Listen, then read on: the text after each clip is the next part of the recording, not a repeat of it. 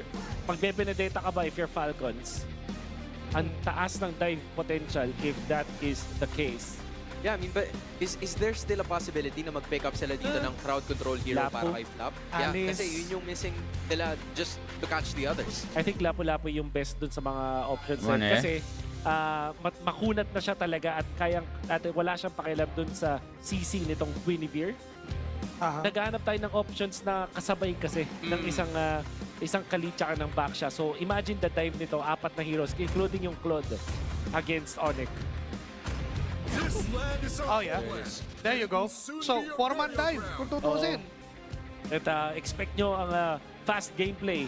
Wala dito sa Falcons. I really like what they position themselves with. And I'm sure that our super fans can also like their Thank you, chances. bro. Yung Kung na-like, gusto bro. nilang manalo ng 1,000 MLBB Diamonds, all you have to do is to predict the match winner correctly. Scan nyo lang yung QR code sa baba para malaman nyo kung paano manalo ng 1,000 Diamonds. Now, looking at our super fan prediction, Team Falcons making their debut is under as Onyx PH. 68% of the viewers are expecting or hoping that the Sonics would be able to win this. Depende na lang sa kung ano ang kanilang magiging galaw. But looking at the draft index and of course our heroes, yung ginawa ng Onyx PH na Yison Shin hanggang dulo, they still made it to a point na mabibigyan pa rin nila si ng hero at this point.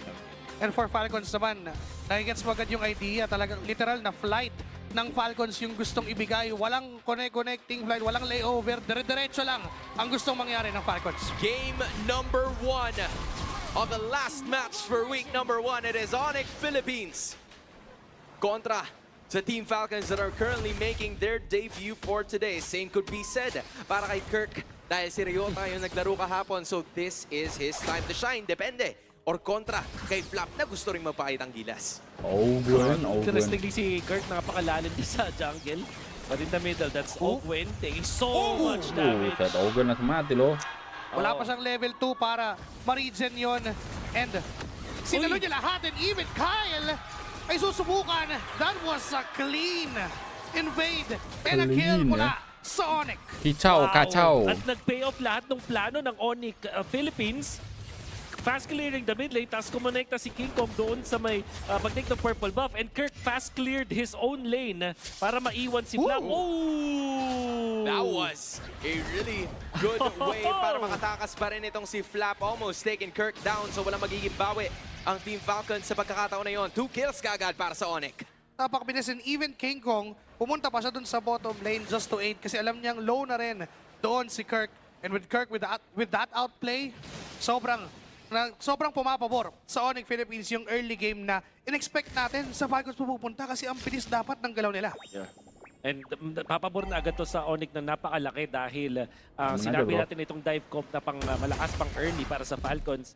Naka-leverage sila sa fact na kailangan nilang lumamang sa mga unang stages ng ating laban. And with this, it means na mabilis makakuha ni Brusco yung kanyang mga levels, even itong sa bottom lane na si Kirk, makakaabot. And Super Prince, obviously, mauuna sa mag-level 4. Pwestuhan para sa pinakauna. And then there goes Ogwen again.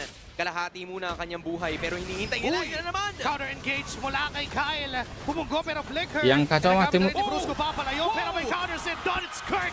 Makukuha nga nila yung jangan diperjelas gitu dong. ng Team Falcons 5-0. Season 18 bro, hati-hati itu. Tim gua bakalan bantai-bantai. Naglaro sa ulap si Kirk and then 3-man were down para sa Falcons. And already Tandain, the King Kong bang. nagsisimula doon sa purple buff, committed the retribution for that one.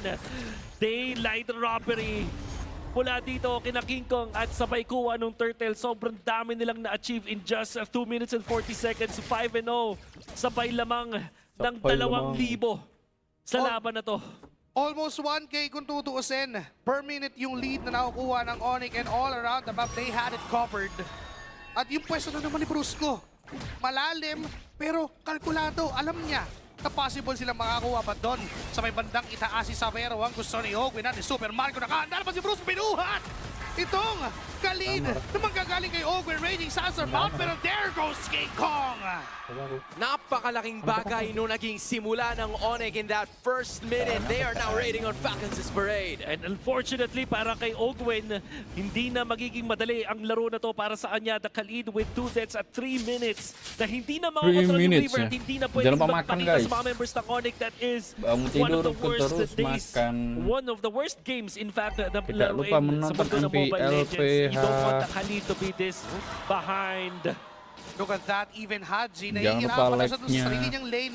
Pidi-freeze lang ni Super Prince, making him Super Freeze. I mean, yung freeze Super na yun Prince, Super makes it Prince. so difficult para sa Falcons na makapag-engage. Fortunately, there was still enough time for them para makapag-clear ng kanilang minion waves. Although it's already a 2.4k gold lead na hawak ngayon ng Onyx Philippines, and Kyle, naghahanap siya ng mga pwesto na pwede siya makakuha ng resources dito because he's somewhat trailing behind.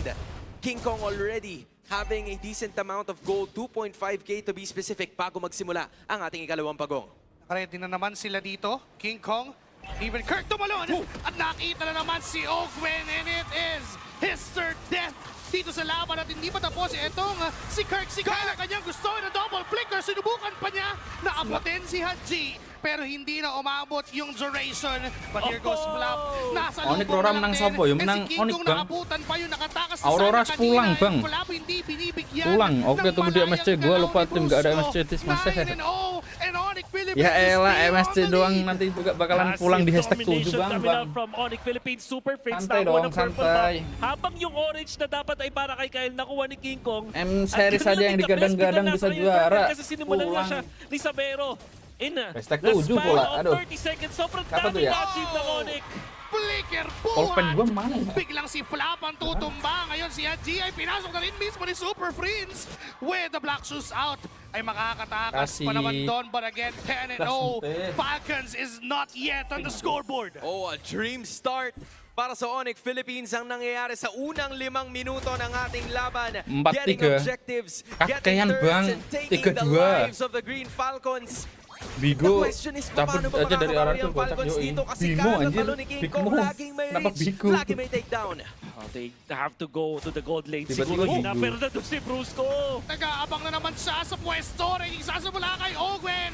At mawawala si Brusco Makan doon. dulu, This is abangku. their first score, first kill. Pero doon sa middle Ano lane, Falcon, buku siapa nanti, Bang? nakakanta Udah na rin pasti Kirk all on that in. middle. Dua-duanya, Bang. Pero makakatakas ng Karena Francis dua-duanya sumber Dawson. beras. I'll get that one. At si King Kong TLP nandyan Omega, para udah pasti tuh ipagganti ang TLPH kanyang gua. kasama sa kupunan, pero Seru itu. hanggang doon na lang Alam ang niyo pwede sa pang gawin. tujuan, Madedepensahan ah, yung yun, turret. yung Pero lamang member pa rin high. ang Onyx at sinusubukan din nila talaga na kontrolin Class. itong pagdalaw dito sa top lane.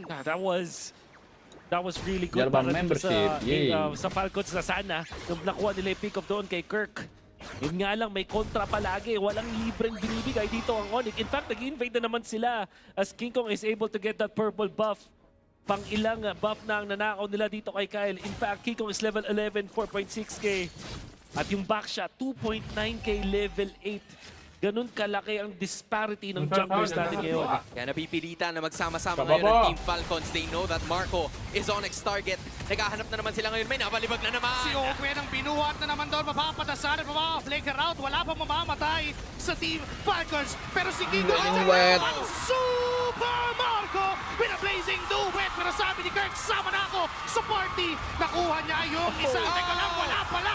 Mabubuhay ang mga members sa Team Ang Falcons. palang-palang. And here's a clap, flap, onto the backlines. Tatamaan si Samero, mapapaflicker out. Yes, makakatakas at mabubuhay. Pero ito na ang ganti ng Falcons. Ang ganti ng api. Showtime Falcons entering Season 17. There's a lot of shutdowns in their favor. Haji getting it. Kyle getting the turtle. At ngayon, purple buff na rin yung target nila. Bawing-bawi na ang Falcons. They have erased the lead na binuo ng Onyx Philippines. Oh, teka lang ha. Hindi pa tapos kasi si Brusco sumubok na kumuha pa ng buhay pero mabubuhay doon si Haji. And that 4K gold lead is now down to just 600.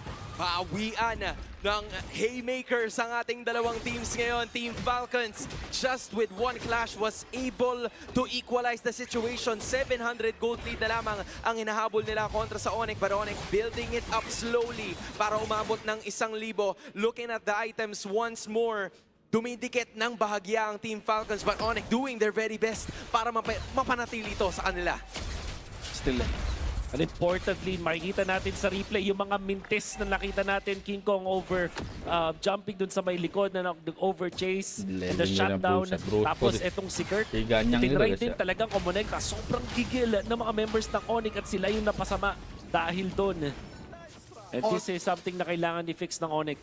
All top with that flap move para habulin pa yung mga tumatakas sana from Onyx Philippines, and now medyo kakalma muna ulit at mag-aabang ng susunod na play. Nakabawi na nga yung Falcons doon sa clash na yon, pero again, ang hirap pa din isipin yung engage nila kasi punishable pa din. Nandyan si Brusco, and even the damage is present from Savero and Super Prince. Right, it's more about trigger discipline para dito sa Onyx Philippines, basing it on that last clash. Team Falcons was able to press the right amount of skills. Yung pag-extend itong si Flap was just right para makahanap ng kills dito ang Team Falcons. And now with less than 15 seconds to go, lalabas na ang unang Lord ng ating laban ngayon, and they will be in position for that, courtesy of the extending rivers. Makakapwesto nga doon sa right mid push to si Brusco. Pero matagal-tagal pa naman, yes, nandiyan na yung Lord, pero I doubt na biglang bibilis ang tagpo dahil alam din naman ng Team Falcons na mauuna nga sila doon. Hadji with that ultimate just to check that right mid push. Pero si Savero That's an ultimate for an ultimate. Yung dalawang mid laners, mages losing theirs. It heavily depends kung ano lang ang kanilang kailangan gawin. Pwesto para sa Team Falcons. Dinedelay nila ng konti. Onyx occupying the middle as they are looking forward to taking down that turret. Berapa orang PH bisa teman nak ID? Sama saya tahun kemarin buset bisa sih. Pero si King Kong lumibot ng konti. Ogwen was right there. At ngayon naatakan na si Kai. Si Prince sinubukan pero napa-flicker out. Kenapa bang? Sandstorm. Kaya atras ang Team Falcons. King Kong hinahawakan lang yung Lord. Nandiyan naman yung limang membro nakaanda na sumugot kapag kailangan. And for Onyx Philippines, nandiyan din naman. This is complete 5v5 moment. 6K on the Lord, and King Kong will get it. Pero ngayon, ang call ng Team Falcons ay sumugot at humabol na lang. Ngayon si Brusco ang naiipit, pero makakatakas pa yan. Kaso tuloy sa pagbuhat doon mismo sa loob ng tore. Kaya hindi pa rin nila nakukuha at hindi nila napapatay ang mga members ng Onyx Philippines. Napakalinis na Lord take from Onyx. That was definitely super clean coming out from Onyx Philippines. King Kong sa likod. Oh! Tamagan rin ng bangga na gagawin na ni Kyle. Namataan na amoy na may nag-aabang doon sa damuhan. Uno reverse card. Yung tamang nag-abang, siya pang nalimitahan. It's King Kong going down, but it's Onyx still pushing through. Credits to Falcons na nung nag-out sila, walang nahiwalay sa kanila. Sabay-sabay nag-back ang mga members ng Falcons. And even when they have lost this Lord, ang laking bagay na napatay nila muli si King Kong. And they will defend their bottom lane as well. Taas na rin ang damage output ng Farsa. Isang tama ay napilitan. Efek samping nggak lolos plafon ya bang ya?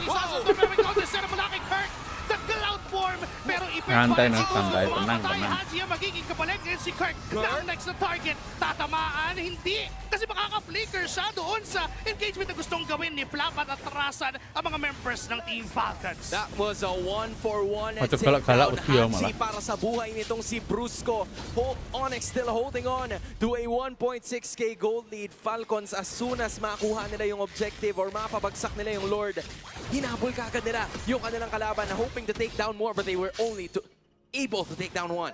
Gandaan para sa Onyx, shutdown yun. Para kay Savero, Haji yung kanya napatumba. Still, Super Marco nangunguna sa ating gold, konting-konti lang. But he does have the wind of nature. Magiging critical mamaya.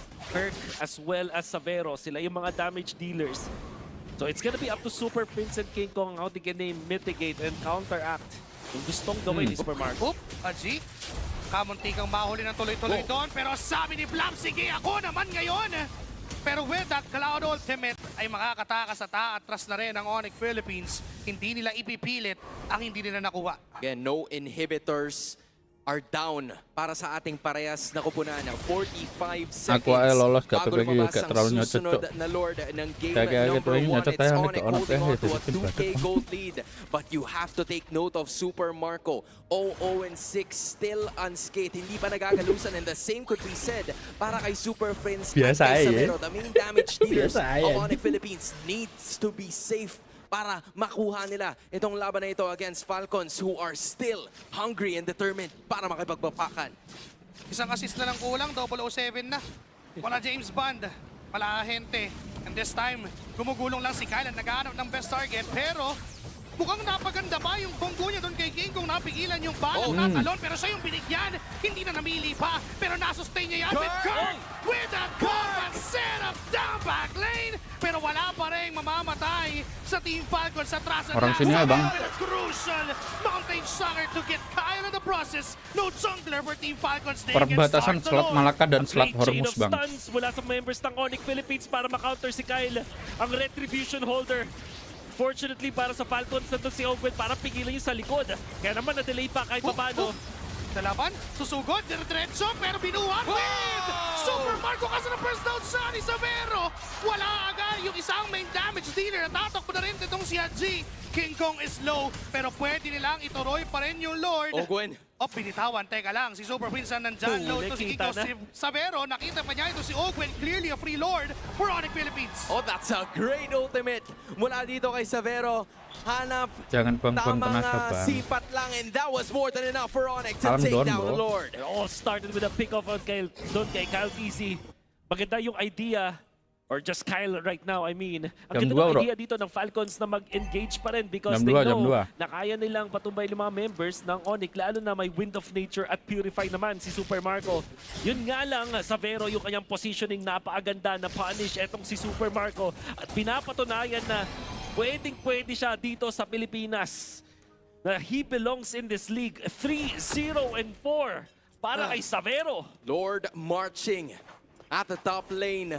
Halos sabay-sabay yung dalawang lanes at the middle and at the top. Brusco. Gustong bumasag ngayon ng Onyx at lalapit si Kirk. Mahuhuli niya si Kyle. Si Kyle ang may ipin doon sa gitna, hindi pinapatras. Flap with and counter engage.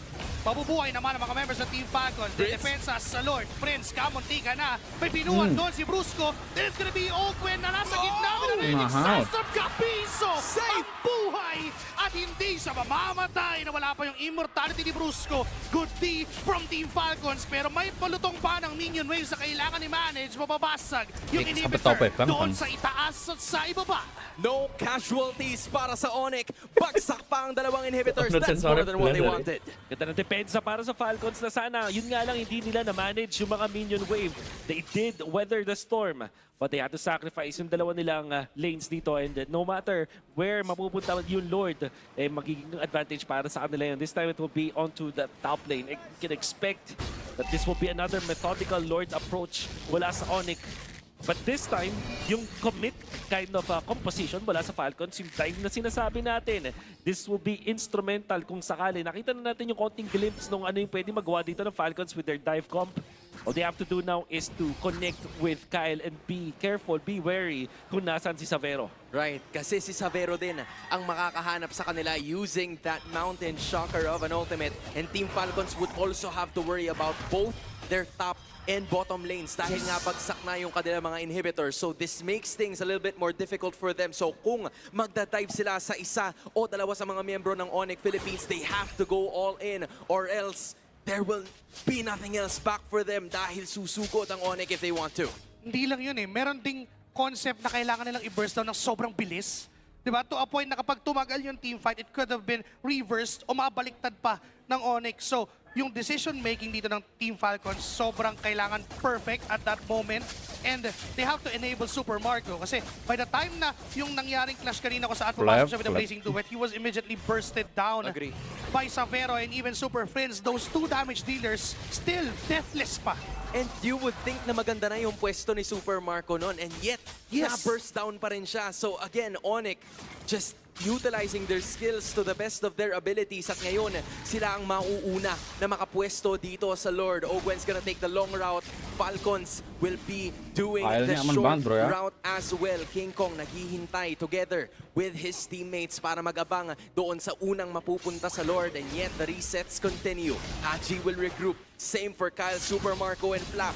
Down to 75% ang buhay ng Lord as si Savero binabanat-banata na yung major objective na yan.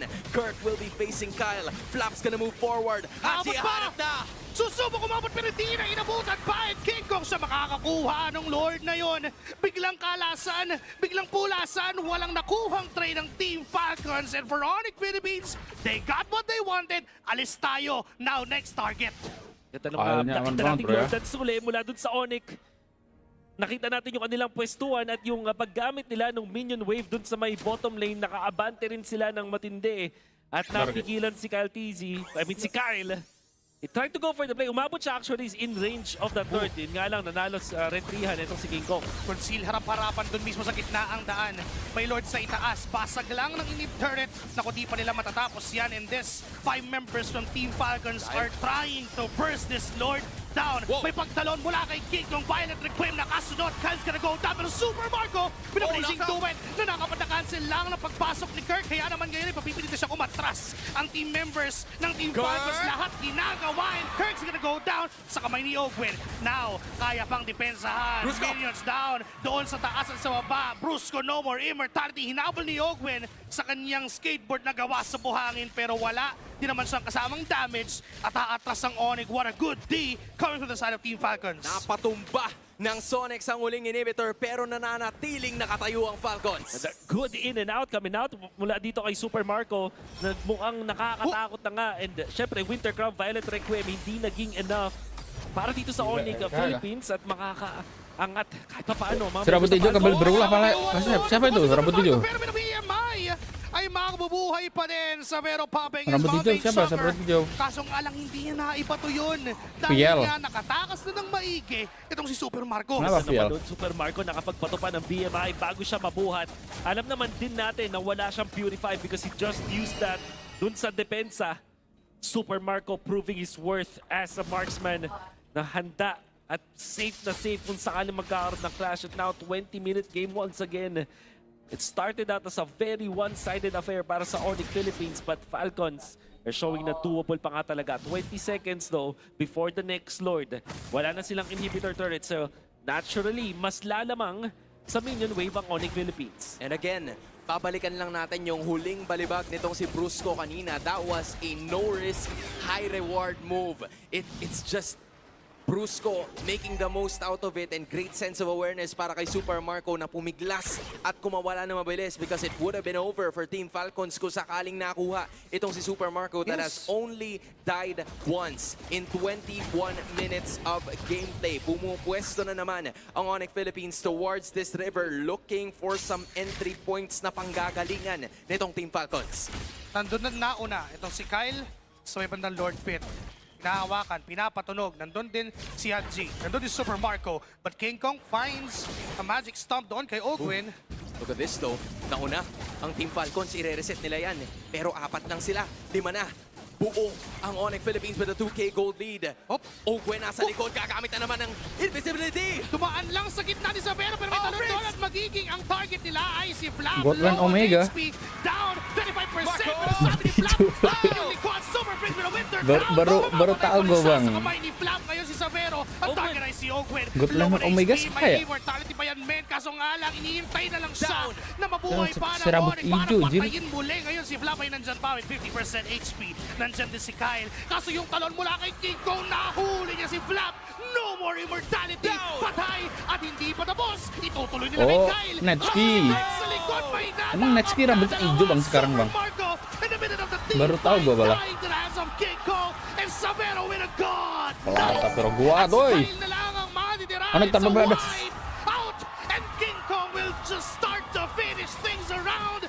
W Helori, thank you banget abangku.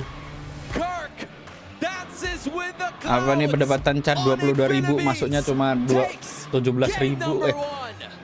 14.000 anjir, kocak lah itu YouTube mah. Akala natin natin tapos na dahil Orb may na ito, lamang na oh, sila mga doon Indo, sa may anjing. Lord. Hayabusa, Right. hindi siya target ng Cho para doon sa Sipa. Tanggi, That abang is another ko. option for sure. Oh. Ayun na nga, Rome Glue nga. Rome Glue is confirmed. Wow. Hahawakan Super yan. Prince, Itong si pakai- Brusco, another... may bago na naman tayong na-unlock Oo nga. na Ang talak mo, piniflex ang talak mo. dito sa MPL Philippines. I assume you've seen this in a bit of those matches. Pero what exactly should we be expecting mula sa isang Rome Glue since Game 2 bang, siya eh? sa XP? Contact play. Yun yung makikita natin or kung naalala nyo yung palagi nating nakikita sa broadcast, yung sandbag. Yun yung kanyang magiging trabaho dito. At syempre, yung mga wave clear ay matutulungan niya itong isang Valier. At syempre, it's a breath of fresh air na makita ulit si Patrick. Well. Nga pala. Welcome back, Patrick. It's been a while, my Patrick, my friend. Si Pepe, ito my friend din yun eh. Saan ka nakakita? Imagine mo Nanti wait, kabarnya ada patch baru ya, udah pasti, bro. Sakali si Natot dulu member dulu tapi si Patrick. Never imagined na magko-collab yun. Hunter X Punch Tsaka Bang. si Si Kakashi din Bro, pala si pwede. Tsaka si Patrick. gak boleh gitu Oh my eh. gosh. Berarti SEUMUR adaptasi lagi semua Actually, ba't peta iba patch yung mga baru. characters natin si Eto na. Iori. Oo nga. Paling si juga Kakashi. perubahannya Is this the nggak collab jauh game? amat sih. The collab game. Pokoknya setiap ada turnamen Inter Iba-iba din pasti natin. ada patch Ito baru yung bro. binabanggit natin from that blue, yung early pokes and yung damage output. Kaso, may hirapan din sila doon talaga sa clear wave during the early. Kaya mina-maximize ni Ogwe na ni Haji yun. And makikita ko dito Ya patch na baru nanti susah dah onek ito ID yung atas aggressive moves ni Flap, yung sinasabi natin na early rotations mula kay Flap. What a crucial push. Ya pokoknya kalau ada patch baru tim Indo yang bakalan tersyok-syok. And again, yung push na yun, Kalau tim lain yan mah yung nggak terlalu engage na gusto signifikan. gawin ng Team Falcons. Right, he slightly wanted to dish out Terutama more PH, damage, agak pero siya kena. yung nabawian sa mga pagkakataon na yun. Still, both teams are alive and well. Si Brusco ang mamamataan ngayon, and that's gonna Tumbang be the gitu first Brusco-nya bro. para sa kupunan ng Team Falcons. Great plays coming out from Falcons na kumonekta dito sa may gitna. Hindi tinantanan yung ginawa dito ni Brusco at na-rewardan sila because of that. Kyle, syempre magiging mas masaya siya kung siya yung nakakuha ng kill, but that's still Bukan an assist M7 para yang dito sa ating offensive. Hayabusa. Starting off good dito sa ating laban. Ang typically Hayabusa ngayon ay nahihirapan na sa pagpa-farm, pero pag M7 nadraftan eh. mo na properly, if you defended the jungle well, now Kyle Tapi is Sarjad kalah sama quietly level 4. So it's gonna be good for Uy. Falcon. Medyo masakit yung kalah damage ya. ha. Kelas GOAT kalah Pero sama bumalik AE din bro. naman yung damage na yun, pabalik kay Super Marco, but then on the Summer middle itu, lane, Alfredo, may guys. gulong nangyayari. Tinawag si Barbiel, Brusco is low. Nandyan yung Ugi Shadow, Kieran is enough to take down one. May ibig nga lang din si Kyle, and a counter trade coming in from Onyx Philippines. Kyle. Is gonna go down as Isa well. lang. Double kill para kay King Kong. At hindi pa tapos si Kirk sa gitna. Ay mapapawian din ni Haji at ni Ogwen. Kaya naman nagiging palitan. Oh my 3-2 ang score. Turtle ay hindi pa rin nakukuha. Puksaan sa Puksaan. game number 2 is legit. Like legit, 2 minutes and 25 seconds in. Tapos kakapahinga mo na ng saglit ay meron na namang ginagawa itong si Brusco. Nahihirapan si Kai but still makukuha niya na yung turtle. Papasok ngayon si Flap. Ya kalau takut gak usah wait Pero lah wala ini. namang Pro player mangyayari. takut patch Disengage baru ya itu for harusnya. 40s. Slight indecision mula sa side Malah takut ng kayak M7 Onyx lah, kayak na gua nggak usah nakakuha main na sila ng M7. turtle at naka-recover na si Kyle. Onyx tanpa To be Kairi fair, jadi badut ganda ng outplay buset. ng mga members ng Onyx, particularly Real kah, real si kah? Super Fates doon kay Kyle kaya napatumba nila. Kirk Astagfirullahaladzim. staying in the mid lane, King Kong choosing to go for his own PH purple Manning, buff. PH Yung mga Manning, ganong klaseng Sonson. decision nagbigay ngayon ng advantage para sa side ng Falcons. At 2 beses na rin napatumba itong si Brusco. Right, they're Berarti holding on to kuncinya at least Onyx a kuntiin 400 Kairi gold di lead kamar mandi. sa ngayon. And Super Friends debuting this Loh, tapi on lo bang tim sing wedi karo EW ceket awal bang. Lah iku tim awak dhewe. Season 15 playoff. So again, this meta kind of announced EW tim orang mulai a lot more suren of the dhisik, heroes na anjir. hindi natin madalas nakikita Padahal na ngayon wes entuk ay VIP lumalabas week 1 pa lang. Yung Basta day one pa VIP nga lang, may Paris. Balmon na lumabas, eh. Pangga, Diba? agak lolos Kahapon, may playoffs. Leonardo, May mga Leslie may pa. Leslie pa. Ang daming nangyayari.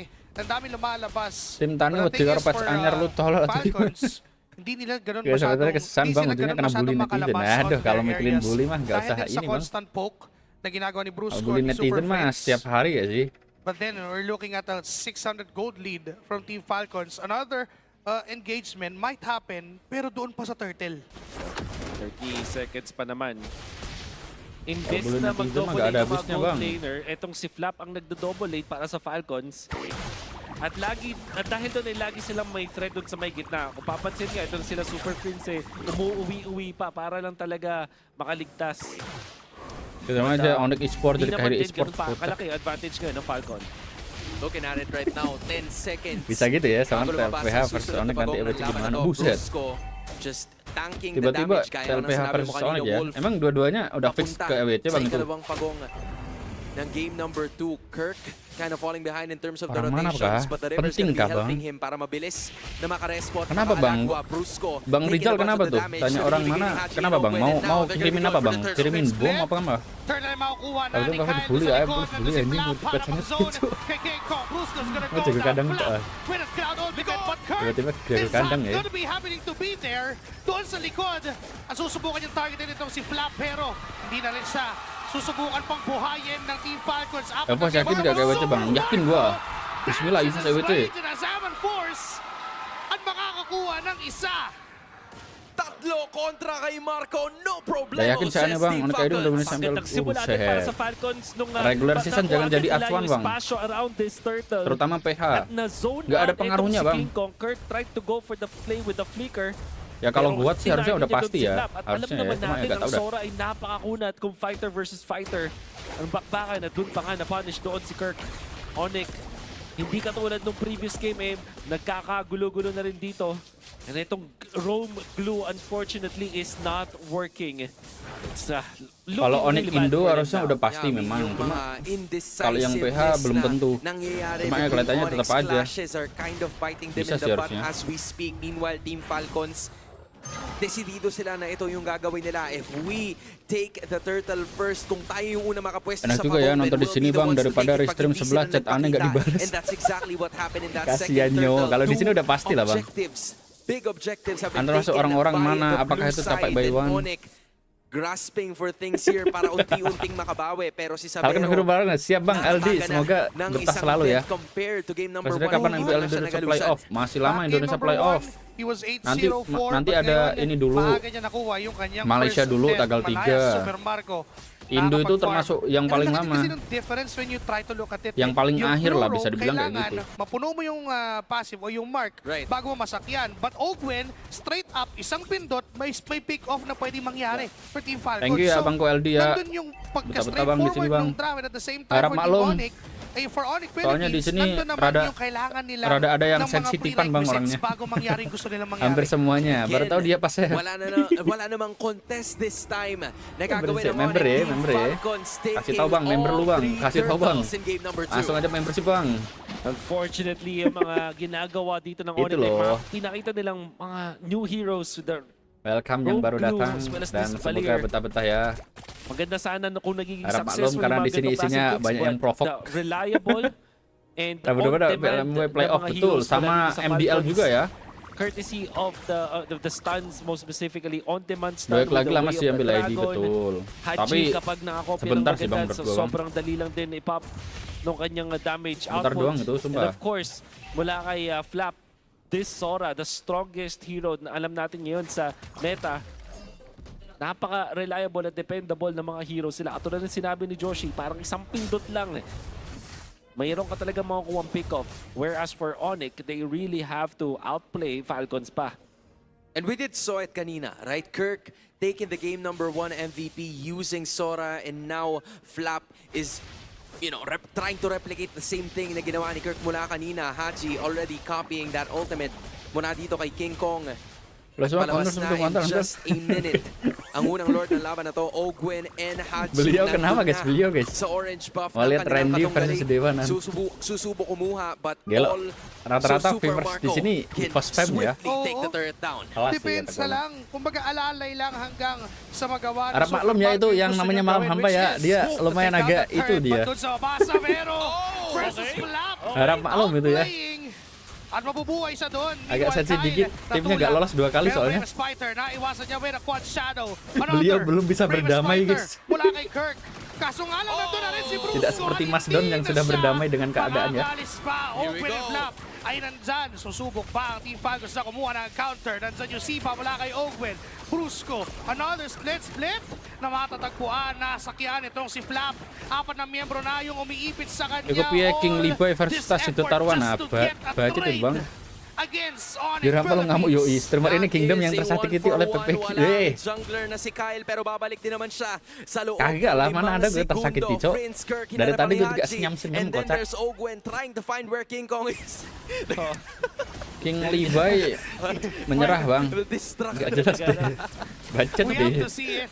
We had to see it. Ang maganda dito Lah mas para siapa sa memang raro kika Falcons lulu is gue Kingdom ang baik daming bro. flickers na nakomit ng Onyx. Tapi viewers gue rata-rata impas spam sama Sonic Ang aja. mga members ng Onyx Philippines. May Aneh sipa. banget, Ginawa. Cok. But that was Emang more than rata-rata enough. Kingdom pada It's suka yang okay. jahat-jahat ya guys ya. Team Falcons. Kayak pada gak suka sih gitu sama gue anjir. Malinis na kinuha ang Lord. Napakalinis doon. Even Ano, fans Haji Ipos uses aman the harus play. stolen Phantom Steed ultimate. Ah, para lang kurang keren bang. makapag-zone din, Tim gua dong makapag-provide 2 kali damage, gak lolos good kick back mula to kay back Ogwen. anjing. And now Team Falcons is enjoying a 3.4k gold lead. At hindi nila pinagpapahinga even si King Kong sa kanyang mga maliit na green camp. Nandoon si Ogwen, Yeah. nandoon si Flap. Piala bersejarah ya bang ya. Flap dun sa may bottom lane para mas madami pang nagawang maganda para sa Falcons kaysa sa Onyx. Tulad nga lang sinabi natin na madaming mga flickers ang kinailangan i-commit ng Onyx Philippines just for the takedown. And now, kailangan nilang lumabas sa kanilang base para mag-depensa. The outer, the Holy Shields will be out soon. 1 minute and 30 seconds na lang, pero you want to keep that intact as much as possible. Aku nggak mau ada Here cok we konten. go, Jelas ya wes skip aja. Nakalahati ang Terus kanyang konten apa buhay. ya. That's gonna be enough poking mula dito sa kupunan ng Team Falcons. Kyle, Bro meluangkan lumayo. emosinya di sini Lord, guys. Kelas. Gak sa apa-apa bang, inhibitor santai aja dah. Na gusto niyang mabangga at this point in time. Bahasan 18 bang, RRQ MPL. Walah. Nila palalapitin pa. Oh, Lolos Pero playoff dulu aja gak sih bang? sila nitong si Gak Super usah Marco and muluk-muluk Flap. itu, terlalu Pero sa muluk-muluk katapak, jir. men, Chronodash sa harap ng Glue at sa harap ng Leomord. Alam din niya na hindi ganun kadali na ma-burst down siya. Oh. Phantom City ginamit na, naipit na doon si Ogwen. No more initiations, but look at Flap with a 4-man Ya udah makan belum? Udah, Rizal. Unti-unting babagsak ang buhay niya. Kaso Perhatian nakatakas sekali, pa. Rizal, ya. Nandun naman si Sameno with a blazing duet. Pero nakasin agad si Flap. Inalay ang buhay para mismong makuha na at makatakas ang Team Falcons. Xavier Savero. Itulah efek samping tim tidak lolos playoff, guys, ya. Walang nawala sa Onyx. Successfully defended. And Falcons try to Lah go Bas for the emang play mula aneh kay gak Ogwen bahas and Flap. cok. PPV gak ada Kaya M na-punish sila series. dun with a Santai dong. Good outplays coming out from the Onyx Philippines. Tapos nakakuha pa ng extra Kayak kill bayang points mo sa bang, Vero. tiba-tiba Magandang RRQ bagay din na jadi meron tim silang paling Holy Shields kondang sa bang. gitna. Kaya naman kahit may lane Semuanya doon, menang hindi na rin seperti season nakapag-push 9 bang. Mga members ng Falcons. Aku sih bayang no ya Of bang. course, you'll Kata be forward happy if you're pun. Onyx. On that defense, tignan mo paano nila in-outplay itong si Ogwen. And of course, punishing Flap overextension. May isang wall din kasi na nakaharang para hindi Udah makapasok playoff belum, si Haji Pasep? as well as si Bacot, Pasep. Super Marco without using their dashes. Savero, Bangke lah. napakagandang galawan mula dito sa ating gold Nah, laner. The Sosok saver Kingdom of Onyx yang so kalau far. menanggapi komentar Laking jelek malas din ni selalu Kyle senyum-senyum, na dumating yung guys. minions doon. Karena Sa saya side ng Kingdom Onyx baik. Philippines na share ng maayos Kenapa? yung ultimate ng kanyang Hayabusa. Ya, Doon dan ang diproses kill or itu two keluarannya tiba-tiba mula pakai doon sa suara M8 dalawang berkaitan natitirang backline super friends. And etong si Kirk Bisa bang, versus King Kong. RRQ Kaso juara nga lang, M8 dahil sa butak minions kau ay bang. na-share yun. Another Botak shot cepak tapi mau at na trying botak to take licin. those inhibitor turrets Mga down. paan Team gua. Falcons invading yung jungle camp. Tala, Successful sumpah. naman sila na makukuha yung RRQ purple juara buff ni M series King Kong. Now sebutak for the aku. Lord, they might be ready in position. This is Silang retry, Leomord without a Tandem purple berat buff. di Pero MPL tama 17 ka, Wolf, siapa wala karate. din retribution ang Team Falcon. So they're gonna be taking their sweet time. Mending Pero ngopi mukhang mahalik. hindi. Willing Duh, sila na kopi ka i-risk sa ito. akhirnya guri, Kalahati Ra. ang buhay ng Lord. Nakaharang lang Parang si ngopi Flap at ako. si Ogwen doon. May sipa naman na pwedeng Grabe. gamitin. Libre ang Lord for Team Falcons. Hinarapan lang ni Ogwen at ni Flap. Finlexan sa muka si King Kong dito. Na mga macho boys mula sa Falcons. Pinakitaan ng bicep. Pinakitaan ng bicep Kena sa tak guares bang, no? RRQ juara M8 botak kena tak guares That no. was again Tafero naik level, Mas Don mengalahkan skill Skylar dan Falcons. RV diserang ke hero Winter Prawn. Retribution still Pas taking lagi a lebih major awal waktu game objective. 5 lawan Developing Rora. a 5.3k gold Pape, lead para sa Savero, kanilang Pape. koponan. 13 minutes Lucu banget in, komennya, anjir. Lord marching at the middle, all 5 trying to Itu defend para sa lagi Onyx umat bang, Philippines, biasanya pero juga sepi susugod komen na gua. ang Team Falcons. Here comes the charge. HP ng turret sa bandang gitna. ay babagsak into 0. Teka lang, nadedepensahan pa! Tapos may barbil na tinawag. Ogwen is down on Marine Mortality. Andun yung counter setup mula dito kay Flappy and Burst sa bigla ng Onyx Philippines. Sa habol! Sige, habol! Takbo hanggat may lupa. Pero sabi ni Kyle, susubok siya na kumuha ng counter. May shadow doon na hindi man lang kumonekta. Pero it's enough just to shoo away the members of Onyx Philippines. Pero tayo ngalahin 2 pa. Excellent defense Udah lah, mula sa Bang. Jangan Sonics. dibahas mulu, Bang. No casualties, no inhibitors down, and 1 taken out. Kalian Di pa sila na pasagan na torre. Napakalaking bagay no. Now Savero is up with the Winter Crown. After nung fight na yun, nakita rin natin itong si Brusco with the Athena Shield. So, mas tatagal na Pial yung laban. tanggo ko bang, hati-hati bang. The longer the game Pape lagi goes, galau tuh gara-gara happier on listrik. it gets. Pape, wih bertajak ngawa-ngawa bang. Si Super Prince ay nakita pa ng shadow kill. Tutumba yung mid lane. Habis pesta kemarin sama Masdondon. Pulasan ang Sonics. Falcons naglayag at lumipad. Finding 2 na naliligaw sa gitna. May gulpi de gulat mula sa side ng Falcons. Hindi talaga in-expect ng Onyx yun na magko-connecta. And sinasabi nga natin minsan kahit yung Harith pwede magsimula ng mga Jangan team lupa fights. like At Super niya, Mang Kuya. Marco shows us how it's done. Yung maliit na slow nung Zaman Force, enough na yun para makahabol. Kamu Na aja si dito Kirk na ang lang naging bang, target. yete, That dia was Kyle and pupinti. Flap. Yung nawalan ng TZ, ngayon gusto nilang mawala mismo si Kirk. And it's Super Marco getting that kill. 5 men from Team Falcons. They decided to move out at umalis. Didisiplina muna ang Team Falcons. Napabagsak na rin nila yung gitnang inhibitor. So Team Falcons having a 6k gold lead and super minions right at the middle. All while they're waiting for this Lord. Pero mukhang hindi nila hintayin. Ogwen wants to go for it. Pero nakita siya ni Brusco. Super Marco magka-cancel. Turn naman yung kabayo. Nilabas na ni King Kong si Barbiel. Nilabas na rin naman ni Haji yung kanya. Pero mag-aatrasan muna at still ay didisiplina. Amping may sumatak DM, 17 ang seconds nag-beauty bago magkaroon ng Lord. At yun ang iniisip ng Team Falcons. Yes lamang tayo sa numero by now. Lagi Pero na sa kailangan nating OBTR magkabang eh. sa Lord. Kailangan natin pumwesto ng maaga. Masdon nanti jadi itu bang, jadi apa namanya?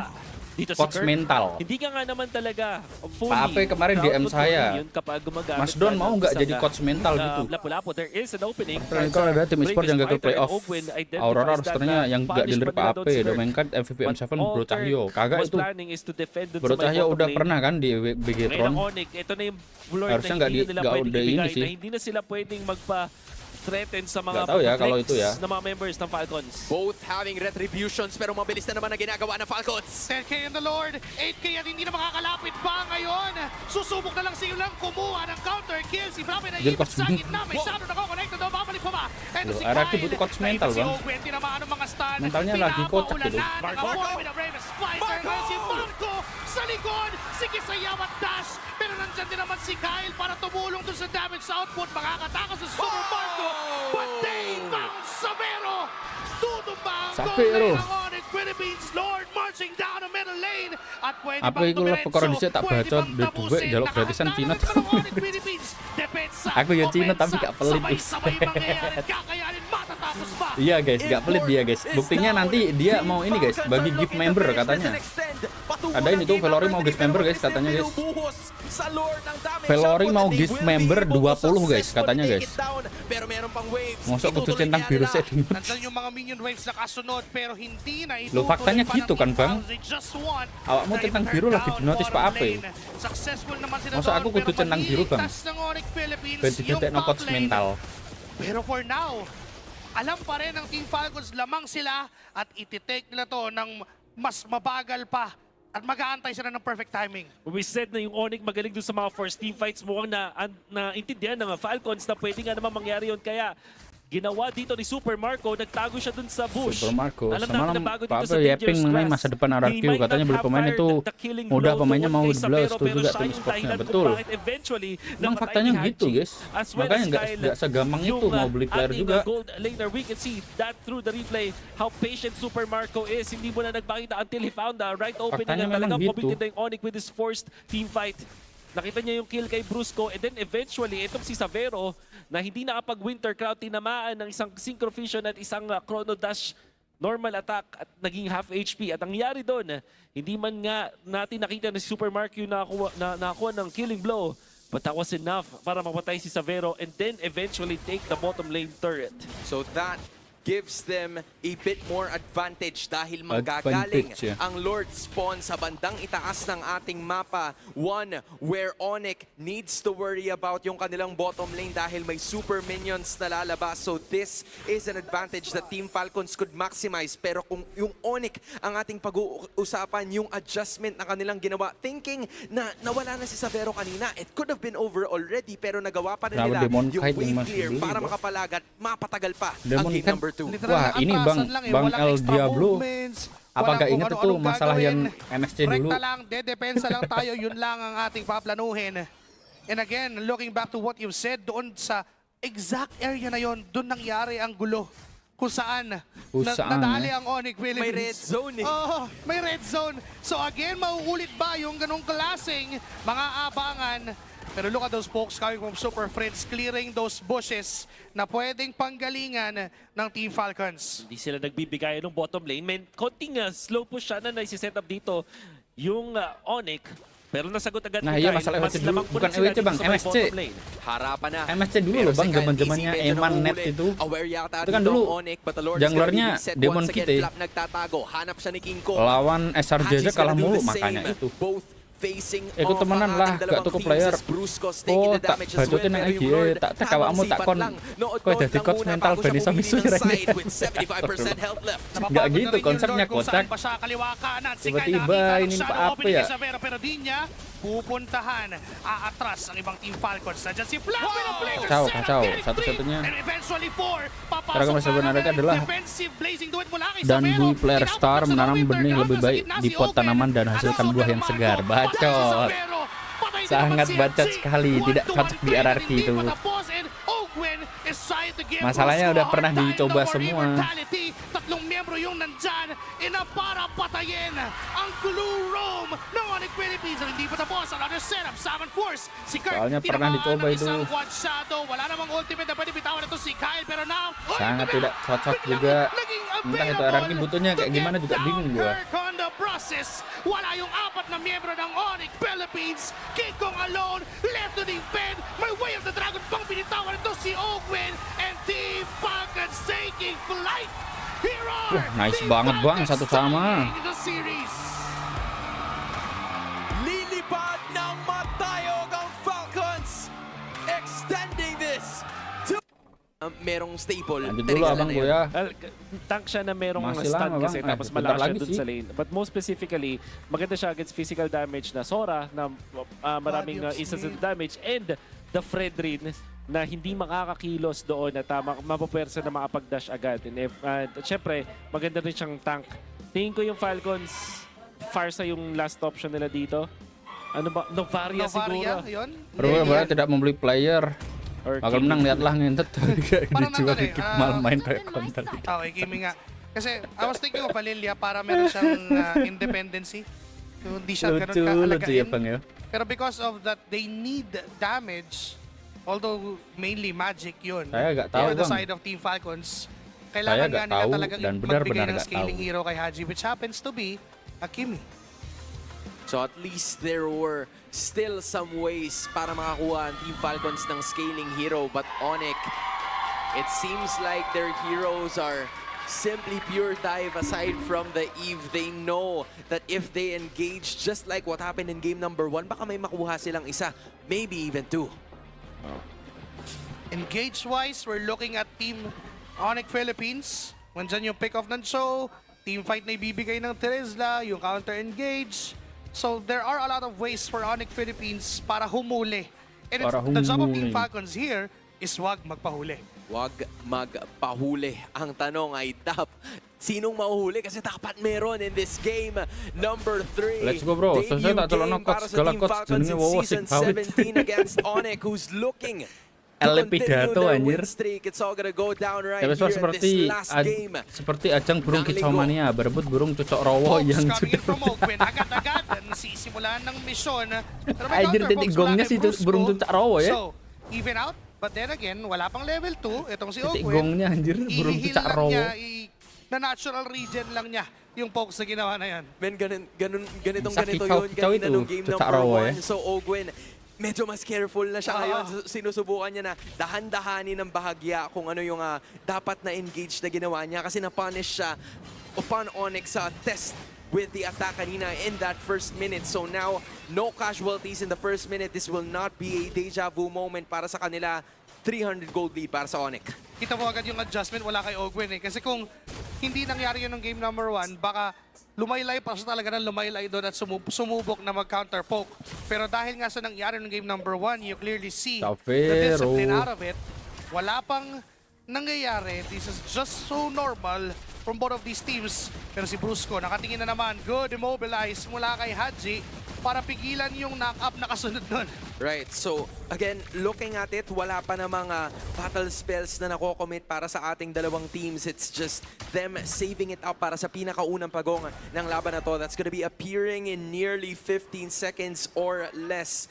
Onyx trying to put themselves into a position na mas maganda yung ruta nila sa pagtungo doon. But then Team Falcons occupying the riverside. Brusco minamataan. Ogwet ginamit na ang kanyang mga scimitars. And then it's Falcons. Getting first dibs sa pwestuhan. But Kirk and King Kong dishing the damage. Level 4 na rin naman itong si Kirk. So pwede nang pumalag sa team fight na gusto ng Falcons ang Onyx Philippines. Sayawan sa Turtle, broken walls doon sa kabilang Tutor dong pasep, kalain 2 PH. Yung Turtle, pero binitawan din naman. Ngayon Onyx Philippines pa yung may hawak. No Lord, easy going for the flicker engage. Nandun yung penalty zone. Kyle will get the Turtle. Blazing to it mula kay Savero at si Owen ang target. Pero dun sa kabilang banda, yung 4 na miyembro ng Onyx ay nasusuon away lang pala ni Flap. Walang mamamatay from both parties. And it's Team Falcons getting teka lang! Anong walang mamamatay? It's Savero falling down to the hands of Team Falcons and Kirk as well. 2-man plus a Turtle. The lead is on to the hands of the Falcons. Fake back na naman ang ginawa ng Team Falcons to start off game number 3. Great sense of awareness. Noticing na itong si Savero papalapit na para tumulong dun sa clash na gagawin nila in that first 2 minutes. Team Falcons quickly took down yung pagong and then right after that transition towards the middle side, being able to take 2 heroes down. Great targeting mula dito kay Super Marco and Ogwen upon unleashing that raging sandstorm to be able to take down both Kirk and Savero, which is an incredible moment para dito sa Team Falcons kasi yun yung gusto mong makuha talaga kung ikaw ang kanilang kalaban. And then a penalty zone again. Thunder 4 mula kay Flap. At tatamaan talaga dito si Kirk. Mamamatay sa kamay ng Team Falcons yung engagement na gusto nila. Sila pa yung nadali. Super Marco and Savero. Naiiwan lang dito with a 1v1. There goes Art of Thievery, Zaman Force and Blazing Duet down top lane. May nangyayari ding gulo. Hindi pa tapos yung 1v1. BMI out. Atrasan, but Team Falcons clearly is having their lead. Wolf, they're simply building up dun sa nakuha belum bang, nilang yang first langsung nanti turtle jam and 2. then taking Ini 2 nanti kills ini nobar dulu, initially. gak usah And then right tutar-tutar, after gak that, member. biglaan na naman silang bulasan ngayon. Kadit sa bottom lane na Aduh. dugo na rin dito si Savero. Kasih tahu Bang Ito Khairi, yung Adrus na member gak na sih? advantage na Falcons. Sabi mo nga, nag-build up Langsung na sila member gak sih mula Bang dun sa Khairi? Turtle. Buktikan At kekuatan bakit nga Onyx ba lebih maganda gede. yung advantage ng Falcon dito in the early stages? Yang bawa We toy did ke say RRQ itong Sora adalah yung Lemon. kailangan Salahkan aja talagang Lemonnya, kunin. buset. Kasih tahu Bang. Natin yung Tiba-tiba Lemon gitu. Flicker, sipa, mula kay Brusco. Onti yung buhay ni Kyle. And enough naman yung damage ni King Kong. Pero si Brusco pa rin makakakuha nun. Kirk, magsusolo lang doon. Pero si Flap ay gagawa din another Ang Thunder kalabang ultimate. nyo. At si Kirk ay tinamaan pa. Sky Piercer pickup mula kay Hadji. Nananalan sana ang Team Falcons. And this time, hindi pa tapos kasi meron pang ibang gustong gawin si Savero at si Super Marco doon. Well, there was a good kick. Ito na naman, ito si Ogwen. Pinapahirapan si King Kong. Of course, the body of Smith is good against physical damage. At alam natin itu beding itu aja sih, bayar satu take ke Muntun guys. Pero hindi niya kayang tiisin yung damage. Biarkan itu Lemon balik jadi pro player lagi. 0 and 2. Biar jadi analis gitu. Tolong itu bilang ke Pak Ape guys. The last pick na predict din natin na pipiliin ng Falcons. Biar Lemon jadi analis guys. Nung composition nila. And now, with a better draft ang Falcons ngayon, ramdam na natin ang strength ng kanilang lineup. Right, Onyx is slowly falling behind pagdating dun sa kanilang level gaps. King Kong on the other is still on par level 8 at hindi pa siya nalalagasan ng kanyang buhay. Brusco also the same pero sayawan sa ibaba. Another ultimate showdown. down. Tolong matang apa ini tadi itu kan MG. Sabero and Marco. Siya ang mananalo doon. Nakaabang naman yung Ayo, Team Falcons. saya gak tahu, Pero saya gak that's still tahu. a solo kill. Give it to us. Pura-pura gak tahu By saya. Super Marco, hindi na nakatulong pa si Brusco. Plus a turret on the bottom lane. Ang tunay na confrontation ay sa Game 3 pala magaganap. Super Marco winning that joust. Siyempre, yung momentum na kay Flap. Na-dodge pa nga. That's the penalty zone being dodged by Flap, the Sora. Napukang bibig ng panel na to for this whole day. Mula dun sa mga napanood natin nung series number 1. Hindi nyo naman siguro masisisi na sinasabi nating napakalakas ng hero na to. At pag hinawakan na ni Flap, kitang-kita din natin yung strength niya with this hero. 1.1k gold lead on Flap Diesel Sora against dito sa Terizla ni Kirk. And 0-3 para kay Kirk. Siya din talaga yung nabibiktima. And even Super Marco's having the game of his life. Yung spasyong binibigay. Another flicker sipa mula dito kay Brusco at si Ogun na naging target. Pero no sir, hindi na makukuha. Counter-engage mula sa Team Falcons. Susugod at habol. Energy eruption mula kay Kyle. Pero wala siyang ibang tatamaan doon. But still, ang target ng Team Falcons, maaaring yung Torres sa gitna. Since yung dalawang flickers ay nawala na para sa Onyx, inisip nila na baka kaya natin pabagsakin yung gitnang Torre, but that is not gonna happen. Instead, lipat na lang sila. Plan A, B, C was the turtle and they will see to it na papupunta sa Team Falcons itong major objective na ito. Pinatagal pa ng bahagya bago kunin. Pero ngayon, si Sabero ay kamunti ka na habulin ni Flap. Ito their ultimate! Nandun din si Ogwen. Welcome to the Philippines! Sandwich by the members of Falcons. Grabe! Oh my goodness, that looks so beautiful. Superhero landing mula kay Flap, patay na rin kay Ogwen.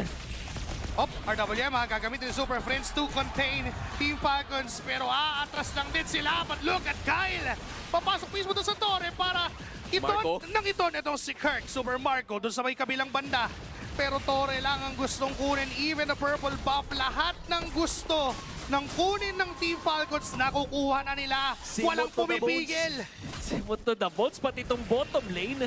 Nawalan pa nga sila ng Holy Shields at 8 minutes into this game. Ang masama pa doon, nawalan pa ng dalawang cards na dapat ay mapupunta dito kay Sabero. Taghirap na talaga. Mga tropa natin mula sa Onyx Philippines. And Falcons are just flexing on them. I think that they have the better lineup in the end. At mas maganda rin yung nakikita natin na synergy, yung sandwich method yun. Hans, nakita natin, napakaganda. Pasok sa reels yun. Pasok pa sa reels talaga. I mean, if you're thinking about it, yung lack of trying to find the vision dito para sa Onyx has been kind of their problem. Sinusubukan nilang hanapin yung iba sa mga members ng Team Falcons, pero napakalinis naman ng paggalaw na ginagawa ng dalawang junglers. Nagkabatihan muna para umpisahan. Lumapit pa! Hindi na kontento sa 2 metro. Papasok pa mismo si Baptiste sa loob. Raging sasa mula kay Ogwen. Easily punished by Onyx Philippines. Masyadong malalim ang Team Falcons. And Kyle, naiipit pa siya doon sa gitna with a vision or with that dash. Mula sa front rin ay makakatakas doon sa sitwasyon. Sabero, nagtatrabaho lang sa bottom lane. Wala siyang ibang kasama. That was an overextension from Team Falcons. Yeah, that is the goal para dito sa Onyx Philippines na mag-punish ng mga ganong klase ng pwestuhan mula sa Team Falcons, and that is what they have to be worried about. But now the Lord gonna be controlled by Falcons. Alam naman natin nasa kanila pa rin ang weapon advantage over Onyx, especially dahil meron silang 4,500 gold lead na pwedeng ihampas sa Onyx sa ngayon. Nakikita din naman natin na 7.5k na ang pera. At yun na nga, ikatlong item para kay Super Marco, freshly picked up. Kung sino ang umarap dito sa side ng Onyx, mabibigyan talaga ni Marco. Tonawi, thank you, kung sino yung lalapit, even yung Lord ay tinunaw na ng ganon kabilis, libre para sa Team Falcons. Yung Lord na yon. This was just such great zoning mula dito. Yan ang Ogwen and kay Flap ni hindi na nga kailangan pang lumapit nito mga members ng Onyx because of the presence na ibinibigay ng Roamer and EXP. Sumubok din yata na kumuha si King Kong ng purple buff nitong Team Falcon side, pero hindi niya nakuha iyon. It was unsuccessful and now sinisimot na ng Team Super Falcons yung Mark, bro. kanilang Super jungle Mark, bro. before the Lord finally marching on. It's Ogwen and Kyle. Semoga Savero bisa lah guys ya Patipagdayo mengimbangi doon sa Super kabilang Marco, jungle guys. creeps ay ginagawa na nila. Nothing left for King Kong to eat, and Onyx sama-sama sila ngayon sa gitna. In sickness or in hunger, it's how it usually goes. Ubus na ubus. Tagtuyot para sa Onyx Philippines. At hindi pa rin titigil ang Falcons.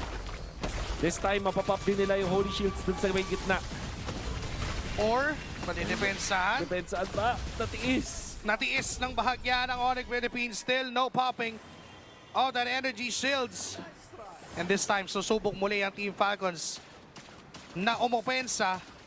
Then again, Ogwen and Kyle, silang dalawa yung nakapronta. Meron lang din nag-aabang na Hadzi para doon sa kanyang ultimate. Kinakasa, ibinato, nahatak si Kirk, immobilize. Here comes the Lord Charge, pero penalty zone sa likod, atrasan, kalasan, alisin na doon sa loob mismo ng parisukat. Naipit na rin si Brusco. Wala na rin yung dalawang mga yun sa tatlo na dedepensa. May Lord pa silang kasama. Sinusubukan na ng Team Falcons na dominahin lahat. Kyle's gonna go down. Bursted na rin yung Lord. May minions sa taas. May parating sa gitna. May parating sa baba. Lahat ay sinusubukang depensahan ng Onyx Philippines. But here comes round 2. Andito na naman ang Team Falcons papasok. Dire-diretso sila, hindi sila tumitigil. That's gonna be another inhibitor taken down. Team Falcons. Ini marga super yang benar-benar super guys ya. 7K gold lead na angat kontra sa Onyx Philippines, and 2 inhibitors down at ibaba. Real marga super yang benar-benar super guys. Bago umuwi. Nasama pa dito sa mga tinarget ng Falcons. At ang nakita natin doon was the first pick Eve coming out from Onyx na totally countered. Hindi lang dahil dun sa mga heroes ng Falcons, pero dahil pumalag sila sa labas nung zone, nung box. Na-outplay nila ang Onyx, not only with their heroes, but also their positioning. And Kratos Falcons, play because of Velori that, ka, bro, cleanly 4-4. nakakuha ng dalawang inhibitor turrets. Emang Velori pernah pakai and Marco, Terisla, almost the bro. same cooldown timers. Really the same cooldown timers. It is because they were caught doon sa dulo ng RWM. Pamatay lah, Tinap nila mata. ng sabay, Tunaga umalis ka. sila doon sa loob, lumaban sa labas. At ngayon, susubok muli ang Team Falcons na kumuha ng posisyon dito sa Lord. Pero nauna na doon si Brusco. Nag-aabang doon sa may New Bush. Pero makikita din siya ni Ogwen, and even if Flap, hindi na yata nila i-dare na kumontest pa for the Lord dahil 5 miyembro na ng Team Falcons ang ditong nagmamadali para kunin ang Barang Lord. goleng. Malayo na din si King Kong. It felt like Onyx didn't even think or didn't even consider na i-contest yung Lord na iyon. They're just gonna go and settle with the defense, only having 1 inhibitor left sa kanilang Berubah base. saya pakai teris bersama teman Team Anda. Falcons already charging in. Most of them close. Ternyata bro masih na mengingat mabuild masa yung lalu kanilang guys. full item, and then for Kelas. Onyx Philippines, it's them a chance to defend para sa kanila. Ito umpisahan niya ni G, pero makakaalis mga kaalagwa ang Onyx Philippines. Tatalhin nila paunti-unti ang Lord sa kanilang base. Wala namang flickers na nagamit doon, so okay lang for Onyx Philippines. Lord marching top lane. Ogwen forced entrying dito sa middle lane. Babasag na yung Torre. Nandyan si Flap na sumusubok ng setup. Pero wala pa na dito pa lang ang Flicker Cloud ultimate. Pero di zone sa likod, mapigilan yung mga members sa sumama. Pero mega kill for Hadzi. King Kong's gonna go down as well. Ala, fokus and bisa sih. Team Falcons. Kaso mayroon pang clear wave Fokus mula and doon bisa, sa bot. Bang. Kakayanin ba niya? No Nggak bisa, sir. nggak bisa. It's gonna be Falcons on their first match, on their first win. Welcome to FPL S17. Mahal ya. 1 match down. Ganun na rin naman. Oo, at dahil nga nakita Let's na go, natin brother. ang compositions ng parehas sa team, Superfans scan the QR code and predict the match winner correctly for a Open chance to good, win gimana ya, guys, ya? 1,000 Dan tahu MLBB guys. Diamonds. Oras na para makuha yung mga Naruto Sama saya skins Aldon na baru pakai matagal jungler, na tumatambay tolong sa sama shop teman. para sa'yo. Yung Naruto skin, ano bang maganda Cukup doon? tahu Ako dah, Bang. plano ko Itachi. Ako rin natry ko yung Itachi, ang saya nung Sa'yo ba, upgraded Ul? stun. Ano bang gusto mo dong skin? Cukup tahu saya cukup tahu. Itachi main kasi ko eh. Itachi main. Itachi main. Sa Bisa ya kalau sa ingat itu mah. ML, parang di ko kaya mag-Julian ata. Di pwede pang room yun eh. Oh, hindi pwede. Unless, Let's go, brother. Unless may mundong mabuo na pwedeng asa tagal mag-junior. mo mag-level 4. Ang hirap na. Oo nga, paano mo papatayin yung mga kailangan mong patayin kung matagal ka mag-level 4? Game pertama ya. Ayan, papasok na po tayo sa ating game number 1 of our final series of week of 5. Dalawa sa ating mga top teams ay maglalaban na. It's Onyx Philippines kontra Team Falcons at our number 2 and number 3 na malalaman na natin kung sino mananatili sa top standings natin ngayon. Walang cut lane na magaganap coming in from Team Falcons with this Freya. Good box coming in from Onyx. Nakaramdam talaga kaagad itong si Ogwen. Dan beliau cuma bisa Pero, terdiam mas. ayan talaga oh. Rakursa Saya talaga sudah tidak ada yung, tenaga bang gusto buat kunin bantah-bantahan bang. Parang Males, yun na talaga lebih yung males blue sih. side automatic, no? Ipaglalaban Udah yun! kayak sekarang main ya udah main gitu, gak usah banyak bacot ini. Sesimpel itu doang gitu. Udah gak mau terlalu di That ini was lah. such a disrespectful move mula sa Onyx. Or siguro lang hindi nakareact talaga. I think gusto mag-flicker out din ni Brusco dun sa moment na yun. Pero napababad sila masyado. At gusto rin din yatang i-take advantage yung healing. Wala dun sa natural kit na meron ng isang Kalea. Pero Ayun sila na! punish. Udah gak ada tenaga gua bang buat banyak bicot. Napakaganda nung Kaya ginawa niya buang-buang dito. tenaga Medyo gitu. bait din yung ginawa ni Super Marco eh, no? Talaga counter ng Freya, man. Diseriusin gak jadi apa-apa, gak diseriusin Hindi pa kocak juga. nag-orange buff. Usually, nakikita natin kiniklear muna yung mga buff, pare. Kahit sinong gold laner mapapatanong, bakit nandito na yun? Oh no. At nawalan pa siya ng isang cart dun sa bottom lane, gold cart. So you don't like that at all. Napakalaking advantage ito para sa Falcons. And as of now, Kyle mananakawan Bersama ng saya isang green tiganya. cap. At makakatakas naman ng side ng Onyx Philippines. Lamang pa rin ng Team Sudah Falcons sa biasa. 1,000 bago tayo dumako sa Gak usah terlalu pinakaunang pagong ng diini-iniin larong lah. ito. At kailangan na lang manodata ni Savero dito. Teka lang, masyado pa rin masakit ang mga bola. Masakit pa rin, pero tingin ko yung mga talon dito ng isang Freddy, mapipigil lang. Kaso taas na masyadong levels ng Falcons. Kaso nga lang si Flap dito, pinipilit na tanggapin yung damage. That is gonna be a clean turtle take coming in from Kyle. Ang ganda rin ng consecration na bitaw dito ni Flap. Oo, zero trade din yung naganap doon. Walang nakuha na kapalit ang Onyx Philippines. Yeah, the most that you could say is merong revitalize na force out sa Falcons, pero even then, it's not gonna be enough of a trade. Fortunately, para sa Onyx, okay pa naman ang farm dito ni King Kong, pero it's not as much as Kyle na merong 1-0-1 record sa first 2 minutes ng ating laban. At maganda ang simula para sa Falcons. Nandiyan na nga yung unang kamay eh. Pag dumalawan na yung kamay sa inventory, yun eh medyo kailangan mo na mag-ingat. Mula dito sa isang potential early Sky Piercer na Suyu ni Kyle. And sila na mismo ngayon na nag-i-invade. Alam nila na kaya na nilang bilisan ang pagguha. Pero Super Ya, Marco, kapan aku mitik Nakaramdam si Super Marco at alam niya kena nakakam jungler dito si King Kong. And with that, minimal setiap season itu mitik bang, wes ikut tok. Wes gak perlu muluk-muluk lah. at itutuloy pa ata Minimal nila banget ang itu pag-invade mitik. dito sa may bandang ibaba. Kita naman ng Onyx Philippines Selebihnya na bonus. narito ang mga miyembro ng Tapi Team mitik itu Falcons. harus, Bang. Pero mukhang tatahimik muna ang Land of Dawn Wolf. Ano na ba Sumpah, yung spol estado ng banget, ating pokoknya laro sa kudu ngayon? mitik. Ang Piyetaran estado ng pokoknya laro ay mitik. lugi na sa second at third turtle ang Onyx ng malala. Siguro pwede mangyari dito is Tandalala. makakuha ng mahanap na pitas etong si Brusco. Fortunately para sa kanya, merong isa lang yung naka-purify dito which is Flap. Ang medyo masakit doon is merong Zetian at napakahirap mag-initiate kapag Zetian ang katapat. Lalo na pag nasa pro level. Sa mga RG, pwede bang i-force eh. Parang pwede ka pang mag-straight body papunta sa Zetian sa early game para matanggal yung passive. Pero sa mga ganitong moments, yung passive na isang Zetian ay magiging crucial laban sa isang initiator katulad ni Brusco. Tataya. And Brusco as of now, mukhang naghahanap pa rin siya ng first potential play for the side of Onyx Philippines. Tinitipid ang mga talon at saktong-sakto din lang dahil lalabas na rin ang pangalawang pagong ng larong ito. Nabanggit mo, Wolf, Iya, na anjing, gaya lamang rawang ang goal side saya ng mesti Team to. Falcons sa next 2 or 3 turtle takes. But if you're Onyx Philippines, ano ba yung tamang approach dito? Just Terasa just disindir try. aku nak tadi Tingin ko, no. Gak tahu talagang, rotasi gitu. tanggapin mo na yung idea Ngerasa na lugi tersindir, ka sa ah. mga turtle fights. Katulad nito, silip na lang ang nagagawa dito ng Onyx Philippines habang libreng-libreng kinukuha ng Team Falcons itong objective. But that is gonna be an after of the Gorgon Flicker Burn para kay Savero. Nice escape though, upang hindi siya mahuli, pero mukhang may pinaplano ang Team Falcons dito sa may bandang ibaba, pero naghahabol. Ito si Super Atras. Prince Balik anggur. off cam at na-force niyang pauwiin. Ito si Haji. Still, Team Falcons holding on to a 1.7k gold lead. At 2 pagong na nga ang kanilang nakuha against Onyx Philippines. This just establishes yung mas maganda nilang early game at si Zamero ay napipigyan. Siya talaga ang laging target Kan ng ikut Team sistem Falcons sistem na bisa orang naging defect effective no bang itong asli tandem. niku. Laki uji Pinipili coba lah dito cara mana. upang mabigyan ng mga miyembro. Orang defect And na yun. mabibigyan niya si Brusco. Pero si Ogwin din naman ang magiging kapalit.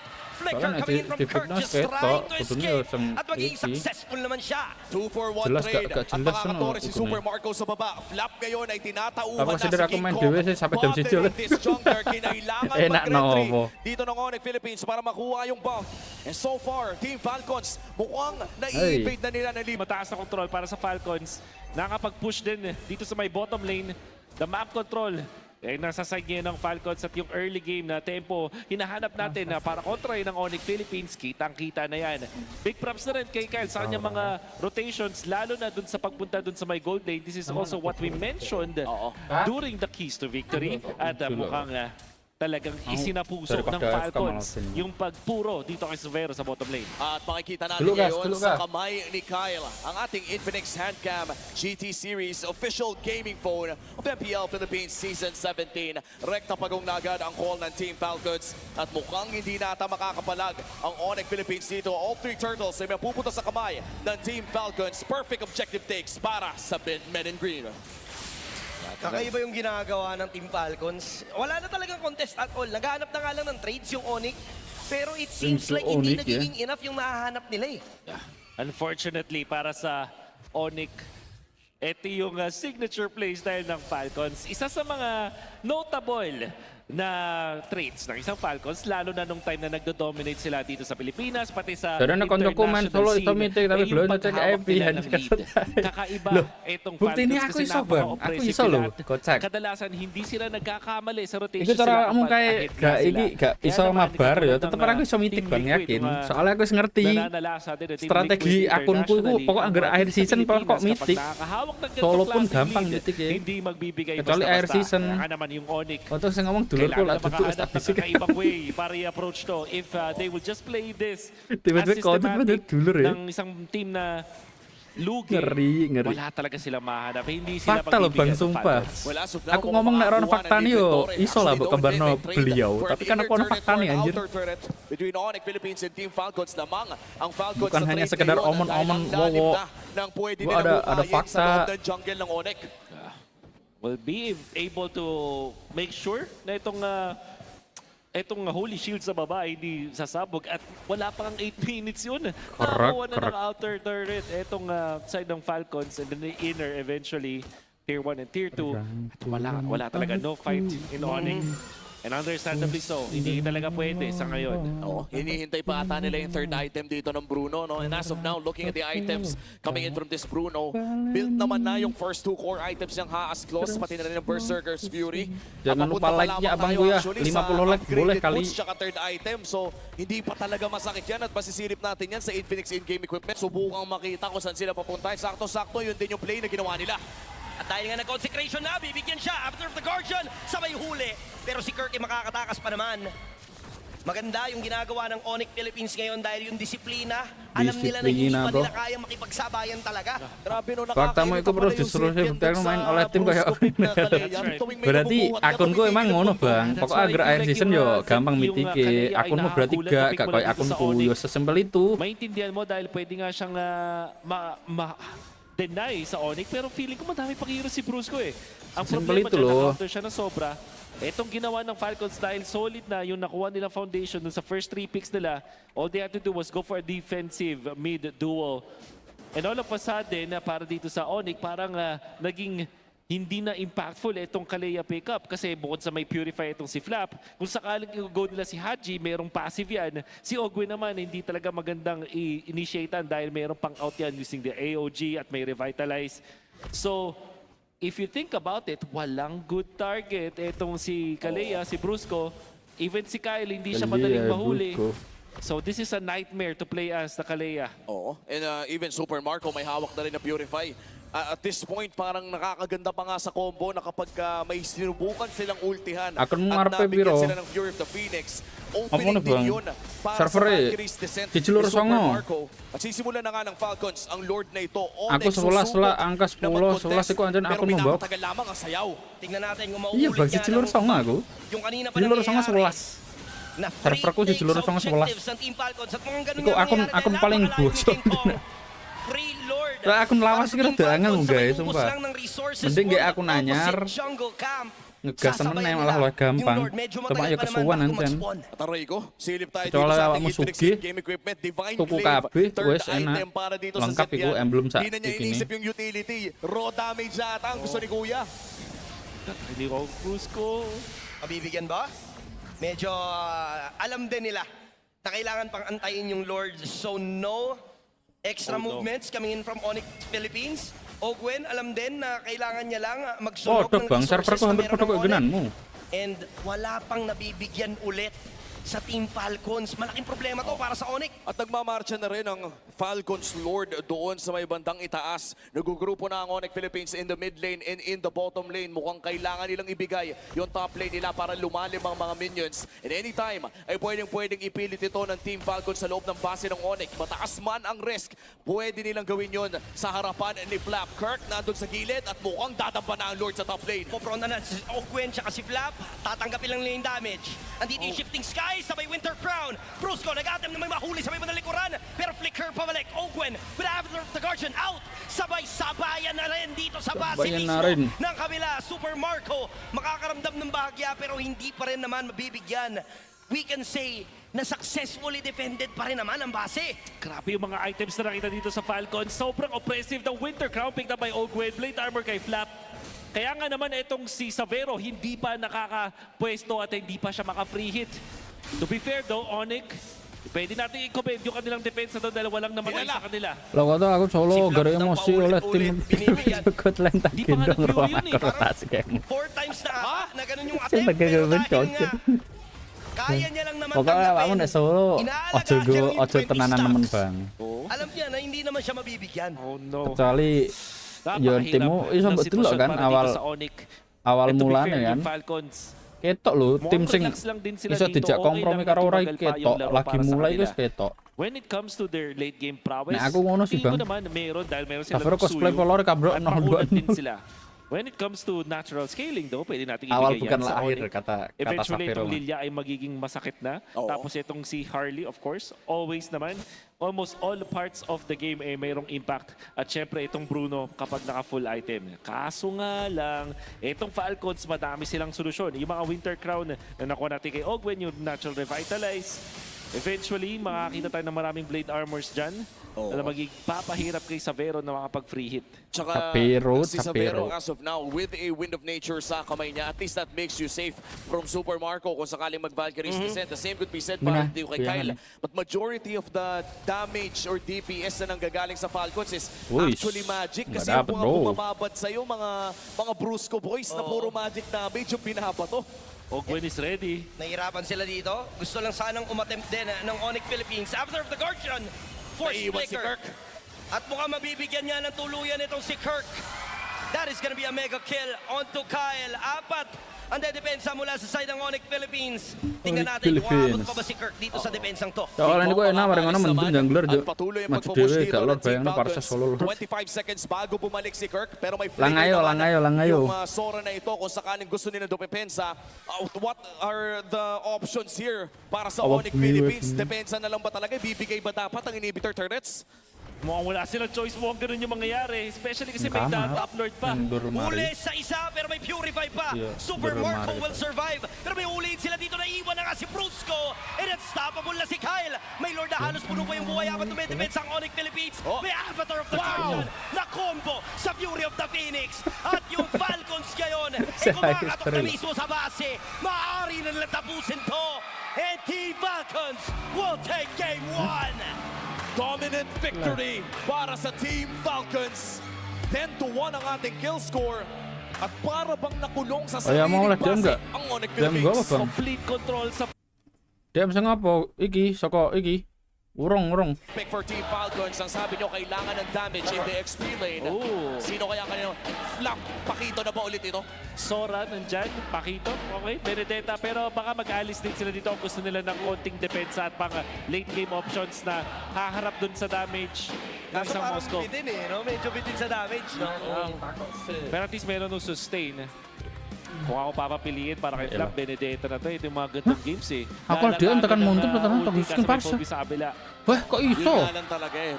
With the skill Kok iso focused lo? player sa kabila. Ako ganito, Yun yung anjir. medyo mahirap eh. Kung sakaling maglalokin ng Benedetta dito sa Maybe Flap. Taris lang Nandi ko cara nang lahno nandi. tamang lockdown lang. Oo. Pag-intay sila ng damage. Walah pilih kasing ini muntun guys. XP Hilda. XP ano? Oo. Patang atas DM sih lumayan ya. No. XP Hilda. XP Valen or XP... Oh, XP parang Hilda. Hilda nga. XP Hilda? Oo. XP Lane Hilda. Wow. Ang ating nakita. Lanang. Nakikita na rin natin ang mga best buff ng Onyx Philippines sa pagpunta natin sa game number 2. Lamang na ng isang laro ang Team Falcons. Currently number 2 ng ating liga. Tekan gacha At isang All-Star. panalo na lang ang kailangan niya Sen andi ko, para Bang. makakuha ng isang potential Gain to sweep aku. against his team. But Team Boleh? Falcons, Gua nak menawar gacha-gacha isa nak na menonton pala bang. ang Onyx Tak pala jajal kailangan lesen bumawi gua. dito. To be fair, ang Falcons napakalakas sa kanila. Saya mancing, saya mancing. Make sense nung Hilda pang soak nila ng damage para siyang sandbag dito sa isang Harley at panggulo din naman kung sakali. Ganun ulit, magkoconnect ulit sila papunta din sa invasion dun sa golem. Sila naman yung gagawa ng aggressive play at magkakaroon sila ng benefit ko lang dun sa 5 early DM, game. terus Tapos may gacha, terus damage lepas ka pa. DM, Hindi oh. hinahanap natin sa hero ni Sedap Flap. Merong kali, bro. damage. So, in a way, it makes a lot of sense. Ang problema ko lang dito sa Wambo yun, Falcons, Egi. naka-invest sila sa early to mid. If they fail in the early to mid, magiging madali ang laban para sa Onyx. Ano, Andre, ako early kantora. game ay napaka-importante para sa parehas na kupunan. Onyx Philippines hoping to extend this series with a win as we head on to a short pause. Sa ngayon, ay syempre inaabangan natin kung ano nga ba ang magiging resulta ng laban na ito. Ang galaw na makikita natin most likely sa loob ng ating ladders ay between the 2 and 3 spot. Wala pang kayang gumalaw sa Team Liquid Philippines dahil currently undefeated sila with a 9-0 record. Shoutout na lang muna sa mga tao dito sa MPL. Na ito. Once again, it's Onyx versus Team Falcons. Aku orang tok bang sang ay 5 DM naghahanap ng kuwi. paraan na makabalik sa seryeng ito. Nang Interesting isipin no pare, bumabalik yung Hilda XP. Hilda XP? Ang mancing ombak, kuwi ta? na ibabalik pa to sa ganitong klaseng meta sa ngayon? Masasabi ba natin na naubusan na ba yung Team Falcons ng hero options or talagang kasama to sa mga baon nila? Di ba? Parang makes you wonder. Pero sa ngayon naging effective yung Hilda XP kasi pagkatapos niya mag-clear, sumasama siya kaagad, flicker burn.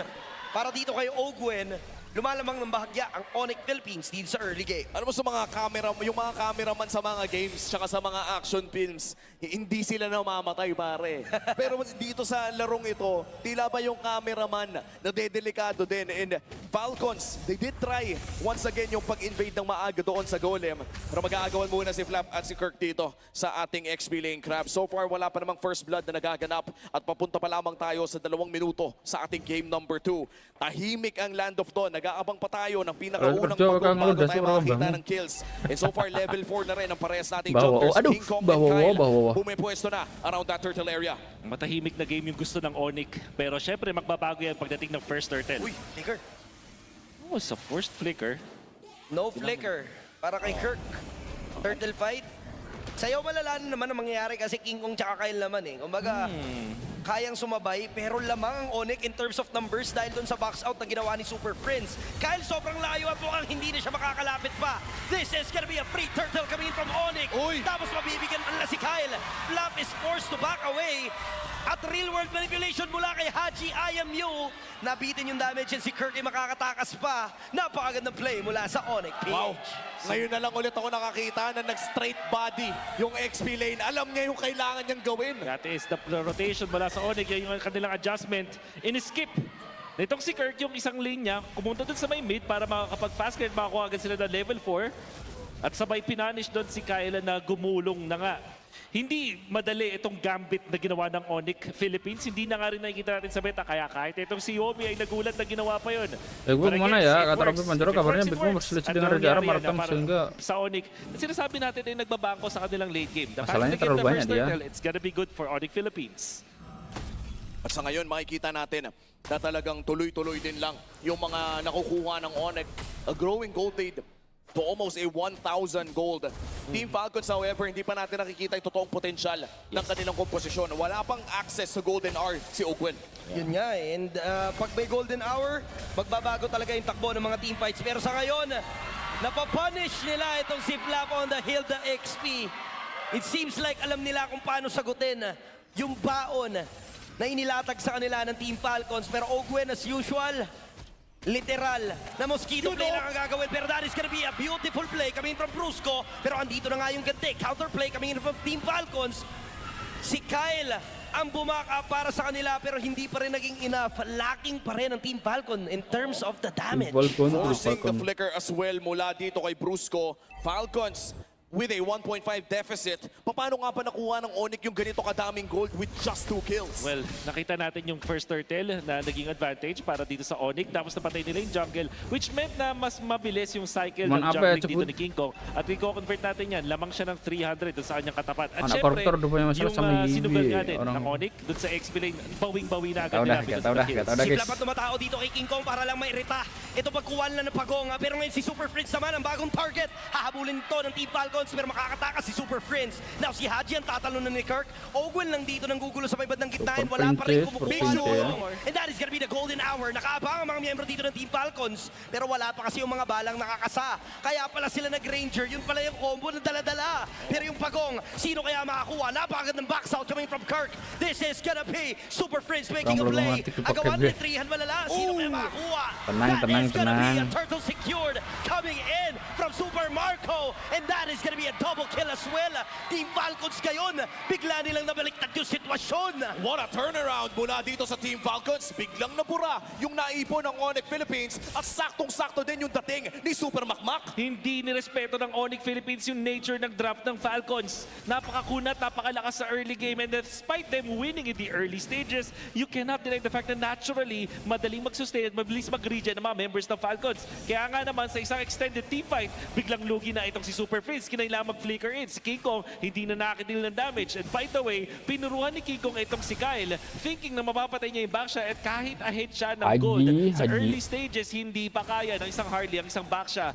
Bad decisions mula sa Onyx. And the fact na hindi nila nirespeto ang sustain ng Falcons, yan ang nag-lead na sa extended team fight na nanalo ang Falcons. Tsaka yung tinipid na Haji Ultimate. Maaga niyang nakuha yung real world manipulation pero hindi niya agad binira hanggat kinailangan para sa pagong na iyon. At mukhang may mapipicturan. Napaganda ng golden hour pero may play din naman si Kirk sa may madaling likuran. SOD na tama. Kailan niya papasok ito sa Savero. Si Kirk dito na papanish. Maaaring yan siya mabigyan. Makukuha dito ni Haji yung talon. Pero that is gonna be a kill out to Kirk.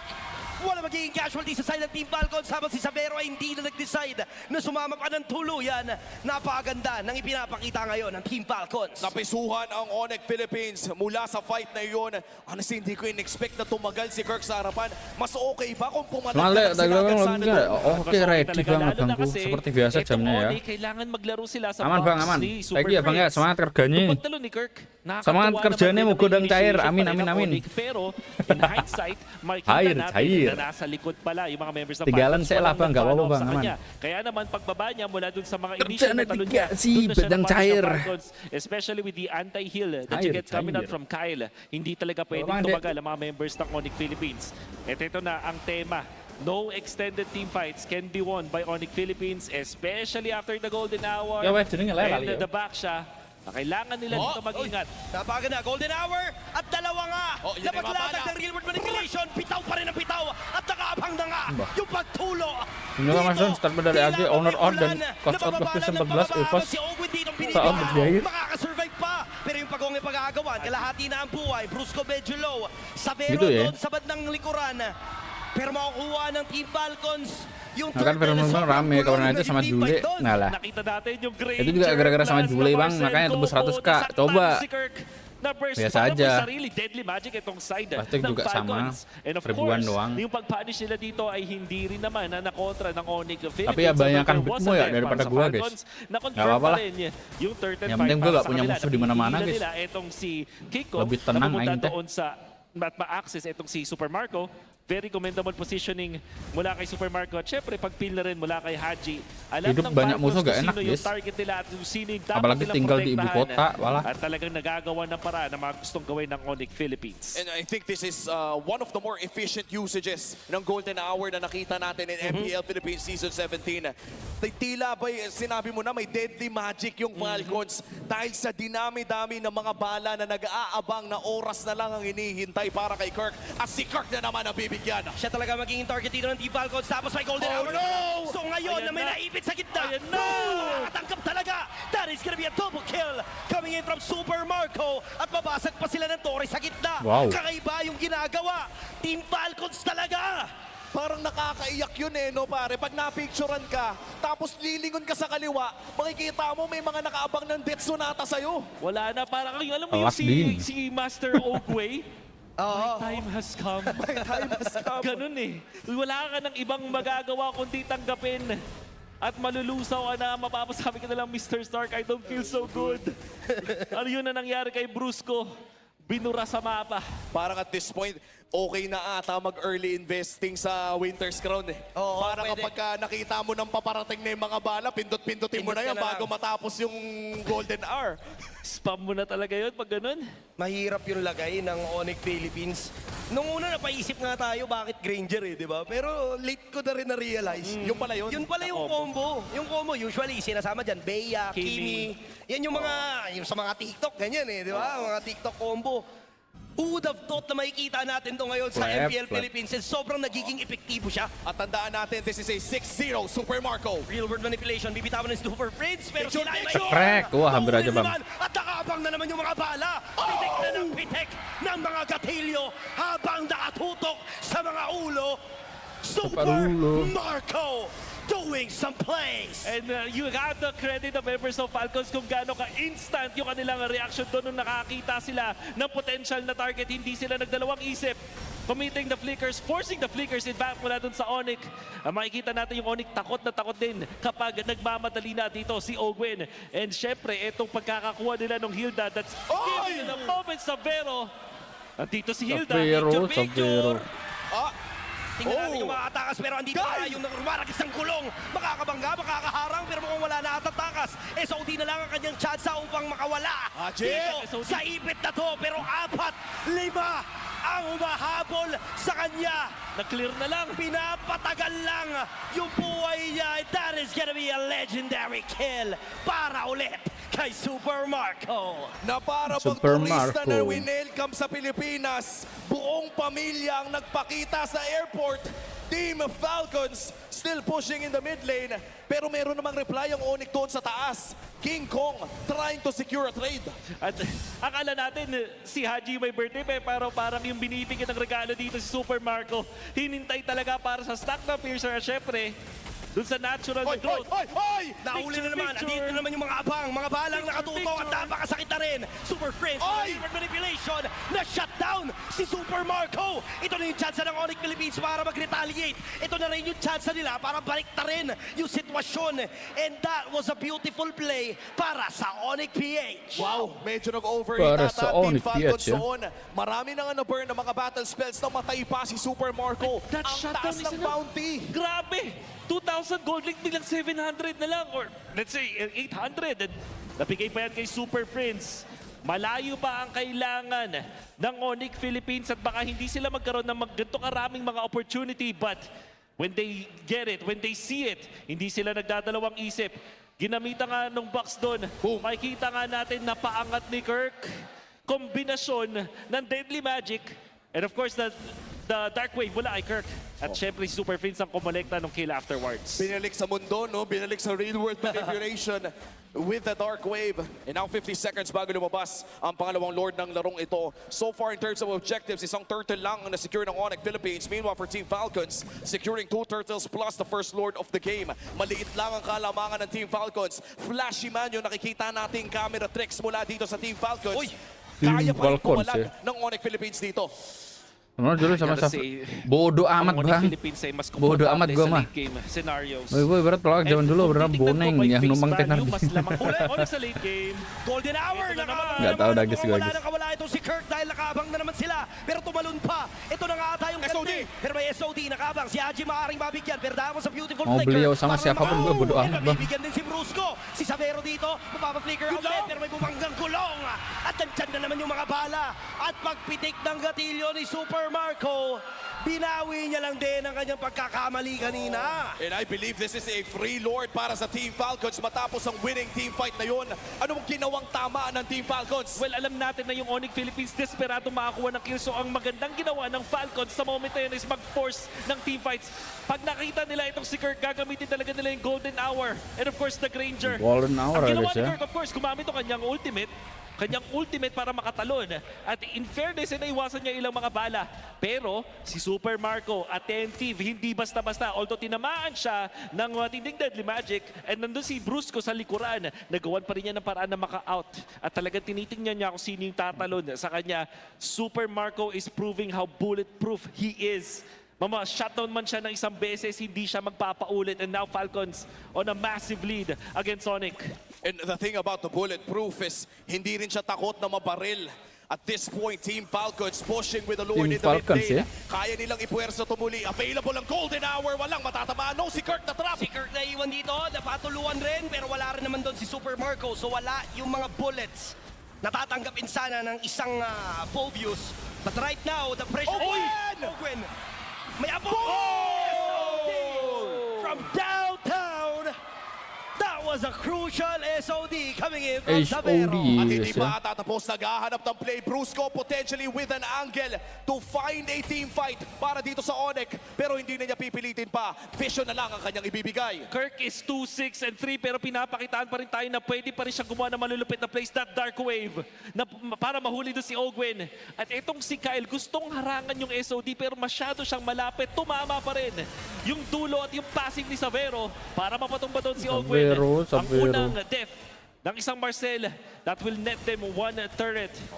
And now, Falcons still ahead by 1.6 but in terms of map control, nababawi na ng bahagya ng Onyx Philippines yung sarili nilang jungle at nakakapasok na rin sila sa jungle ng kabila. Na-mention nga ni Wolf na ang lineup ng Team Falcons ay pang early game at mas lamang ang Onyx Philippines when it comes to the late game.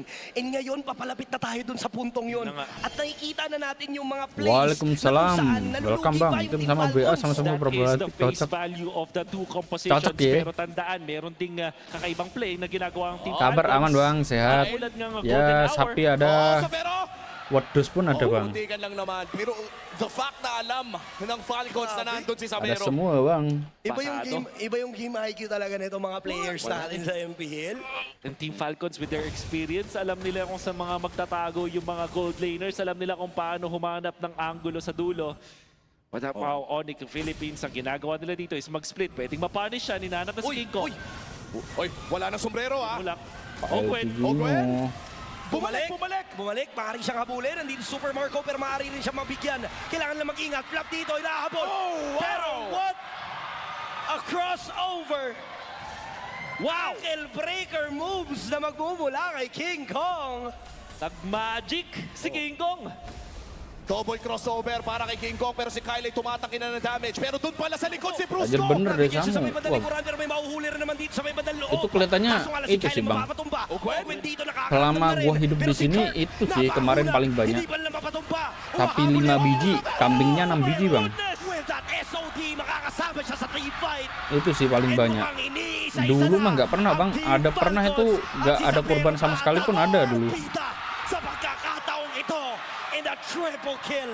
Nggak ada yang korban Para sama sa sekali, ating Bang. import, mag-isa na lang itong si Ogwen. 4 ang magpupush mula sa side ng Onyx PH. Ang tanong, madedepensahan pa to ni Master Ogwen. Medyo marami-rami yung parating. 2 kanon ang maaaring lang tanggapin. Pero Iya, langsung nagpupush angis ang GG Onyx. Sabero. And a comeback win para i-force ang Game 3 Onyx PH. At hindi basta magpapadaig ang Onyx Philippines. At kita-kita naman ang mga Ay, map doon sa may hindi, bandang siya, harap. itu. Onyx PH, the super family strikes back. Tapi sumpah guys, di PH nggak bisa Maganda bedain naman jir. kasi talaga kasi dalawa yung pang force mo ng Purify eh. May Kalea ka, may Queen. Tapos may ilang ka, and this gives space for Khalid. Super Marco. Just go for the Khalid para dun sa Farsa. Salut, abangku. I believe ang ganda nung bans dito ng Onyx dun sa second phase. Nakuha nila yung Claude. Very standard draft. Ako, I've never been a fan Safiro of sama Queen kayak Harry. Kelra. Sa Ayo, lahat ay, ng bang. Queen Harry ito na-predict ko lahat yung natalo. Oy, tapos statistically speaking, lahat ng mga may Yura, panalo. Ngayong Exactly. araw na to. Parang drafting-wise, ayon sa history, lamang ang Onyx kung magbe-base tayo dun sa mga pangyayari. Ganun na nga, Santi. Well, titignan natin kung history nga ba ang mananaig o yung bagong ipapakita dito ng Team Falcons as we head on to game number 3. The last game of week number 5. Magtatapat ang ating second seed and third seed vying for that number 2 spot. Hindi pa rin mahahawakan ng Team Liquid Philippines but they are inching closer towards that playoff stream. Dalawa sa mga malapit sa taas ang magtutunggali dito sa ating game number 3. And excited ako makita mga pare ko'y paano nga ba i-execute ito Palong ng ba? Team Falcons. Ang maganda sa kanila, napakarami nilang stun. Bro, Focus Rasmus, plus kemana Winnie menurutmu? classic combo rin yan. Kasi nga naman, meron kang maraming Brusko, ways Keyboy. para makakuha na knockout. Tergantung Then, dulu, pag Bang. sinabay mo pa dito yung Kalea, Kalau ang dami mong hero-hero back yang control. tabrak masuk udah kung pasti merong Keyboy lah. win condition dito yung Falcons, nasa hero nila mismo. Kalau bau-bau support, Overload ya the Brusko Onyx with bisa, stuns. Keyboy And bisa magkakaroon sila ng magandang time dito sa lumayan laban natin. signifikan. 3 Purifies ang pinick up ng Onyx Philippines dito. So Kailangan kanya-kanya na lang ng burn. Ya, Yung sama-sama gagawin ng jago Falcons. itu. Kailangan alam nila kung kailan may Fury, kailan wala. Pero sa early game pa lang, nabibigyan na kagad ng pokes itong si Ogwen. And nakaw kagad ng Rakursa. Uy! Uy! Napakaagang bakbakan. Pero wala pa namang mabibigyan. Grabe! Grabe, nakaamba. Yung tapang ng both teams dito, no? Naipagsabayan din talaga sila. Ganun nata yung gusto mangyari ng Onyx sa game 1. Oo, ganon. Pero Yun nagkamali yung- sila ng reaction. Yun yung mali nilang na-pull off kanina. Ngayon, lesson learned. Lesson learned. Lesson learned, no? Huwag na natin pilitin pa ng sobra-sobra. And sa Sabi ngayon, no, ni Lish, grabe hanggang dito sa loob ng jungle. Uy, pinasok nila si Flap at pinaalis lamang kay Kirk na ata napunta yung green camp na yun. Pero maagang aksyon, wala pa rin naman bumabagsak as we head on towards the 1 minute 30 mark. At talagang grabe lang magpokan dito in the mid lane. Kyle going in for that space.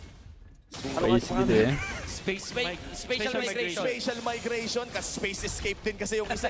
sa Harley. In Onyx Philippines, as of now, mauuna sila sa Turtle. Wala pa naman dito yung Violet Requiem. So, kailangan nila dito talagang i-delay si Kyle. And as of the moment, nagagawa naman ng Onyx PH to. And ngayon, si King Kong, makikita mo kagad yung gap pagdating sa level. Level 3 lang itong si Kyle. Nag-red. Oh, wala nag-red 3. I wonder kung sino nakakuha nun. But this will mean na ang Onyx ay magkakaroon ng magandang balasa dito sa ating first turtle. And ang mga condition, Kyle forced na kumuha ng kanyang purple, mamamatahan ni Brusko. So, 3 turtle na to sa Onyx. Brusko dan Keyboy agresif Pero tingnan tuh. natin yung aabot ha. Posible pa dahil nga naipagsayawan dito si Kirk. May talon, pero makukuha pa rin ni King Kong yung retribute. Uy! Napakaganda Violet Requiem. Tatlo ang nahuli. Sa inyo Super na. Finche. Yung pagong. Sa amin na yung mga kills.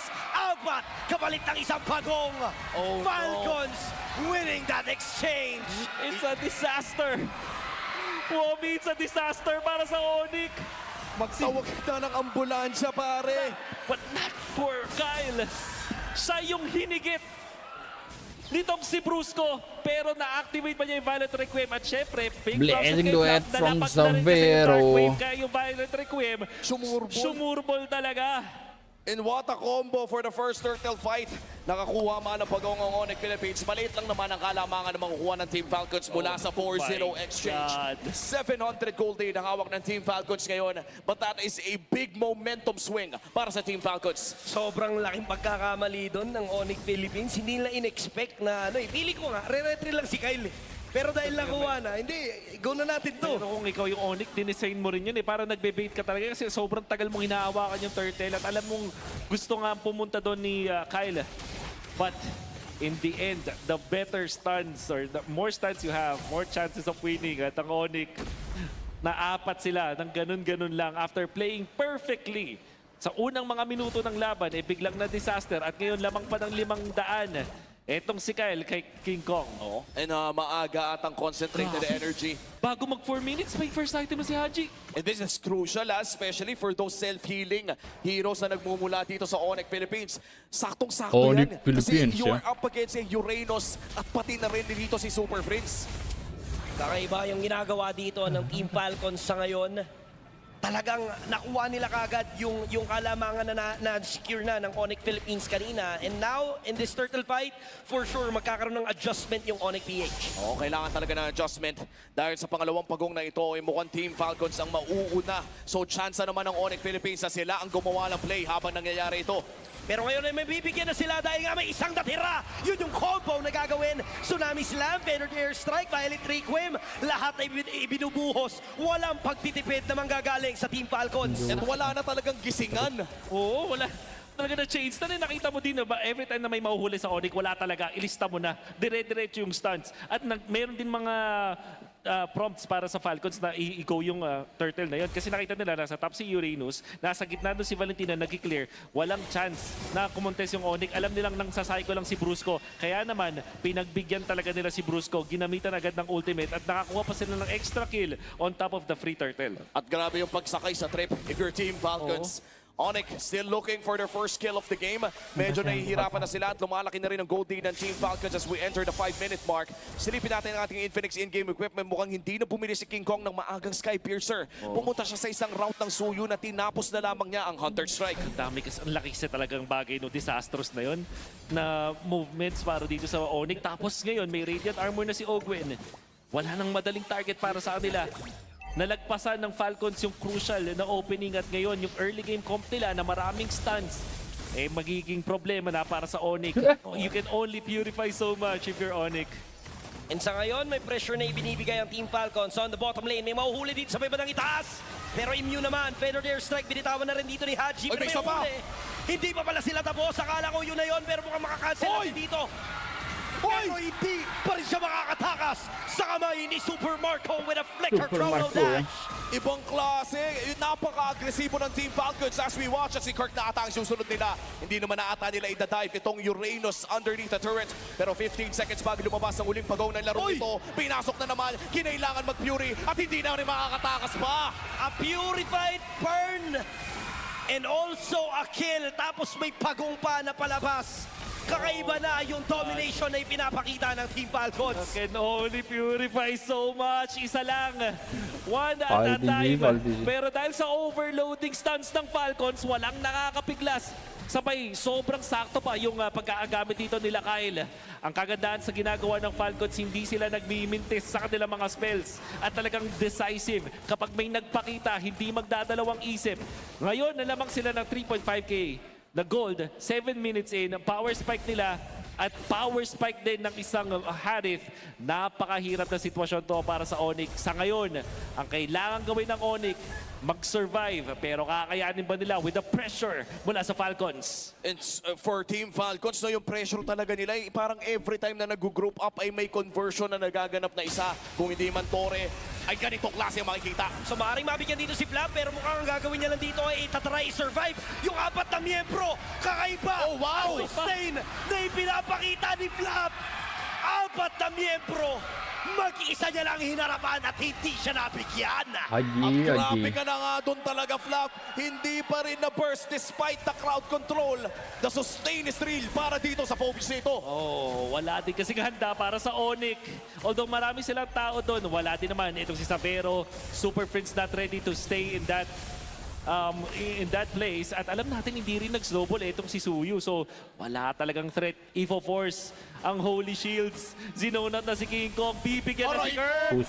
Napakasakit ang first damage na ibinibigay ngayon ng Team Falcons. Perfinte. Sabi Force, bibitawan na. Just trying to put pressure on the bottom lane. Mukhang mapapasabog na yung Holy Shield. Pero apat niya na magkakapit-bisig mula sa side ng Onyx Philippines para depensahan ito. Mid lane ang next target ng Team Falcons habang gumagawa ng play itong si Savero on the opposite side of the map. Oo, may trade pa rin naman na makukuha ang side ng Onyx Philippines. Still able to get that one turret sa top side.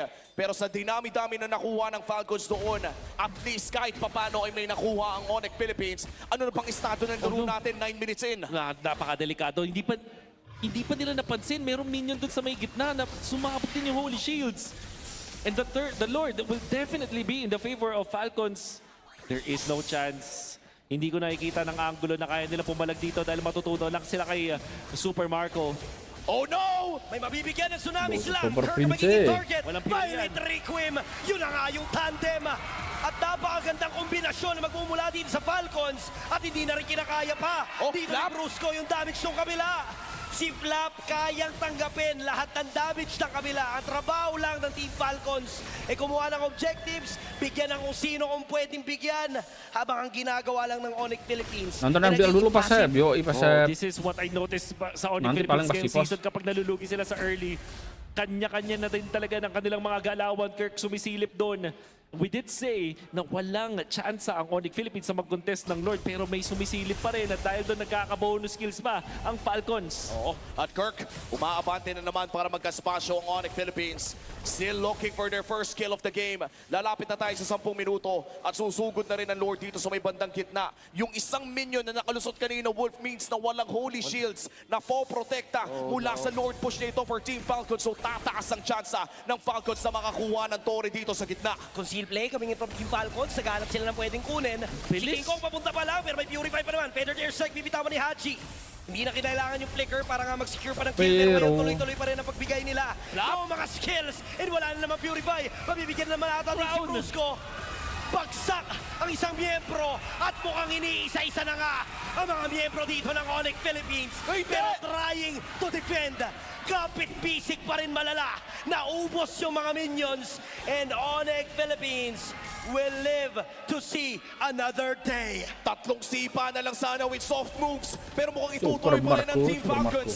Kailangan tumipensa dito ng Onyx Philippines. Sumakay sa cloud. San kaya bababa? Feathered Airstrike gagamitin para nga doon sa space. At tuloy ang paglipad. Team Falcons! A 2-1 victory, retaining their second seed. Tataglang uli natin Let's ang mga go, stakes brother dito niya. para sa Team Falcons. Kailangan nilang manalo sa match na ito. Kapag natalo sila dito ay laglag na sa regular season ang side ng Team Falcons for Onyx Philippines. Kapag nanalo sila dito ay mas mataas ang tsansa na makakuha sila ng upper bracket slot. Welcome to Game 1 of this Best of 3 series. This is our final Best of 3 ngayong gabing ito. This is Week 7, Day 1. At narito na nga tayo sa Light of Dawn. Maganda yung nakita natin ditong composition na meron ang Falcons, knowing na doon nga sa The Howl, pinoint out ni Wolf na hindi lang dapat kay Super Marco mag-rely ang Falcons. So, they opt to go with this double marksman setup. Ang problema na nga lang ay makukuha ba nila yung early snowball para sa mga marksman na yan? They have to. Yun yung kondisyon ng lineup nila, especially with the scheming ranger na madalas natin makita from Twisted Minds. And I also think na itong Franco, yung sinasabi ni Womi kanina, ito yung substitute nila para sa Kalea. But I just worry na yung composition dito ng Onyx Philippines, they have enough firepower in terms of teamfight kits na lumaban dito sa Team Falcons kasi medyo position-based yung kanilang heroes. Brusco. Kasi ang daming punish ng Onyx.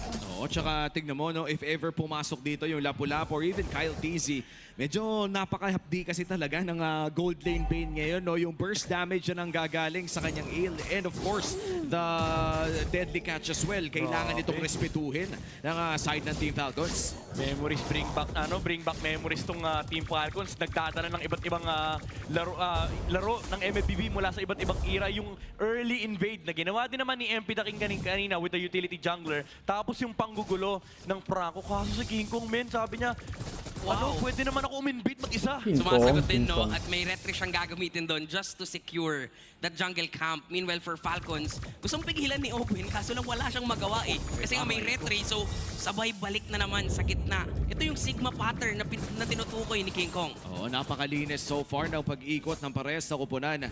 Pero kung mukhang mapupoke down ng bagya dito si Flap TZ at mauuna pa ata mag-level 4 si Kirk. But Kyle TZ on the run. Naghahanap sila ng pwedeng maagaw. That's gonna be the scroll trap going to the hands of Kyle. Sisimulan na nga ng Team Falcons sa pinakaunang pagong ng larong ito. Wala pang level 4 yung mga EX planers, pero nandito na yung barako. Nabibigyan si Flap. Babagsak na rin si Kyle TZ and that's gonna be a double na masaya-secure ni Kirk. Nag-flicker out. Ngayon may hook pa man din pero hindi na enough. And an early maniac para dito kay Kirk. Oh my God, the Kirkitect shows up in Kelra, this game. Kelra. That stun onto Flap and Kyle TZ allowed them na makuha kagad yung kill kay Flap. Nag-level 4 si Kirk. Pinina-slash niya yung Fredrin, getting the double kill. And after that, ito na naman yung laro ng Onyx. Punta sa middle lane. At napakaganda ng simula para sa Onyx. And look at this, Kirk going in for a 1v1 against Flap TZ. Pero mukhang papauwiin lamang niya si Flap mula sa laban na yun. Onyx Philippines matapos ang pinakaunang pagong. Biglang lolobo ang kanilang gold lead. A 2,000 gold lead for Onyx. Alam ko, dalawa kayong explainer dito sa test na to. Alam mo, yung impact ng Arlot, men, pag nakakakuha ng ganitong early lead, wala nang pake sa boots to. Nirarush niya na yung Oracle. And ito may malala niyan. Pwede niyang i-transition yan, ha? May mga Arlot tayo nakikita na nagda-damage. Tsaka kung papansin nga natin, sa 1v1 matchup nila, normally, kaya naman ng isang lapu-lapu, lalong-lalo na may level 4 na siya. Ang problema, ang ginagawa ni Kirk, hindi niya pinapagalaw yung lapu-lapu. Hindi makasa ni Flap TZ yung ulti niya. Therefore, lamang talaga siya sa 1v1 matchup. Pero medyo nagiinit dito sa gitna si Kyle TZ. Si Kyle TZ ang nakikita dito ng King Kong. King Kong. Di naman sila at na-hook with a bloody hand. Si Super Prince ang babagsak, pero low hit na rin si Kyle. 1-for-1 trade, wala ang retribution holder ngayon ng Falcons. Pero mukhang sakto, aabot pa rin naman doon sa pangalawang pagong ng larong ito. And in fact, Onyx Philippines pa rin may hawak ng kalamangan. 2,000 gold lead. Iyo niya Hindi naman, masyado gagalaw. And look at the YSS already ahead by a level. And ito yung simula eh. Kapag ka nakalamang na ng level sa yung YSS, parang paunti-unti nang lalaki yung gap na yun. Uy, Liquor! Oh, wow! Sabay ulti si Kelra. Makakasecure sila ng kill pero dito naman may parang ibaba. Gusto na lamang mag-trade ng Falcons pero lalaban pa rin sila Kurt at Brusco. Final slash connecting. Oh my God! Mamatay na si View. Mag-aabol pa rin. Kaso nga lang si Kyle TZ ang nakita dito na nandiyan pa si King Kong. Ipa-burst down nila yung Fredrin. At si Kyle TZ ay babagsak at hindi pa tapos. Pero mamamatay muna si King Kong. Tapos sabay bagsak dun sa flying clouds. Pero si Kurt tumatakbo. Nakita si Few. May AOG na gagamitin si Brusco. Pero nandito na muli si Kyle TZ. Maghahanap ng bawi ang Falcons. Pero because of the deadly catch, ay may mahuhuling isa. At si Brusco yun. Si Brusco na iba-burst down ng Falcons. And with all of those trades, mananatili pa rin ang kalamangan ng Onyx Philippines pero bababa lamang ng bahagya. Yeah, kahit paano nakakahanap sila ng punchback laban sa Onyx Philippines. Pero yung pinapakita nilang dito ay yung aggression, yung binabangkit natin kanina. Kirk on this Arlot with the Angela, nakadalawang patong. Si Super Prince kay Kirk. Yung sinasabi ni Kirk dito, guess who's back? Yung kanyang Arlot, men, talaga nagpapakitang gilas. Grabe tong Onyx, late purchase ng boots. Wala silang pake sa boots, men. Oo, pre. Tinan mo nga si Kelra, inuna yung Holy Crystal. Yan naman daw talaga yung build sa Bane ngayon eh. May nagbiro nga sa isang live ko, men. Ang sabi sa akin, Kuya Umi, yung Bane, huwag mo nang isipin yan. 5 Holy Crystal ang lock item dyan. Tapos 6 item yung boots. Ganun 6 ba? item na yung boots. But yes, jokes aside, medyo dumidilim ang early game dito para sa Team Falcons dahil hindi na bumababa ng 1,000 gold lead ng Onyx. This, mark this day, October 3 ngayon, di ba? Yes, October sir. 3. Tama. Ang galaw ng Onyx sa Flying Clouds, feeling ko lahat ng teams, baka aralin nila to. Sa Flying Clouds, hindi sila bumibili ng boots. Oo nga naman. Kasi pwede ka bumalik sa lane kaagad. Oo nga, no, pero grabe, may bago na naman tayong findings. At Teknolodya. Ito ang ating Infinix handcam, of course, Infinix GT30 Experience Victory for every batlang gamer at papasok na nga si Flap. Ulti na si Flap pero si King Kong pa rin. Kung makakasecure ng Turtle, nakasanib si Prince kay Kirk. Umamba dito ang Super Bam, Brusco with an AOG. Pero makakakuha pa ng kill si Kyle TZ. Mag-shutdown niya si Kirk. At ngayon ay may bawi lang sa isa't isa. 1-for-1 trade lamang. Pero shutdown pa rin yun kay Kirk. Oo, malaking shutdown yun. Lalo yung streak nakuha mula doon sa Arlot. And maganda yung punish na ginawa dito ni Ogwen, no? Yung deadly Bloody Hunt pala. Ang dami kasing deadly tsaka bloody eh. Yung Bloody Hunt para mapigilan dito yung Arlot ni Kirk. Pero, Flap. Uy, papasok dito si Flap para lang madepensahan pero papasok din. Ang Super Bomb with a flicker out. Makakasecure pa si Kelra ng isa pero may kapalit lamang din ang buhay ni King Kong. Lagi namang nakakahanap ng trade ng Team Falcons pero mukhang may 2v1 magaganap dito. Delikado yata si Kirk. Pero nandiyan dito may Super Friends. Si Marco, napableaker na lang din kasi alam niyang delikado. Lalong-lalo na may Angela at Arlot so ginagalawan na lamang din talaga ni Kirk dito. Tapos present na si Brusco. Grabe na Bumaba na si yung Super niya. Prince. Natalian na. Etong si Kyle and definitely a kill for Onyx. Laro na, nilaro pa. Pero ang dami kasing pinanggagalingan ng Vengeance stats, men. Yung passive, yung stun, yung heartstrings.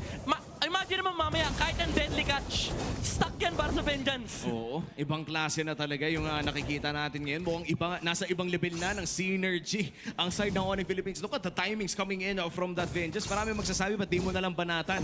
Pero the fact na dinedenayan yung vision, biglang papasok ulit, may stun, dumadating yung kakampi, yun yung nakakatakot. It's a slow and painful death para doon sa Fredrin na yun. At ngayon papasok na tayo sa ating almost 9-minute mark. Unang Lord ay Super babakuran Marcos, na nga ng Super Onyx Marcos. Philippines. Dagdag pa natin na hindi pa ganoon sumasama si Kelra. Diba? What more sa 5v5 na kung saan madidisrupt talaga yung formation ng Falcons. Yeah. May may condition pa naman dito yung Falcons. Meron silang bypass with the lapu-lapu. Kaya matalunan yung YSS. And here comes the hook mula kay Ogwen. Hook sabay Bloody Hunt, tina-try first down. Si Bruce pero Putat, doon, mga bangdang. yung final slash para kahit pa paano ipigilan ang aggression ng Falcons pero maiipit. Ngayon si Kirk, may AOG na gagamitin si Brusco dahil sinalba siya nung kaibigan niya kanina. Babawi lang siya para sa tropa. Binato na lahat. May kasama pang Torre Par. Pero hindi bumagsak yung gatot katsang may Angela. Iba talaga ang nagagawa ng pag-ibig kapag may Angela. Oo, yun yung mahirap dito sa composition ng Team Falcons. Ang daming counterplay na pwedeng lumabas mula sa Onyx. Yung pagmamahala ng pamilya, ng super family, yung gusto nilang iligtas yung isa't isa. Left DG, Pero may left nahuli DG. na naman. At first down ang gagawin ng Falcons. What a beautiful pick-off mula dito sa Falcons. Maliit na kalamangan para sa Falcons during this North take. Ibibigay na kaya ito. May hook na naman! Si Kirk naman ang nakita ngayon. Wala May si final Kirk round sa Marco. likuran. Iba first down. Maghahabol pa rin si Kirk kasi alam niya nandito naman super fit. Kyle TC with the Lord take. At hindi pa rin tapos yung laban. Na hook ni Ogwen. Na kill ni Kyle. Pabor pa rin talaga sa Falcons yan. 3 out of 3 hooks mula kay Ogwen.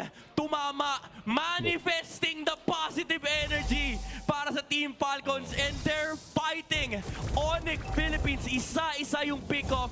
Yun yung sinasabi natin kanina, may pick-off capacity yung Team Falcons. And binigla nila yung Onyx. Nung una naka-ready si Super Prince, yung pangalawa, hindi na kayang isalba ng pag-ibig ni Super Prince. Oy, isa lang naman kasi pwede mong mahalin. Pa isa-isa lang, kahit every 10 seconds ay meron kang pwedeng mahalin. Hindi rin naman pwedeng every 5. Brusco, with a play.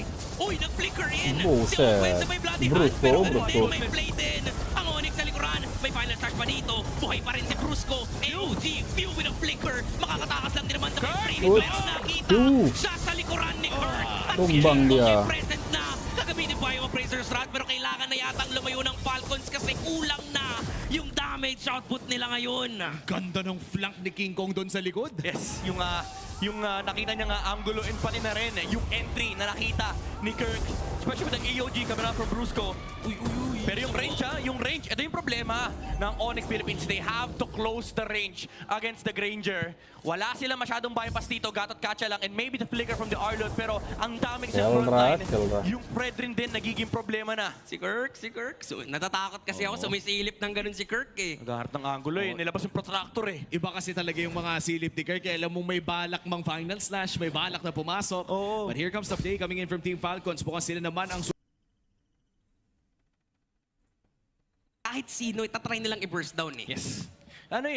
Yung idea din na yung hindi lang yung burst pero may naka-zone sa likod, nakatingin si Flap, naka-ready yung traction pulse mula kay Few, and yung stun din nire-reserva para sa mga respo na manggagaling mula sa Onyx. Wait lang, si Kirk sisilip dito. Pero hindi pa rin yata nila itutuloy, lalong-lalo na 30 Pinya seconds magkakaroon ng Lord. mukhang kakalma muna ang Land of Dawn. Wow! Si Brusco sabay kinagat. Pero dahil nakasanib si Super Prince, siya na mismo nag-decide, sorry Brusco. Uy, isa pa! Una kita, Bow, pero meron Marco. hook na naman. At si Kelra pa ang nakita nila. 2 hooks at 2 kills ang makikita at makukuha ngayon ng Team Falcons. And this might just be the Franco game that saves the franchise. Ogwen on fire dito sa kanyang Franco pickup ngayon. Imagine, playing the Kalea substitute. You're playing Franco in front of an Arlot, in front of a Team Falcons. Ito ang ultimate positive energy manifestation mula kay Ogwen. Yung mga pick-offs na super clear, kailangan makuha nila. Ito yung mga win condition and nabibigay ni Ogwen lahat. Alam mo yung malupit? Parang ang hirap-hirap naman talaga mang-hook sa Franco, pero pinapamukha ni Ogwen na madali lang. Oo. Hook ka lang, may mangingis may makukuha kang ista dyan. Man, you could teach a man how to fish at Oo. hindi pa rin magiging ganito kaganda yung gameplay niyan. Yan si Ogwen, mumamata na naman kay Brusco. Here comes the Lord push, come mid lane.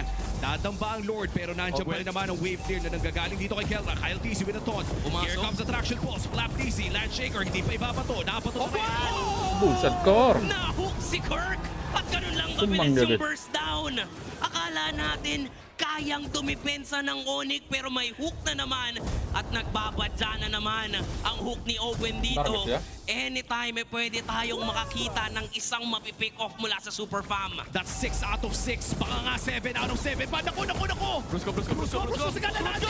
Pero kinagat! Pagkababa dun sa cloud, sabay kagat, tinatry lagi first down. Merong mga pating pero hindi enough yung damage sa abot niyan. Sige kung doon sa gilid nakita si Super Marco. Pero nandyan si Kyle TZ para isalba siya.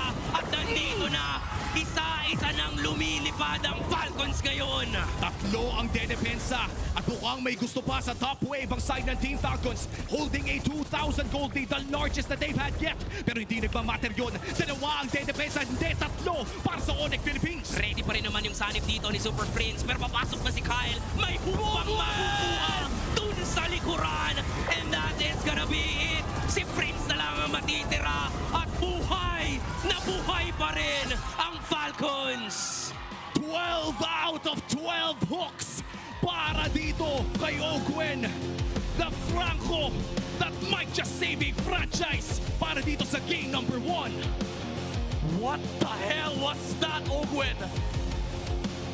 Consecutive hooks landing successfully for Team Falcons. That was inhuman! Grabe talaga. Men, alam mong magaling talaga kapag nagkakatinginan tayong tatlo dito yung mukha natin iisa eh. Di nyo nakikita ngayon pero ganito oh. Yung parang may kinain kang sobrang sarap. Hindi, check out by the way our smart super fan reaction cam. These are the epic reactions from our super fans here at the MPL Arena, and that was something special mga kapatid. In a very, I would say a very hard game para dito sa Team Falcons. That Franco game coming in from Ogwen turned the tides. Let's be honest, let's be clear. Early game ay hinawakan ng Onyx Philippines. Minandoan sila pare, maniac in the early game para dito kay Kirk. Napakaganda actually ng early game ng Onyx. Yun nga, maniac para kay Kirk. At nakita natin na medyo hirap talaga yung Falcons ng early game. Pero this man, Ogwen, sabi mo nga, pwede niya talagang isalba ang franchise niya because of this Franco. Ngayon, sa buong buhay ko, Aska! ngayon ko lang nakita Reslo ka! yung sunod. Ya Allah. Na nga sa serging ito, major upset ang hinahanap nila by securing Game 2. But for Onyx Philippines, with the draft na pinakita nila ngayon, looking to strike back to extend this best of 3 to 3 games. Welcome to the last dawn. Narito na tayo sa Game 2 ng Onyx Philippines kontra Team ng Falcons. A surprise pick mula sa Team Falcons, a surprise composition with the Alice on XP. Jarang main di PH juga. Jangan dimain Ganda naman, kebanyakan ganda ng taunt ni Brusco dun. Normally kasi, ang kukunin mo sa isang gatot, yung first skill. Tidaknya kan ada Pero cadangannya, since Bang. alam niya na manggugulo dito itong si Ogwen, kinamit na yung second skill niya. Oo, and so far, no, mukhang isa na to sa mga interesting na mangyayari because I feel like the last time na nakakita tayo ng mage sa loob ng XP lane, it was also Flap TZ. Kung naalala nyo yung naglabas ng Zushin XP lane ay si Flap TZ din po. Yeah, if I'm not mistaken, that was against Team Falcons? Team Liquid? Or Aurora ba? Basta, naglabas siya ng kakaibang XP laner, and ngayon, nagpabalik si Alice on the XP lane. An interesting pickup, no? Dahil nga ito rin ang debut pick ng rework na Alice. And look at that, Super Marco 1v1 against Kelra. Pero ayan na, ay Kelra strikes back. at least 50-50 ang ating trade. Alam din ni Kyle Rano na kaya niyang palagan yung 1-1. Pero the good thing for Marco, talagang gusto niya ring palagan sa early game pa lang. So, dito natin masasabi na ang Falcons, nandyan yung positive thinking talaga nila dito sa series na to. Ang medyo worried ako dito for Team Falcons, no, is kapag kinopy ni Prince yung ultimate ni Alice. Ayo, yung Throne of Ruin. Oo, kasi medyo mahapdi yung version niya. Oo, kasi magic. Wala aja bang, bottle bang. So, doon ako medyo nag-worry. Tapos naka-flicker yung Valentina. So, ang daming pwedeng kopyahin ni Super Prince in this game. Tsaka yung Throne of Ruin dito ni Super Prince ay pwedeng-pwede pa nga. Bukod sa masakit, ay yung AOE ay same pa rin. Tapos may damage reduction pa rin sa kanya. Eh, flat 50% yun, pre. Yeah. Although hindi siya transformation, no? So hindi siya magkakaroon ng kopya nung when first niya and second skill. Maging passive, yes. Though, marami tayong interaction na hindi pa natin sure dahil hindi na-pick sa MLPH. Dito pa lang natin malalaman. Final slot! Kukonekta dun sa dalawa manggagaling mula kay Kirk. Ang kaso lang, sila yung first down dito. Pero first blood pa rin ay masesecure ng Onyx PH at buhay. Nabuhay pa rin si Kirk. Si Super Prince na nga din dito ay talagang aatakihin yung backline ng Falcons. Pero labanan dito sa Turtle, mainit si Flap.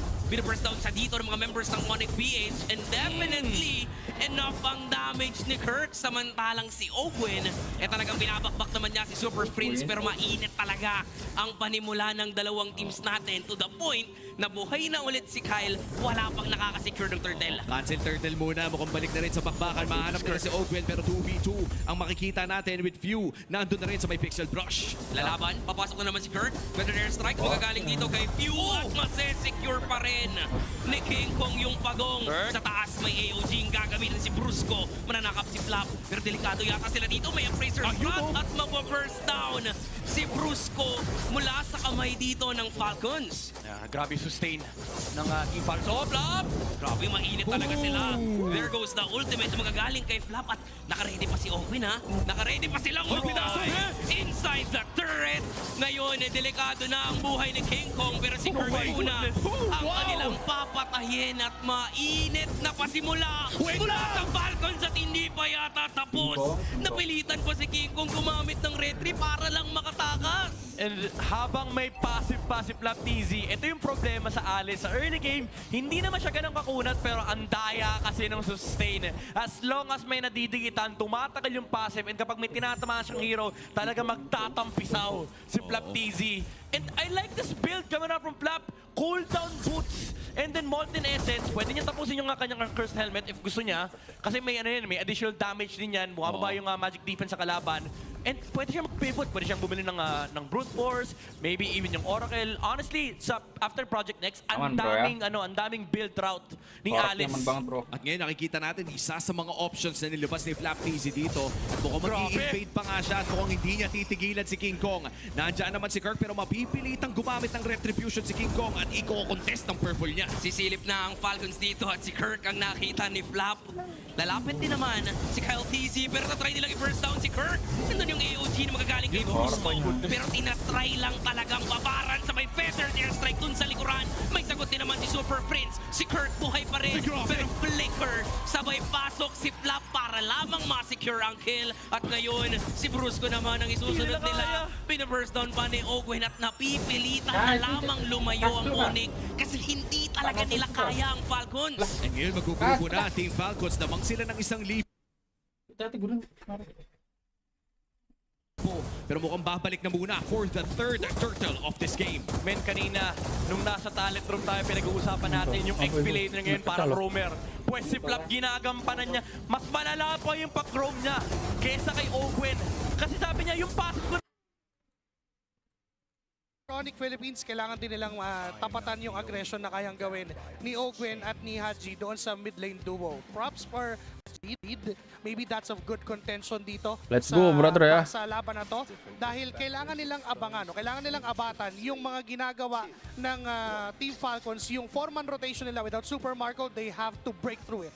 You know, I was honestly surprised. Nakala ko magiging heavily contested itong Marcel in this specific game. So, tila ba they're gonna try something different para umpisahan ang ating laban. Both Suyu and the Harley are available since the box has been taken out already. Mati ya gitu. Aneh banget, Cok. May mga first pick Claude na rin. So baka Nakadikit na sa Napakataas ng win rate ni Haji with this Valentina. I believe that's a 62 para kay Haji. So, nandoon na naman nakaangkla ang Team Falcons sa maraming kayang gawin ng isang Valentina all throughout. And it's a pseudo ban for heroes like this. I was about to say Valentina, Kalea, guys, pero yeah. kinuha pa din ng Onyx Philippines yun. Yung red side talaga, no? Mapapansin mo dyan yung mga power or pivot picks na pwede nating makita, especially with those red 1 and red 2. Kalea, I was about to ask you, Joshi, na parang ano ba yung magandang ruta? Kasi ginawa ng Onyx PH kahapon, iniwasan nila yung Valentina ultimate. Tila walang nakopya si Yue in certain situations. Pero itong Onyx, they're doubling down on it. Or maybe even a Tsunami Slam would help Haji out a lot. So, ano yung approach na dito? What can he do para mas lalong maging mas malinis yung lineup dito ng Team Falcons? Kailangan ng Team Falcons ng sasama kay Haji para umabante ng umabante. Para mahanap kung ano yung ultimate na kailangan niya. And at this time, yung Kalea yung pinakamagandang pwedeng kunin ni Haji. But there goes that Arlot. I was about to say that Onyx can go for a Fredin or Arlot on the red 3. Pero inunahan na agad sa Reniflap. Alam mo yung Guinevere has been a staple hero para dito kay Kyle. Something about that Gwyn, tila ba yung Team Falcons talaga yung nagpapagana out of all of the teams in the Philippines? Alam mo, naniniwala ako na ang hilig kasi sa mga combo ng Falcons eh. And kung titingnan mo yung final slash, umi-ere kasi yan. So instant, para kay Kyle, nagamitin lang kagad yung final trickim niya. And again, nagsiset up sila doon sa 4-man rotation na binabanggit natin right from the start. They want to put the hero for Super Marco like a Moskov, and yung apat na yan kayang pumatay ng kahit sila lang. So yun yung sineset up ng Team Falcons. But for Onyx, Terizla sa EXP, pwede nang gamitin Uranus even. Kailangan nila ng someone na magpipil para doon sa kanilang carries. But Leo Mord would be picked by King Kong. Okay, ito yung hero na tila handa talagang humarap dun sa possible engages na gagawin nitong Team Falcons. Kasi considering yung 3-man lineup na meron sila ngayon, they have the Final Slash, Space Jump Violet Requiem, and even the passive ng Guinevere. And then a Tsunami Slam na pwedeng makopya ni Haji. So there are 3 approaches na pwedeng gawin dito ang Team Falcons pagdating sa initiation. But Onyx Philippines has the damage with the Leomord and the Claude. To know more about this game on trap, here's Renmar and Wolf. Ini tenang aja guys, yang menang lanjut ke upper bracket ya. Tapi kalau yang kalah turun ke lower guys, jadi aman. Ada double nyawa. At yung Onyx, imagine, open yung Harley, the Suyo can be picked up, but they chose to go for the Leomord knowing na kailangan nila ng mid-range. Hindi kasi sila pwedeng mag-full assassin or full utility. Leomord is siguro na literally nasa gitna nun at yun yung pagtatapat nila sa isang Guinevere. By the way, statistically the best Valentina of this season, and Onyx just gave 2 great options for ultimates for Haji to take. Now that is going to be a ban on the Gourd and then a Harith ban from Onyx. On any other expectations, maybe Falcons might ban another EXP option potentially? Yeah. Okay, so mga pagtatapat sa Arlot like Glue, for example, para mawala ng pang frontline dito ang Onyx. Kasi if you're looking at both Leomord as well as the Kalea, kailangan merong haharap muna so that you can eventually set up on that on the team fights. So pwede nilang i-eliminate yung Phobius factor here for Falcons. Oh, okay. So that is going to be a ban on the Atlas. It seems like that is going to be the sleeper pick right now for a lot of teams in the rope, considering that the Valentina is on the side of Falcons. Makes sense to take it out. If you're in Falcon shoes, still committing an EXP ban, or are you going to try to target maybe Super Friends? Tingin ko hindi ka na masyadong problemado dun sa mga super friends. Maybe if medyo TH ka, yung Valier na laging pinipili din ng Onyx Philippines. But I think it won't answer, it won't really help your case. Much better if you just ban something like a Glue or an Alice para sa side of Falcons. Yeah, those really strong EXP lane picks, the tempo breakers, yung mga tinatawag natin dyan. Ayaw na ng Falcons kasi isa din sa mga keys to victory natin, yung mga fights ng Onyx pagkatapos at bago mag-team fight or objective. So Uranus, so dalawa sa mga pinaka-high impact EXP laners na pwede kunin ng Onyx open, they get the low yi para kay Super Friends. Isang alam nila, napanili Harris, so Super possibly Friends mag-Moskov yung Falcons. So baka ibahin na nila. They need a purify hero from the carry role. So baka carry yung kanilang piliin. There's the Falcons and then there's the Kaja as well na pang-counter din ng mga teams against the Kalea. It's the Roger! Wow! That's a comeback pick! I was just saying earlier in the down room I wouldn't want to see Roger. I don't miss him. Falcons end up picking the Glue. Interesting decision. How do you feel about this? I think it might be a little bit too much of a wild card. For the the roam roll against the Louis, medyo siguro mamaisip ka. Pero ito yung hero na hindi mo talaga mabubuhat and it will be a problem for this Leomord. So I do like the idea of the Roger, but Onyx Philippines, ang pwede nilang gawin dito is to look for another setup dun sa parang medyo fighter dun sa gilid, which kind of means baka yung Therese na dito yung obvious pick para sa Onyx. It's just so stable and dependable. And Yanis as well is gonna be there. I have mixed feelings dito sa Roger, pero hindi ko kasi pwedeng kontrahin yung Louis ni Fritz eh. Yeah, what if they were cooking something? By the way, super fans, scan the QR code and predict the match winner correctly for a chance to win 1,000 MLBB diamonds. I'm feeling kind of crazy today. Maybe the Falcons is just my right amount of crazy. I'm going with their draft despite it, being too wild. Let's go, Kuya. And Game pertama, ma-expect bro. natin dito yung Roger na magkakaroon ng mataas na killing potential, especially kasi ang daming stunts eh. And you are also giving ultimates sa Valentina. So, yeah, I do agree with you. Now, after thinking about it, siguro nandun ako sa Roger boat here. Interesting as we enter game number 1 at FPL Arena. Let's loop back the casters. Maraming salamat sa inyo, Renmar and Wolf. May urban legend na dumating. Kailan ba nating huling nakita tong Roger sa MPL? Siguro sa RG nakikita nyo to. Dito sa MPL para it's been a while. And this is the surprise na baon nitong si Super Marco as we kick things off in game number 1. Kailan ko ba huling nabanggit ang kalmot ng isang Roger? Season 14, 15? Matagal na Diba, ata. disclaimer, kumakalmot. Kumakalmot. Totoo yan.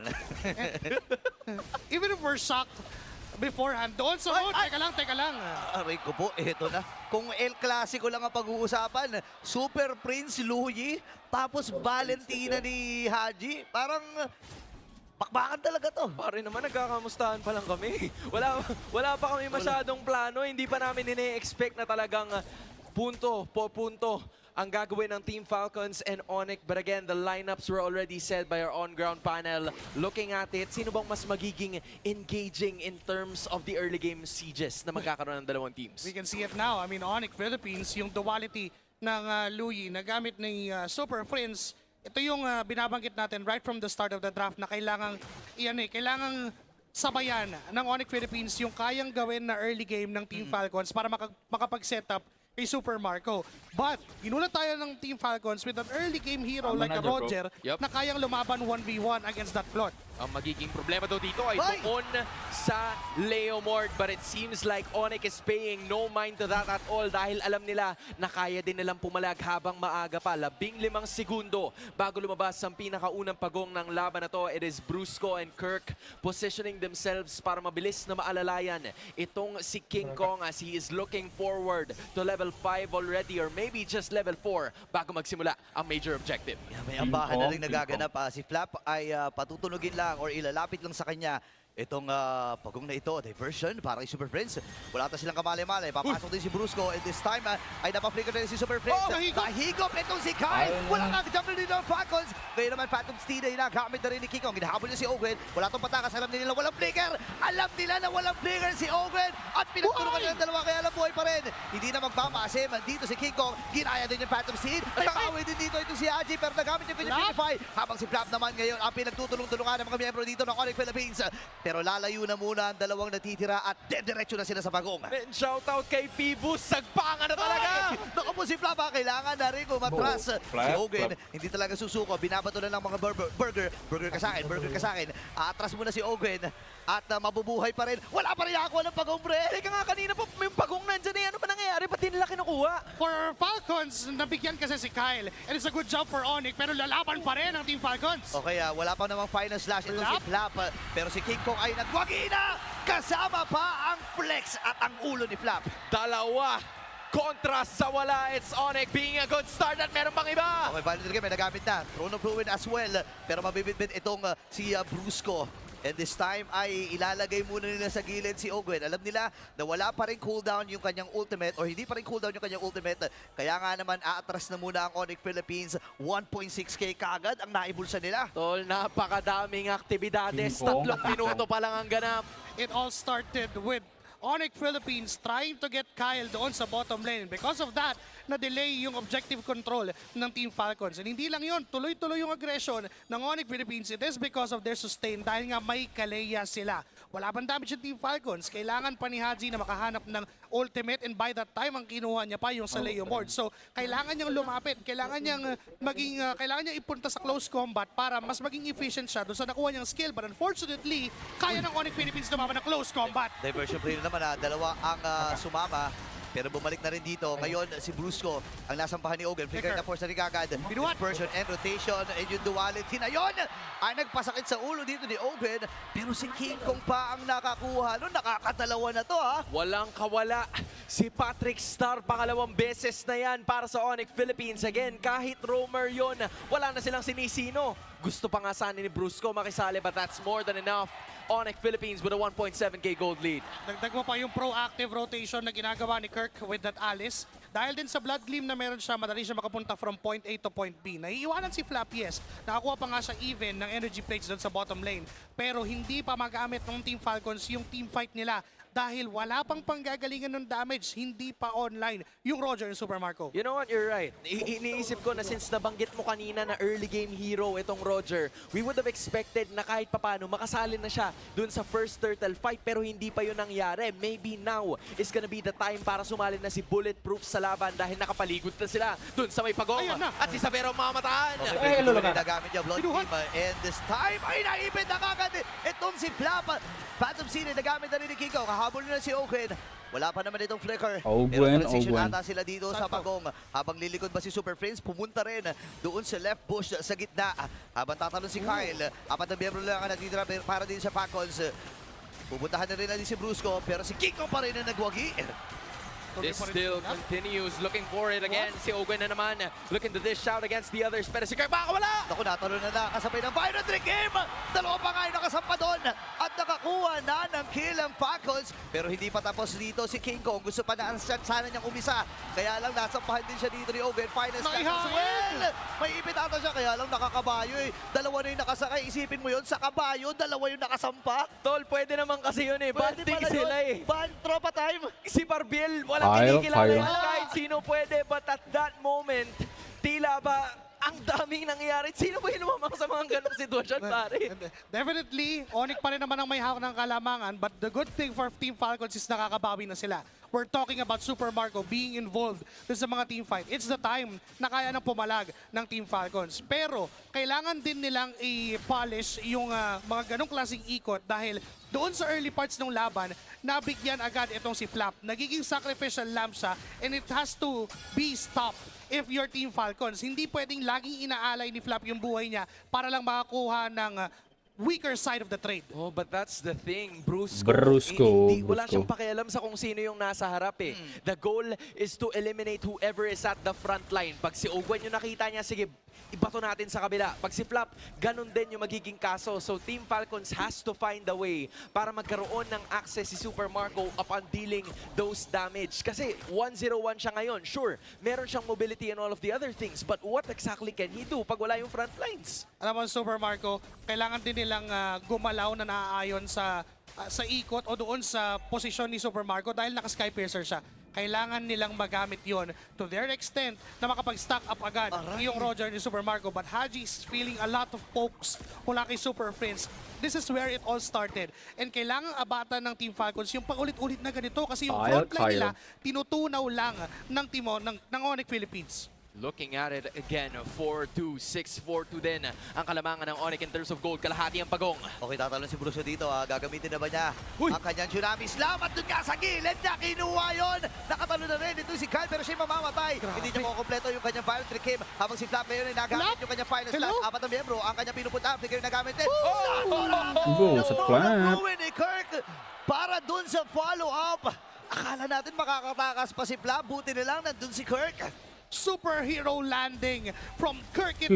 Napagandang positioning ng kanyang Throne of Ruins. And for Onyx Philippines, looking at it, nandun yung sistema nandun yung checklist na ginagawa nila. Kapag may nabuhat, laging handa yung Onyx Philippines to provide the damage that they need. And hindi naman din ganun kakunat sila Flap and even Ogwen dahil kaya silang tunawin ng Onyx Philippines at this point in time. Team Falcons have yet to prove us yung Roger pick kung paano nila mapapagana. Alam mo, nagme-make sense na yung ginawa nila na pag Tsunami Slam kay Ogwen, kahit siya yung pinaka-tanky member. O2 means na mawawalan siya ng items. Ngayon, may ginawa na naman sila. Ito na naman yung kanilang naging plano, pero makakasama naman. Kaya lang, Vital Dream sa likuran!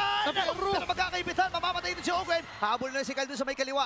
King Kong at Savero ay nandun sa may gitnang bahagi naman. Dinabol si Super Makmak. Pero lalayuan na muna ito. Black versus 2. Super Marco at si Bruce ang kanyang target. Pero sumama na rin yung kuya. Dito na si apat na miyembro na ng Onyx Philippines na nagsasama-sama. Nangukumpleto na ang pamilya. At habang nangyayari lahat ng yun, nawala din yung Torres sa itaas. Sumakay pa sa kabayo itong si King Kong. Pero andun na naman yung talon! Naku na, naabutan talaga. Dalawang Shit, Super Marco pun mati guys. King Kong at magiging tatlo pa. Wah, mahal sih. Lobo kagad sa 6,000. Ini Roger kebalik meta kah guys? Di pa rin mainda ng Team Falcons Philippines yung nangyayari at Masuk ginagawa N? ng Onyx Enggak bisa dong. Philippines. Mabilis ang burst. Nah, kalau alasan nggak bisa, guys. Brusco and Super Fleets, dagdag mo na si King Kong na napakatagal sa gitna ng laban. All because of the passive. All because of the sustain na meron ng Onyx Philippines. Folded, flapnya mati. Instant kill para sa Onyx Philippines. Bilis. Isinama pa nila yung Toro sa itaas, men. 10 minuto pa lang ang nangyayari at sobrang daming action na. Tol, Stockton tumalo ni Sril. Kanina pa to. Sobrang dami ng assists nitong si Brusco and he's willing Free sangat to kah, Bang? Free sacrifice sangat his kah? life for the greater good of the family Onyx Philippines. 7,000 na Ayan na ang naman. kalamangan at mukhang mag-engage na naman sila. Sinong susunod na biktima? Okay, kung sila inagamit, si Brusco naghahanap din Naku po, na magiging turret. Nagamit na rin yung Winter Crown. Inaabangan na talaga.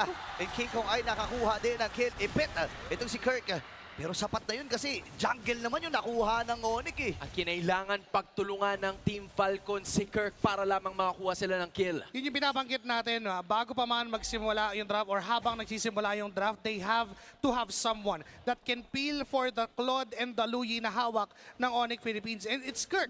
Gamit ang kanyang alis. Enough na yung buhay niya kapalit kasi it's still a better trade. It's a jungle Ogwen, na Ogwen. makukuha ng Onyx kapalit lang ng buhay niya. Aabot din naman siya sa pagbagsak ng Lord doon sa top lane. And for Onyx Philippines, ito yung plano nila right from the start of this game. Bigyan ng magandang buhay si Savero doon sa gold lane and at the same time, i-outpace ang Team Falcons. Tol, napasag na yung mga shields na nanggagaling doon sa inhibitor pero meron pang Lord sa itaas at doon din manggagaling yung iba sa Onyx. Nakakagulat ito And, Brusco, umaabante, naghahanap ng mahuhuli.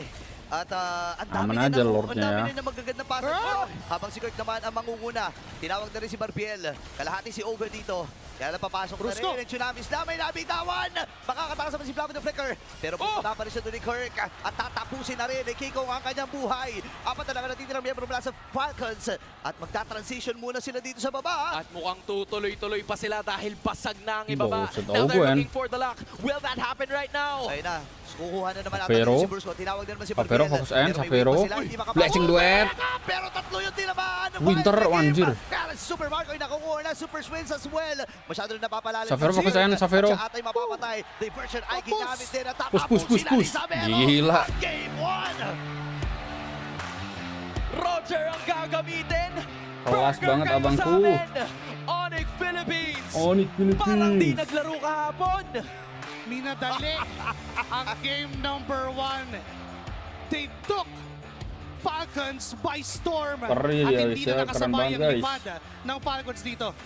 12 menit doang, Grabe anjir. si Oben dito. Gusto ko lang sabihin, napakarami niyang Wala magagandang pag luming ako pass. So hanapin natin yung mga heroes para magdamag yung passive ng Alice. Eh nakita mo naman, lock build na pre, Molten Essence plus Giant's Belt. Yan na yun eh. Curse helmet na nga eh. Curse helmet na, lock build na agad yung Alice dito ni Black Fizzy. And with that, a 1.5k gold din ang hawak ng Team Falcons ngayon at makakabalik pa naman kahit papano para mag-clear ng wave. Pero nandyan si Kendra para mag-poke down ng isang Alice. And looking at our Infinix in-game equipment, yan ang naging build route dito ng Alice debut pick ni Flap TZ. Going in for the CDR boots at rekta doon sa Cursed helmet na nabanggit nyo na. Ano kaya to? Brute Force, Oracle, ano Ang dami, Winter's Crown. Oh, ang daming selection ni Flap TZ. Pero Daming option. kailangan ma-convert nila to into actual lead versus Onyx Philippines. Kasi so far, namamatch ni Kelra yung farm dito ni Super Marco.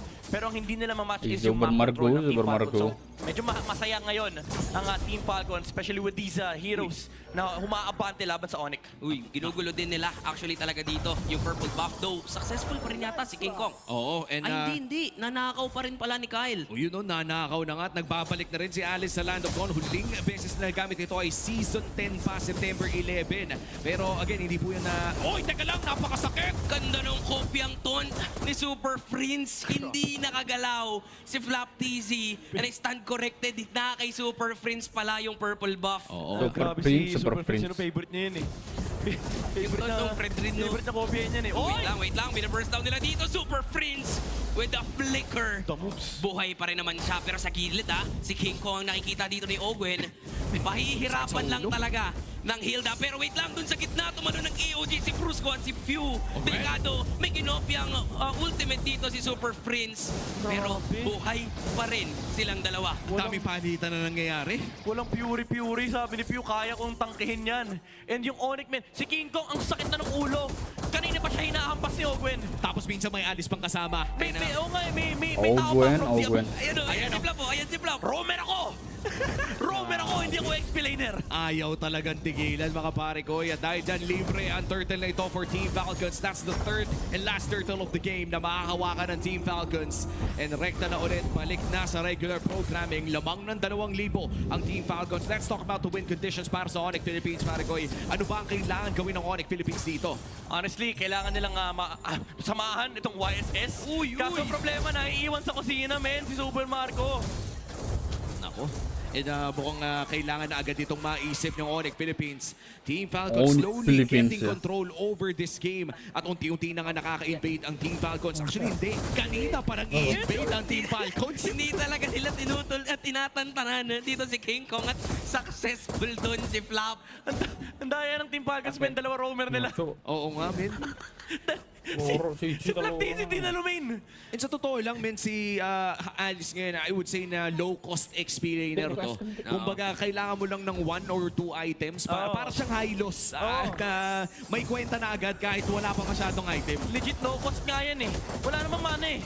Oo nga eh. Puhunan mo, buhay mo lang eh. And ang masama doon, pag nagtampisaw ka, lalo kapag kadikit mo 3, 4 na heroes, ang bilis mag-regenerate ng HP ni Flap TZ. At mukhang Oracle pala yung pangalawang item niya. Saktong-sakto, no, sinabay pa niya ito sa Brave Smite. So yung 5% na bumabalik na buhay sa kanya ay further pang nabibigyan ng karagdagang heal ng Oracle. Kaya makunat yung Alice na ito. 24,000 damage yung hinil ni Flap. Tapos 34k yung kay Ogwen. Kung ikaw yung Onyx Philippines dito, pag tinignan mo yung damage mo, parang bitin na.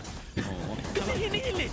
Self-heal pa siya, pre. Oo. Yun yung masama. And this is entirely the reason why may mga nauuso din mga unorthodox roam ngayon na, sabihin natin, mga CC, gano'n. Yung binibigyan talaga nila sa RG. Pero may plano dito sa may bandang itaas, ha? Nag-AOG na nga si Brusco doon pero lumayo lang naman si Ogwen. Sabay rekta sila doon sa gitna.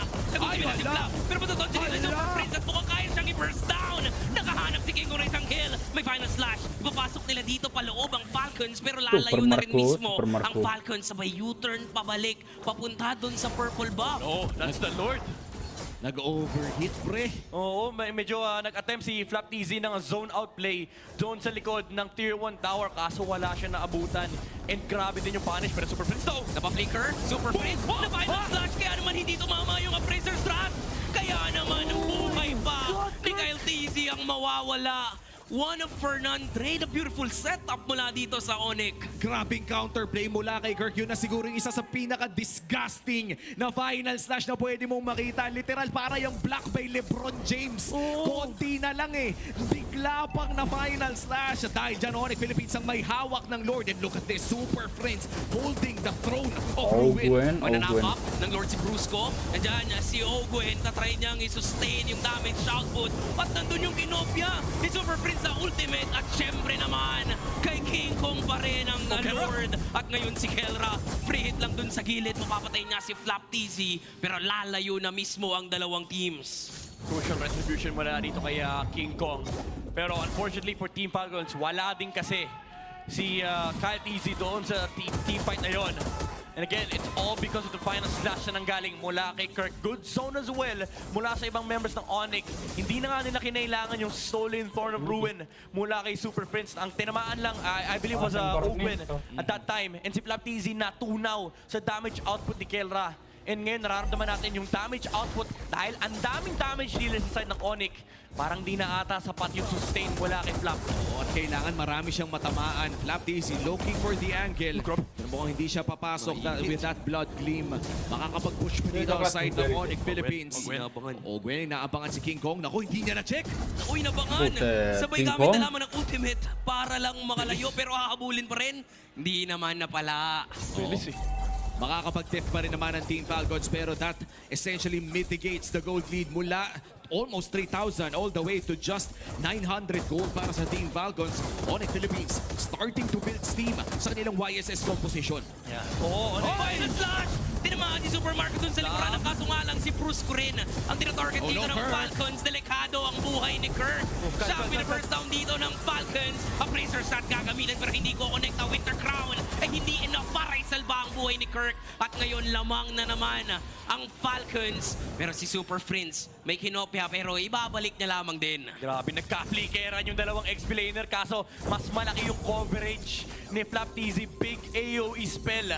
Yung nag-stone dito mula sa Onyx Philippines and hindi nila, ang problema kasi hindi nila ma-bypass kasi hindi nila pwedeng hindi pansinin yung Alex. Yung Arlot, yes, tinamaan sila ng final slash pero after that medyo bababa kasi yung DPS. Yung Alice hindi. Kapag nagtampisaw sila dyan, mag-e-enjoy talaga si Flap. Tsaka wala rin Fury Hammer na hawak dito si Kirk, no? So medyo ignorable talaga yung damage ng Arlot na ganito. But then again, no, napakalaki kasi ng tanky stacks na meron dito si Kirk in this 13-minute game. So for Team Falcons, naibalik naman nila yung 2K gold lead na meron sila kanina. Pero saktong-sakto din for this Lord take, papasok na tayo sa punto na ito na yung power spike ni King Kong eh. Nandoon na siya sa end this battle plus the longsword. Pero alam mo, medyo nahihirapan din honestly si Super Prince. Kanina pa hindi nagpapakita si Pew. Every time nalalabas yung parsa, sinisigurado niya na nagamit na yung IMU mula kay Super Prince. I think yung ginagawa nga ni Super Prince, binibit niya na lang yan eh. Na parang sige na, nakawin ko to, pero sa team fight pwede ko nakawin yung Feathered Airstrike. Kasi kanina pa niya hindi makita si Pew. Oo. At mukhang nare-relegate nga dito sa kanyang paboritong energy eruption ang kanyang nakikita. But then again, alam na natin yan, si Super Prince ay isa sa mga pinakamagaling mag-energy eruption on a Valentina. Tried and tested na ng panahon. Sobra talaga. And now, sinisimulan na ng Falcons ang Lord. Pero tila ba, lalaban din naman talaga dito ang Onyx PH. Pero maganda yung pwesto nila dyan sa gitna. Ngari juga, bro. Again, patagal ito, may hawak silang 1-1. And they're trying to control the slow push, pero hinaharangan nila si Ogwin ha. Hinaharangan yung Hilda. Uy, ginamit na yung energy eruption. Hilda kasi yan eh. Ayan na, Feathered Airstrike na gamit na rin dito ni Few. Just to zone out, 3 members coming in from Onyx Philippines. At ipaburst na nila yung Lord. Napaburst na nga yung Lord, pero si Kirk with that final slash. Pero hindi enough yun para pigilan si Kyle TZ dito. Ang kaso lang, i-rundown niya ata to ng Onyx kasi wala na si Flap. Si Bruce ko dun sa likuran. Lalayo na lamang din mismo ang Falcons pero hindi pa tapos ang chase down. Si Ogwen ang hinabol. Si Super Prince naman din makikita natin dito. Merong kinopya pero sa baba. Enough pang oras para habulin si Ogwen. Yeah, they were able to disengage pero unfortunately for Flap and Ogwen, sira yung sacrificial pieces. Pero at least hawak nila yung Lord. Good zone mula kay Flap TZ para hindi makapasok si King Kong doon sa Lord Pit. Kaya naman na-secure ni Kyle TZ yung Lord para sa Team Falcons. Galing nga ng mga XP laners natin doon sa laban na yun. Pero si Super Prince, burst down lamang. Makakatakas naman. Going back, nagawa ng dalawang XP laners sa trabaho nila on that entire Lord fight. Na final slash doon si Fredrin. Tapos na zone out din ni Flap. Great trade up mula kay Kirk and Flap. Well, sabi ni Flap roamer daw siya. Pero understood naman. Nagawa pa rin naman niya kahit pa paano, no? 3-man zone out, tapos napigilan yung Fredrin. But there you go, mukhang mabilis lamang matutunaw ang Lord na ito. Usable pa naman yung mga ibang minion waves dito para sa Team Falcons. Ang tanong na lang yung paano nila papasukin. Dahil sa totoo lang, no, medyo matibay ang depensa at nakakatakot pumasok against this lineup mula sa Onyx Philippines. Ang tapang na Pew, parang iniinis niya si Super Prince, man. Every time lalabas siya, may energy eruption ka na. Hindi mo na makukuha to. 8 seconds yung cooldown niyan. And alam na alam eh. Yan na nga yung siguro masasabi nating veteran moves talaga mula dito kay Few. Again, a legend, a living legend dito sa ating liga from Season 1 all the way to Season 16. Now even fighting one of the new gen gods ng mages dito. Tinatawag na ang Monster Mage. Ito si Super Prince. Oh, kaso men, grabe talaga yung position ni Few. Kanina pa pinapangarap ni Super Prince yung feathered airstrike na yan. Ayaw talaga. Ayaw ibigay, ayaw magpakita, men, ni Few. Sa sobrang ayaw niya magpakita, sige na, ayoko ng gold. Siya yung roam yung gold, men. Siya yung pinakamababa ang gold sa Team Falcons. Just because ayaw niyang ibigay yung feathered airstrike kay Super Prince. Tsaka nakuha na rin naman niya yung mga items na kailangan niya. Sa totoo lang, you need the glowing wand and the divine glaive para lang mag-deal ng damage on that feathered airstrike. Mas malaki na yung trade-off kung makukuha pa yung feathered airstrike mo. Ayan na, May vision na nanggaling dito kay King Kong. Grabe si Few. Tapos lalayo lang. Ayaw niya talaga. Ayaw talagang lumabas. Sabi Pre, 2025 na may social distancing ba rin dyan Super Prince? Sabi kasi ni Few, alam mo, hindi ko kailangan ng damage. We have a flop. Uy. Pati yung orange buff, ayaw talaga nilang ibigay. Paulit-ulit na pag may available na buff, tingnan mo si Flap, di ba? Kukunin lang nila at kukunin yan. They're really forcing the retribution mula kay King Kong, lalong-lalo na may Lord. So, ngayon, tila ba, makukuha pa rin naman na hindi na kailangan pa ng retry. Well, make or break ang Lord na ito. Kung sakaling mabitawan ng Team Falcons ang bola at this Lord take, ay medyo magiging delikado ang side ng Team Falcons. But Onyx Philippines, nahanap nila si Brusco. Short burst down lamang, pero mukhang makakapag-back off naman sila. Uy, si Carl Tizzy, kalahati agad yung buhay niya. Mahal bang? Winston and the flicker sabay Winter Crown. Mani-displace lang din naman ni Kirk dito ang mga miyembro ng Falcons. Kahit pa paano mapipigilan sila sa pag-arangkada. Pero si Owen, oo na, Sama Owen Masdondon Woyu terhebat cuma ada di MLPH ya karena makronya lebih jagoan sana dibanding sini. Hawak nila ang Lord dito, Team Falcons. Galing Super Prince naman tuh. ang energy eruption kaya magpapakita na si Few. Half HP on this Lord take. Mukhang ipapareset ito ng Team Falcons at hahawakan naman ni Super Prince. Here comes the soft reset for this Lord dance at mapapa-evolve na nga rin ito. Oh my goodness, parang gusto din naman ng Team Falcons patagalin yung laban pero ngayon nararamdaman ni Kyle TC medyo mahapde yung Lord. He does have the Guardian Helmet pero malaki yung investment na ginamit ng Team Falcons kanina. It was the flicker mula kay Flap, pati na rin yung Winter Crown, I believe. So at this point, Onyx Philippines, they do have the resource advantage.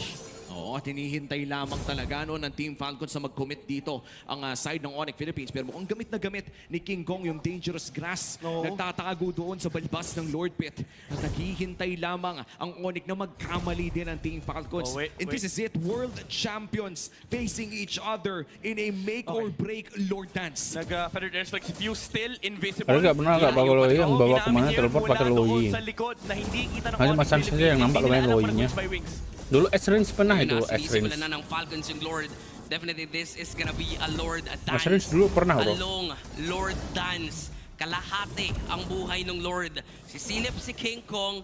Available din naman yung taunt mula kay Super Prince. Cuma pas lawan sama apa lupa gua. At mukhang delikado yata ang buhay ni Owen pero nandyan si Flap. Hindi pa rin naman sila papasok. May hilang pa lang. Final slash ko. Connecta dun sa tatlo.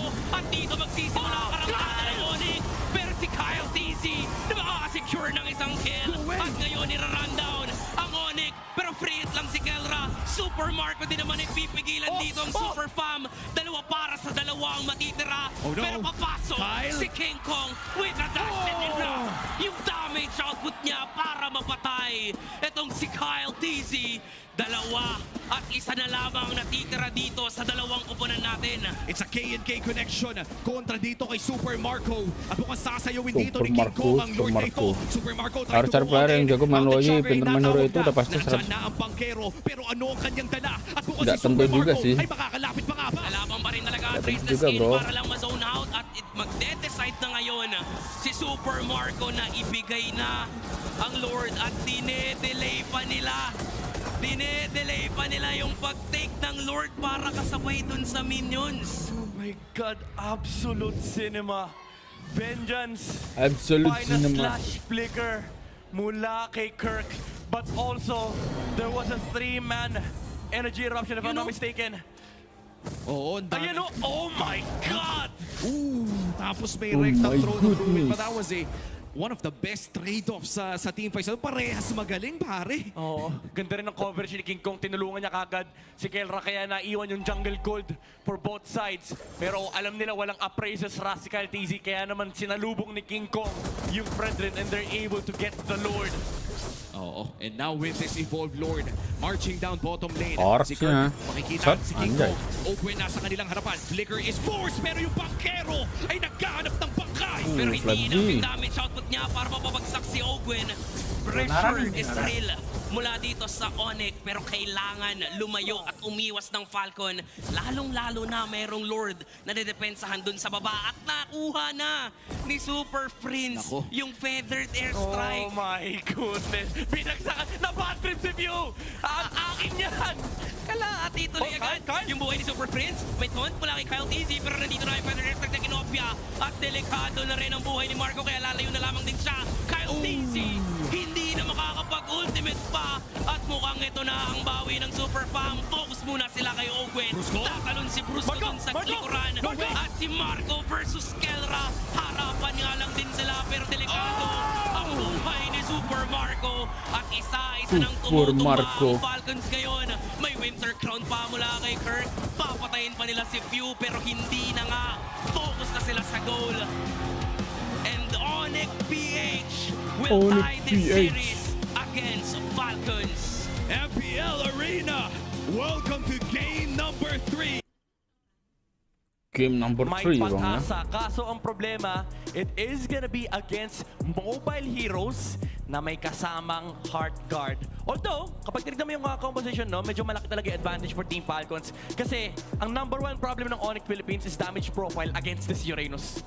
And let's see kung paano nga ba nila sosolusyonan ang problema na yan dahil magsisimula na ang Game 3 of Team Falcons kontra Onyx Philippines. This is do or die para sa Team Falcons. Kapag hindi sila nanalo dito sa third game na ito, ay eliminated na sila for playoffs contention. Let's welcome to the Land of Dawn. At mukhang rekta na nga tayo dito sa ating laban. Nandun pa rin yung pattern actually ng Onyx PH, lalong-lalo na sa pag-secure nila dito ng isang Angela.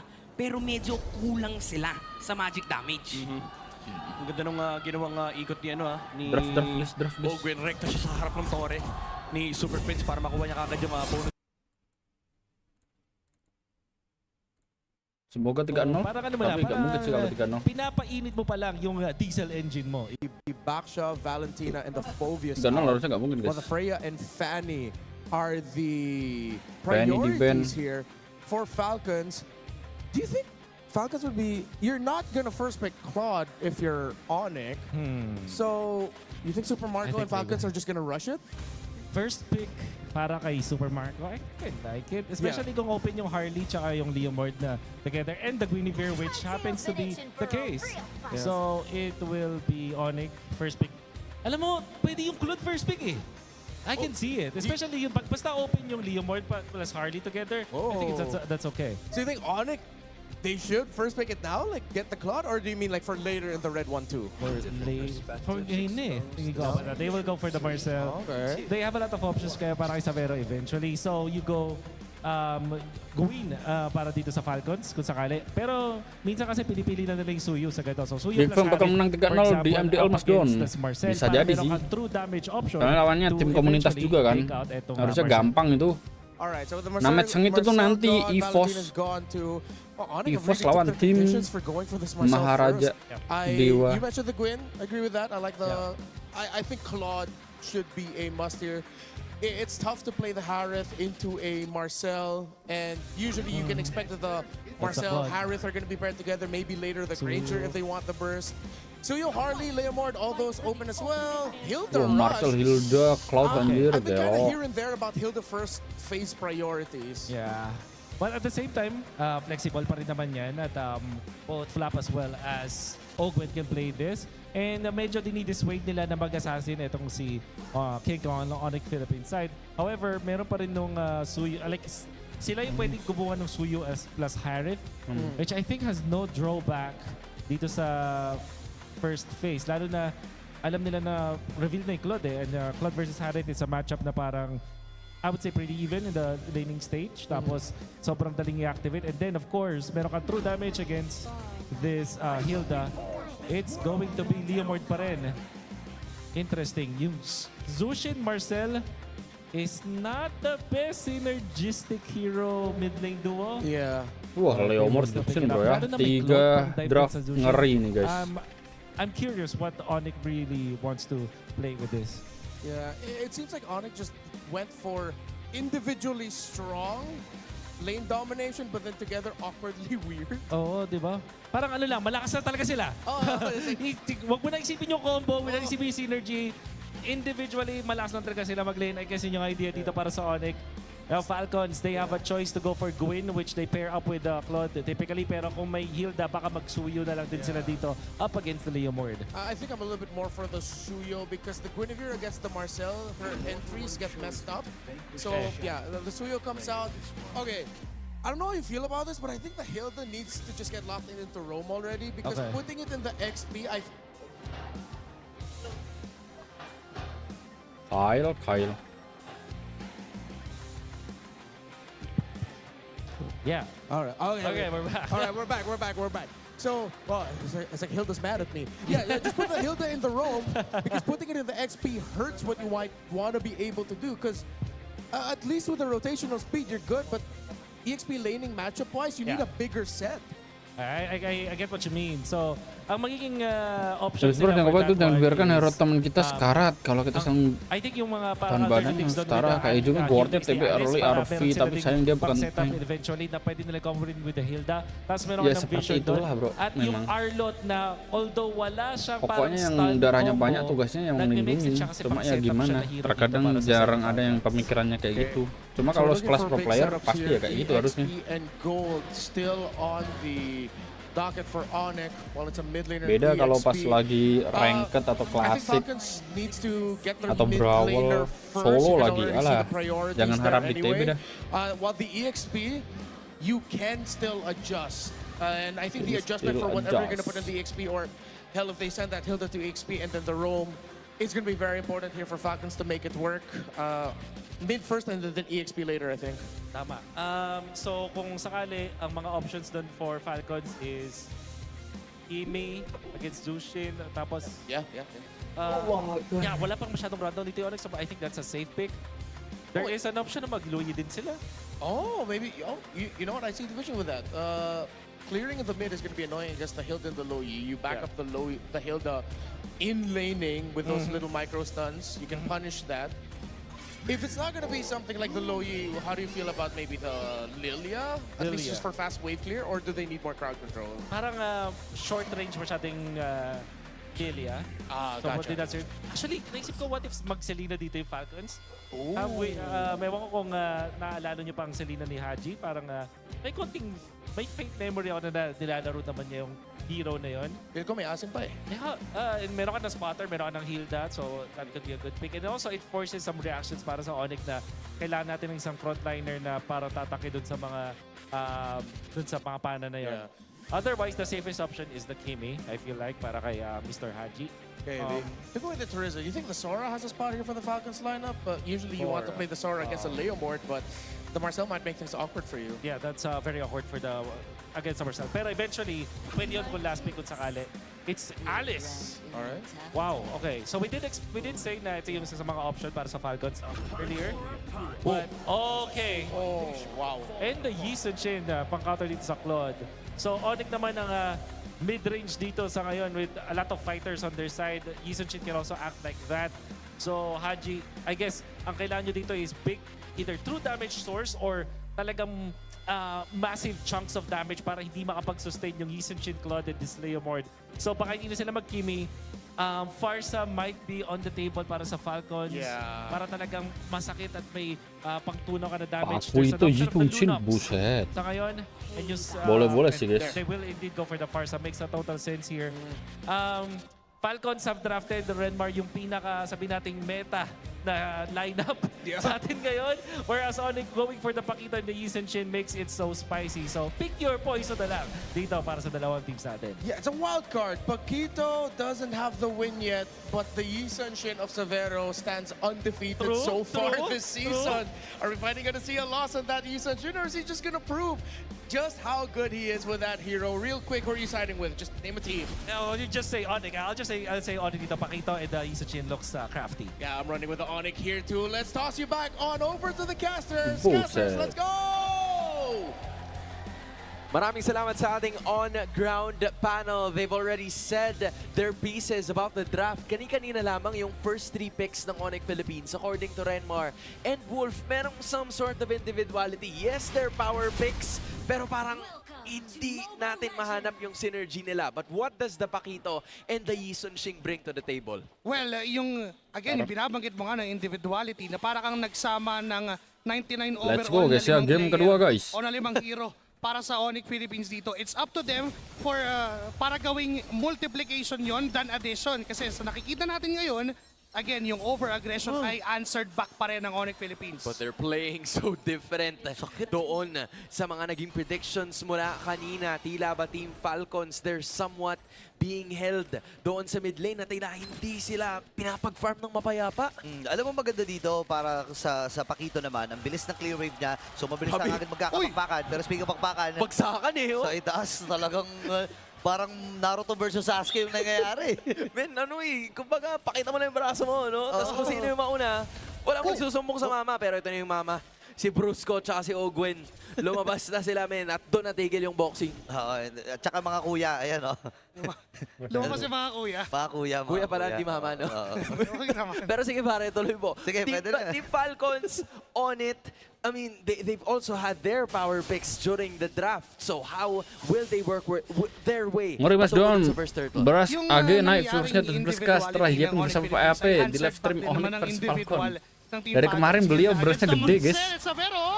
Aduh, Safronya tumbang guys. napatay and first blood kagad para kay Bulletproof. Dari kemarin emang berasnya Defeated pala gede. yung YSS Duh, mo. Sige, kok gue di tengah ya? tignan natin Astagfirullah, sorry. Kung kakayanin ba ng damage ng Bulletproof. This is already a good start para dito kay Kyle and Team Falcons as they're looking their way patungo doon sa unang pagong. That was a very good rotation coming in from Team Falcons.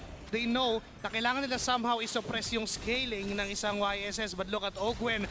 4 yung sumulubong sa kanya. Ayun, napaplikan nga kagad siya. Phantom Steed para dito kay King Kong. Si Kirk ay level 4 na. Nagamit na rin niya yung kanyang ultimate. And this time, yung Flap ay nakahuli. Kailangan ng matras ni King Kong. Nabitbit si Ogwen. At si Flap ay nandun na dinidigitan yung dalawa. Katapos cycle ay atras na rin muna pero nabitbit pa. Dito ni Super Prince. Habang nabigyan itong si Brusco. Dalawa kanilang nakuha. Kasama pa si King Kong dun sa gitna. Tol, that was Flap V4. At nagawa niya pa yung zone. May kasama pang 3 kill. Hindi pa tapos. Ogwen. Aray ko, napakahapdi talaga. Tatry niya yung knockout strike. Pero ito pala si Kyle at Shay sinalubong din. Hindi naman siya kapamilya, pero sinalubong. You have to fight fire by Agak bakal fire. geser Mas Val di urutan nomor 2 streamer. Belum tentu sih, kan ini MPL PH. Masuknya di ini PH bukan di Indo. Binubuli ni Super Marco to sa gold lane. Coba kalau keseluruhan global gak tahu dah.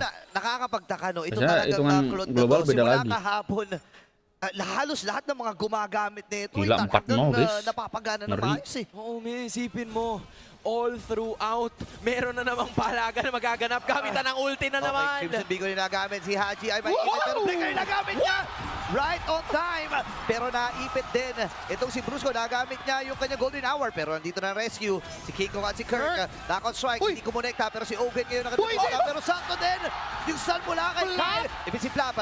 Pero makakatakas din naman sa naging eksena. Doon parang nangyaring walang namatay doon. Sorry miss para sa Onyx Philippines. Hinatak ng Leomar King Kong. Pero kamundikan pa again going back to what happened. Nahatak ng Leomord ni King Kong, tapos yung kinombo ni Kirk doon sa pwesto na yon. Hindi naging maayos yung communications. That is why Team Falcons kept on surviving those punches na magmumula sa Onyx Philippines. Tol, gadaplis palagi. Pero tila ba mapusok itong Team Falcons at hindi nagpapadala may placing duet. Kaso ready ba siya? Ayun na, may kuya na rin dumating. Tinawag na si Barbel. Susugod sana si King Kong, pero sinulubong kagad si Super Marco. Super Prince, meron siyang Crimson Beacon. Wala rin naman siyang flicker, pero habang nangyayari yun, parang hindi yata worth it, pre. Nakita kasi si King Kong sa taas, kaya diniretso na kaagad ni kayo sa pagong. Looking at the bigger picture on Team Falcons, failed conversion means a turtle for the green and white. Everything was just a bait and a decoy from Super Marco. Getting that blazing duet, alam niyang may BMI out siya, and even may flicker siya just in case nandoon yung Leomord ni King Kong. And it is what happened. Nung nakita nila na nandoon at nag-react si King Kong sa top lane, it was an easy turtle conversion for Team Falcons Philippines. Again, Ogwin, aasawahin niya lang si Brusco para hindi magawa ni Brusco yung ginagawa ng mga Marcel users. Yung efficiency na pagbibigay ng vision, but Super Friends and Haji. Crimson Beacon yung nagamit. In this time, si Haji! Siya mapapatay ni King Kong dito. Ngayon, ay na golden hour na rin. Kaya si Ogwin makakatakas si Flicker. Si Kirk, available yung kanyang knockout strike. Ginamit na nga niya ito. Si Flap ang kanyang pinagsasapak, pero makakatakas din naman sa naging proseso. Pero habang nangyayari yun sa itaas na bahagi, grabe yung sagupaan ng dalawang gold laner natin, pre, no? Oo, pare, wala pa rin nangyayari. Ganun at ganun pa rin sila. But that is Onyx finally getting their first kill in this game. Finally, dahil wala nang flicker si Haji, nagamit na-expend na doon sa kaninang skirmish na nangyari. Prior to that turtle, nagkaroon ng timing ang Onyx Philippines na okay, sige, panatan na muli natin. Kaya na nating i-burst down yung Farsa and kailangan mag-ingat doon ng Team Falcons. Kasi yung mga maliliit na pa isa-isa ay pwedeng lumaki ng todo for Onyx Philippines. And Haji really has to be careful next time sa kung saan siya pupwesto sa pagkuha ng mga major objectives. Less than 30 seconds to go. Super Friends and Brusco, patuloy ang kanilang paghahanap dun sa mga pick-offs na kinakailangan para makabawi sila ng paunti-unti dito sa laban na to. As Falcons is holding on to a 3.6k gold lead, but Super Friends ay napopoke din itong si Kyle. Hapdi talaga ng mga even Queller, no? Ay, by the way, available na pala yung Thunderbelt para dito kay Brusco. So, meron na siyang pagkakataon na mastakan ito ng paunti-unti. Habang tumatagal, lalo nagiging epektibo ang Marcel na to. Pero naiwan yata si Flap kontra sa 4. Hindi, 5 na pala to! 5 membro na kagad ng Super Family! At pinagtulong-tulungan si Flap. Pero dahil nga sa mga kaganapan na yun, ay Pagong naman ang mapupunta sa Falcons plus yung mga salagubang na nandun sa gilid na nananahimik. Again, minsan may kailangan ka talaga isakripisyo para sa goal eh. Meron talaga. And kahit pa paano maganda naman yung trade-off na yon for Team Falcons, they still wanted that dominance over the objective, and that explains yung kung anong ginagawa ng Team Falcons. But the thing for Onyx Philippines is that nakakakuha ng espasyo sa Savero dahil nagpunta na ng bottom lane etong si Super Marco. Pero hindi na madedepensa ni Super Marco yung top lane. Yep, and that is Onyx finally getting an objective in this game dahil 3 sa mga Pagong ay napunta sa Team Falcons. That is the reason why meron sila ngayong 3.5k gold lead. Looking at it again, yung early game aggression na ginawa ng red side has been putting in the work para sa kanilang kupunan, and now Super Marco fixes his eyes towards the top lane, pero hindi basta-basta hayaan ng Onyx PH na magalaw yan. Brusco makakita dito kay Haji, pero tuloy na naman ang laban. Kabi-kabila ang mga team fight, Flicker and force na rin habang may Feathered Earth Strike na nabitawan itong si Haji. Nagkagastusan lang ng mga ultimate. Even the golden hour ay nakomit din ni Brusco. Pero tingnan mo pare, wala nang flicker itong si Brusco. So mawawalan siya niyan during the next major objective that appears in under 45 seconds. At meron pa silang toring nakuha. Look at Ogwen positioning himself doon sa pwedeng pumunta kay Super Marco. Nakakainis kung tutuusin if you're Onyx Philippines na laging may nakaharang na Hilda sa harap mo. Kasi every time na sinusubukan ng bigyan, yung Hilda ni Ogwen nakakatakas, and at the same time nakakapag-heal due to his passive. And si Brusco, hindi niya magawa yung dapat gawin ng isang Marcel. Yung vision, yung panggugulo, makapag-stack ng Thunderbelt. Laging nandoon si Ogwen in the gap of Team Falcons and Onyx Philippines. Laging may rason kung bakit Hilda ang pinipek kontra doon sa Leomord. King Kong having a 2-level gap decrease kontra dito kay Kyle na ngayon ay nasa level 13 na, approaching level 14 maybe after the purple objective take, but it's not gonna be enough just yet. Labas na rin yung Lord. May binabala kang Onyx dahil si Brusco ay nakatago sa damuhan. Ogwen doing the same thing, pero haharapan din siya nitong si Super Friends, just putting themselves in position. Maybe the good thing that's happening for Onyx Philippines is that wala pang stocks ng Skypiercer itong si Kyle. 003 and his KDA, hindi pa nalalamanan, pero may plano sila against Super Marco. Alam kaya ni Marco. Ay, nako, napa-flicker na rin kagad. Pero magandang impormasyon to para sa Onyx Philippines. And this time ay pipilitin pumuesto ng Falcons dito sa Lord na ito. I think ito siguro yung magiging kalamangan ng Onyx Philippines kasi bilis din ang clear wave nila at yung control nila sa mga sides. Mas dadahan-dahanin ng Team Falcons yung kanilang pagiging aggressive dahil nga nawala yung flicker nitong si Super Marco. Ogwen is gonna get his pagdating ng 5 seconds. So that, except kay Super Marco, ay merong battle spells. Meanwhile, Onyx has all of their flickers available. So kung sakali na pwede silang mag-engage or pakiramdam nila na go time na, lalo't si Ogwen ay nandun lang sa damuhan habang nag-heal, pero aware ba sila na piniblitz na yung Lord? Ayun na, minadali na kagad. Minadali na ng Team Falcons ito and Onyx Philippines. Walang kamalay-malay, men. Tagal na lalaban yata ang Onyx Philippines. Pero because of what happened, na-open up naman yung space for Onyx Philippines down top lane and Kirk ay makakuha ng turret kahit papano. Basket na rin siya due to the item choices na meron ng isang pakito na to, but Flap is there. Flicker! Habuli pa si Haji dito. Alam niya walang flicker pero wala kay KDA Machine. May outplay pa na nangyari. Huwag ang prinsesa ko!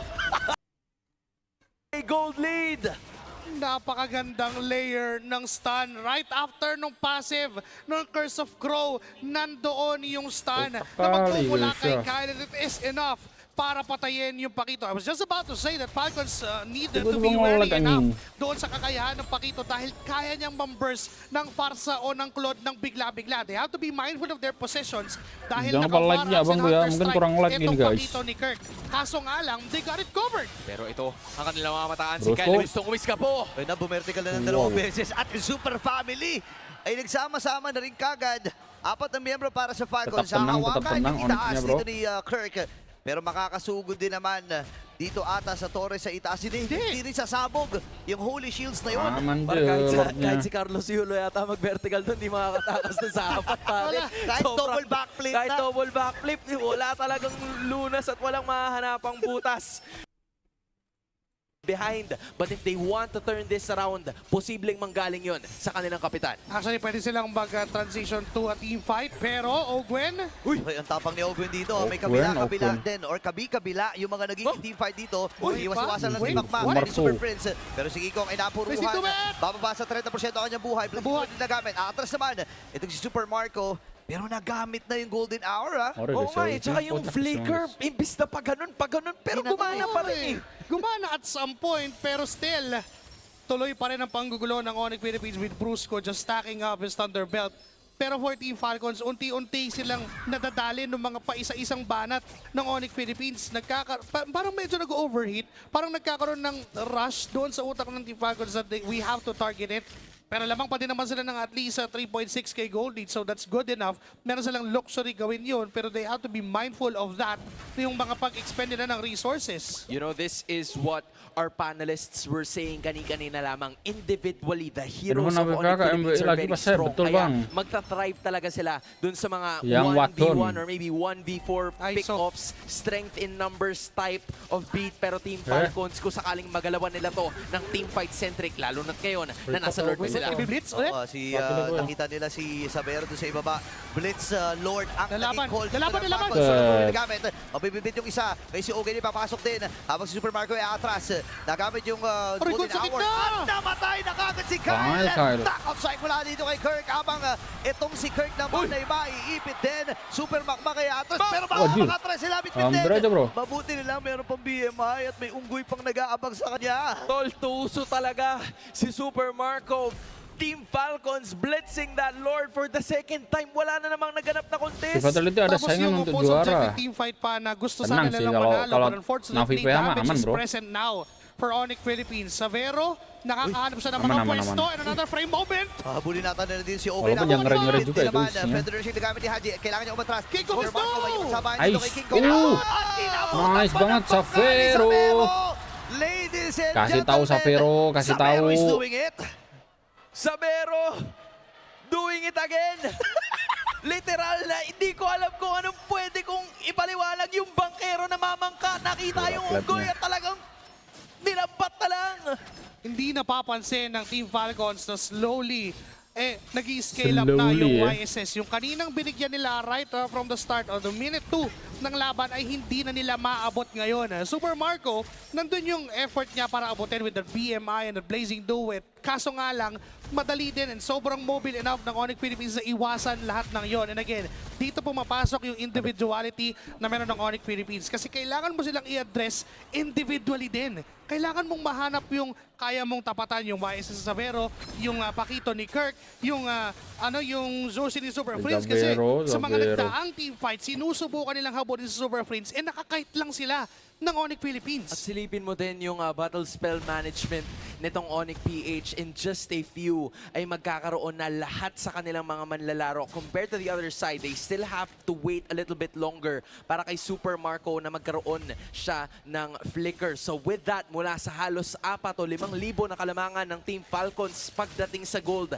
ay bumaba na ito. In fact, pinag-aagawan, pinaghahatian na yan ng Onyx Philippines, slowly shifting the gold to their side at nag-e-engage na rin ng paunti-unti. At si Flap, kahit na gusto niya mapigilan na hindi siya gusto bigyan. Okay, for the Fluid na tumama sa tatlo, pero sinulubong akin ni Bruce yung mga re-rescue sana na miyembro ng Falcons. May ipit din si Hardy.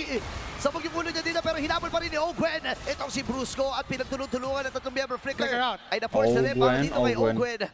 Isa lang naman ang mamamatay para sa Onyx Philippines habang dalawa naman para sa Green Falcons. Oh, this has completely turned around Onyx Philippines. Sila naman ngayon ang dumadayo sa gubat ng Team Falcons. Consistent pressure coming in from Kirk sa mga side lanes.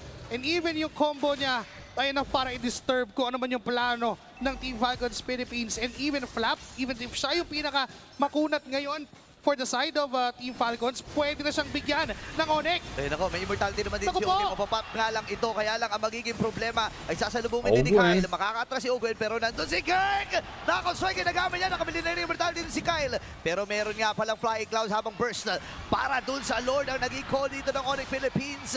Hindi na nga lalaban ang Sonics at papasok na yung Lord sa itaas. Kanina hindi nyo kami pinagbibigyan na mag-contest. Sige, kami naman ngayon nga kukuha ng Lord.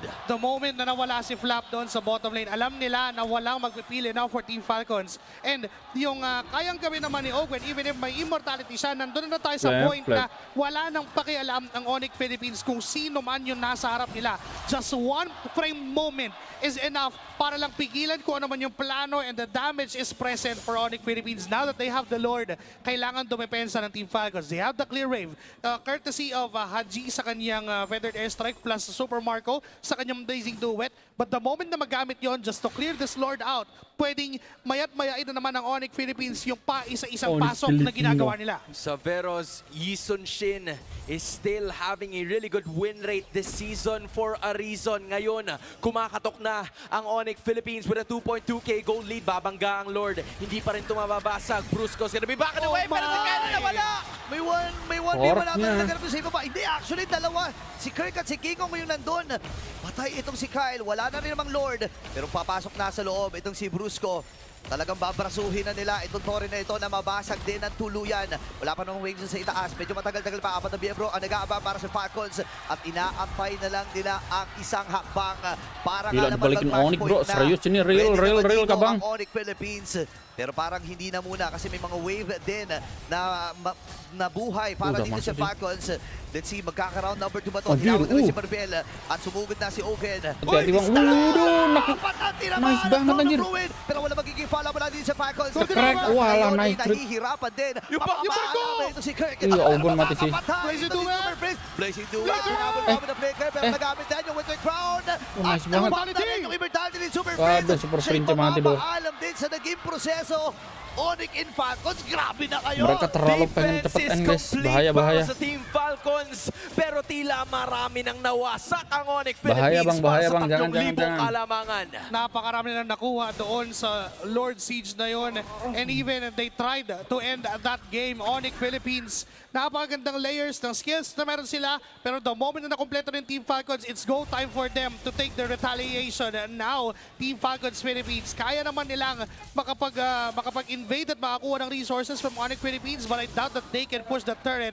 Rose Gold pa ang meron si Brusco para lang sa kanyang survivability. Kinakailangan lang niya na ma-evade yung burst damage na manggagaling from Team Falcons. Tila inuunti-unti ng Onyx Philippines yung mga pwestuhan na gusto nilang makuha towards the Lord, finally appearing in less than 5 seconds in this game number 2. Team Falcons, sila kanina yung may hawak ng macro. They were able to control it, pero dahil dun sa mga paulit-ulit na pick-off na ginawa ng Onyx PH ay tila ba nahihirapan, or sila naman ngayon ang nahihirapan na makahanap ng pwesto towards that Lord pit. Pero naka-set up na naman yung slow push na gustong gawin ng Team Falcons. But it's for Kirk para patanggalin yon, para i-address yung sitwasyon. But now, Flap, sinasalo niya yung early damage sa Vero. Okay, sa Vero ay napatras sa Federation mula dito kay Haji. Tuloy-tuloy pa rin naman. Phantom Steed, Alam nila na wala na ring Phantom Steed. Atras sila dito, si Kirk.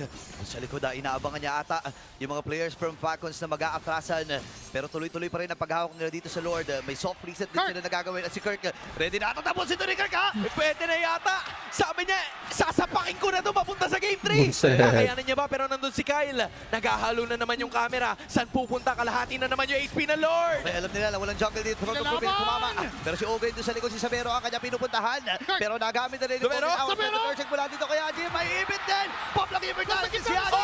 Ay mapapalalim lang talaga. And super friend with a kill. Atrasan na rin si Papi na mag-trigger din. Happy ni play.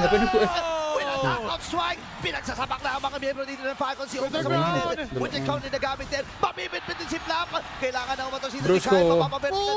Pero sinamahan na ng super farm. Napap yung imo. Kyle. Dito ni Brusco. Woy, udah masuk itu bang. Langsung end. Woy, end bro. Woy. Oh anjir gila Onyx. Para sa Onyx tuh. Gila tuh. Wah, anjir. Apakah prediksi Eldon 100% win rate guys? Falcon mau debut Masdondon kuat reguler. Bisa jadi sih. Apakah prediksi Eldon is real bro? Tapi takutnya kalau 3-2 buat Falcon guys ini. Semoga aja enggak lah ya. Onyx 3-0 ya versus Falcon. Amin. Wah guys, kalau disuruh milih gue masih milih Onyx jir. Extra golden XP, pero look at this, level 2 na yung Kaja. And so Beras soalnya far, Onyx. trio delubyo muna para dito sa tatlo. Big rotation mula dito kay Bruce. Stream ini bisa aja mati guys nanti, cuma nggak tahu dah. Semoga aja aman ya. Izin asar dulu bro. Speaking, ito yung the great neutralizer sa lahat ng mga matchup ng XP lane. Parang gets ng Falcons yung ikot ni Brusco kasi pinasclear nila men. Pinasclear nila. Foto Eldon. Nararamdaman, pero okay lang yan sa kanya. Babalik at babalik naman yung buhay niya, lalong-lalo na may minions pa. Yeah, interesting itong ginawa ng Falcons. Pinasclear nila yung mid para hindi abutan ni Brusco yung wave sa harap ni Super Prince. So wala siya nakuwang extra golden XP. Kaya mas mataas yung golden XP ni Ogwen. Level 3 na ngayon yung Kaja. And malaking threat to kasi kapag nag-level 4 to sa Pagong, baka libre yung Pagong para sa Team Falcons. Oo, parang if you see a level 4 Kaja, hindi lang respetuhin mo na lang eh. Ayaw mong ma-burst, especially kapag may hawak pang bangka si Kyle Casey. Libreng stun, libreng damage. Ang dami talagang risk kapag nauna yung divine judgment dito ng isang Kaja. Yeah, he might hit 4. Dito sa XP, XP wave ni Ogwen. Tapos babalik pa siya sa mid, magdo-double lane si Ogwen. Labanan doon ng level 4 ng mga roamers. Uy, pero lamang sa bilang dito ang Onyx ha. Lamang sa bilang dito ang Onyx. Delikado yata si Flap TC. Napaflicker na lamang siya pero aabutan pa rin ni King Kong at siya pa rin ang makakasecure ng kill. What a response coming in from Onyx. Yung kalamangan na binibuild up ng Team Falcons ay pinitik lang out Wait of lang. existence. May better strike pa na gagamitin dito pero the good thing ay present si Kirk para pigilan yun.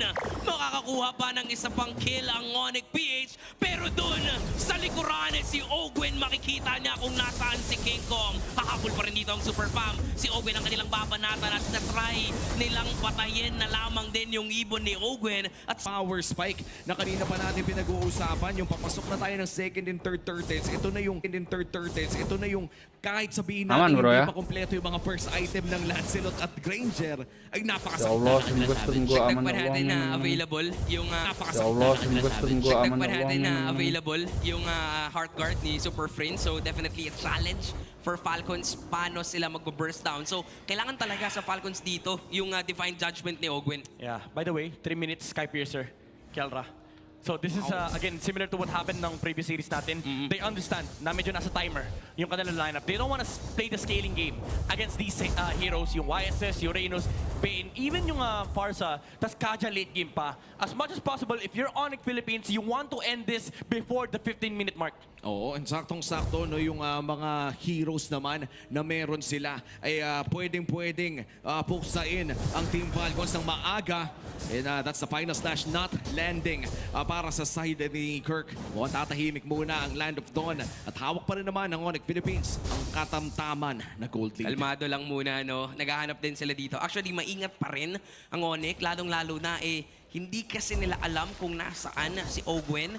So, maingat sila dito. Lalong-lalo na, they don't want to waste the heart guard ni Super Friends kasi magkakaroon ng turtle. Oo, tsaka parang sagutan lang pag may nahanap si Ogwen, tsaka din lang siguro ibabato yung heart guard. For Onyx, hindi naman ito yung gusto nila, pero kailangan nila maghintay sa turtle kasi kailangan na sama-sama yung limang members nila. Pero nagra-ramp up na ng pressure itong Team Falcons. Remember, this is still a YSS lineup. May tendency na magkaroon ng death ball tempo itong Team Falcons. If they do win the second turtle, baka yun na yung maging signals para sa Team Falcons. Oh, and so far, no, yung first turtle, naging delubyo ito para sa Team Falcons. Ano kaya magiging adjustments dito ng Team Falcons as we approach the second turtle? Maganda ang pwesto sa may NBM, pero si Bruce sa likod. Nakita ni Kirk, kaso lang walang tinamaan yung kanyang final slash. At sabay rekta dito sa turtle. Samantalang si Flap TC na rin ka-counterplay. Bababara niya lamang dito ang Super Fam.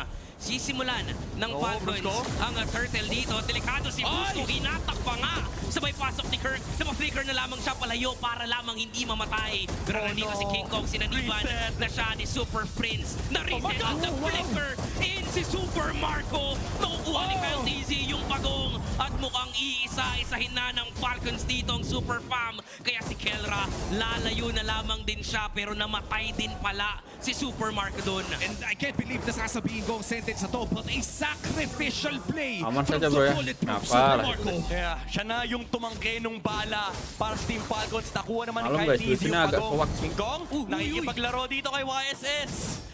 May hard guard naman kasi. Napigilan din siya actually ni Kyle TZ pero alam din ni Kyle na hindi basta-basta pwedeng sumugal dito.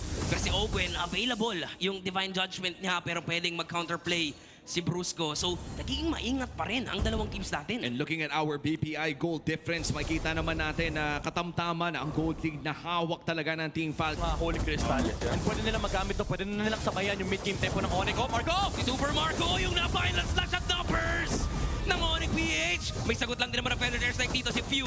Pero hindi enough yung damage output nila. Sabay dasal lang ni Brusco dito sa gitna. Lalamang doon ng Onyx. Grabe, siya na talaga yung nagiging sacrifice. And hindi, this time around, hindi intentional. Kasi may set na naman mula sa Onyx, yung final slash muli kay Kirk. And for Team Falcons, even though nagkaka-farm dito yung YSS, kumukunat yung Uranus, you still have to worry about the damage getting higher on the side of Onyx Philippines. Oo. Oh, yun na naman! My goodness! Grabe, tapos diretri pa! Buti na lang may flicker si Few, kaya buhay pa rin naman siya sa ngayon. Pero nakakatakot yung tapang ng Onyx PH. Tsaka yung mga angulo ni Kirk, ang bilis niyang nahanap, ang bilis din niyang ine-execute. Parang may go signal ata si Kirk dito na pag may nahanap ka at may tao sa likod mo, sige Kirk, ibato mo lang yan at saktong-sakto may flicker si Kirk dito sa upcoming turtle fight na ito. Labanan dito sa Turtle. Nakita ni Flap si King Kong, pero kayang-kayang tumahin yan. May nahatak si Ogwen dito, sabay labas ng mga pating ni Super Marco. Retrihan ang labanan. Kirk with a flicker pero hindi enough yun para pigilan si Easy na ma-secure yung Turtle. Ngayon lalaban at maghahabol pa rin ng Falcons pero lalayo na ang Super Fam. Si Flap Easy naman dito ay bumababad lang kasi alam niyang wala namang papatay sa kanya. Oh, mukhang tuloy yung pag-push para dito sa side ng Team Falcons. Si Kirk ay nandun sa may bandang gilid. Nice 3-man stun. Tapos may Angela pang nakapatong. Nakahanap dito ng ibon pero mukhang makakalipat na si Few. Delikado ngayon si Kirk. Pwede siyang atakihin dito ng Falcons pero dahil nandyan si Super Prince. A beautiful defense dun sa turret nila sa gitna. Kaya napigilan nila yung push sa may middle lane pero kaya mo pang pigilan si Super Marco. In fact, ibibigay pa ata nila. Hindi, wala silang idea.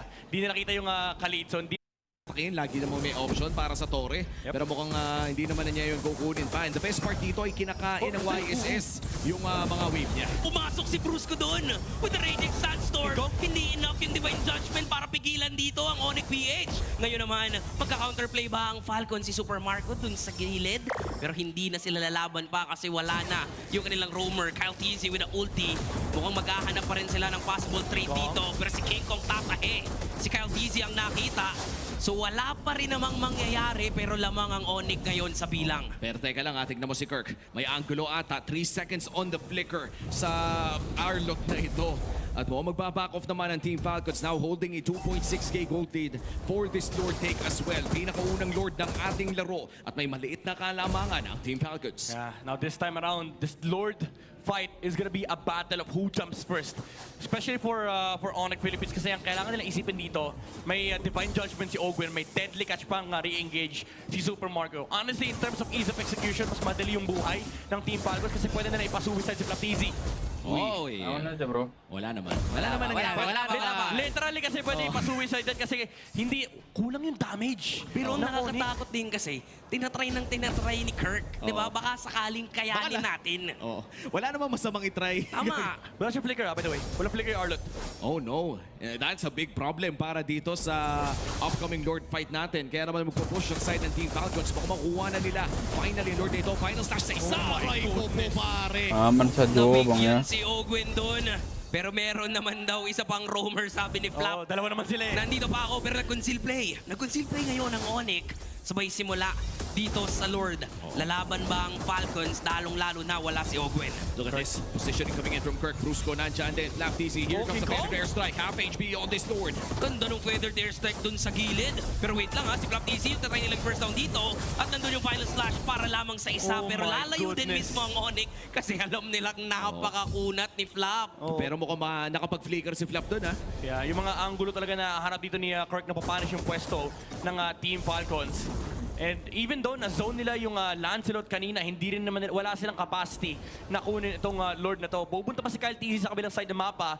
This could be the go signal here for Onyx Philippines if they find a target. Aman sa Pero Joe, maganda ang yabang pwesto ng Team Falcons. Hawak nila yung mga bush sa harap ng Lord Pit. No, at ngayon mukhang aangkoran na ng Team Falcons ang Pixel Brush ngayon with the Uranus attacking up the Lord.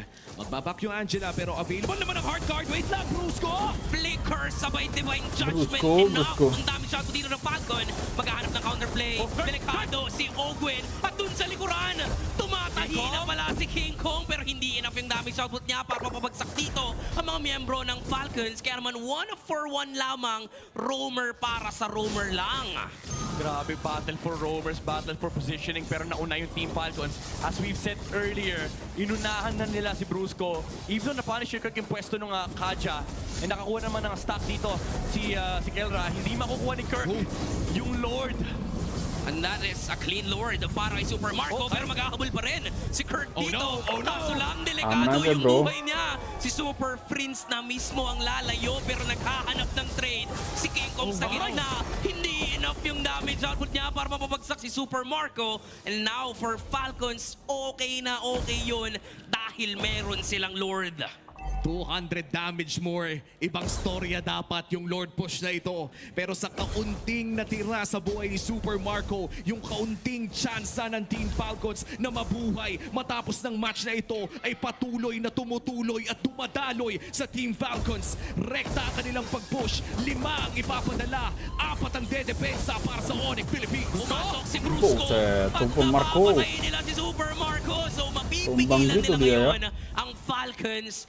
A beautiful setup and a sacrifice mula dito kay Brusco. Yeah, ganda nung binanggit mo na yung sacrifice. Even though na-force yung deadly catch na patay si Brusco, at the end of the day, it's just a roamer and it halts the push from Team Falcons. Pero ang question dito for the team for Onyx Philippines is hanggang saan nila kaya i-delay itong Team Falcons. Next time mag-i-spawn yung Bane, walang flicker yung Khalid, and may bagong set na naman ng pag-push mula sa Team Falcons. At itutuloy pa nga nila ang Lord Push dito sa may bandang itaas. Makakadepensa naman sa mid lane, pero ibabato na yung bangka. Feathered airstrike tatama sa isa. At mukhang makakapagtapis naman dito si FlapTZ. Hard guard ang nagamit na. Successful defense para dito sa Onyx Philippines. No casualties ang mangyayari. Si Flap po, hindi nyo ako kayang patayin. Tinesting nyo na kanina, testingin nyo ulit. At mukhang hindi na nila ite-testing pa, pare. At this Ayaw na! Sayang eh! Alam na nila na masasayang lamang. Maliban na lang kung 5-man burst down ang ating makikita. Ayun o, sabi ni Flap, Kirk, may vengeance ka, di ba? Try mo nga, try mo nga. Pero wala eh, kasi ang gagawin na lamang ni Flap, magpa-atake dun sa tore. Yep. Oo, at hindi lamang wala lang yun dahil nagbibigay din siya ng vision para sa side ng Team Falcons now holding a 4.7k gold lead against Onyx Philippines in this upcoming second Lord. Pangalawang Lord pa lang ng larong ito at hindi pa naman ito yung evolved Lord. And honestly speaking, wala namang lane advantage ang Team Falcons dito dahil naprotektahan ng Onyx Philippines sa kanilang inhibitor turrets. Yeah. Well, now technically meron because of this Uranus. Hindi nila kailangan intindihin yung Lord Lane. So lahat sila pwede maging Moskov cosplay. Pwede sila magpunta sa opposite side ng mapa, simulan yung slow push. Lalo pat kahit tumagal, itong Lord Dance na to, yung expanding rivers ay magsistay hanggat hindi pa namamatay yung Lord. So malaking problema yung presensya ni FlapTZ rito kasi isa siyang naglalakad na checkpoint. Super Marco yang bilang performa super kaya 2-2 sih kawan, sabar dulu bang, takutnya nanti 3-2 dimenangkan Falcon bahaya bang. Jangan dibawa dulu ini. Gua seneng Onyx PH menang, tapi jangan dibawa dulu. Tsaka hindi totally worth it eh, kasi merong Lord. So kapag ni-all in nila kay Flap, lugi talaga dito ang Onyx. Naghahanap. Brusco, hinatap na nila si Brusco. Bisa 3-0, mantap sih bang. Pero may flicker. Sabay dasal ngayon si Brusco para lamang mag-heal si FlapTZ.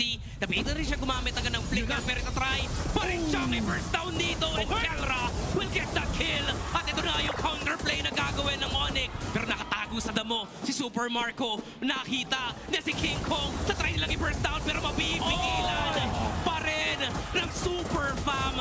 Itong si Bulletproof Super Marco. Dalawa na lamang natitira sa Falcons ngayon. Pero mukhang makakadepensa pa naman ang tanong ay i-contest pa ito ng Team Falcons. Mapaparin ni Kendra si Ogwen. Mukhang hindi na makakakontest pa ang Team Falcons. That's going to be the Lord secured for Onyx Philippines. The final slash mula kay Kirk. Nahuli niya si Kyle TZ. Nahuli nila yung YSS, the big target on the side of Team Falcons. And Kelra as well, yung positioning niya. Biasanya kalau Onyx PH udah 2-0 jadi 3-0. Kayang umabot sa Team Falcons. Biasanya ya. Daming balang lumabas mula ro sa Granger. Gua aminin bang, gua aminin. Even though na-punish nila si Brusco nung hinatak siya niya Open, hindi naging sapat yun. Napatumba pa nila si FlapTZ. And again, nasungkit pa. Here from Falcons, respecting the fact that all the members of Onyx, it's match point, and they are locked in. No battle spell wasted, sometimes avoidable. If you're gonna waste a spell, do it. You're gonna waste a spell, do it because you Aman attempted ya. something great. Tama. Not because it just got burned out. Tengah dulu bang, bawang. Ya Allah 3-0 ya Allah, boleh lah. Cakep tuh. Ng first break. Or wait, home team dapat ang Team Falcons, right? So game number 3, They picked this? they picked this indeed. So baka ganun na kanilang discard with the last pick ulit in this side. So Onyx, will they go for the Marcel again? Hindi, sila yung nag-ban mismo. Whoa, So that's a flex. Because usually if you see the opposing team pick going onto the same side now, Yeah. Bread, that means they're thinking a very specific plan. Onyx blocks that because now Okay. Falcons are forced to change their plan with the Marcel getting taken away by Onyx. All right. So with the Phobius as the last ban, would you go Harley na dito para sa Onyx? Kasi wala na yung Marcel, so that would not be a problem for you. The Vanity was also taken out. Means they're more of a Baksha team now. Of course. They are more of a Baksha team. Ano ko yung satunya nggak bisa komen pas kenapa tuh? With this hero, the rotations are going to be sharp, and this allows Onyx. Ya Allah, kok pelanggan bang. Sorry. Really quickly. Also have the Guinevere though para sa Falcon. So Sorry bang. nanalo naman ang Onyx sa Nah, Baksha udah bisa versus sekarang. Guinevere just yesterday. Oh, it was the Baksha versus Fredrin. But there was that interaction na Baksha versus Guinevere. Sorry. Falcons ay Tadi tinggal Sarah dulu bang. to pick up Hampir aja lah streamingnya mati loh. now para sa kanila. And no, they will go God first. Claude and Blue as their priority here for Falcons. All right, still I think a lot of respect towards Severo and how great the Claude pick has been. Yeah. The glue provides a lot of disruption, and it's a great flex pick. I think mid laner now for Onyx would be warranted. Just get their Roman trio again, or if they can somehow find a flex pick. Yeah, Kalea nandyan. Siguro yung flex pick nila, I guess Hilda, yung pwede maging option doon. Yeah, but then they'd already show it that they have to pick up the That's right. Kalea as well. Yep. So I'm thinking Kalea Gord here para sa Onyx. May chance Gord, lang na... Like Yeah. Okay, so it's Harith and... Makanya tuh gue ganti akun. Nah, nggak apa-apa bang ganti akun pula bang. Very honest with their pickups. Onyx will go and take the Harith as well as the Paquito. Yeah. Ang Falcons, alam mo, ito yung parang dinidare ng Onyx. Sige, mag-Esmeralda kayo. But that will mean that the glue will be forced in the roam roll. Yeah. At for Falcons, they will also suffer from the anti-heal coming up from the Baksha. Honestly, I think they have to pick the Guinevere now para sa Falcons. Force the Purify, syempre, na maging choice dito. At in many ways, Paquito does not like playing against the Guinevere. Whoa, Fred. Wow, Fredrin. Tolongin Ducky dong. Wow. I'm Tiba-tiba actually tolongin surprised. Ducky guys. The Guinevere feels like would have been a really great combo alongside the glue, but then I think Falcons might be building a strong front because they know that they have to build. Satu kalau ada apa-apa ya bahas Super Marco sisa depan ke arah Q Onyx muncul will definitely view. have Apa Haji iya? in mind. They're probably gonna consider heroes such as the Kimi or strong burst like the Farsa if they want to just delete health away from Onyx right away. But Kimi would be a really great pickup. Itu lagi guys. Onyx are either gonna check that Gelo sih. by banning it or picking it up for themselves if they're really feeling their Baksha pickup. Because this is why you pick up the Roman mid as your second pick. Ow. Onyx Itu pasti really just wanna lanang. lock in the win right now, Sebenarnya- and they want to win the matchup in the center. Alam mo yung baby. sobrang Atur lah, interesting bro. dito kasi Baksha Harith ang Onyx, which we normally criticize Yang kasi kayak magic-based yun. Although may true damage naman talaga yung lanangnya Harith, mana ya guys ya? It usually does not become successful. Aw, That's pasti why they itu were first to Ori. get the Nah, Paquito Ori para nih, sila Ori. May physical damage from the side lanes. Nah. You know what Ah, this Ori tells tuh, me? Ori. Nah, Maybe yang panjang Onyx Ori are tuh, nah. flexing etong Baksha. Because I yang see itu, a yang tengah world ini where nggak Ori this nih. can be roam Harapannya Baksha. bedul. Yeah. It could go fast. You get. Nah ini you Ori go ini, fast through Ori the harusnya. EXP lane as well Nah, because of how fast you can ini nggak clear. tahu We ini, saw how entah Kirsten Ori apa plays, enggak ini. the Paquito Ori apa fast enggak ini to guys? get out of Ori the apa lane enggak ini? because Ayo of the tolong. Ada KMDL kapan masa besok bang? Kalau ini fix gak Ori ini. Not to say that I'm criticizing, but it's something. Habis that we ganti do in Oli the itu tadi ranking. guys. Nah kalau ini Ori And nih it's for the glue. harusnya. It's Harusnya make sure- ya. You're just really making sure. Hey, we gotta make sure Best we lose preference. fine. But then that shows it. That's most likely gonna go into the roam now. Yeah. Nah, So, Ori kalau ini mah. there is the ping ban. Sigma jungle. From Onyx. Nah ini lanang, ini Will lanang. be- Maybe that's Kalea. Di mo pa rin ibibigay sa Onyx Philippines na na-mention din naman natin kanina. Jadi Ori ke Ori as gitu ya an guys. option para sa Onyx Philippines. Now, Onyx, will they Onyx look for... Maybe Filipino. an Arlot ban is Yeah. is decent here. Kahit anong mangyari, ang Fredrin Arlot ay sobrang reliable pa rin. They only have one Enggak Ori purify. settingnya lah kocak. Potentially na magaling sa if they go ban that show. Whoa. For a second there, I thought that maybe Onyx would want to consider it as a surprise pick later on. Yeah. Put the Baksha in the jungle, then you pick up the roam because roam Yeah. Cho, you rotate faster. Alright. I think yung Onyx are also considering yung Lui again on their side. Especially kasi ang kanilang katapat dito is the Fredrin. Pero kadalasan pag sa mga ganitong moments when you're up against the Claude as well as the Fredrin, altogether yung box type strategy, you want some long range reach nukes. Farsa would be good if baka hindi masyado because of the presence of Dengan this sutradara Claude. ML lah kocak. So dun papasok yung realm na meron silang Exxon consideration tertekan dun sa skor isa, 3-0 untuk Lui. Fam. So I believe that Onyx Exxon itu tim komunitas baru, jadi ya harap dimaklumi ya. Hello, Yi showing up again. Nggak bisa mencari ori, nggak ada hubungannya dengan lo, kocak. Onyx. Ya elah bang, Okay. ada dong. Oh, that's Falcon, sorry. So that Dah, is Gord, Falcons anjir, that will gelo. pick up the Gord. Alright. Pretty standard pick, Or actually. goes it out. They have the dive. I think the Roblox still can. You know what? What if, ano naman, si Prince naman yung bigyan nila ng masayang hero dito. What if we get na Selena is for Onyx Philippines? Huh? We saw a lot of their rotations in the tempo. That would be annoying for the glue to deal with. Yeah. Thinking a little bit more maybe in the realms of the Valir and the Lilia. Backs that range, but Okay, so it's Kapan ganito. nih? Makikita natin dito, it's Halit. going to be back siya para kay King Kong and Wah, Lilia guys. against the glue, perfect na perfect. Waduh, Augen sudah mulai panik, abangku. Arlot ka na. yeah, it covers a lot of ground. Yeah. And you Beliau need that sudah extra mulai dynamic coming in muka-muka from the panik Arlot, ya. just to mess up Onyx. You're playing a lot of pressure on your Roman mid to really bridge for the Claude. Yeah, you need an EXP that deals damage. Deals damage. Kasi ano ka na dito nag-friend rin ka na. So you cannot only depend on the Claude alone. Siguro kung gusto nilang mag-all in doon kay Super Marco, if they want this glue to be in the EXP, isang room suggestion ko dito would be the Gord, the Gatot Kacha, para may konting defense dito up against Onyx kung sakaling mag-full dive ang Onyx. Otherwise, I think yung Arlot is such a solid pick here for Falcons. See if they're gonna lock in that Arlot. Is it gonna be damaged? Apakah Onyx PH 2 MHC pasep? Amin. Waduh, Arlot lagi tuh. Close up the draft Arlot before lagi we tuh, head gua in. lihat-lihat deh. Are we gonna see a number 4? Yo, let's go abangku. Game ke-3 ya. Match point buat Onyx Philippines. Sa M5. So yes, mukhang gusto ko makita ang utility jungler role nito para sa kay Kyle. Oh, I'm Bentar, feeling Bang. though, as a Falcons guy, Onyx might be closing the deal here, but let's ask my the Super God. Fans. Super Fam! It's Onyx sweeping the series! Falcons Nest! It's Falcons forcing game number 4! Let's see what happens, casters! Let's go! Maraming salamat, Redmar and Wolf. We also have the same question dito sa panel because again, nabida na ng ating dalawang on-ground panelists that Team Falcons is bringing it back to a vintage M5 World Championship lineup. Ang tanong ay kung gagana pa rin ba ito sa makabagong sistema na ginagawa ng Onyx PH where Kirk is always on this Pakito and King Kong nagagamit na rin ng Baksha. It's just gonna be hard, specifically para kay Kyle, dahil sa meron ang Onyx Philippines. They have this Lilia and they have this Khalid that would anchor on their early game. Even itong si Ogwin, kaya nilang paplikerin ng ganyan. And also for the objectives, kailangan mag-ingat din nito ni Kyle dahil kaya siyang tunawin agad ng Onyx.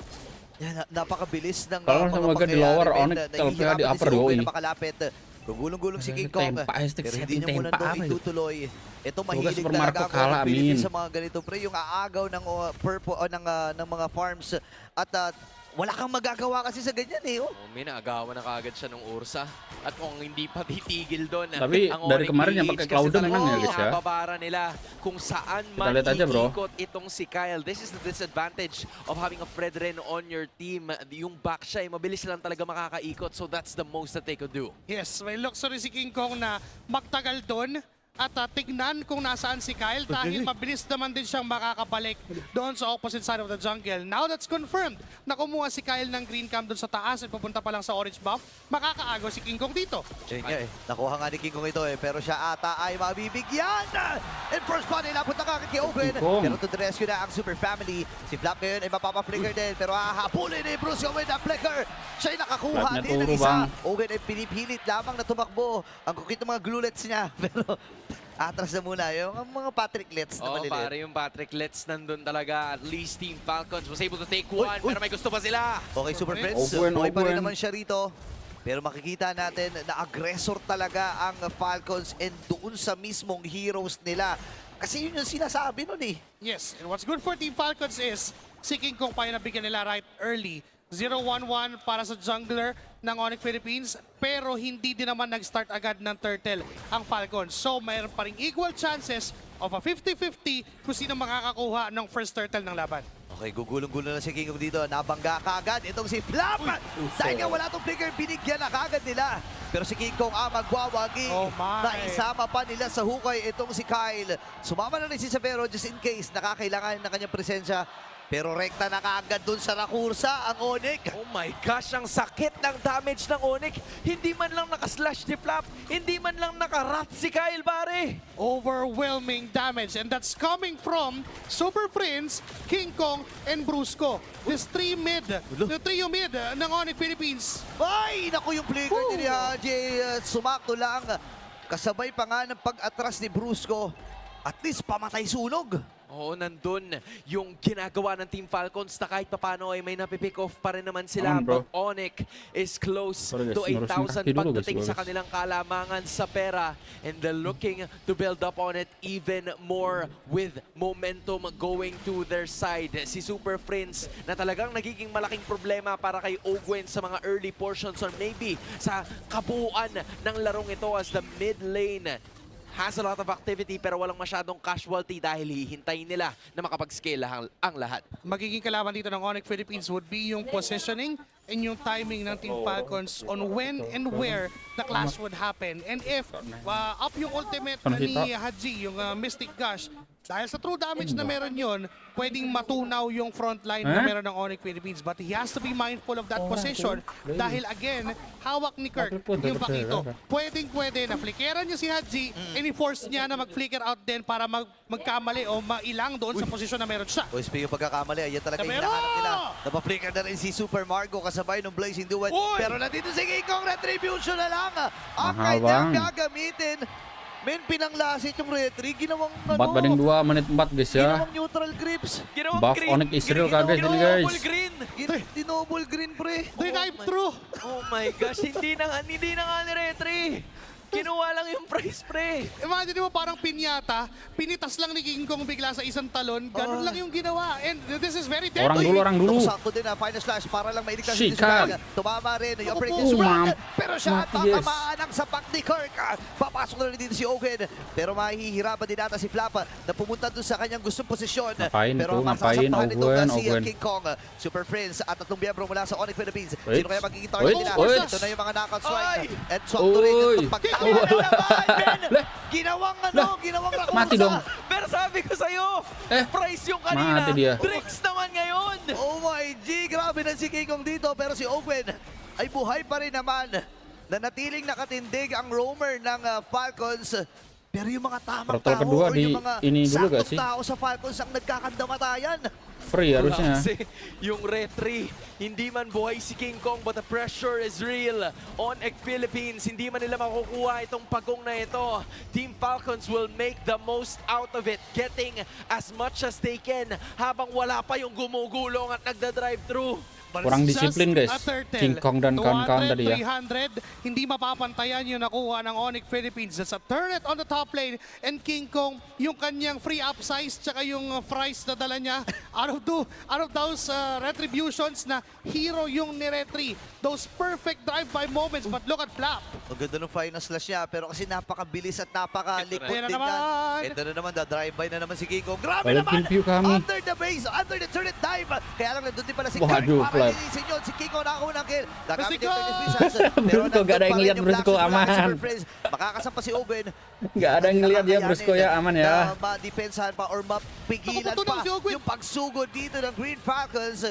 Si Kyle naman ang gagamitin yung taunt. May precision shot pa rin naman siya na pwedeng pindutin. Pero si Brusco ay nakaabante din. And this time ay ang precision shot ay kumonekta na nga finally. At si Brusco kanya mapapatay. Those extended team fights ang hinihintay ng Team Falcons dahil meron silang karapatang. Again, hindi pa siya nadadalawan being at the number 1 on our gold ranking right now. At around 800 gold deficit si Super Marco. And in fact, si Super Marco pa nga yung mas kailangan na maunang mag-farm dahil hindi kinakaya ng Team Falcons Philippines yung damage o yung sustain ng Onyx Philippines na sobrang haba nang nangyayari. Ang dami nang nakukuha nung hindi napapansin na Onyx. And with that being said, 2.7K halos ang kalamangan nitong Onyx Philippines and Team Falcons are just doing their best para makasecure ng kanilang mga objectives. What's the idea here, Joshi? Paano ba nila mataturn around yung laban kung sakaling umabot? King Kong na pa-drive-by. Kaya kailangan may humarang and vital doon itong si Owen and even itong si Flap. Plus, itong si Kyle ay hindi dapat mamatay doon sa pre-objective. Ngayon, nahawak ng Onyx Philippines to, may nangyaring gulo! Huli ka si Kirk, pero nandun yung ultimate ni Brusco. Habang si Kiko sasalubungin, final slash ay nagamit na rin ni Flap. Kaya lang si Kyle ngayon ay maibin din. Flashes from Super Prince, pero siya ibinama rin ang Princess One. Kaya lang wala masyadong damage na na-i-commit. Brusco Kaya lang mati ipit din dito si Brusco. Insakto yung stun. King Kong dapat. Kay Haji, King Kong na naman ang makakakuha ng pagong, pero hindi pa tatapos sa pananalasan ng Falcons. Gusto pa na nilang kumuha ng kill, pero yung green cap na lang ang kanilang kinuha, sabay diretso sa gitna. Again, objectives na nakuha ng Onyx, pero tila mas marami yung kills ng buhay nitong Team Falcons na nakuha nila sa clash na yon. All because of giving King Kong. doon sa kanyang first death doon sa balbas. Kaso nga lang si King Kong ngayon dyan pa rin, maangas pa rin na nandun sa kampo ng Team Falcons. Napaka-hapdi. Ayun, di naman sinasalo lang. Nilalakaran lang dito ni King Kong na para bang walang nangyari. King Kong. Min, ang dami ng ulti na ginamit doon. Wala man lang gas-gas o gaano si King Kong. Sa paggawa yung gulong na yan. Gulong at mabili naman. Kasi din, ang kuna talaga eh. Laging nandun. Yung mga ultimates, at least kada presensya ni King Kong dun sa mapa, isa o dalawang ultimate kagad yung nawawala kontra sa Team Falcons. So desperate measures ang ginagawa ng Team Falcons just to take down itong si King Kong. And the moment na, yes, maging successful nga sila doon, pag pumasok ibang members ng Onyx Philippines, ano pa ibabato nila? Nauubusan sila ng mga arsenal, nauubusan sila ng kakayahan para labanan ang Onyx Philippines, and hindi pa sila kompleto at that point. Mag-isa pa lang si King Kong noon, hindi na nila ma-burst down. What if nandun pa yung ibang members ng Onyx Philippines? But that's the thing though. Si Sabero hindi pa sumasali doon sa majority of the team fights that they have. And kahit na sabihin natin na si Super Marco nandun din naman, hindi rin siya ganun ka-present in a lot of those turtle and objective fights. So, magbabago ba ito for either team pag yung gold laners na talaga ang maging parte ng team fight na yun? Well, definitely. Magkakaroon ng change ng targeting. For Onyx Philippines, pag sumama na si Marco, ang job na ni Kirk ay pigilan yung Blazing Duet, yung knock-up mula dun sa Pakito. Pag sumama naman ito si Savero for Onyx Philippines, ang job naman ng Team Falcons ay bigyan ko sila nasa harap lang! Kaya nakabibigyan na kanila, pero bigyan na gamit din! Nakaiwas pa, pre! Itong si Kirk sa plano ng Falcons, marami na namang ulti ang nagamit. Man, yan yung sinasabi ko na isa o dalawa. Wala yung slash, wala yung gush shot ngayon, yung Onyx na naman na nasa Lord. Yeah, itutuloy na nila ito, pakakalahitiin yung buhay ng Lord. Gugulong-gulong na si King Kong, nag-aabang ng pagkakataon kung sino ba ang magpapakita mula sa Falcons. Si Kyle ngayon ay sisilip, bibitawan nila yung Lord. Sasalubungin ni King Kong, tumama yung taunt, sabay yung stun na kay Haji, pero sa likod ng bahagi naman may nagaganap si Owen. Ay pinuntahan na rin ni Sabero, pero magkakaipitan sa kabilang bahagi ay may nagaganap din ang presyo na nagamit! Pero magigipit din yun! Kaya mamamatay! Super makakay, buhay pa rin naman! Nagamit niya yung kaya lang namaalam pa rin sa naging proseso. Si Bruce Lee nakahabang si Bruce Lee na flicker nagamit na rin si Bruce Lee. Mantap! Pa muli dito ni King Kong. Wes, nice banget anjir. Uubusin ang Super Family. This is Onyx Boom. Apa itu Super Marco? Rampage Onyx! This is Zavero! Hindi ko na Zavero. kung ubusin o tapusin ang sinisigaw ng Super Fam. Oke, Pero nangyari guys yun ya. parehas. The power of isolation. Apakah prediksi Eldon 100% Ang win rate, guys? responsibilidad niya yung backline damage ng Team Falcons. Ang responsibilidad naman ni King Kong ay yung frontline na nandoon si Kyle. Pinatay nila bago mag-Lord. And Waduhnya even beda ito si jauh sih. Savero, Asal kaya jangan isa blunder nila, aja di it's sini just dari Owen Onyx. sa Bisa mereka harap menang. ng damage dealer ng Onyx Philippines. That is why they've isolated the case. Individually ay kaya nilang labanan kung sino yung tumatapat sa kanila. Uy, Black Shoes ay nagamit din. May ipit ata din si Kyle. Hindi tumama yung final slash. Medyo nagiging agresibo na rin ang Onyx Philippines dito. A desperate move mula sa Falcons. Pero tatry nilang salubungin yung Lord. Pero makakadamba nga ito. Tuluyan naman nila mapapatay. At makakahinga pa ng panandalian ang Falcons. Tuloy-tuloy ang pag-invest ng Onyx Philippines towards the macro. King Kong na naman ang umaharap. Kasama niya si Brusco. Papaangatin siya ni Kyle. Totont na rin para magsama-sama na lahat. Okay, pero matibay din talaga ito si King Kong. Sa itaas sa bahagi, pinagaganap din. Kirk Brusco versus Flap. Brusco, Pero namatay si Brusco dahil nga sa lalim At hindi na rin siya makaahon eh. Nekat That was a dia. slight miscom coming from Onyx Philippines. Nag-engage si Brusco, but nag-back away lahat. Yeah, I think they wanted to take that inhibitor turret down, but unfortunately, by minions at na-clear agad ito ng side ng Team Falcons. It's a case of them overheating and they have the luxury to do that. Kasi lamang na lamang sila dito. Well, in fact, yung ginagawa pa nga ni Kirk ay hindi mapigilan alone ng mga members ng Team Falcons. Onyx right now is rampaging. They want the sweep against the M5 World Champions. Alam mo, sobrang gets kita eh. Yung mga kinukuha ng Onyx or Team Falcons na pick-offs kontra kay Kirk, kailangan on point lahat ng skill nila. Pag merong isa na dumaplis lang, they're not gonna get a pick-off from Kirk kasi mag-flicker lang siya at aalis na siya agad. Actually, di lang basta. Pag Ow. pag na-off yung timing, diba ganun kaliit Tara, na guys. margin of error lang is enough para kay Kirk na Takutnya makatakas pirak, or Jir. even to the other members also of Onyx Philippines. Individually, they have the means to survive kung ano man yung gagawin ng Team Falcons. Napakahirap na nagiging sitwasyon dito ng Team Falcons. Luckily enough ay wala pa rin naman nababasag na base turrets para sa kanila. Buhay pa rin naman ang kanilang pag-asa dito. Pero kasi ang oras ay hawak ng Onyx Philippines. Parang may puksaan na ata magaganap mamaya. Nararamdaman ko rin eh. Nakita ko na naman Yung isang pambato, no? Hindi ko puksaan. alam eh. Pero ito, cancel muna ang puksahan. Balik tayo sa digmaan. Tara, balik lagi, Dahil lamang sa ngayon, big time. Meta ang PHILLIPINES Onyx, loh, pero guys. ganun pa Help man, house, guys. wala pa rin namang Ay, nawawalan emang. inhibitor turrets dito sa Team Falcon. So that might be their saving grace. And in addition, yung kanilang wave clear na posibleng manggaling doon sa Gord. Daming ulti ni Hellcurt, pero all goods lang. All goods. Okay lang, okay lang. Kailangan Parte ng ML eh, parte ng ML. Tama. Well, hindi kasi napipick eh, di ba?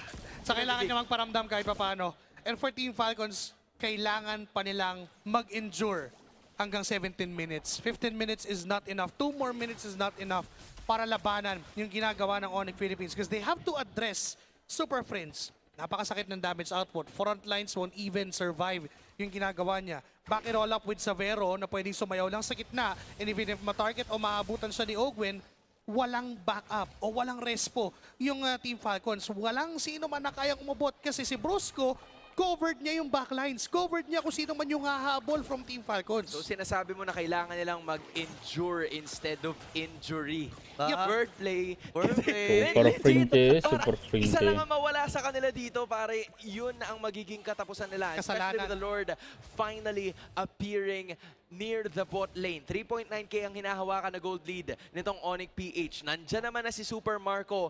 Does the item say na meron na siya kahit papanong palag based on hindsight? Well, textbook say na kaya naman. Nandiyan naman na yung Trinity na pwede, but flap. Okay. And King Kong is there. Nagamit niya na yung finals na si Bruce dun sa likod kagad si Haji ang kanyang pinuntahan.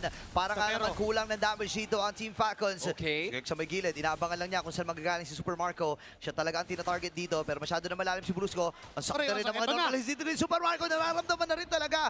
At kailangan na niyang Brusco. Yung itaas na bahagi, pwedeng kontrolin ni Kirk pero hindi na muna niya gagawin yon dahil yung Lord ay hawak-hawak na ng Falcons. Tuso ang heroes mula sa parehas na kupunan. Hindi pa nagagalusan si Prince at si Savero. Ganon din sanang sasabihin ko para sa Falcons pero lahat sila may sugat na! Naku, mabilisan Sikat. na lang. Pero ang Monso, Oh my God! ang nakakuha ng Lord! Aduh, Super Princess. Nagamit na rin yung fire sa sino ni Flap. Pero sa gilid na bahagi si Bruce ang pinupuntahan ng dalawang member mula dito sa Falcons. Habang si Kirk ay Gila, nakakuha na rin plannya ng kill. turu, guys. 40 puissance mula dito kay King Kong. Makan At tuh, ya. talagang kailangan ng umiwas ng Falcons. Ogwen, At araw sa Savero. naging si Kyle, Duh. isasakripisyo na lang nila itong Nah. si Ogwen. At mamamaalam na rin sa kamay ng Untung Onyx pinter, guys. Oh, Coba kalau di major public blunder ranked mula malah doon sa diserang referee. balik Si itu. Prince pa nakakuha nun. Sorry, miss from Kyle on that retribution. Well, let's give it to Super Friends. Ang hirap din talagang timingan ng damage output ng Lilia kasi you don't know kung ano yung puputok na damage eh. Yung first phase ba ng Gloom o yung second phase Kaya kalau kapag momen pumasa, Lord, yung Gloom na yun. jungler gak And dapat, guys, that itu play ngerasa from bersalah Team banget Falcons sih, sumpah. could have been better if Udah tumama campur aduk, lang, guys, if pemikirannya, okay yung yakin replay gua. ni Kyle, but because Onyx got it, they're now on the face nyantai of Team banget. Falcons. Wih, dia 5 pun seconds nyantai, na guys, para kay Ogwen. 77% Basta na rin doang. sa may top lane. Yung wave naman sa may bandang gitna ay nakuha na rin kagad. Icon si Kirk, Archie. ay nandun din. Gitna na lang ang natitira para sa kanila. Buhay na 5 miyembro mula dito sa Falcons. Angel, Kahit Super natama yung Prince. Todd, si Super Prince ang magiging target. Nagamit na rin yung Black Shoes. Bumibelo lamang si Flap. Available yung kanyang final slash. Kork, mata di Kork, guys. Nakapanggana itong si King Kong. Pero si Flap. Flap ngayon ay nagamit natin yung final slash. Ayaw mo si Isabela dito. Mahal bang, 3-0 Israel. 3-0 Israel bang. Sa Falcons, wala na naman Lord. Kasama dito ang Onyx Philippines. Andun yung basic crush. 3-0 Israel bang. Brusko. Blessing duet. Alah, Brusko mati anjir. Udah, Super Marco mati. Lah, gila 3-0 cok. Si Haji, ladies and gentlemen. What the hell man, gila. Ang unang kupunan. W Onyx Philippines. Bener kata gua 3-0, buset. Silang makita sa laban na to. Sa legang tama. Gila guys ya. Advances to the next round. Mahal guys, mahal. Down! Another world champion! Waduh, semoga bisa lah. But for Onyx Philippines, this means domination! Oh my goodness! Who would have imagined na matatapos ng sweep itong larong to? Oh, the nest is stunned. Gigir. Para bang hindi nila alam kung ano yung Super Marco udah ya. Udah ya, sagasa main-main activity. anu-anunan ya. Udah Yung ya. ginawa ng Onyx Philippines Terbukti from kan sekarang start ya. to finish. Yung sinabi ni Flap kanina. Tapi na anaknya tila Falcon PH pinag-aaralan walaupun nila menang kalah mereka Onyx tetap PH, cengar-cengir they're gonna guys. have to study even harder. Dahil yung advantage sa upper brackets ay nawala. Super Marco. Ganun lang. History in the making na naman ito. Again, Onyx Philippines. Onyx Philippines. Kupunan na to, no? Kine-question nila kung gaano ba kalupit si King Kong gumamit ng utility. Kasi kilala natin assassin, goods na goods si King Kong. Pero yung question na yon ay nasasagutan na as Saat melihat playoffs progresses, no?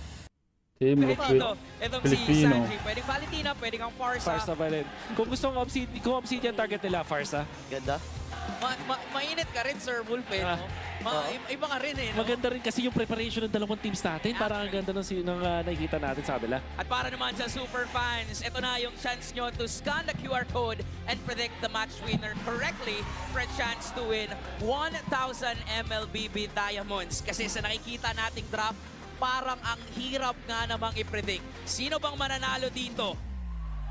Ayan na, ready na ang mga community. Parang tayo yung panalo, kay Tanod pa lang eh. Kaya nga eh, panalo tayo dito sa laban na to. Again, this is the Barangay Checkpoint. Ang kanilang kalaban ay ang Titan ng Liga. This is gonna be a test para sa Smart Omega kung kaya ba nilang ituloy yung win streak nila against Team Liquid.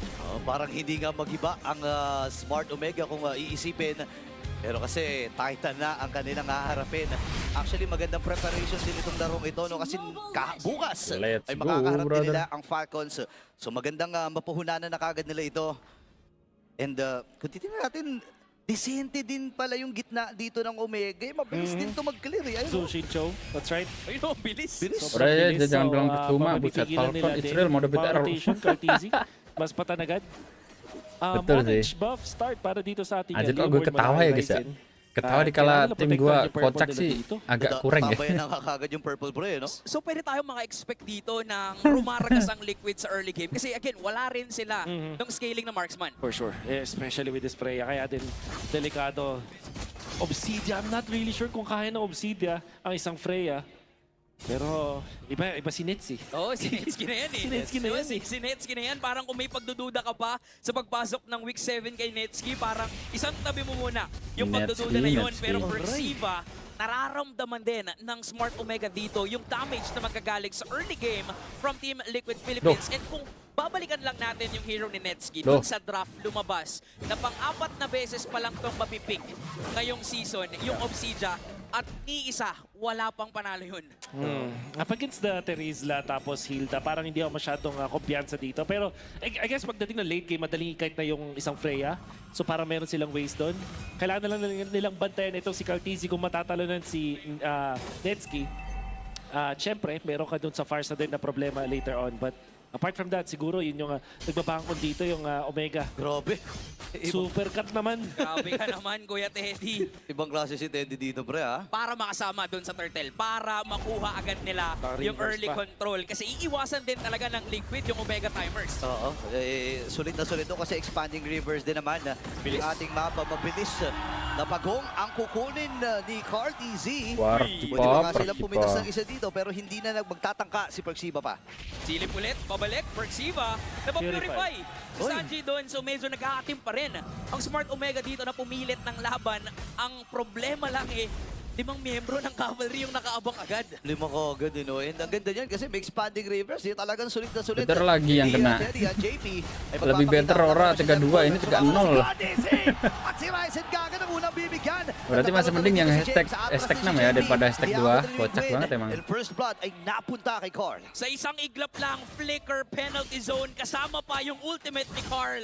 Ganun kabilis na bura yung hero ni Ryzen. And the reason kung ba't ganun kabilis is sobrang sabay na ginawa ni Stanford as well as ni Carl TZ yung pangyayari at hindi na nakapag-regen pa to si Ryzen. Alam din ni Carl na pwede na siyang umout doon. So, well done coming out from TLPH. Kailangan na protektahan ng Omega yung jungle nila.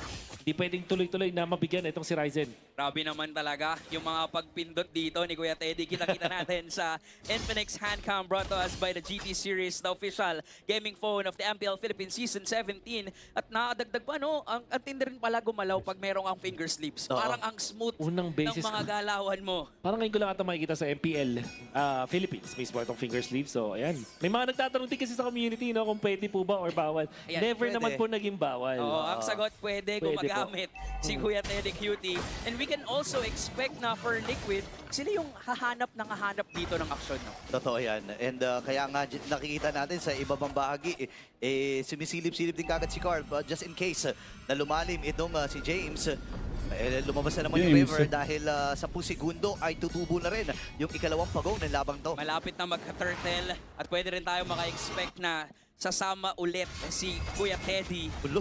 At grabe rin yung folks na nagagaling dito sa Liquid, nakakaambahan agad pero mukhang hindi naman papayag ang Omega na wala silang ganti, na hindi sila basta-basta lalaban dito. Mukhang pinaparamdam din nila sa Liquid na kaya talaga nila makipagsabayan. Oh, 5 na yan ha. 5 na para sa Team Liquid. Kakasama lamang dito ni Netsky. Ngayon ay naman yung pedal Earthstrike. Oh my At si Ryzen ang makakakuha nito. Ibitana si JP.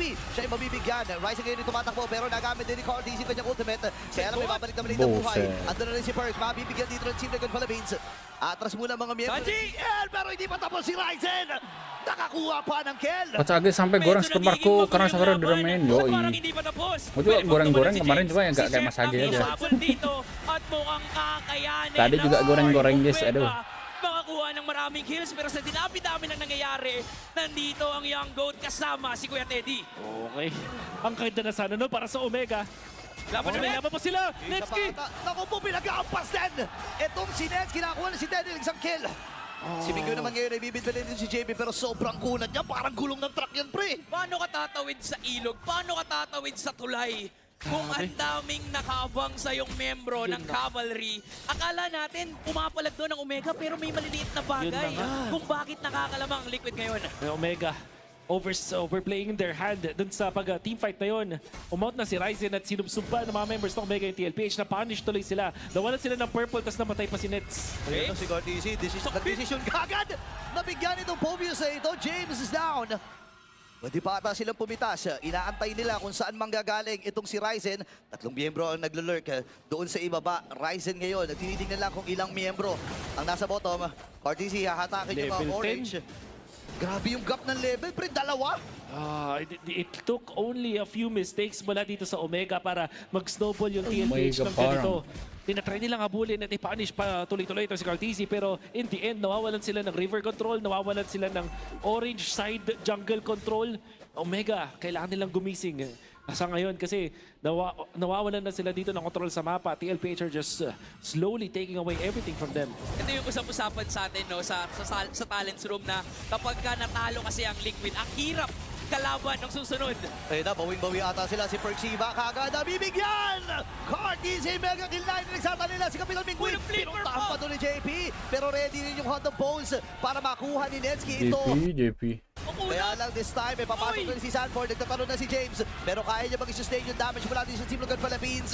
Pero parang hindi ata, kaya lang makakakuha pa si Ryze ng isang kill.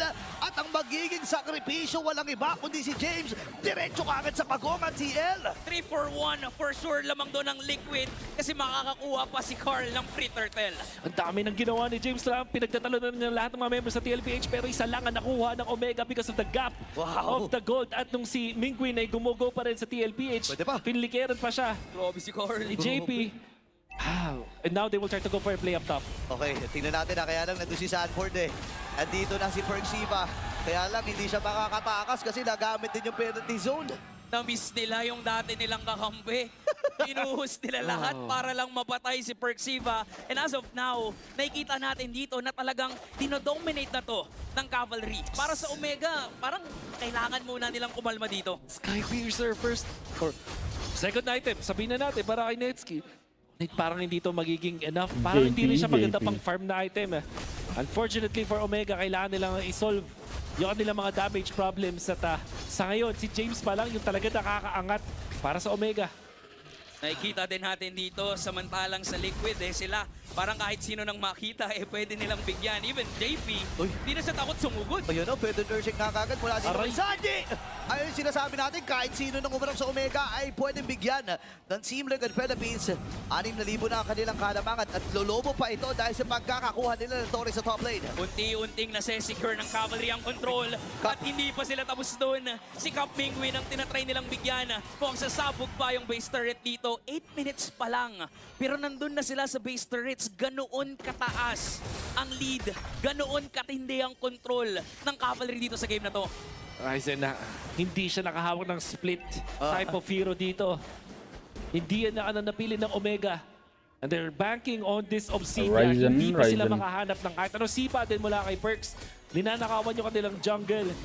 If you look into this game, meron mga times talaga na specifically na yung Omega ay kaya pa talaga sanang makabawi dito sa Team Liquid Philippines. Pero nag-overextend sila at sobrang napan siya ng TLPH. May Lord na nag-spawn na. Grabe si Sanji. Tapang talaga ni Sanji. Ayan, namamatahin niya rin na may tao dyan. Kaya si James, andun yung wings by wings mula kay Sanji. Spotted yung 4 na miyembro mula dito sa Omega at kita nila sa itaas. Itong si Netsky at pagkakataon na si Team Lugan Philippines na madiliin itong Lord na ito at makukuha na nga nila ng tuluyan. Team Lugan Philippines magpapalawak na naman ng nasasakop nilang lugar. Pre-Lord para sa kanila. Tapos yung heartbeat ni Kuya Carly parang normal na normal lang. Wala lang Just another day para sa The Young Goat. Kitang-kita natin, no pressure at all para sa Liquid. Samantalang Omega, sila talaga yung nape-pressure na ngayon. Tingnan nyo sa minimap, yung pwesto ni Sanji. For sure, pag may nag-react dito sa Omega, mabibigyan yan. Tingnan natin kasi nakikita natin sa Omega may mga attempt na sipa naman si Perxiva pero wala silang panapos, wala silang instant kill. Naaasahan kahit masipa ni Perxiva at dahil doon ay nagkakaroon pa ng pagkakataon ng Team Lugan Philippines na ibawi yung kanilang kasamang nasipa Ang solusyon dito para sa Omega makapag-clear lang ng wave pero hinaharangan na sila ni Sanji and TLPH are not making any sort of mistake here. Kung papansinin, walang nag-opex din sa kanila. Si Perks, grabe. Ibang klase. One bar na lang natira, one combo pa lang mula kay Carl. Parang ganun na nga yata talaga ang call ng Liquid. Kung sino na lang yung nasa harapan, bibigyan na. Wala ng Holy Blessing sa taas, pero James pumasok. Okay, susubukan natin ni James. Perxiva ay Buset, napagsipa. mantap gitu ang. Tawin ka niya na sipa, Sanji mamamatay. 10 menit doang ini. Kaya naman si James tumumba. Kaya lang si Kapitan Gila di regular aja bantai-bantai gini guys. May Lord pa naman nakasama dito ang CL. Ready na ata sila tapusin. Kasi iniisa-isa rin nila ang bagong barangay. At sila magwawagi sa Game 1. Rumaragas ang Liquid. Ang makikita natin ngayon. Pero Sanford Dragon. Ito na. Kilala rin natin siya sa paggamit nitong hero na to. Naku, nakakamiss makita si Sanford na humawak ng Dragon. Dragon. Yuzong versus Lapu-Lapu, a very good scenario here. Actually, at tunay na panalo dyan ay tayong lahat kasi makakita tayo ng magandang bakbakan ng dalawang XP laners. And James, after a hot streak last season, ang ganda rin ng performance niya Game 1. Parang lahat talaga ginawa niya, pinagtatanulan na niya lahat pero hindi pa rin enough. And isa sa mga sinasabi din ng mga tao na expertise niya is this Lapu-Lapu. Which I really like for Omega. Instead na magsora ka, pumili ka na lang na mas stable na XP laner. Game 2 Going in for the Lapu-Lapu. Kahit yung mag-dive, may damage, may sustain, balancing XP laner para dito kay James. And this is gonna be again a challenge para sa Smart Omega kasi isa na lang matutuldukan ang kanilang win streak. Mukhang matutuldukan ng Cavalry yung inaasam-asam na 5th win streak dito ng Smart Omega. Tignan natin kung ano mangyayari sa game number 2. Makakita ba pa tayo ng game 3? O dito na magtatapos ang ating serye? Sa pagpasok dito sa game, masasabi natin na when it comes to the adjustments sa draft, mas may palag yung sa Omega ngayon. I would say, oo. Lalo na kasi Lapu-Lapu naman yung hero ni James. Netsuki, siya yung magiging split type dito.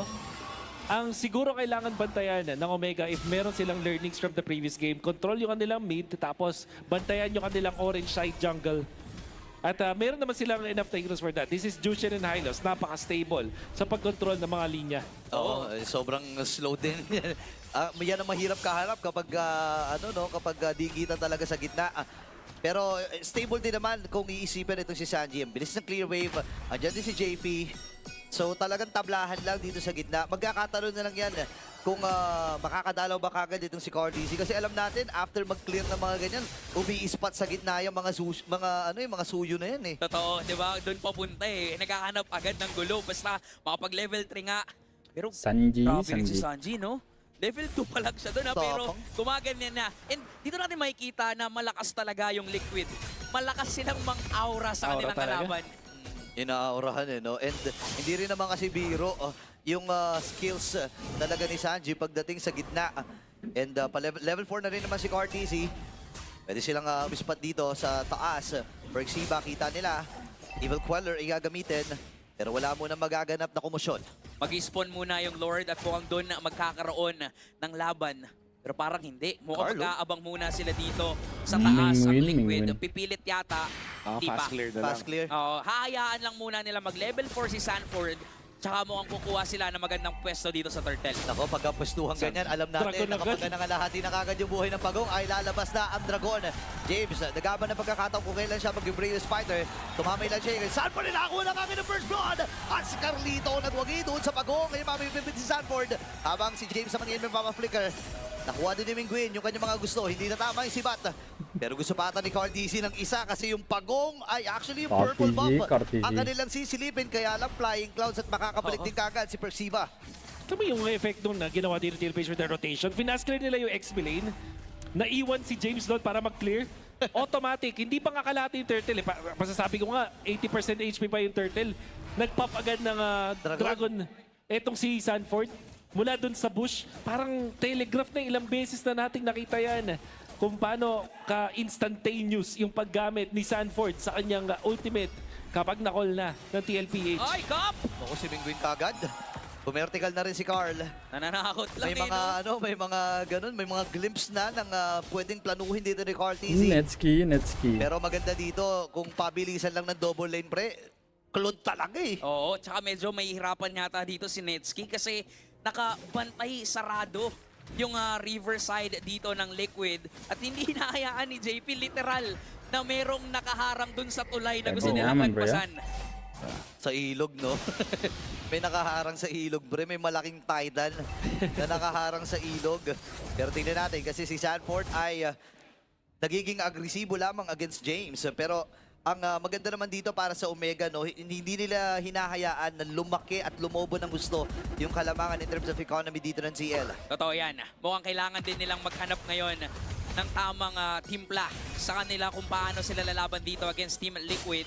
Kasi ang daming teams ang nagsasabi na kapag na-aurahan talaga kayo ng Liquid, literal na tuloy-tuloy na eh. Yung momentum dito ng Liquid. And ngayon na merong 1.8, dyan lang naglalaro.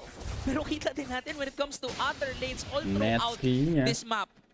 Yung mga 1v1 sa lanings, alam mo na Liquid yung nakakalamang sa kahit simpleng aurahan lang. Look at this, napaka-agang switch lane para sa Omega. Para talaga na-apektuhan sila dito ng mga movements from TLPH. And Cardisi is level 8. Mauuna dito. sa ating turtle. Okay, Lantern gagamitin ni Ming. Grabe yung dragon. Doon sa likuran talaga ang kanyang punteriya. Pero pala naman siyang petrified dito. Si Ryzen ang kanilang hinahawakan. At si Cardizi ang nagwagi. Kaya naman may ibig ng mga miyembro dito ni Smart Omega. Sampoy nakakuha ng AOG. Flicker na force rin dito kay James. Mapapaflicker din si Mingguin. Grabe yung Stampede. Activated kagad. Pumaragasa talaga ang Liquid ngayon. Look at that.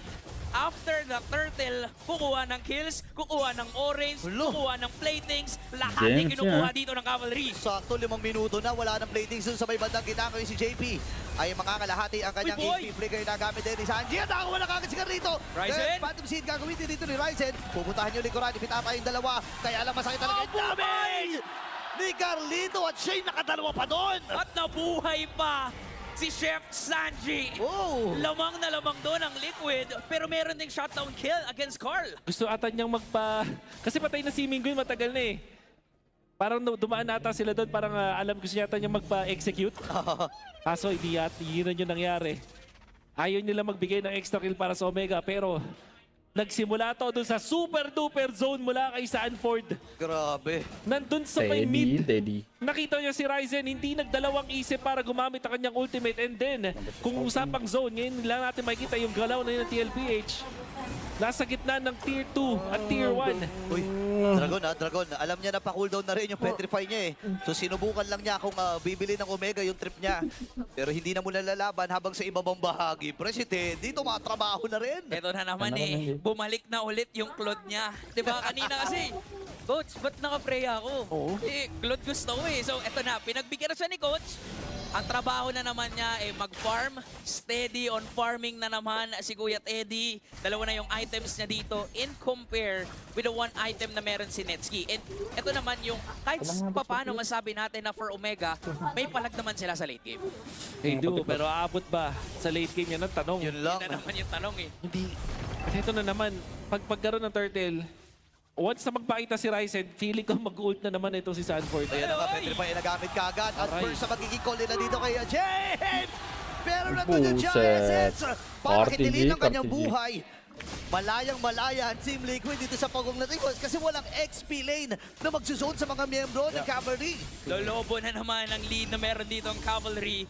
Turtle, makukuha ni Carl at mukhang magtutuloy-tuloy na naman sa nagiging takbo ng laban. Ganito rin yung nangyari kanina. Once na nakuha na ng Liquid, parang ang hirap na for Omega. Humabol, makabawi kasi grabe yung aggression na meron dito ang Liquid. Unlimited na play. Ang makakita natin mula sa TLPH. Uy, tapang ni Mingguin ha, okay. Bibit-bitin niya ata. Ito si JB pero nakiiwas. Si Sanford din sa bit-bit. Carl Dizzy, hindi nila alam doon sa may gilid. Pwede pa paano nagamit din! Sabay na blazing doon mula dito kay Teddy. Kaya transition sila sa may middle. Babasagin nila yung inner turret na yun. At tagumpay ang Cavalry. Pwede pa na nila pasabugin at yun ang tagumpay. 7 minutes pa lang. Sabog kagad yung gitna. Si Carl nga ay nagkakat dito sa taas. Mukhang alam na ng Liquid na sila yung aharang sa pagtawid sa tulay, sa pagtawid sa ilog ng Smart Omega. May mga flying clouds. Pwedeng maghabol ang Smart Omega. Pero lalayo lang ang Liquid. Hindi sila makikipaglaban kapag alam nilang walang kailangang kalabanin. Unbelievable. We are seeing prime form TLPH. Wow.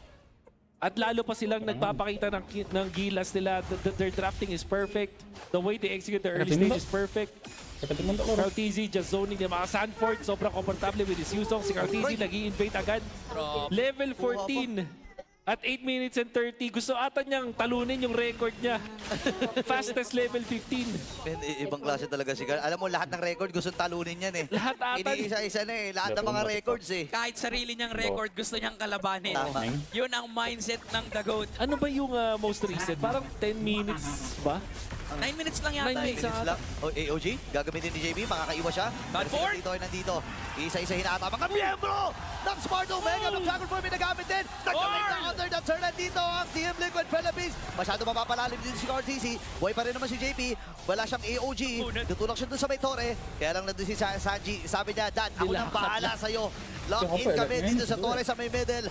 At tagumpay ang pagpasag sa base turret dito ng Team Liquid. At meron pang Lord na pwedeng diretsuhin ng Liquid, though wala doon si Carl. 2 beses namatay si Carl at yun lang ang kills na nakuha ng Smart Omega. Direk, kailangan namin malaman kung ito pa yung fastest. Kasi nag-15 nata siya bago mag 9 minutes mark eh. Oo. Kasi 9:03 nakita ko nung pagtalon niya. Nako po. Okay, JP, may ipit ata. Kahabol. Wala naman siyang AOG, tumama rin. Yung SOD ngayon na ipit. Sa Sanji, Dito sa may Sanji. gilid, dito si Sanji. Great play coming out from Omega. Merong Could be Lord. enough for the Lord. Actually, 4 versus 5.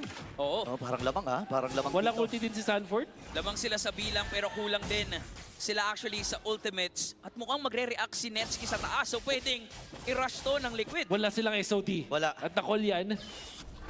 And this is an important objective para sa Omega. Alam mo, isa sa mga bagay na maganda lang din sa nangyayari dito is medium na push para sa Omega. Of course, hindi masaya na mapushan ka ng 9 minutes dun sa mid mo. Pero Netsky, at least Netsky. pagdating ng mga turtle fight, mga lord fight, hindi ka ganun kalugi. Hinahunting na siya dito ni JP. Oo nga, ayun, Black Dragon form nagamit kagad ni Sanford. Pero mukhang pananakot lamang ngayon. Hooks from Sanji. Ang kapdi na rin ni Sanji. Kaya nga eh. Ang kapdi na rin, nararamdaman din ni Perxiva yung damage.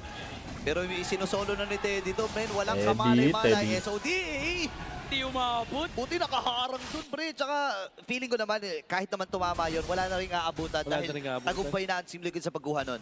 At ngayon mas lumalaki pa ang lead na meron dito ang Cavalry. 8.7k gold lead. At tila ba parang ang hirap for Omega na humanap ng pick-off, na humanap ng bawi, not unless mangyari ulit yung kanina. Yung medyo nag-overextend ng Cavalry. Yeah. At this point, 11 minutes, 9k lead. Laki yan. Parang kung ikaw yung TLPH, gusto mo rin talaga mag-dive eh. May gigil kasi alam nyo na lamang kayo in terms of level, lamang kayo in terms of items.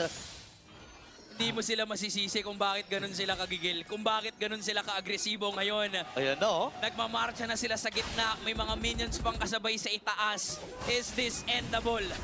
Tingnan natin kasi may mga JB, match force na rin na JB. lumalabas. Magkakaroon na kulay red. Ay nagamit na rin ni Sanford. Meron siya Petrify. Inaantay lang kung kailan nila pipindutin ito. Tumama na kayo. Petrify gaming win! Buti makakatakas siya with the Crimson Beacon. Pero nandun yung River Marimare siya mula dito kay Sanji. Makakapatay na naman si Carlito. Kaya hindi naman itig si Sanji. Dalawa na kagad tumamba para sa Smart Omega.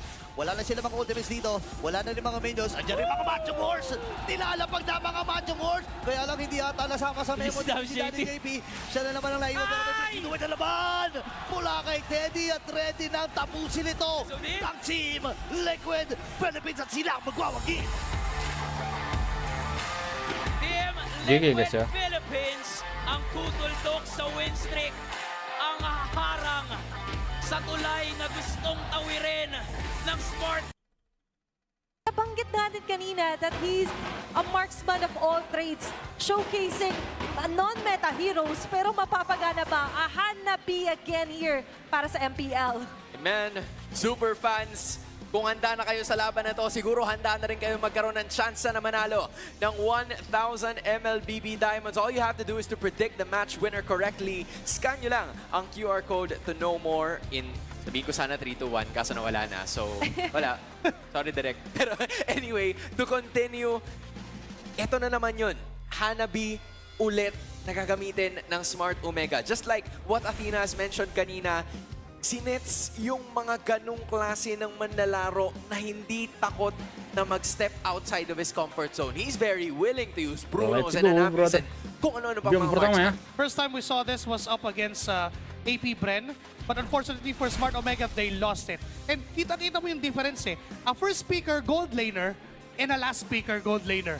Team Liquid Philippines prioritized that Colon over anybody else. And Smart Omega just casually picking up a Hanabi on their very last pick. Weirdly enough, JP, it's the JP. first and the last pick. It's the Alphas versus Omega dito sa laban natin ngayon para matapos ang unang araw of week number 3 as the same routine continues. Dahil nga walang Zushin, I feel like this is a totally different, mid lane from what we saw, especially over the last 2 weeks. But, sumubok lang din ang Smart Omega doon sa point na yun because they have to. Kailangan nilang i-maximize yung early presence ng Khalid Valentina. This is a very deadly combo during the early. Damage is there, mobility is enough, and sustain-wise, pag nag-level 2 agad si Perxiva, lamang agad siya doon sa Hylos. Kaya naman yun din, yung inaantay ngayon na para sa Smart Omega. na magkaroon ng advantage. Kahit slight advantage, okay na yun para kay Perxiva. But meanwhile, sa top lane na naman, ito yung mas expect natin later on na magkakaroon ng bakbakan. Yung laning phase is the first thing that both teams will have to worry about as of this moment. Carl TZ looking for the other side of the jungle para makakuha siya ng green camps, trying to deprive itong si Ryzen ng kahit anumang green minions right around the jungle. It's still stalemate para sa ating dalawang teams. Wala pang masyadong nagkakaroon ng kaganapan kahit nga yung kanilang mga battle spells ay hindi pa nako-consume. So both teams really playing it quite calculated in the first few minutes. One more thing to consider is that yung reliance nila sa kanilang mga ultimates. For Team Liquid Philippines, they really need the RWM plus the Glorious Pathway to at least make something happen for them. And for Smart Omega, ganun din lang naman yung hinihintay ng isang Valentina because the moment na mas mauna siya mag-level 4, which sabay naman nangyari, meron na rin silang own version of their RWM. So a lot might happen onto this turtle. At paunahan na kagad sila para makapwesto sa ngayon. It's gonna be an 8,000 pero tinan mo si Perks. Tumatani pa dun sa likod, but they are not just giving it any more. Okay, ngayon nag-aantay lang din sila JP, capitalizing doon sa Glorious Pathway, pero maka-cancel out lang. They're caught on the box. Mingwin with the first blood. It's going to be another kill nga ba? That's a Sanford ay mabibigyan na din. An early double kill para Turtle para kila Carl TZ. Chase on the Perxiva. He will get away naman on Deathless. So, Liquid probably didn't expect so much damage mula sa Omega, but at least they got a Turtle. Turtle, kapalit nga lang ng dalawang buhay. And I would still give the advantage onto the hands of Smart Omega. I mean, yung paggamit ni Mingwin sa kanyang RWM, kinulong lang din niya yung mga nagzo-zone away from Team Liquid Philippines. And it's still better to get something in return than to get nothing at all. Kasi alam ng Smart Omega na because of the zone na ginawa ni JP and even neto ni Sanford, hindi na makakalapit si Ryzen. Sobrang baba ng buhay niya eh. Men, bukod sa sobrang baba, tingnan mo din mamaya yung heart rate ni Carlmen. Nakita ko yata 68 eh. Low cortisol CAR-TC, men. 66-60 oh. Tingnan mo. Kung sakaling hindi nyo po alam, meron na po tayong, of course, heart rate or BPM ng ating mga manlalaro just to know more about how they're feeling inside the game. It's 2-0 para sa Omega, pero nakuha ng Team Liquid yung pinakaunang objective. Still, not much has been happening aside from Omega already developing yung kanilang 1.1k gold lead. Ganun din yung ginagawa ng Smart Omega. Sinasabayan nila kung ano man yung gustong mangyari ng Team Liquid Philippines. And we're going back to what we said during the Infinix Keys to Victory na kailangan lang nilang i-match kung ano yung binibigay ng Team Liquid Philippines. Because hand in hand, kayang pumalag ng lineup na meron sila. In fact, yung Valentina against that Eve, para ka lang din may sariling Eve. So, kung kailan magsisimula ang Team Liquid, doon lang din magsisimula. Pero Agayon, sisimulan na agad nila Perks, an instant kill. Kakabanggit mo pa lang na may sarili kang Eve. Pinatungan pa ng Raging Sandstorm. And now, they're closing in on the bottom side. Pero, early vision din para kala Carl TZ. Mukhang hindi na yata magtutuloy for another extended team fight. Amin, ang nakuha nila ay walang iba kundi si Sanji. That's a damage dealer down para sa kanilang kupunan. Good presence of awareness mula dito kay Perxiva para ma-dish out yung Raging Sandstorm and of course, give another kill para dito sa Omega na ngayon pumupwesto na gamit yung tatlo. Si JP pa lamang ang namataan doon. Okay, nag-aantay lang naman siya. Medyo malapit naman na sa vicinity din sila Sanji and Carl TZ. Chasing the barbell, Phantom Seed activated. Caught onto the box dito sila Ryzen na lumalaban pa rin naman. Sanford holding back Perxiva. Carl TZ with a retry here onto the turtle. Habang magsisiatrasa na muna ang barangay. Men, kahit gaano kalugi ang Liquid in terms of kills, you can respect the game of Carl in getting those turtles. nakita rin kasi nila eh, okay, wala na. Ginamit na yung WM na kinopya. So wala na silang way para makapag-start ng team fight. Therefore, we can start ourselves. Nandun yung Glorious Pathway ni JP. Sakto rin na enough yon para hindi umalis si Ryzen doon sa loob ng Turtle Pit. Tapos na-punish siya ng Team Liquid Philippines. And that's exactly yung ginagawa rin naman ngayon na TLPH. Punishing yung mga umiikot dito ng mga members ng Smart Omega. But Netsky is also being really careful right now. At alam naman nila may kutob sila na pipili talagang pumitas din ng TLPH. Oh no, parang sa ngayon hindi pa natin nakikita yung vision sa pag-pick up nitong Hanabi. As expected, magsistay lang yan sa lane just like what the Claude is gonna be doing. Obviously, wala namang mangyayari dito sa nakikita natin, wait lang.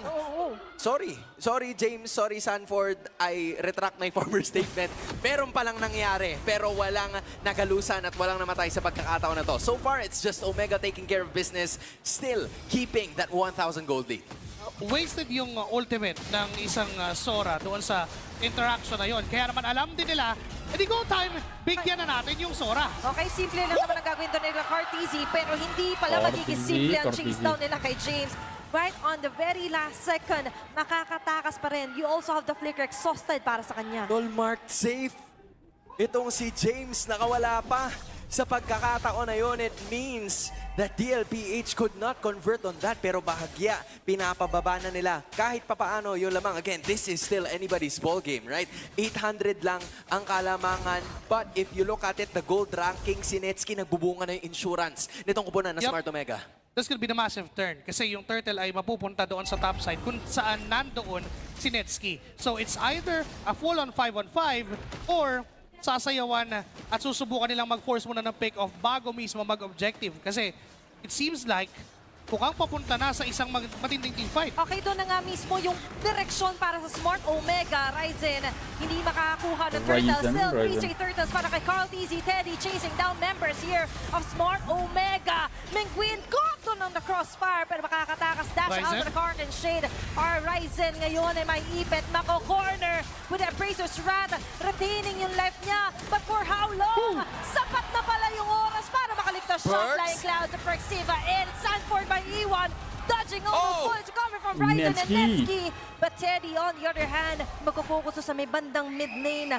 That's going to be the trade na gustong kunin ng TLPH. At sa dami ng hampasan na nangyari, doon pa lamang sa simula, wala man lang nagalusan. Pero si Carl na naman ang nakakuha ng pagong at may turret pa kasama sa gitna. Bigla-biglang ino-off tempo ng Team Liquid. Yung akala mong sobrang bagal, biglang minamadali yung mga bagay-bagay. And hindi lang yon, nagiging cover din yung galaw ng Team Liquid Philippines para kay Teddy doon sa mid lane. Kasi it's as if gusto lang lumaban ng Team Liquid Philippines. Pinipwersa nila yung Smart Omega na dito lang kayo, hindi kayo makakapag-react sa mid. Thus giving that free turret papunta sa kamay ng Team Liquid. And as of this moment, Perxiva slowly feeling the damage na ngayon ay binibitawan na nitong si Teddy after getting his first kill in this specific game. Smart Omega finally loses control of the lead and TLPH holding on to at least 800 na nakikita natin sa ngayon. Both of the teams humahanap lang ng tamang pick-off, tamang tempo para makapag-dish out ng damage. But Carl successfully trying to shove away the minions sa may bandang itaas. Masasalubong niya itong si James. So that's information na malayo si Carl towards the Lord. But I feel like this is still gonna be enough time para makapunta siya sa major objective. Pero mukhang i-go pa rin siya dito ni Carteezy. James as well. Napilita mag-transform. Sabayan agad yung dalawa. Nagkita-kita kahit pinagsaso sa takpa. Sapat na magiging tustok dito ni Carteezy. James falling down on the 1v1. Ducati drive-by. Carteezy nakakuha ng solo kill. At first we thought na siya pa yung malulugi kasi Thunderform din yung ginamit. But Menguin with a mission to kill. Carteezy walang jungler ng Team Liquid Philippines. Mukhang go na ito para kala Sanford. Perxiva medyo magdadasal sa pinakagilid. Ryzen chasing them away. Menguin medyo nagdelikado doon. But meanwhile, si Carteezy nahuli nila ng ganun kabilis din. Yeah, but look at this. Hindi pa rin nagkakaroon ng tsansa na magkaroon ng Lord opportunity para dito sa Smart Omega. Mukhang mabubuhay pa si Carteezy at aabutan niya itong clash na makikita natin sa ngayon. Menguin nasa may bandang kanan ng mapa. JP is right there at the river trying to give out information para sa kanya mga kakampi. Teddy, nowhere to be found itong Smart Omega. Both of them sizing each other up and again. Naabutan pa ni Carteezy itong Lord. Nakipagtantsahan eh. And let's give it to JP and Sanford. Na nandun sa frontline, alam nila na wala pang damage output na kaya silang banatan. Okay, pwede nga banatan. Pero doon sa pinakalikod naman, makakalusot pa rin si Teddy with a BMI habang dancing around the map dito si Sanford. Catching off guard sila Perks. So ngayon, sasaluhin agad nila JP yung mga damage na magagaling dito Smart Omega. But not before long na makukuha muna ni Carteezy yung Lord sa palikuhan sa buhay ni Perxiva. Securing the total kill ni Quinn. Nag-isa, pero kakayanin. Outmaneuvering members dito na sila Sanji. Pero yung damba at yung pagdadabog nila Sanford at Teddy ay magbubunga. Carteezy on the back lane chasing down Netsky. Hindi niya yata habulin. Hindi niya hahayaan na makaligtas. That's going to be official wipeout. Laban sa barangay. Sa liquid ang Lord. Sa liquid ang inyong mga buhay. Sa liquid ang lamang. Carl TZ with a perfect retribution na kahit pa sobrang gulo na nang nangyayari, sobrang disoriented na ng Team Liquid Philippines. In fact, sila pa yung mas nanggugulo, mas naguguluhan pa yung Smart Omega sa mga gagawin nila. And even, may mga nakikita tayong trade-offs sa mga kills from Mingwin and Netsky. Kaso nga lang, hindi nila kayang sabayan yung Team Liquid kapag sinagasaan na sila ng tuloy-tuloy. Again, Carl TZ with the use of this Leomord. Solo kill, team fights, retributions. Ano bang pwede mong asahan dito kay Carl TZ, trying to do every single thing para dito sa Team Liquid Philippines. But Joshi Cakes, tama ka. You gotta give props din para dito kay JP at kay Sanford, really sacrificing their lives but efficiently. Kasi hindi man lang sila namamatay during that clash. Pero ngayon si Netsky ang punteriya. Grabe talaga naman na sila dito umatake. Tatlo members ng TLPH rumaragasa na nananagasa sa mga members ng Smart Omega. JP is still A-OK. Sa ngayon, meron na siyang 7.3k gold. Built na rin yung Trinity build. But as of this moment, when can we expect na mag-pop off itong si Netsky? Kailangan maging pabor sa kanya lahat ng pwesto na meron ng Team Liquid Philippines. Pag kumonekta yung Iganbana, ang kaso nga lang, kapag nasa loob sa ng RWM, mararamdaman din niya yung same na sakit. Diba? Hindi naman niya kayang mag-dish out at tumayo ng matagal doon sa gitna ng laban kasi merong tumatalo na Sanford, merong nakababad na JP, tapos eventually biglang may tutuhog sa'yo na Carl TZ. And that has been the story ever since. Paulit-ulit na ginagawa ng Team Liquid Philippines, hindi nga sila yung sobrang nag-i-initiate. Sila yung nagka-counter-react doon sa nakikita nila. Kapag wala na yung resources ng Smart Omega, tsaka sila papalag. And for Smart Omega, kailangan nakaka-lead Valentina sila eh. So they have to be the aggressors right now. Kailangan makuha agad yung RWM, sila yung mag-force kung ano yung play.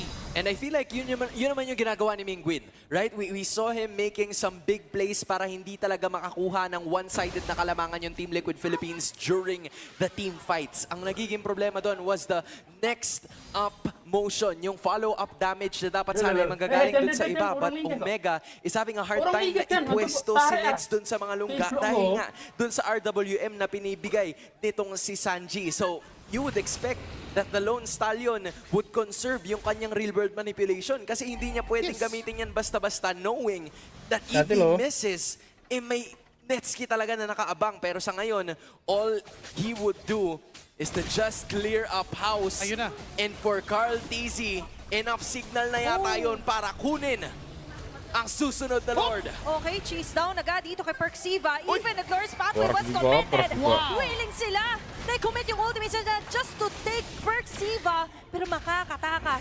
Meanwhile, may ipit naman sa sitwasyon si James. It's going to be a free hit here para kay Teddy. Mengwin sa ginayang real world manipulation. Magkakaroon ba na counter kill? Mukhang hindi. Sila pa yata yung mabawabawasan. At muntik pa silang makuha doon. Multiple si Teddy habang si Netsky is going in. Pumutas muna ng base agad dito ng TLPH. Pero napaligiran na siya ng dalawa. Pumita sa kamay, sa kapupunta. Huwag kang gagalaw na masama. Nagkabang agad sila JP and Sanford taking him down. May Lord na kailangan depensa ng Smart Omega. Bawas sila ng firepower. Major loss para dito sa Smart Omega. Wala kanilang main damage dealer at kumakatok na ang Liquid sa kanilang pintuan. Kakayanin pa ba nilang depensa nito dahil ngayon dadampa yung Lord. Wala na ang ilan sa mga pwedeng tumunaw dito kay Carl TZ. Barbiel with a Phantom Seed already been activated. Glorious Pathway chase down na Mingwin pati kay right and hit and run. Agad nagiging strategy dito na Stampede. James will be taken down as well. Pero grabe na yung pagkatok, yung pangharapos doon ng Liquid. Tinggal di unlock guys padahal guys. Naantala man ng bahagya, parehas pa rin ang ruta. DLPH is taking game number 1. Sagasa mindset from Team Liquid Philippines. Literal na lahat. Kay Sanji picking up the Farsa para sa last pick ng Team Liquid Philippines. I feel like this tends to be more of a stable lineup para dito sa Smart Omega. Just looking at the 5 picks, they have early game they have early game snowball sa tulong ng Suyu. And in addition, kung sakali na medyo mahirapan sila, they have a carry. Netsky can be activated right away as long as hindi talaga siya matagusan dito ng Team Liquid Philippines because that is where it's gonna be a little bit difficult. Sobrang bilis lang din nung sagot na Farsa na yun kasi hindi nga naglapo or Yuzong.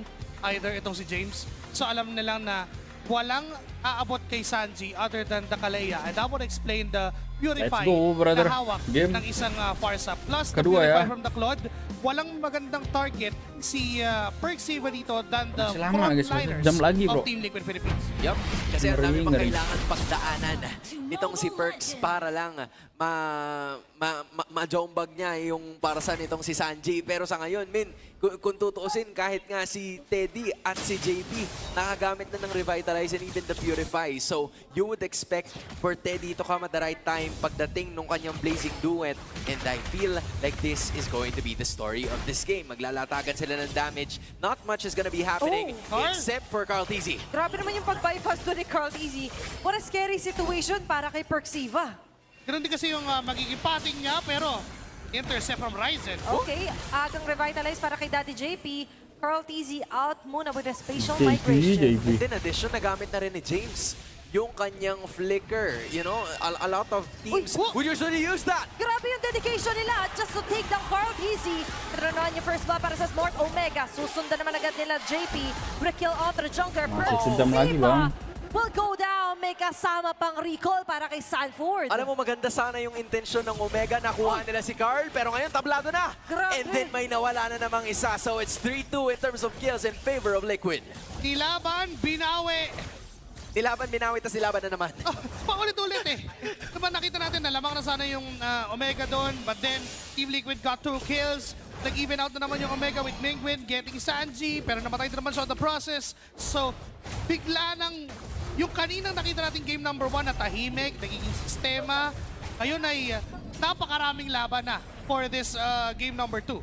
Deservingly so. Kasi, again, you would want to activate, if you are Team Liquid, gusto mo na ma-activate kaagad itong si Carl and si Sanford. I feel like they are the guys that will pave the way pagdating sa early game nitong Team Liquid Philippines. Pero para naman sa Omega, nakatingin ka kay Ryzen, nakatingin ka rin dito kay James, yung panggugulo. And of course, the durability na asahan mo mula dito kay James would be something na pwedeng maging advantage dito ng Smart Omega as soon as magsimula na yung pinakaunang turtle ng laban na to. Kaso yung problema, wala pang flicker si Perks at si James. This might be an advantage that Liquid wants to go for. Pwede, kaya ngayon nilalabas ng pilit ni JP.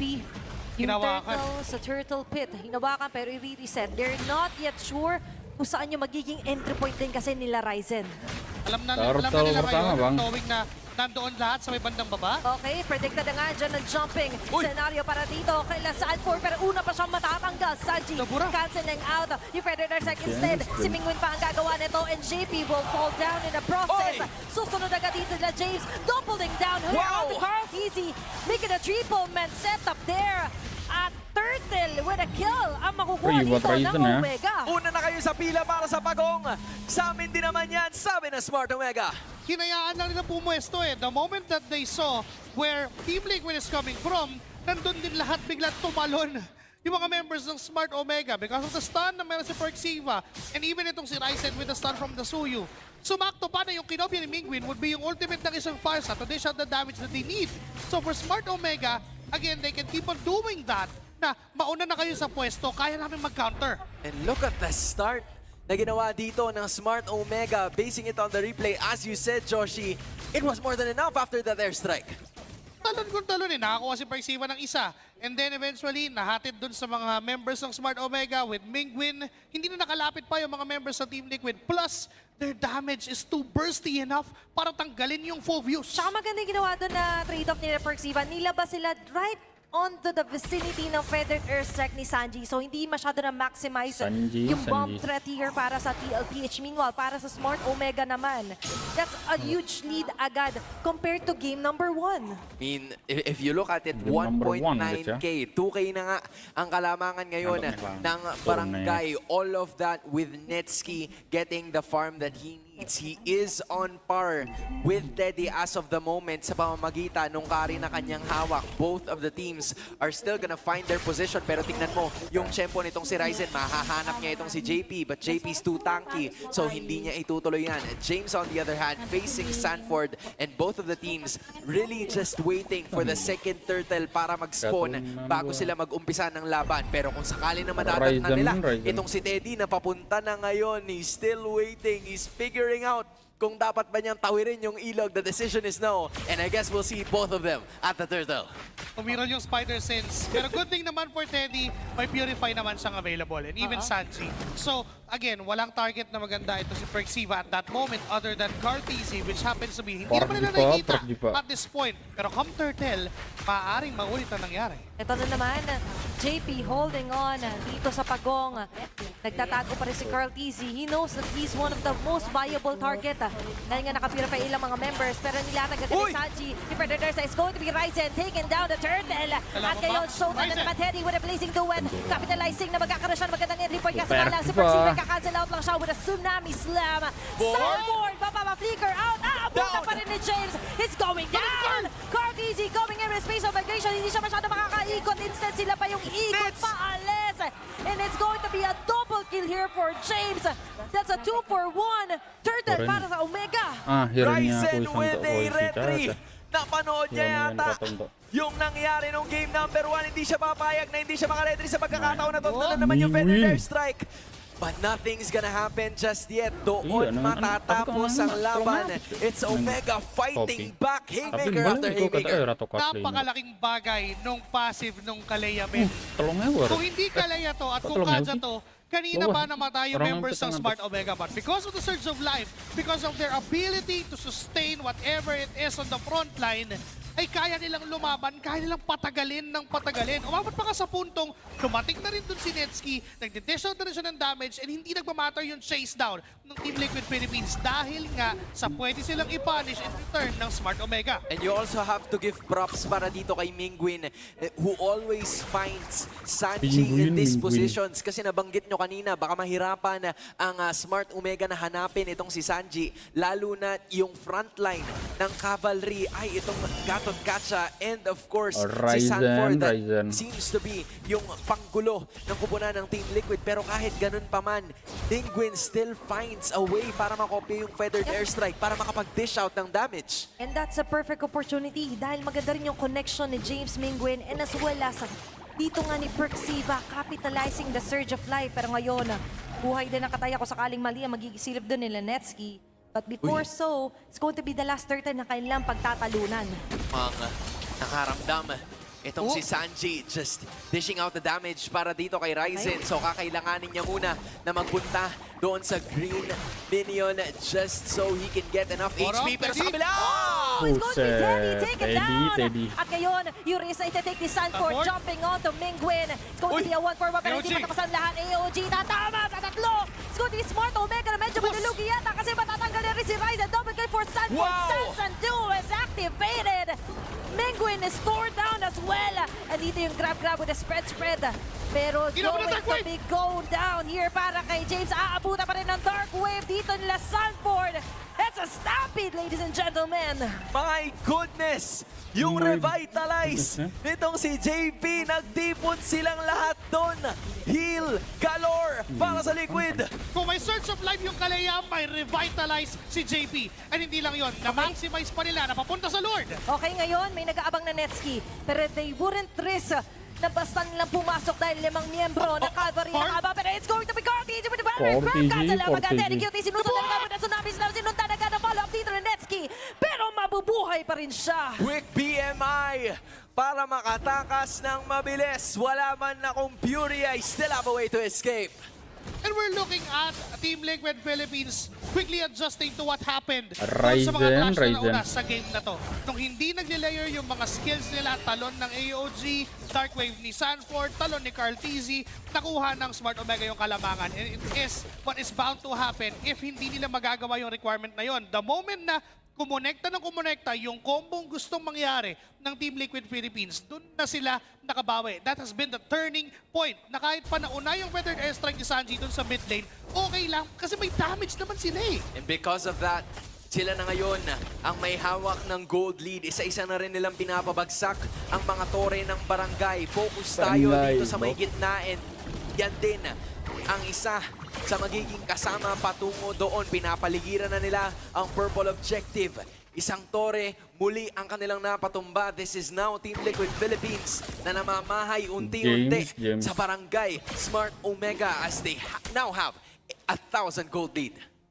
biglang pumunta sa side ng Team Liquid Philippines yung kalamangan with just one clash na nakapag-slide sila papunta sa isang main objective, which is that Lord. Kasi sana nung abang na ginawa ni Netski, but unfortunately for them, alam din ng Team Liquid Philippines na baka may nag-aabang doon. So, naging malinis ang galaw ng Team Liquid Philippines over the past 2 minutes na nagdaan. Yep, pauwi na lang sila. Nagkaroon pa ng magandang takedown doon ang Team Liquid. Kasi to be honest about, ganun na yung ruta nila eh. They've already gotten the Lord. So might as well ngayon ay kailangan muna nila maghinay-hinay if you're smart Omega. Pwesto na naman ang PL towards this orange objective.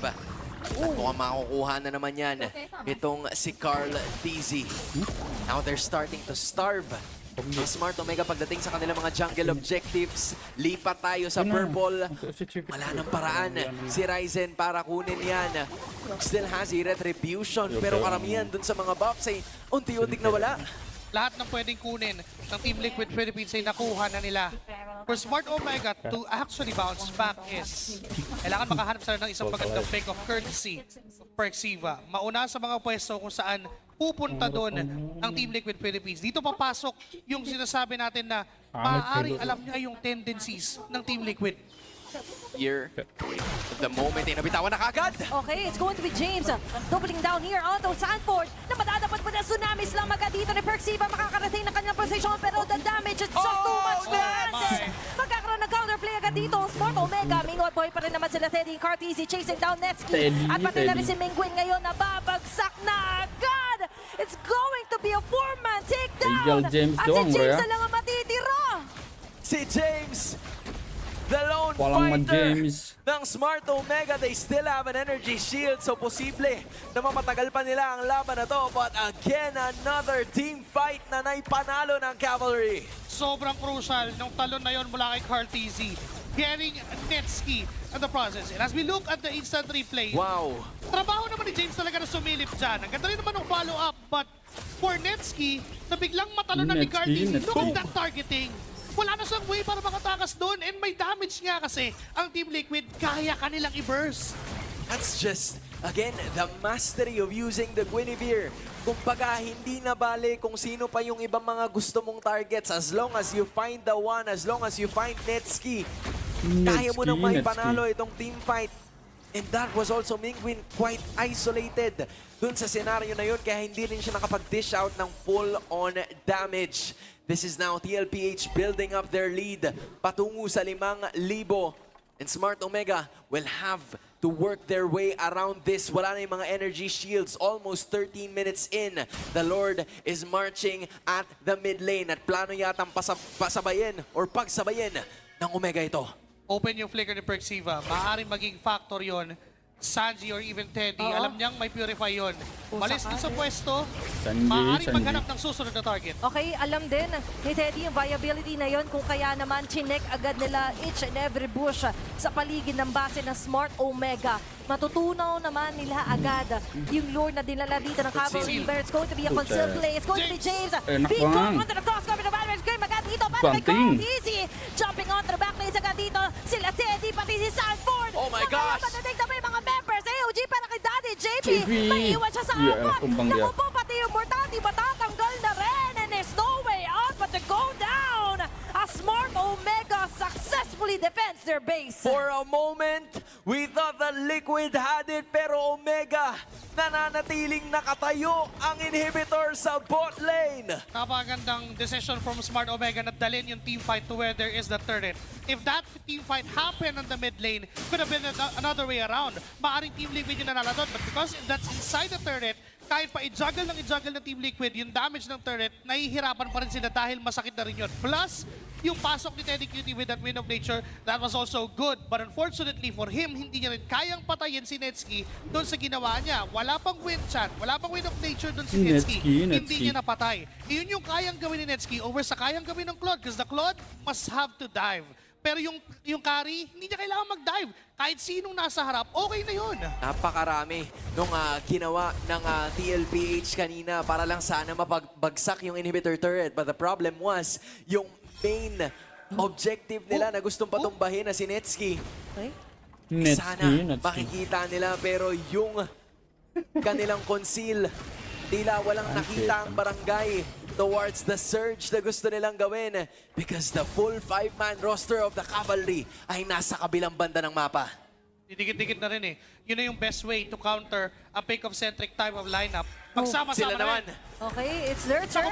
At ngayon, ora mismo, nandun agad ang ultimate coming from Carl. Easy James ay mapapatay agad.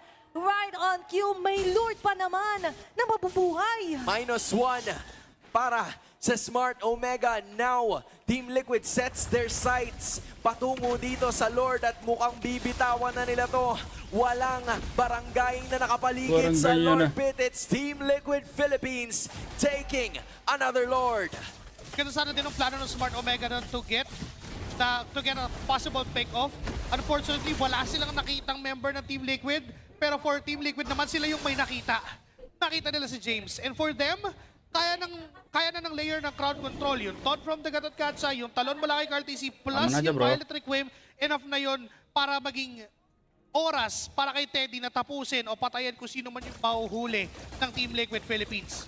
Paisa-isa na agad yung mga pick-up pero sobrang crucial nung nagiging epekto sa mapa natin. Yung cost, napitas yung isa. Pero yung epekto, Lord, and a possible stampede yet again na nagbabadya para sa Team Liquid Philippines at may nagtatagong Ryzen.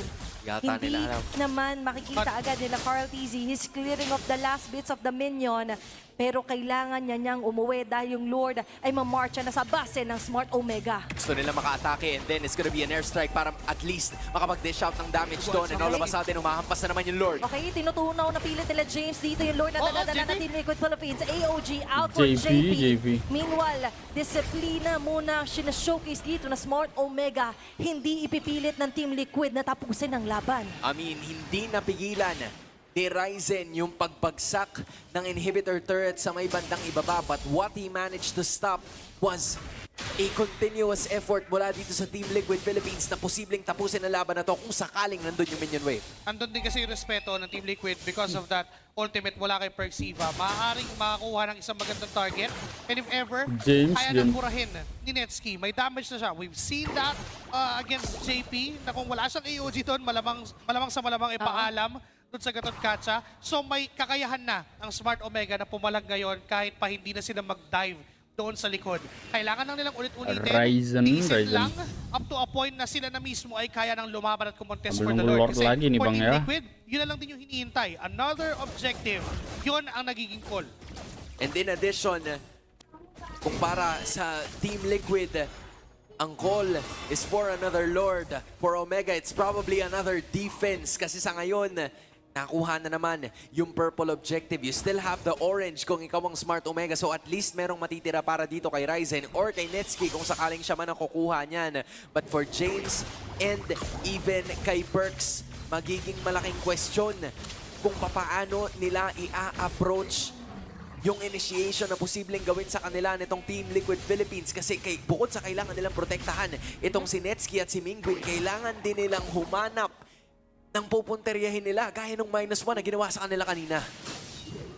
Again, pwedeng puhunanan yung mga ganong klaseng bagay. James, kailangan niya munang maglubay sa mga face check na ganyan. Kasi again, 2 beses na siyang nadadali ng mga face check niya. At pwede siyang bigyan ngayon. Correct yung Dark Wave. Kakasabi lang.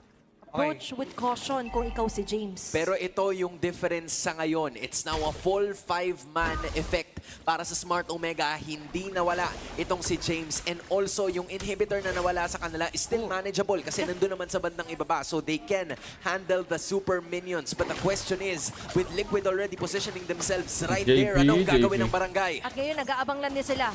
Malapit naman sa vicinity na may mamemers sa Smart Omega si James. Kaso nga lang problema, inunahan agad sila dito ng DLPH. Sunboard going over Dark Wave. At kita agad ang kanilang stampede out to the member ng Smart Omega. Carl TZ leading the charge. It's Mingwin and Ryzen dito sa pinakabase. Habang si James naman ay sasanib. Kakapit kay Teddy. Pero ngayon kakapitan na rin siya. Hindi na basta malalagpasin pa. Immortality na pop off. It's going to be a sure kill para dito sa DLPH. Rakasana naman ang ginagawa sa gasa dito nila Carl TZ at Sanford. But it's going to be Sanji taken down here by Ryzen. Pumapalag. Lumalaban yung dalawa. May pag-asa pa rin para sa barangay na itulak nila palayo. Okay. Ang cavalry na posibleng magsilbing kalbaryo ng barangay. Pero ganun pa man, they live to fight another day. Mukhang si Ryzen gumugusto, si Mingwin papalag pa. Pero hinarap sila ni JP. They're risking it all. Kaso yung JP, Lord, hindi na JP. nila maabot ang pambuhay pa dahil kukunin na to ng TLPH. What a call mula sa Liquid. What a defend mula dito sa Smart Omega. Pero Cavalry, they are still holding on to this. Crucial misposition mula kay Netsky before even that Lord.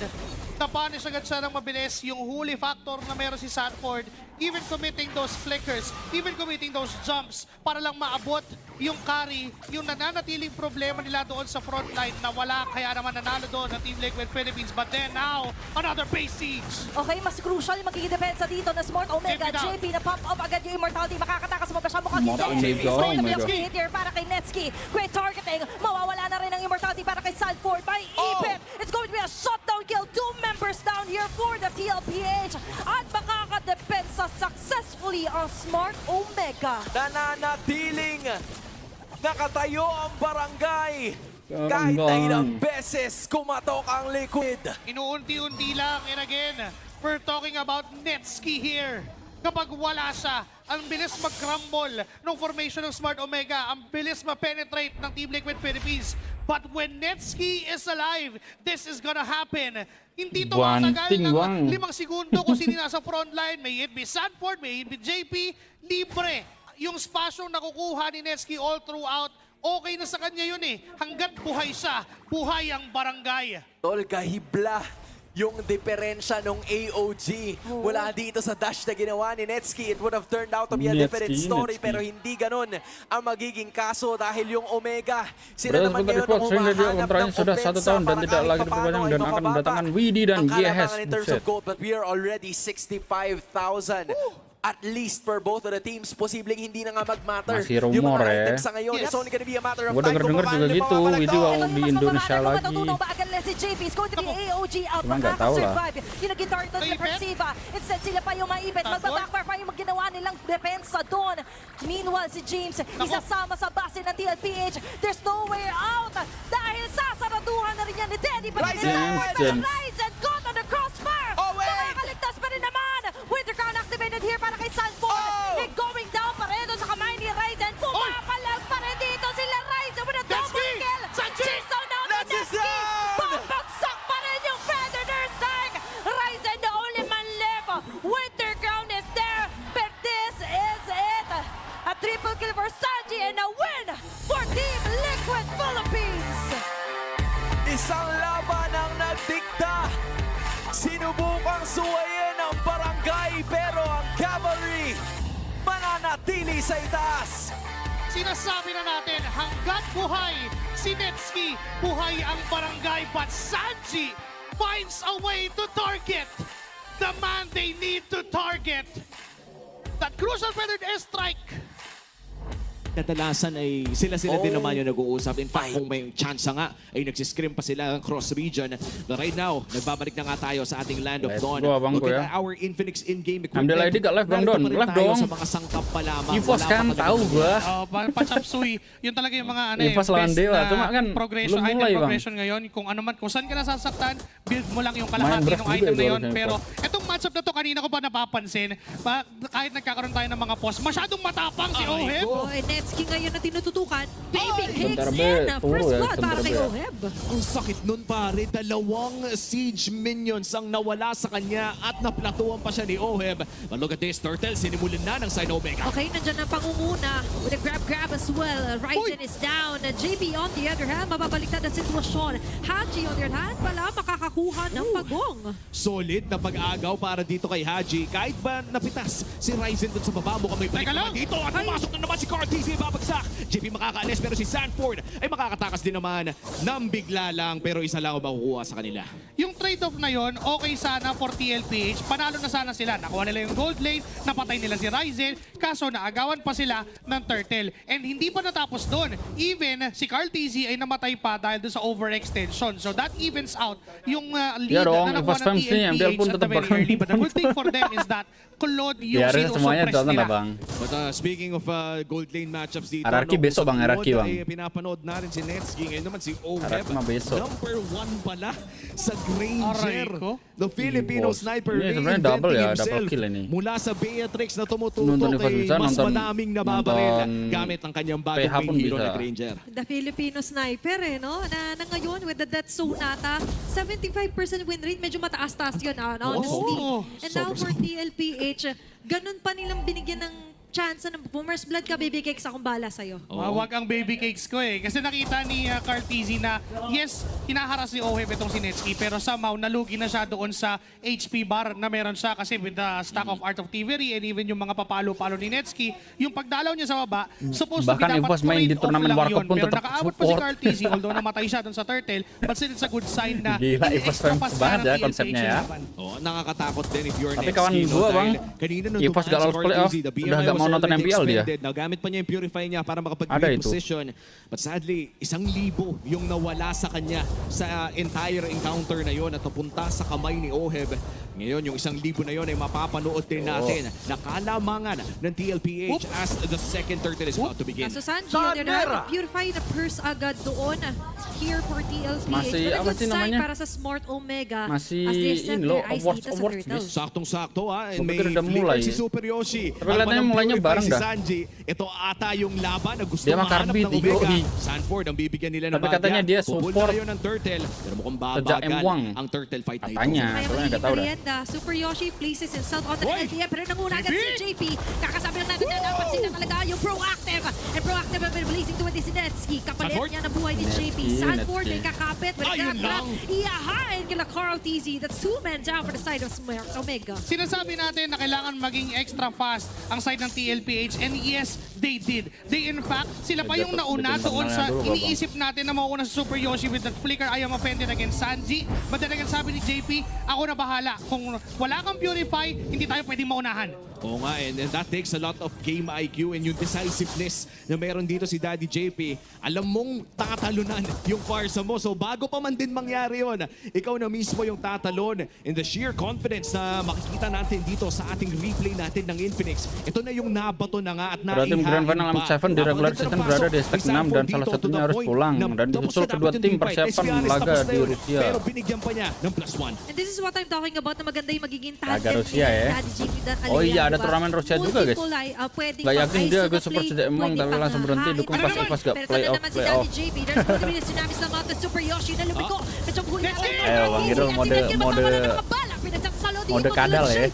But on the other hand, Sanji is being targeted. There's going to be the wings by wings. Makakaiwas pa rin naman. Nako, medyo na dumadami na ang death dito ni Carl TZ at hindi na lumalaki ang gold lead ng TLPH. Terus itu bang, This is really pepet terus turning bang, bad pepet. dahil yung clone Sampai na dapat dapat dah. Ini late naik game bot pa bisa ngomong at Jin. nalugi na nga sa simula ay siyang dumadami din ng pera para sa bagong Siya pa barangay. yung unang Automatic makakabasag siguro yan. dito sa bottom lane and not just that, even Super Yoshi, pinakita lang din niya yung decisiveness niya. Nung nahuli siya Pinakita lang. and hindi siya na-burst ng mga members ng TLPH, he flickered in, jumping into Carl TZ, enough na yung don't run wolf king Total para match pumasok Esports si Nets versus with Dewa that blazing dulu, duet. And you're right about what you've said, na NDL. yung Claude na late game mo paaasahan, umaaga yung power spike dahil sa pagsama niya dun sa mga crucial rotations ng Smart Omega. This is a problem. At mukhang papunta na nga sa DHS. Looking at the gold lead, may hawak pa rin naman na 600 gold lead si Oheb against this Claude. So okay pa naman, yung Skypiercer ay available na rin. Feeling ko napaka-importante para sa DLPH ng upcoming turtle fight natin. This is the last turtle of the game. And in terms of battle spells,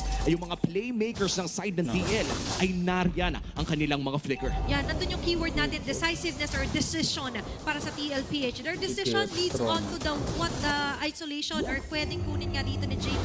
Meanwhile for Smart Omega, ang decision nila dito is patabain muna ng gusto si Netsky. Try Rora and hari make it pertama pulang, earlier anggap aja muna gak para sa lolos Claude. playoff Very sama smart kayak decision AIB para tuh. dito sa Hero Omega, jangan lupa hindi na member biar bumalik. masuk Yes, surga. dahil Itu out na katanya, yung, itu dulu Skypiercer para katanya kay Oheb, Bang, alam mo na ang katanya gagawin ng Din TLPH pengen ay ini, lumaban pengen member with katanya. the turtle. So Nunggu kumuha dari ng Bang kills Hero, after katanya the gitu. turtle. The moment na nag-decide ang Smart Omega na teka, ibigay Udah- nyo na udah lang yan member kesa itu. paagahin pa yung snowball ng Hero Granger udah with the member. Skypiercer.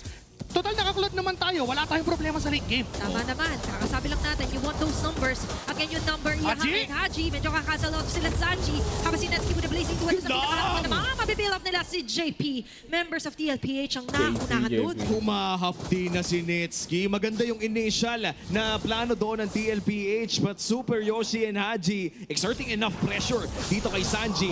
Mukhang maaagawan pa nga ata ni Ryzen si Carl sa sarili niyang purple. Naagawan nga siya with that retry and that thorn rose coming in from Ryzen. Wala ngayong blue o purple buff. Ito si Carl TC. Mahirap yon para sa isang assassin o sa isang YSS na mawalan ka ng mga early buffs na kailangan mo. Kasi hindi na mabubuo yung death ball na gusto mong mangyari. Yes, may items kayo. Enough naman yung Hunter Strike and yung War Axe and yung Hunter Strike and Sky Piercer mula sa Granger. Pero kung hindi mo maipapalo yung items na meron ka, it's a problem.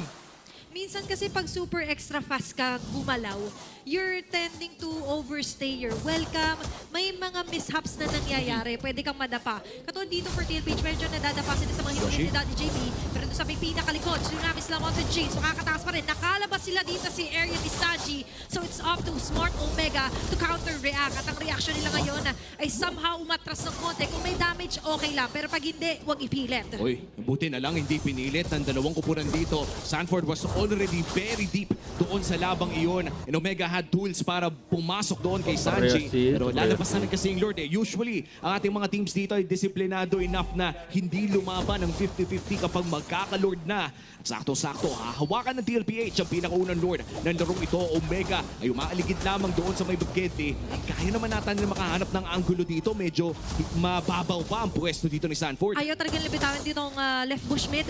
Very important to notice din dito yung pag-ikot ng JP na mangunguna naman extra fast burst here. Super Yoshi's down. Netsuki sa may pinakagilid. Clear out lang ng mga minion waves. Sanji makakaligtas pa rin naman with the wings by wings.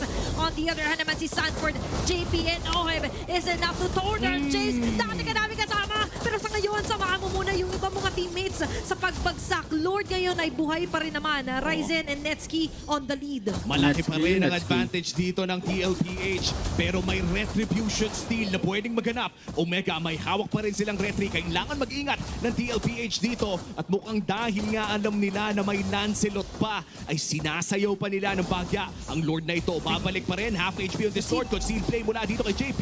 Di pa naman tatalo pero mukhang mahanap nila si Ryzen dito. Ito na ba yung Lord? Sumakto may Penedeser na si Curtis. Makakuha ng Lord. Kabilang banda naman si Ryzen makakatakas doon yung function ng Lord. Habang naman si Netsuki with a place into it. Even the corner.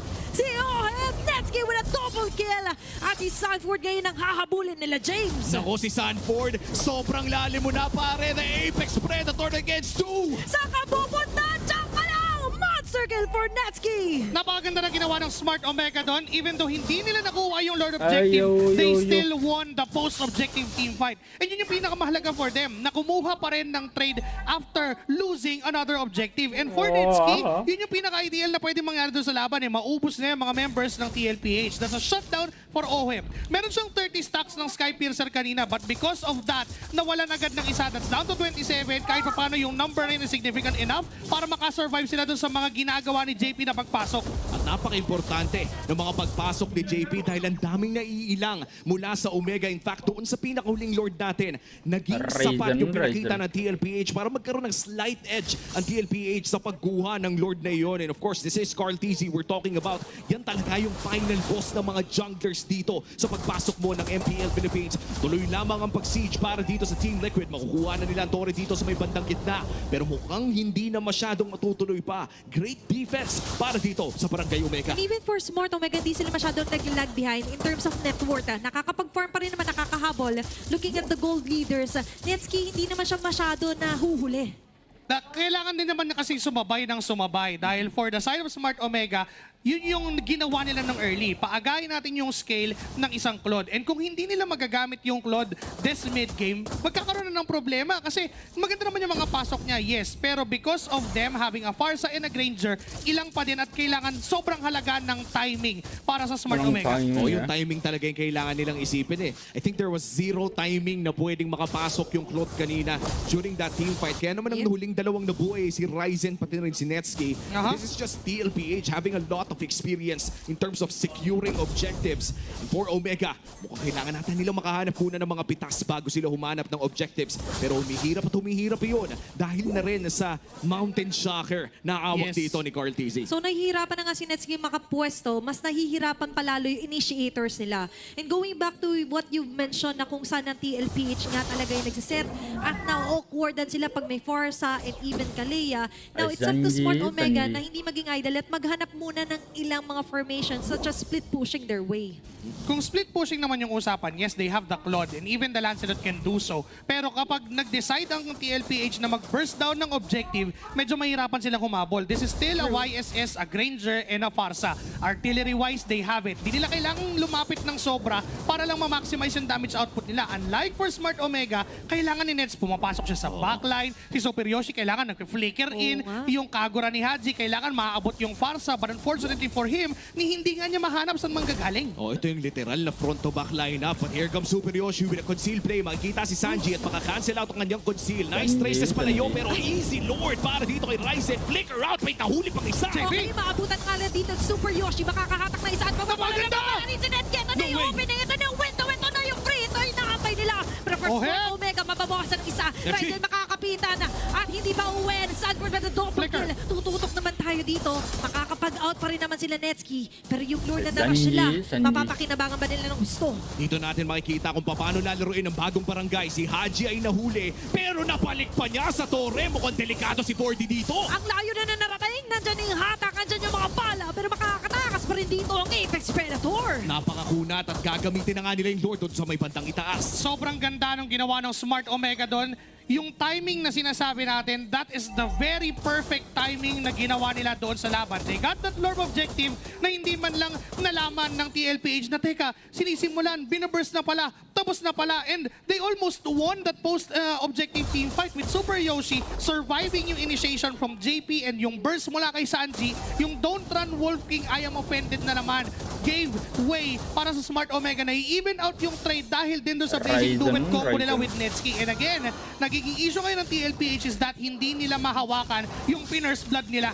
At ito yung isa sa mga kailangan talaga nilang panoorin daw si Netsky. And I feel like looking at our replay dito, nakatid ng Infinix, ay makikita natin kung gaano nga ba kalaki yung impact ng Blazing Duet na yon. Immediately bursting down Carl TZ. And looking at their Infinix in-game equipment, bago tayo pumunta dito sa instant replay, nakita ko na bumili na ng Lightning Truncheon dito si Sanji para sagutin siguro yung impending na Claude disaster na walang magic defense. Kailangan din niya ng cooldown reduction na bigay nung Lightning Truncheon na yon. And for Sanji, siya yung pinaka-aabot doon eh. Kailangan siya yung maganda yung pwesto, siya yung makapagbitaw ng Feathered Airstrike, or even ma-force nila, let someone force the Purify against Netsky, tapos siya yung hulihin ni JP. Ang kaso nga lang, yung glue yung nagamit ni Sanford, matutunaw din siya kung pipilitin niyang humarap kay Netsky. So, ang main idea for TLPH right now is kahit matira si Netsky doon sa laban, siguraduhin nilang siya na lang yung matitira at wala nang poprotekta sa kanya. So it's all about survivability. Basta maubos lahat ng kasama niya, hindi niya naman magagawa mag-same play. And naging experience para kay Netsky, kaya nga napabuti yung pagpasok ng Blazing Duet dahil nga inalay ni Super Yoshi and James yung mga buhay nila just so you could have that timing. Kasi kanina pa tayo naghahanap ng timing here sa kanilang na first blood ng TLPH. Now looking closer, naka-blade armor na rin dito si Sanford. Speaking of blade armor, yan talaga ang kailangan dito ni Sanford against Netsky. Isang Claude na mahilig bumanat. That would at least give a bit more protection para dito sa main tank or yung magsusot talaga ng damage para sa TLPH as the second or third lord of the game is already spawning. We are entering the 17-minute mark. 1 minuto pa bago lumabas yung ating Evolve Lord. Pakiramdam ko para sa mga teams na to, hindi naman nila aantayin pa. Kung pwede nila makuha ng libre, ay kukunin na nila. Although maganda yung pagkaka-pick up ng Blade Armor, medyo kulang pa din as of the moment dahil sa Malefic Gun pick up mula dito kay Netsky. So, kailangan pa ng anti-kiras ni Sanford para lang din ma-mitigate niya yung physical damage output na magmumula sa Claude. Kasi again, we're talking about a Claude, one of the first heroes na meron talagang percent health damage because of the DHS. So, technically, medyo masasaktan pa rin si Sanford. But because of the help of this zone from Sanji, mahirapang pumesto ang Smart Omega. Okay, kinda tricky yung naging window doon for Sanford, pero lumalamang yon para sa TLPH dahil na-awkward, nahihirapan, makahanap timing dito sila Super Yoshi na mukhang sa Mother likod Shocker. na atake. Doon yung Mother Shocker, Vision. Flicker. Andyan yung Intel. Heavy ang dapat pa. Ng Lord, habang doon sa may pinakagilid naman, ay tataka si Crowd Easy. That's key with a blazing duet. Tanggal si JP. Next on the move. Eh kung sino man ang mag-overstay, pero mukhang para sa TLPH, atras muna ang call. Solid, nakuha nila yung Lord pero nagbayad sila ng isa. Usable pa rin naman ata to, no? Kaya pa naman, ma-utilize pa rin nila yung Lord. That would go onto the bottom lane. So yung mid lane and yung top lane ay magiging libre for the side of TLPH. But again, we're talking about timings. We're talking about perfect moments. And that moment, di ba nag-conceal ngayon ang side ng Smart Omega? They're trying to get that. Aray ko po. Wombo combo! Time for naman ang next. Isa-isa na lang tinatato sa kanilang listahan ng mga members ng Cavalry. Ibang klase yung call na yun. We talked about tempo. Kanina pa natin pinag-uusapan yun. At ito yung tempo break ng Omega. Dapat Lord push na yun. Dapat usable na. Alam natin na kayang gamitin yun ng DLPH. Pero ngayon na napilayan. Carl Daisy taken out by a concealed play. Ay mukhang makakadepensa na naman ang barangay as we enter the 18-minute mark. Dito na ang lason moments para sa Omega kapag pumitik na ang tinatawag nating OG Omega timers. Malayo pa yung Lord doon sa bottom lane eh. So hindi pa ginagamit ni Carl TZ yung Mountain Shocker niya. Kasi normally, you would use that kapag nakadikit na yung mga minions doon sa top lane and doon sa mid lane. Ang kaso nga lang, with that off-tempo pick-up mula sa Smart Omega, nahabol at inabutan nila si Carl TZ. And that gave, tulad nga nasabi mo, that gave them the advantage with DLPH not using that Lord onto their own. Now, back to square one. Maaari na namang ilaban ng Smart Omega, but for them, they don't have to be the one to force the team fight. Kailangan TLPH yun. Yeah, ang ganda talaga ng counter-attack doon with Super Yoshi on the lead. Ito talaga yung sinasabi ko na mas bagay sa kanya when he's taking charge, when he's taking control kung sino nga ba yung mga pwede na nabigyan. And that was really worth the risk for Smart Omega. Dahil nga kanina, ang tanong natin, mapapakinabangan, mamamaximize ba yung Lord? Ngayon na sagot ay hindi. Oh, sheer confidence talaga, no? Kakaiba yung pinakita ng Omega doon. And for TLPH, pakiramdam ko na kay Sanji na talaga ang bola dito. You have the burst damage. Ryzen papasok sa bush. May iwasan naman with the Ford Rose. Hindi agad pumitik sila Sanji doon. The patience, the trigger discipline mula dito sa TLPH. Hindi mo gagawin yun normally kung alam mo na may mga tao doon. Kasi technically, kapag may Kalea doon, punishable yung ginawa ni Ryzen. Patay ka doon. But because alam mo at confident ka na you can dodge those pick-offs mula sa TLPH, in fact, yung pasok niya ay phantom execution pa. Para kung may tao, kaya niyang patayin kasi alam niya yung damage output niya eh. You're right. At bawang professional po ang gumagawa niyan. Disclaimer mga children. Pero ngayon, for TLPH, it's time to somehow teach a lesson dito kay Ryzen. Pero sa kabilang banda kasi, parang iba rin yung hinahanap kasi ni Daddy JP. He's trying to somehow na mauna doon sa mga hiding spots sila Super Yoshi. At hindi rin kasi pwede kanina no, kung nag-burn na agad ng flicker si JP. Magkakaroon pa ng Lord it kung sakaling mapitas nila. Nasa 40-50 seconds ang death timer. Medyo mahihirapan natin pero may muli sila. Isa! Haji! Hindi nakaiwas with a rush umbrella fleet. Okay, meron bang isasagot dito? Smart Omega. Tanggal agad ang mid laner here for them. Ayun lang! At aabutan pa. Yoshi! Play! Sa may kabilang banda naman si Ryzen na matatanggal. Super Yoshi, kinabitan with a grab. Nag-i-spread out ang mga members dito ng Cavalry. Immortality is already down here for Super Yoshi. It's going to be a double kill para kay OHEB. Smart Omega. Akala nila lamang na sila, hindi pa pala. At sa pagbagsak ng isa, tatlo ang kapalit. Kahit walang jungler dahil parehas no retry ang magkabilang kupunan. Mukhang EGG na rin dito ng Team Liquid.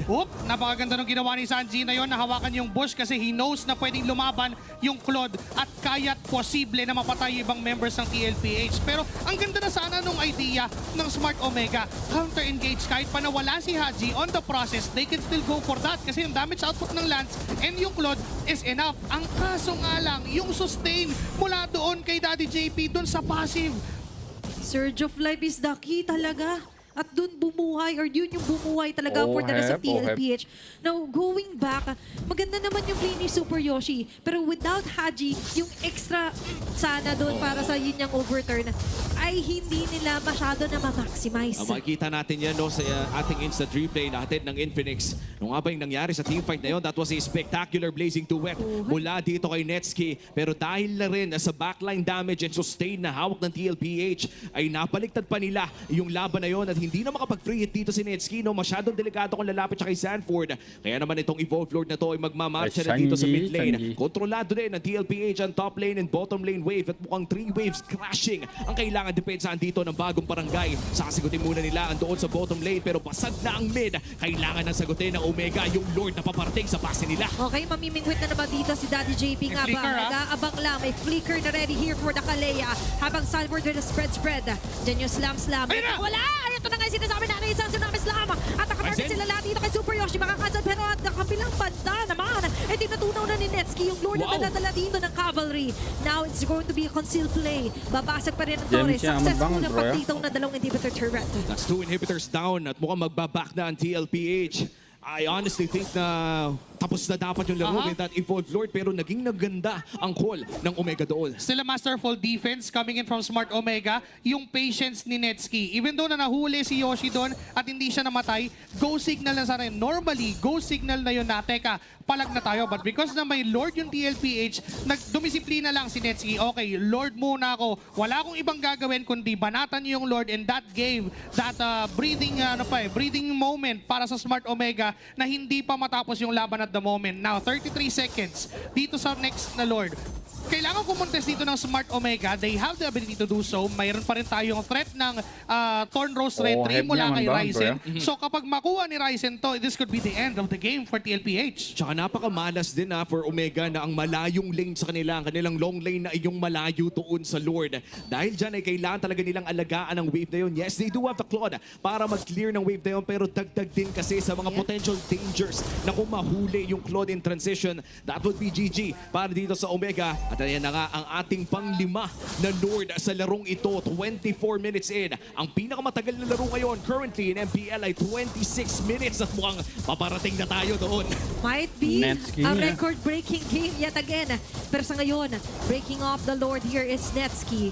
JP sa may bandang kanan, atake, lapit lang concealed play. May flicker to, delikado to ha. Nakikita niya si Netsky, pero doon pa rin naman ang mga bala. Dying out dito, si Haji, sumabot, pero si Haji at si Super Yoshi magkakaroon ng tagdi, pero hindi pala enough. Ang alam damage!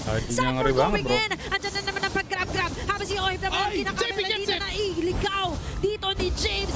At matatanggal niyo na shutdown kilaban si Saji at si JP naman. Ay pagtutulungan dito sila Super Yoshi and Netsky. Immortality is broke off. Ay ayaw yan. At dito. Andyan ka na lang. Achilles be here for Sad for the Suns and Duma was doing it. Featured in Carl Dizzy as well. Super Yoshi lang natitira. At siya na lang ang dedepensa mag-isa against 3 members of TLPH. At mukhang hindi na hihintayin ang Cavalry ang Lord. Papasukin na dito ni Carl Dizzy. Super Yoshi with the immortality pero yung minions na lang ang inaabangan. This might be it as the Cavalry stomps their way for Game 1, securing the first game win for the series. Long game, no problem. TLPH ang makakakuha ng game number 1. We even went down to that last moment na naging pindutan. Busa. Mataas, yes, yung DOT ng Smart Omega. But again, what you've said, clacking sila sa burst damage. Yung Hayabusa, kailangan mag-snowball para makonsider mo pa na kakatakutan mo yung burst damage ng Hayabusa. So for Smart Omega, again, the idea is to try and react doon sa early game rotations ng TLPH. They did that during game number 1. Kinulang lang ng bahagya doon sa closeout. Pero ang taas ng late game potential nila. This is still a Kemi, this is still a carry. Aabot sa punto na hindi na kailangan mag-dive ni Ryzen doon sa backlines kasi yung front-to-back damage, it's too much for Smart Omega. Tingnan natin kung aabot din ba ito sa late game dahil kanina sa game number 1 of this best of 3 series ay umabot tayo ng 25 minutes. 1 minuto na lang sana ay natay na nila ang ating current longest game dito sa MPL Philippines Season 16. Pasok na tayo dito sa Land of Dawn. Looking at the early game, Joshi, sa tingin mo ba ay kayang makalamang dito ng TLPH? Kaya naman if those arrows would connect para dito kay Sanji and also if they would do the Selena Gatot Katsa combo. The level 4 power spike ng TLPH is too good. Even yung Hayabusa can be caught off guard doon. But look at Carl Tizzy. Oop, pero look at that. Possible first blood na nga ba ito? Pero mukhang hindi. Para muna for TLPH. Pero ang pinaka-kinakatakot ko dito is yung instantaneous na crowd control. At kakasabi ko pala ng crowd control. Walang galawan for Super Yoshi. Ensuring their first blood for Sanji. Yun kasi nakita ko sa index. Ang baba ng crowd control for Smart Omega. Wala silang panghawak doon sa Lancelot and even the Selena. They would really commit yung Tsunami Slam ni Super Yoshi, but again, hindi sila yung mga magagandang targets. And what happened during that first blood na nakuha ng TLPH is that nauna na naman si JP dun sa pwesto, doon sa may pixel bush down left side. So alam niya na merong manggagaling at may tao dun sa left mid bush. Ang ginawa na lang nila, taunt yung arrow, and yung sinasabi din ni Athena, the crowd control is enough para ma-burst down ang isang Kaleya ni Super Yoshi. Ito rin yung parang ginawa niya yung basic TikTok combo. Ni Selena yung triple, apat na dash doon sa may bandang river. And for the side of TLPH, no, mukhang na checkpoint na nila ang kanilang pinakaunang win condition dito na kumonekta ang mga arrow. And that's first blood already para kay Sanji. That also gives him the ability na mag-leash doon sa mga crabs na napaka-high value ngayon sa metang ito. As the first turtle of the game will be spawning, may maliit na kalamangan ng TLPH at mukhang magsiset up na rin ng Omega around that turtle. And as you mentioned, DOT talaga yung puhunan dito na Smart Omega. Pero kung instant na pag-uusapan na mas afford ito ng TLPH, ngayon instant pag round dito sa unang pagong, umaali-aligid dito si Salford. Eyeing in dito sila James and Edward Super Yoshi. Falling star mo out. Pero sa nakagitna pala, maganda yung pagpasok ko ni James. Carl DC will still be able to take the turtle. Habang si Ryzen na matatanggal. Sunod nga ba sa lisan Super Yoshi? AOG ay nakakama. And another arrow and trap will hit as well. Ito yung sinabi mo kanina, Josie, yung gatot Selena combo. Kapag natont, may rektang araw na para sa'yo. Tapos meron pwede mo pang baguhin yung variant. Pag may tinamaan, pwedeng may taunt na kasunod. Pag may tinamaan, pwedeng may AOG na kasunod. And for TLPH, agad-agad, as early as now, kumokonekta na agad yung combo na yon and nakukuha nila yung maximum value out of it. It's Ryzen falling down. Hindi lang yun yung nangyayari. Pinipigilan nila yung Hayabusa na makuha yung ideal game niya sa early. At kung nakita natin yung graphic kanina, no, number 1 Lancelot pala. MPLPH all-time stats para dito kay Carl Tusok. There is a reason as to why may skin under Carl TZ on this Lancelot, and up until this day, Season 16 ng MPL ay napaka-relevant pa rin ni Carl TZ sa Lancelot pick na ito. Number one. Oo. Nakita natin. Lahat number 1. Lahat eh. Di ba na-achieve nila dito maging number 1 if ever na malimit nga nila yung snowball and early game for Hayabusa. You've discussed, Joshi Kicks, na kailangan sana niya ng mga pick-off kills kaso hindi nangyari kasi lagi sama-sama. Saka wala siyang aabutin at the moment. Masyadong malikot si Sanji, di mo alam saan manggagaling. Kung si Oheb naman yung target mo, may purify din yan. Remember, napapurify yung pagkabit ng shadow. So pwedeng gawin yon ni Oheb every single time kasi wala naman siya kakatakutan. Hindi rin naman nakakadalaw si Super Yoshi sa gold lane dahil napipigilan ni JP at ni Sanji yung mga ikot ng Omega. Pero at least kahit paano, no, nakakapag-farm naman si Netsky. In fact, nakuha pa nga niya yung gold crab na yun. And this is what Omega wants. Ayaw nila na mangyari yung mga laban around that gold lane dahil nakita na rin natin the way this bagong barangay plays sa game number 1 ay protektodo talaga sila dito kay Netsky. And we saw that almost pay off. Kamunti ka ng gumana yun sa game number 1. But now, dito sa pangalawang pagong natin ay mukhang mauunan naman ang TLPH. Hindi ko konekta ang Abyssal Arrow pero Omega pala ang kakalapit dito. Pwede pumabrito for Smart Omega lalo't nasa malapit lang si Netsky. Habang inuunahan naman dito Super Yoshi Sanford. All eyes on him. Multiple traps as well ay naaapakan at may nakaabang pang JP sa may bandang likod. Sanford as well, where the Starlight Dance ay maganda-ganda yung formation. Pero for Smart Omega, might be a bit shaky yung kanilang nagiging depensa dito sa Turtle. Sasayaw muna pero nangangalati na. Turtle secure para dito kay Carl TZ at hahanapin niya dito si James. Pero mukhang magbabak na ang side ng TLPH. Kalmado lang pare, nananakot lang si Carl Tusok. Tsaka yung flicker din ni Sanji kanina para iwasan yung potential na gustong gawin ni Super Yoshi. That was a really perfectly timed na flicker para kay Sanji. Nagulo bigla yung tempo na gustong gawin ni Super Yoshi. That could have been a pick-off para sa Smart Omega. But because of him not connecting that Tsunami Slam para kay Sanji, biglang nabago at pumabor sa TLPH yung tempo ng laban. Kung kanina hinahawakan lang nila Carl TZ, but then nung nag-decide sila na okay, pwede na, malayo si Ryzen, ginawa't binurse na lang nila yung Turtle. And looking at the Infinix in-game equipment, no, nakakapag-farm naman ng bagya dito si Netsky. Still, a 700 gold lead na hawak dito ni Uwe. But sakto-sakto lang yan. You are playing the Harif. Yan talaga dapat ang itsura ng laro doon sa gold lane. But overall, yung team advantage ng TLPH ay lumalaki na. Almost 3,000. At makikita natin may malaking rotation na ibabato ang bagong barangay. TLPH kailangan dumipensa around their Harif. Nararamdaman kasi nila yung reaction dito onto Netsky. Habang yung out of the guard dyan ay wala naman masyadong tatama. Pero sa tamaan niya, pa dito sila Sanford. Si James sa pinakaharap, sumasalo-salo at tumatangke ng mga damage. For Smart Omega, very nice to protect dito kay Netski. Mas matapang pa nga si Oheb dun sa point na yun. Kahit alam niya na may potensyal na tao doon sa side ng Smart Omega, okay lang kasi may Purify naman siya. Nakaamba yung taunt mula kay JP. Ay, nakaamba na rin dito si Carl TZ. Super Yoshi, malalatagan na Zaman 4. Sanford as well. And dito, kompletong 5 ng cavalry. Ang nag-react alone dun sa gold lane. Walang respeto sa torre ng Omega. Ayaw nilang bigyan ng chance at mukhang mapapa-flicker papalayo si Haji. At kailangan nang lumayo dito. Papasok pa rin si James. Okay, tatama dito si JP. Kakayanin ba nila na ma-sustain yung damage? Baka hindi. No sir muna. Uy, napakagandang pitas para dito sa Omega na burn man ang flicker ni Haji. Nakakuha naman sila ng kill. Last turtle ay magsuspawn na rin. TLPH ang may hawak ng pixel brush. Mukhang susubok ang Omega muli.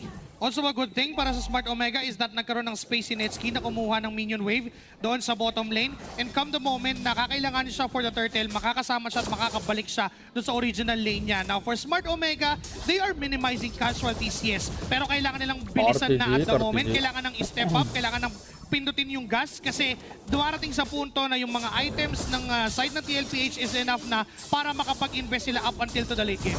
And that's gonna be the last turtle secured para dito sa TLPH. All 3 turtles ay napunta sa kupunan ng Team Liquid. At mukhang magdedepensa na muli sila. Ang ganda pa pala ng itsura ng mga torre ng TLPH. Parang pang next game pa. Aabot pa no? Pero kung sakali, next game ang gustong i-extend ng Smart Omega. Pero this time, ito pala yung gusto nila JP. Super Yoshi ngayon ay kakapitan na top. Hindi pa pama naman dito ang pagpasok ni Carl TZ.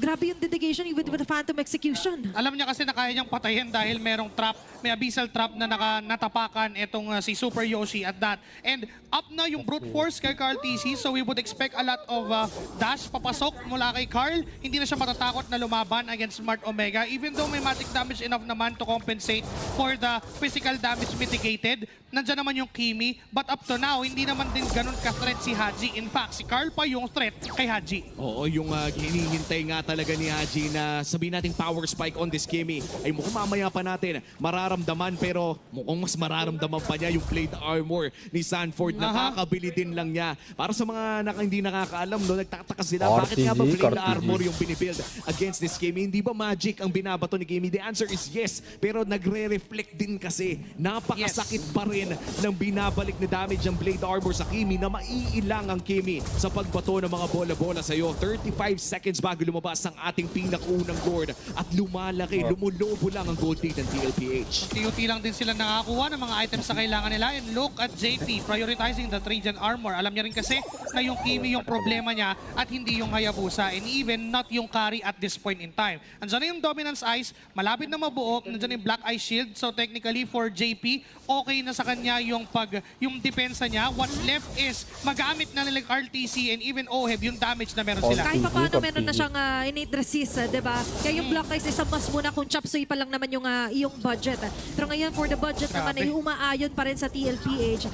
As they set their sights here onto the Lord. Sanford as well, forward march. Ayaw niyang palapitin, ayaw niyang pasilipin din sila Haji. And as you've mentioned, with the blade armor, ay mas nangangarepan doon sila Haji. At isa lang siya laban sa tatlo. Pero kinaya, nakamatay pa nga ng isa. The Predator is doing it. Kaya pagkakatalaon, magpasikat ang dyan sa amin for binuhan. Kinangga, pinatulog dito ang Smart Omega. Tatakas pa nga dito si Sanford pero kakainin na siya ng barangay. Siya ang alay. Super Yoshi, susunod ka na! Ay, nakaka-easy sa pinakalikod. Abutan na sila Netski. Talagang inaayaw na lang ang premyo.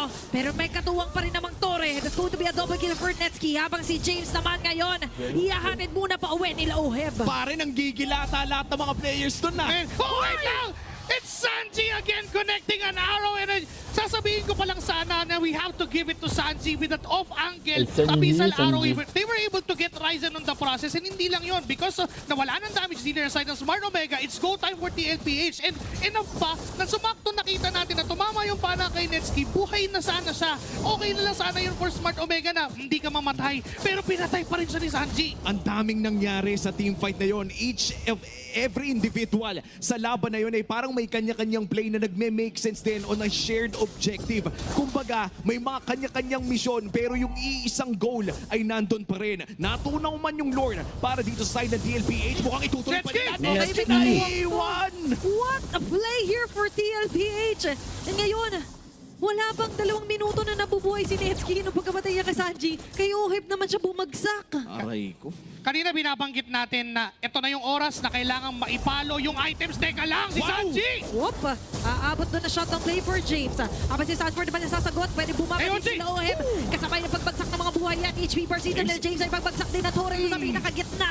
Di yata sila hinto dyan dahil nakakalamang ngayon ng TLPH pati yung bandang baba kinlear na rin ni Cartesi. Boy na si Netsky, nandiyan pa rin naman ang mga holy defense para dito sa Omega at mukhang matitigil na dyan ang pag-push ng TLPH. Overall, nagsimula ang kanilang Lord push ng 5,000 ang kanilang kalamangan. Kumita sila ng around 1.5k gold lead at mukhang babakuran na rin nila ang jungle. Nice touch mula dito kay Cartesi. Tsunami slam kasi si JB agad ang mag-burst down dito sa pata. Aray! Kaya kung sapat ka! Ay, kanina! Makakatakas! At ngayon nag-aabang! Ng next target!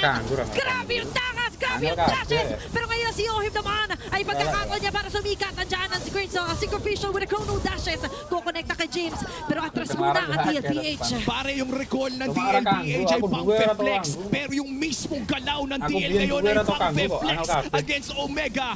30 seconds bago lumabas ang sunod na Lord. At mukhang mainit na ang mga kamay ng La Cavalry ngayon. Okay, may talong pa dito si Sanford. Sumusolo na naman. Very same scenario na kung saan 3 tumataw sa kanya. Nakatanggal pa ng isang Haji earlier.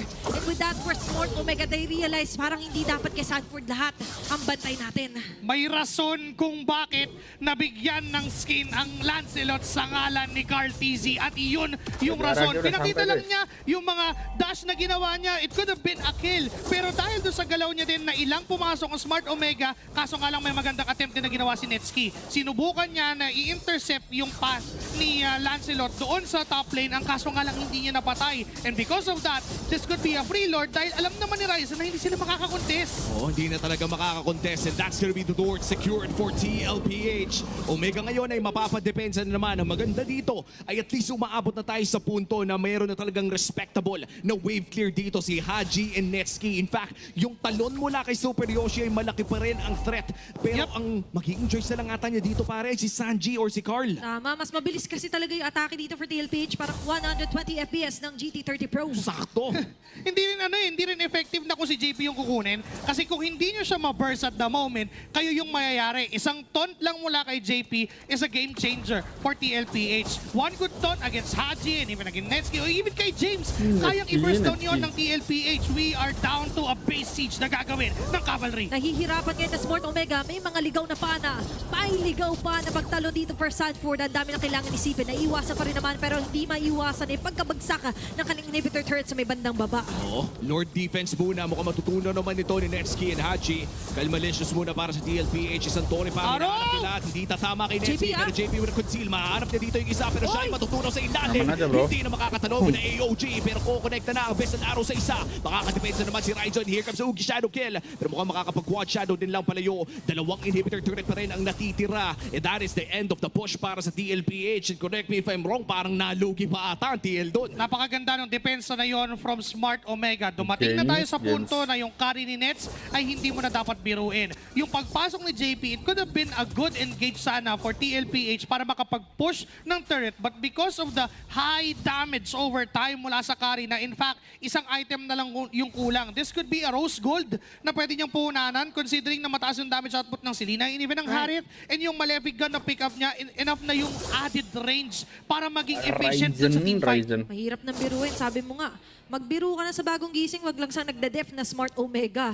And even for TLPH, nakikita ko yung position ni Sanji. Tinatry niya talagang i-arrow si Netsky just so hindi masayang sana yung talon ni JP. Oo, nakita na rin natin no, yung tagal ni JP doon without the revitalize during that time. Less than 2 seconds na. Sanji! Sanji with a flicker. Watch out, kakabit yung Ugi Shadow. Nandiyan na yung revitalize ni JP. Saves the day. Ang arrow counter engage. Nako, nagmamadali sila ngayon na habol.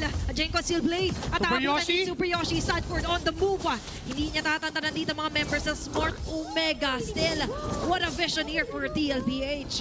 Huwag ang prinsesa ko moment mula kay JP papunta kay Sanji. Ang ganda na sana nung engage ng Smart Omega. In fact, hindi ganun talaga kaganda yung pwesto ni Sanji doon kasi pwede siyang mabigyan at any single moment. And because of JP, sharing the cookies out of kill. Meanwhile, James though, LG! Naku! Tatama pa yung dalawa.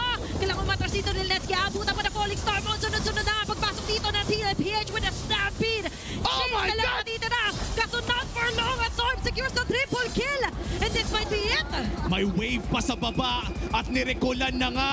Huwag na tayong maglokohan pa. Wala nang magdedepensa para sa Omega.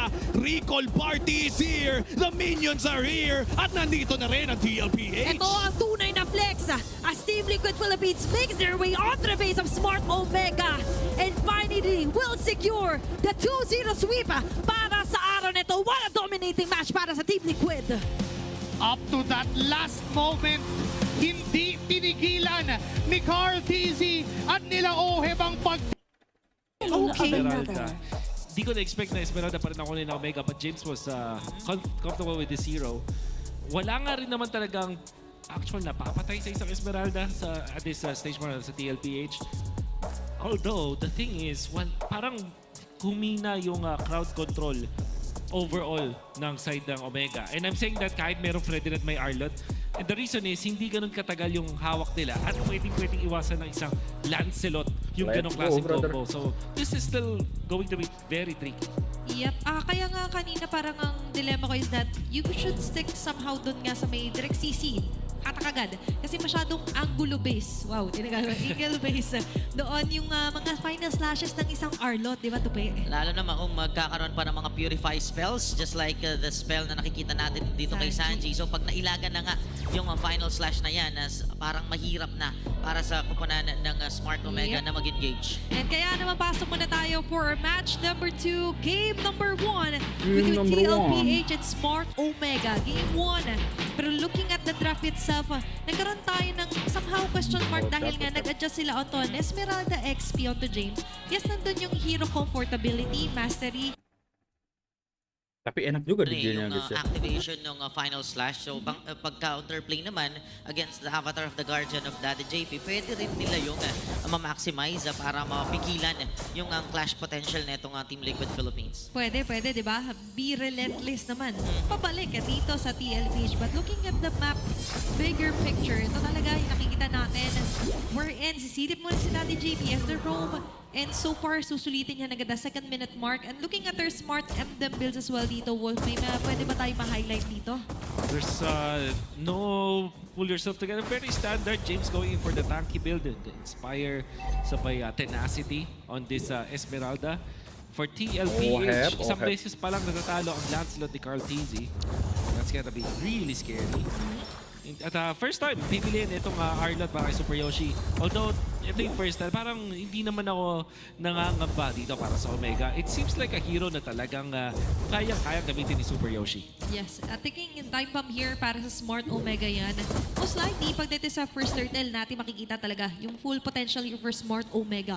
Now, looking closer for TLPH naman, still nakikita pa rin natin na kuha kasi ni Sanji yung Jushin. So, yung lagkit feeling dito for Smart Omega, ayun talaga isa sa magiging problema nila. And sa may bandang taas naman tayo titingin. Sunbird being attack, but still hindi naman agad magkakapatay ito, Tupi. Di ba? Ano lang yan, talagang tansyahan and then kulitan. Swerte na lang pag nag-overcommit, probably itong si Sunbird. Nandun ka agad si Ryzen sa likod. Ito si James, si Sanji ang kanilang gustong bigyan dito sa may purple area, pero makakatakas pa rin naman. Wow, that's definitely a waste of resources mula sa Omega. Hindi nila sinabay-sabay yung kanilang mga pagtalon. Napapawi lang nila si Sanji, napapurify lang. Interesting, no? Even the player was exhausted. Pero ngayon, first turtle, kanina mapupunta. Siyempre kay Carl TZ, may phantom execution pa. Sakto yung tayo kay High G. Appraise strat ay nailagan ng kupunan ng Team Liquid Philippines na wala nang papuntahan si Ryzen. Napunta ka pa yung kill. Mukhang madadalawahan na Super Yoshi with a flicker out para lang matakasan ang bala ni Oheb. Expanding Rivers being the advantage para sa TLPH. dahil nakapunta agad si Oheb sa spot na yun without even having to pop yung kanyang flicker. At sabay nakita natin si Sanford, napakaganda na kanyang pagtalon doon kay Ryzen. And then obviously Carl TZ winning the retry battle once again, very standard. Mukhang ang TLPH, dahil sila isang team na malakas din naman talaga mag-Fred rate, alam nila kung paano i-manage. As long as na-dodge nila yung Appraiser's Wrath, yung mga dash mula doon sa isang Fred rin, nagiging useless ang Fred rin sa laban. Nagkakaroon ng sistema, pero sa ngayon, kung tumama man yung final slash, but still, para ba nangangapa sa Dilima Sport? Oh my God! Grabe, talagang hinatid pa uwi ni Carl TZ doon si Haji. You can see the threat, yung mid-pressure na naman ng Team Liquid Philippines. Ito na naman yung nakikita natin magiging problema nga na Smart Omega na kung saan ang TLPH sobrang mas maaga pa sa maaga lagi yung call time nila. And now Sanji spotting out where Ryzen is. Mahalaga naman dito is yung pag-vision ng TLPH. At ito na yun rin yung river control. Kung papansinin natin, nakaangat ang mga members ng TLPH. Alam na alam kung saan kumikilos sa mga miyembro ng Omega. At itong information na nakuha nila will give them more ways para makapag-farm ang kanilang mga cores. You can see itong si Carl TZ na nakakalamang na ngayon kay Ryzen ng 500 gold at lamang na rin sa levels ng T-Hamak. And now the Granger is ahead about 800 gold dun sa kanyang katapat. Wala lang yan. As early as 4 minutes, ganyan na yung advantage ng Granger. So expect an early Hunter Strike. Then yung, lalo na pag napaaga pa yung Skypiercer. Malaking factor din kasi doon yung medyo messy na initiation earlier ng Smart Omega.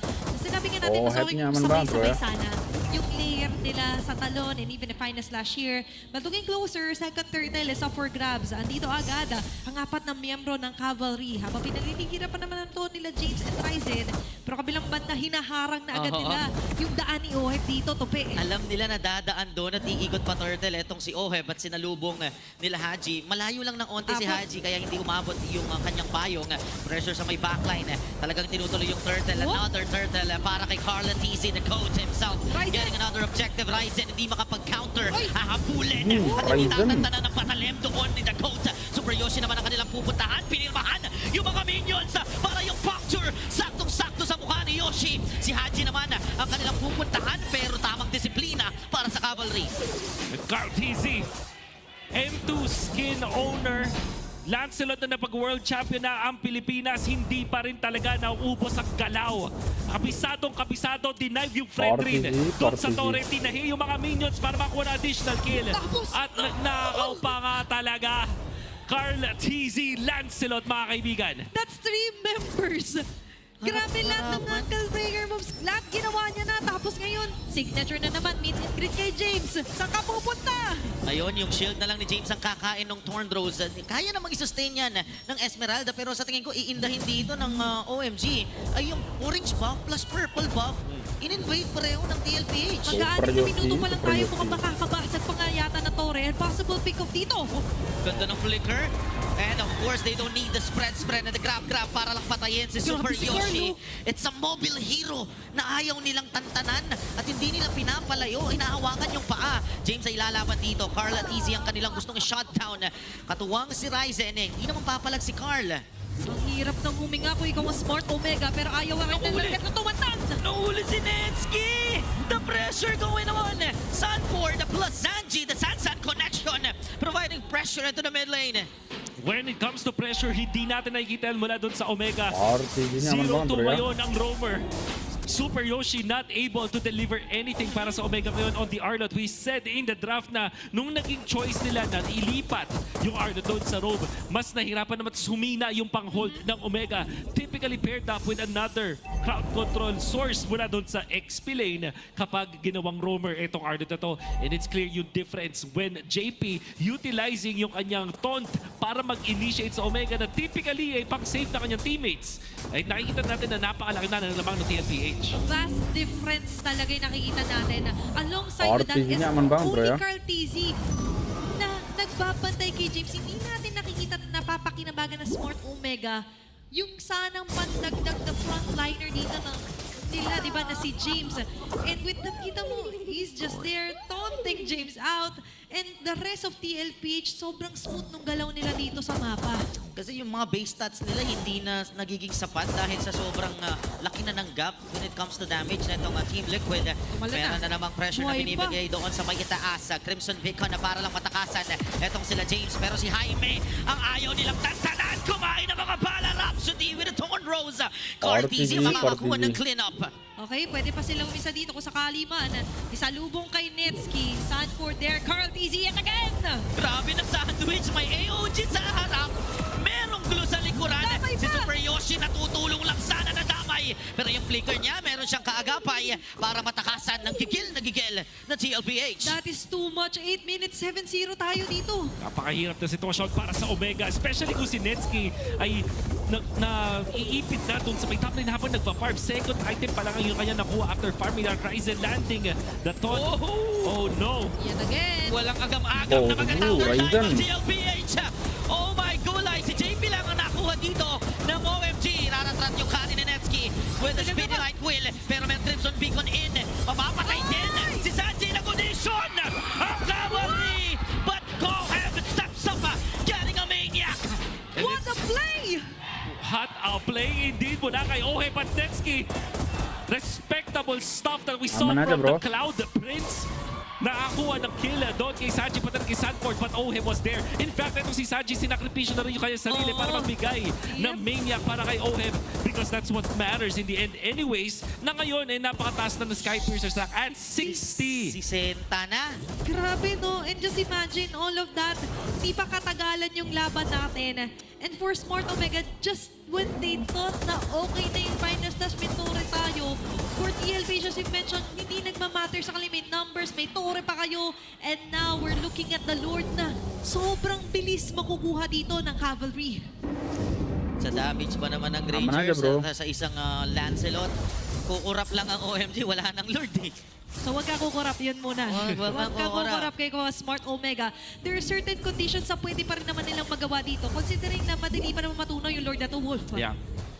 Of the defense, ang tanong, pipigilan ba nila yung tuloy-tuloy na initiations mula sa TLPH? Kasi nararamdaman ko na itong si Sanford, pati si JP, parang hindi sila magdadalawang isip na magsakripisyo para sa kanyang mga cores. And later on, Cortez is going to be a problem sa teamfight na nakakuha ng kills ang Omega dun sa may gitna. Cortez wasn't even part of the fight. Bawat segundo, may laban na nagaganap. And all of that is in favor of TLPH. Ngayon, yung Lord mamarcha sa gitna.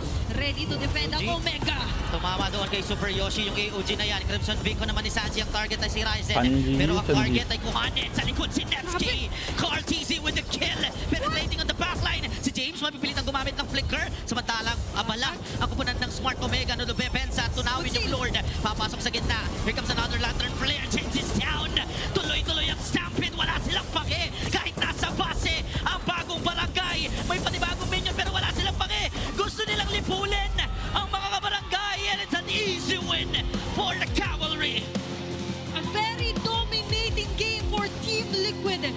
Secured their first game win laban sa Smart Omega. Hindi man lang pinahinga etong side ng Omega, hindi man lang nakaabot sa ikatlong opinion from the previous game. Tingin ko mas magandang option na itong Arlot ay mag-XP na lang at kumuha sila ng isang solidong hero para kay Super Yoshi. This time he's back. Wala naman talaga na bago except from the fact na meron silang isang Zushin. At yung Irithel, wala rin masyadong synergy with their teammates. So I'm really scared that before Omega with their draft. Para sa TLPH naman, very standard. Meron kang high loss far sa combo na ewan ko na lang kung mag-mintis ka pa ng combo mo. Medyo mas mapapadali. Hindi pala medyo mapapadali yung buhay dito ng combos ng Sansan and as well as yung baby kicks natin. So full out firepower check agad. You have sustainability and the chase. Pero now we're chasing down onto game number 2 for a match 2. TLPH leading with a 1-0 laban sa Smart Omega. Tingnan natin kung makakabawi nga ba dito ang mga kabarangay. Kasi sa ngayon, I do agree with what you've mentioned na mas okay din kung sakaling nilagay nila yung Arlot sa XP. Pero what's done is done. At ngayon, kita natin yung Ohep. heavy reflection din ng 1v1 doon sa may bandang baba. Ang agang silip nun, tupi. Oo, usually freeze lane lang, pero sila nagtagpo agad. Ganito kainit yung gold lane matchup natin. And ang babantayan din natin dito is yung kakayahan na rin ng Smart Omega and EOS with the addition of the Zushin. Okay na ba yun para pang hold, lalo na dito sa Lancelot ni Carl? Parang hindi pa enough ng yun alone eh, no? So kaya tatawagan na rin nila agad dito si James. Difference sa game number 1 hindi masyadong kumonekta yung layers nila dito, Wolf. At ngayon, maari pa rin naman nila attempt yun. A better game plan sana for Smart Omega. Bigyan nila ng launchpad itong si Super Yoshi. And syempre, Haji, knowing na isa siya malupit na mid laner na rin at nakahawak nito sa Jushin, maganda yung kanilang magiging source. But they will want na nandito agad si James sa mga team fights. Baka rin mas ma-activate na mabilis itong si Netsky kasi nga ang naging choice dito sa Omega is Fredrin Jushin. So hindi ganun kataas yung burst damage. Ang taas ng control for sure. Arlot Fredrin Jushin, pero damage baka kapusin. Baka tawagin ng maaga ang servisyo dito ni James. Diba na nakita natin na at your service po. Pero kung sakali man lang, nakita pa rin naman natin din for TLPH is maaari nilang kunin yung mga big objectives as early as possible dahil si Sanford nga lang ngayon na medyo binabatay nila James na mauna nga yata mag-level 4 kung sakali. Flicker agad. Maaga din siyang nakapag-flicker noon dahil siya yung binigyan ng pressure. Same attempt from game number 1 mula sa Smart Omega. So gusto kagad nilang pilayan ng mobility si Sanford para medyo mabawas yung pressure na binibigay niya during team fights. Narinig na natin yung term na pre-turtle fights are really important as well. And sa nakikita natin, yan din yung tinitignan ng Smart Omega saan magagaling. And Ryzen will be able to secure the first turtle for game number 2 dito. Beautiful. Turtle wala dun sa Omega. Paggamit ng kanilang Jushin na malakas yung priority dun sa may mid lane. Tapos si James naman, untouched. Pinako niya dun sa may top etong si Sanford. At pinipressure din nila si Cartesi. Ryzen clearly getting the advantage of the turtle. Sa ngayon, mahuli ba si Sanji? Medyo malalim yun, ha? Na-force yung kanyang flicker. So ang galing mag-force ng mga spells dito ng Smart Omega. We can see the difference now sa rotation nila, sa lineup nila ngayon. Talagang nandun na yung pressure. Kumbaga nandun na yung pambubrusko. Kanina, gagawa lang nila mag-react. Tsaka mas malinis, hindi na sila nag-attempt ng messy na initiation before the turtle. Doon sila medyo nalugi talaga eh. And now, for Smart Omega, magaling sila make uncomfortable talaga sa positioning dito ng TLPH. And that's why, wala pa tayong first blood. All they want is to somehow get enough resources muna. Even for Ryzen, still, sa may band na gold natin, malaya pa rin naman yung mga gold laners natin. Speaking of resources at paghihintay ng tamang moment, ang tunay na hinintay dito ng TLPH is yung maliit na window kung saan lalamang si Cartesi. As the Lancelot, dun sa Fredrin sa farm. Pag nagpapabilisan kasi ng farm dito ang Fredrin, pati ang isang Lancelot, alam naman natin Lancelot ang mauuna dyan. At nag-aagawan lang yung dalawang junglers natin. Siguro pinaka-advantage para sa Omega is yung kanilang first turtle, and that can easily be followed up by the second turtle. So, this means that Cartesi kailangan niya maging creative. Kung gusto niya mauna sa farm, kailangan makahanap siya ng isang maliit na opening, let that pile up together at makakuha ng eventually ng time na naaangat na siya sa farm. Get those creative juices coming kung paano nga ba yung magiging angulo hard here for TLPH. And now, sisimulan na naman natin ang mga konting silip by lane dito. Still Netsky on the bottom side as the second response. And mukhang dito, ready na yata rumble ang TLPH. Padaan na si Carl, makikita dito nila Hajin, Super Yoshi. This might be the time, yung specific window na hinahanap ng Cavalry. Kasi nakapwesto na this time si Sanford and even JP, they even have their flickers. Falling Star mo na kagad doon kay James. Samantalang may Feather Earth Strike tayo mula kay Sanji. Medyo malayo yung direksyon kaya hindi tumama yung mga balahibo. Reload lang ang ginawa dito ng Smart Omega. Patuloy yung pressure ng mga XP sa isa't isa. At ganun din ang ginagawa dito ng TLPH. Hindi nagpapakita si Carl dito. Okay, nakatago pa rin naman dito yung mga members sa Smart Omega. Tumula si James. Grabe yung harap niya, pero nakatahi pa rin sa loob. Pero si Ryzen ang kukuha ng pag-off sabay. Napadapa doon netong si Carty. Si James ang magiging try na princess rat. May ilagan ng mga members ng TLPH. Maghahabol ang Cavalry. Si JP ang nakapronta. Samantalang yung Dauntless Strike, hindi sapat.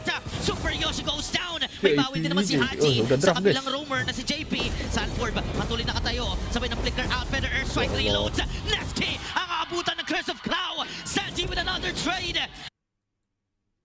agad-agad para kay Carl TZ. But quick answer for Smart Omega, Kulot ni Netsky na nakita Kebesaran dir. Netsky Tiba-tiba 4K. niya. And dito naman tayo Let's sanay go, na abangku. parang Netsky, yung mga mabibilis na hero talaga. And Wah, langsung dahil pag early ini, Bang, ya.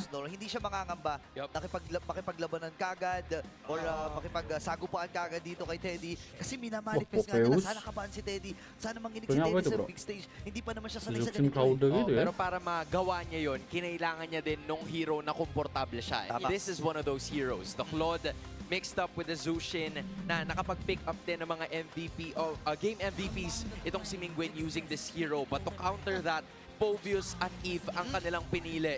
These are one of the few teams na gumagamit talaga ng Phobius and putting it on Blue 3. That's how high the prioritization is for TLPH. Nakita mo agad yung immediate answer. Kasi Team Liquid Philippines, isa sila sa mga lagi ng ginagawa to. Every time na may Jushin o na-open up yung Jushin sa kalaban, Eve agad yung magiging sagot nila. Pair it up with this Phobius, isa sa mga pwedeng pang-counter doon sa mobile heroes na pwedeng lumabas pa from Smart Omega. And in addition, Smart Omega picking up the Leo Mord. I'm curious kasi sinabi nung regular season na hindi ganun kakomportable si Ryzen with this hero, but they won once, and I wonder what the on-ground panel thinks about this. Well, pretty interesting run of the draft so far. Yeah, we are analyzing right here from the crowd. So, Wolf, anything that you want to start off with the Claude and Harley trade going this way? Yeah, I'm actually very surprised that this happened, and also surprised because Mima was actually inaaura na tayo dito sa stage. Pero what I do want to see from Omega is attacking hero from the side of for James. Like somewhere along the lines of an analyst, I doubt it will be picked up. You know what I'm really scared about is that they gave away the Phobius to TLPH, and I think that is somehow a mistake. Yeah, if there's one pick that maybe they could put in the room for Perkziva that could help handle what the Phobius could do here, considering that you're up against the Eve, I think they'd want to consider picking up the high loss for themselves if it's available, just so that you have a very solid front that helps supplement what your team wants to do, while at the same time stopping any potential aggression or tempering any aggression coming in from Sanford. Yeah, and well, in that scenario, they banned the Khalid as well as the Kaja, which is in a way played by JP in an aggressive manner, in a way that they will always go for the plays. So I like that you pointed that out. At the same time, for Omega, what is your frontliner? I think they're left with the Alice because there is no way to work. Sora is still available though, so that might be the last pick here for Omega. Yeah, called the high loss there. I think they take the trade and consider the Gatot Kacha here in the roam if they just want to have that solid, revitalized roamer that could help handle the high loss. Yeah. So now what you, okay, I think they picked it. Okay, second on Kacha. As a graph, then I think they will want to go for somewhere along the lines of a Moskov or a Bruno. Yeah. The Clint can also be picked up here by TLPH. For burst damage, but I think the Moskov is the best because you apply so much pressure in the map with the Harley as well as the Moskov. Yeah, like the Moskov, open it up. If Omega are also going to be looking to play the map, then you have to have that sort of level 2. You mentioned the Sora for Omega to close it out. Yeah, I think that's really good, and I think that's why they're taking quite some time here to lock in their gold laner pick, so they can think about it. Oh, how do you feel about this carry? Perfect answer to this Hylos, obviously. Now, the only thing, okay, so I was going to say that the Sora might struggle against the Phobius, but a Yuzong as the last pick, immediately picked up by Omega, tells me that this is Omega wanting to also win in the early stages of the match. There's a QR code on your screen, scan it and win a chance, or get a chance to win 1,000 MLBB diamonds. I think it's very stable for both in the draft. Not a lot of risks taken. You see the predictions. Honestly, this will boil down to the execution. For sure. Mid-trade and who gets Turtle 1. I'm still very scared for Omega because of this Phobius, but with this last pick, usual, they kind of dampened it a little bit now. I also don't like their Leomord, so we'll see. TLPH seems like they have the easier recipe to taking this one. All right, Wolf and I will come back later on. It's time to pass it on over to our casters on the desk. Maraming salamat, Renmar and Wolf. They've already said their pieces para sa Game 1 draft ng parehas na kupunan. Joshi, they've talked about the Leomord. And then you've also pointed out yung carry pagdating ng dulong part ng TLPH draft. What made it so optimal para sa draft ng Cavalry in this game number 1? Na-answer na nila agad yung threat na pwedeng gawin ng Smart Omega with that Hylos Red 4. with that carry, blue 4 para sa Team Liquid Philippines, wala na agad silang problema doon sa frontline. Kaya din napilitan na yung Omega na kumuha ng Yuzong, Dandaalis kasi nga mahihirapan na yung tank heroes ng Omega. Now we're looking at the other side. Smart Omega last picking itong Yuzong para sa kanilang kupunan. What's the idea behind it? Paano nila to i-operate upon getting that first turtle na nabanggit din ng ating panelists? But before that, aurahan na kagad. Parang lumapit si Teddy! Lumapit si Teddy dito. Flicker ay nagamit niya. And this time ay mapapaflicker din. Patras! Itong si Netsky. Kaya napapalikan din with BMI. Pero may mga shuriken din na binibitawan dito si Teddy. Sigawan kagad! I love this game, man. Alam din ni Netsky na lamang siya kapag tumatama yung Art of Thievery. But Teddy, rising to that challenge, kaya din kita. Tol, inahaurahan siya ni Netsky. Sabi, sige nga, palagka nga. Nag-flicker papasok. Nag-flicker papasok. Sabi, wala kang mamamain dito, boy. Literal, naharapan ang ginawa nitong si Teddy. Although they're gonna have to play a little bit more passive right now kasi medyo bawas yung HP nila. Oo, and wala ring flicker actually ito si Teddy. Kaya hindi siya pwede magbasim ng todo dito as compared dito kay Aman, Netsky, guys, mga BMI din naman. Salamat nung nandun guys. Ngayon, ilang segundo para doon sa unang pagong ng larong ito. At maaga na ata pwesto dito ang Omega. Hindi naman sasali yung dalawang gold laners in terms of the turtle fight. So pwede ba sila mag-chill upon entering this first major objective na ngayon ay pinapwestuhan na ng Omega. Nandito si Ryzen, Perks at iba pa. Nandun pa yung kabayo para dumating. Pero si Carl TZ naghihintay lang. Ayun na yung Black Dragon form na kulay red. Susuruhin dito ang Simple Good Philippines. Si Ryzen nakakuha na. Ito bagong. Habang si Sanford nagtatalo na rin. Nakami na rin manipulation. May ipit at ang mga membro dito ng spot. Omega, easy with a kill. Atrasan muna ang Omega dito. May Queen, makakapit-pit ng isa. Pero nagtatalo pa rin dito si Sanford at si Sanji. Nakakuha na rin ang kill. At si Sanford ay mamamatay sa naging proseso. Pero game pa sila kasi si Carty ay nandito din. Pinagbabato ng mga baraha at ang Team Liquid ang lumamang doon. Sige sa inyo ang pagong pero sa amin ang pagkitil ng mga buhay. Dahil sa level 4 dependency ng mga heroes ng Smart Omega, the moment na nagamit na yung restores, just to zone. But JP's gonna go down. Another Phantom Steed mula kay Ryzen. But then again, looking back dun sa nangyari, the moment na nang-upos ang resource ng Smart Omega, it's go time for Team Liquid Philippines. But Sanford! Ayun na, go time din daw eh. Tumalo na rin dito si Sanford pero siya may ipit mula sa kapitan ng Omega na si Mingwin. Pero siya bibigyan din! Nabuhay pa. Oh, nakasabit pa yung kanyang HP, but that was a change of targeting para sa Smart Omega. Nakita nila si Sanford, yun kagad ang ginaw. And yun naman ang maganda para sa lineup ng Smart Omega. They have the ability for that punish. Every time na mag-overextend, every time na may makikita sila from Team Liquid Philippines na sobrang lalim, may it be Sanford or even JP, they have the means, they have the layers of crowd control and damage present para patumbahin yun. So the goal now for TLPH is medyo i-delay itong si Netsky kaya tumulong na itong si JP para makapag-farm ng maayos si Teddy. They've done their job there. Hindi na sila mag-engage pa. Now we go to the mid side. Mingwin at itong si Perks naghihintay ng papasok dun sa bandang ilog. But you have to understand na parehas ang Liquid at Omega na medyo nagiging careful na sa gusto nilang gawin kasi kailangan lang dahan-dahanin to. 3-3, 300 lang din yung lamang. Diba? And ngayon magsisimula na rin yung pwestuhan dito sa Pagong. Remember, kaya rin ang bilis kasi ng mga bakbakan natin. Dahil Flying Clouds, replenish lang ng buhay, balik kagad. Kaya rin malakas ang loob ng TLPH at Omega na magsimula ng laban. Kagaya nga ng pagsisimula ni JP dito. Nangalahati na kagad ng HP ni Perksiba. Ngayon yung Black Dragon Forming nagamit na rin. Pero siya nabigyan kagad! Bababa sa 30% ang buhay niya. At siya pero si Carlito pa rin! Ang nakapwesto at nakakuha sa Lord. Sabay nakakuha ng kill dito ang TLPH. Si Ryzen na kanila pinupuntahan. Pwede bang makalik dito pero si Mingwin. Pinrotektahan lang ang kanyang kakampi. Sinakripisyo ang kanyang sarili. At si James naman ngayon ay poproteksyonan din.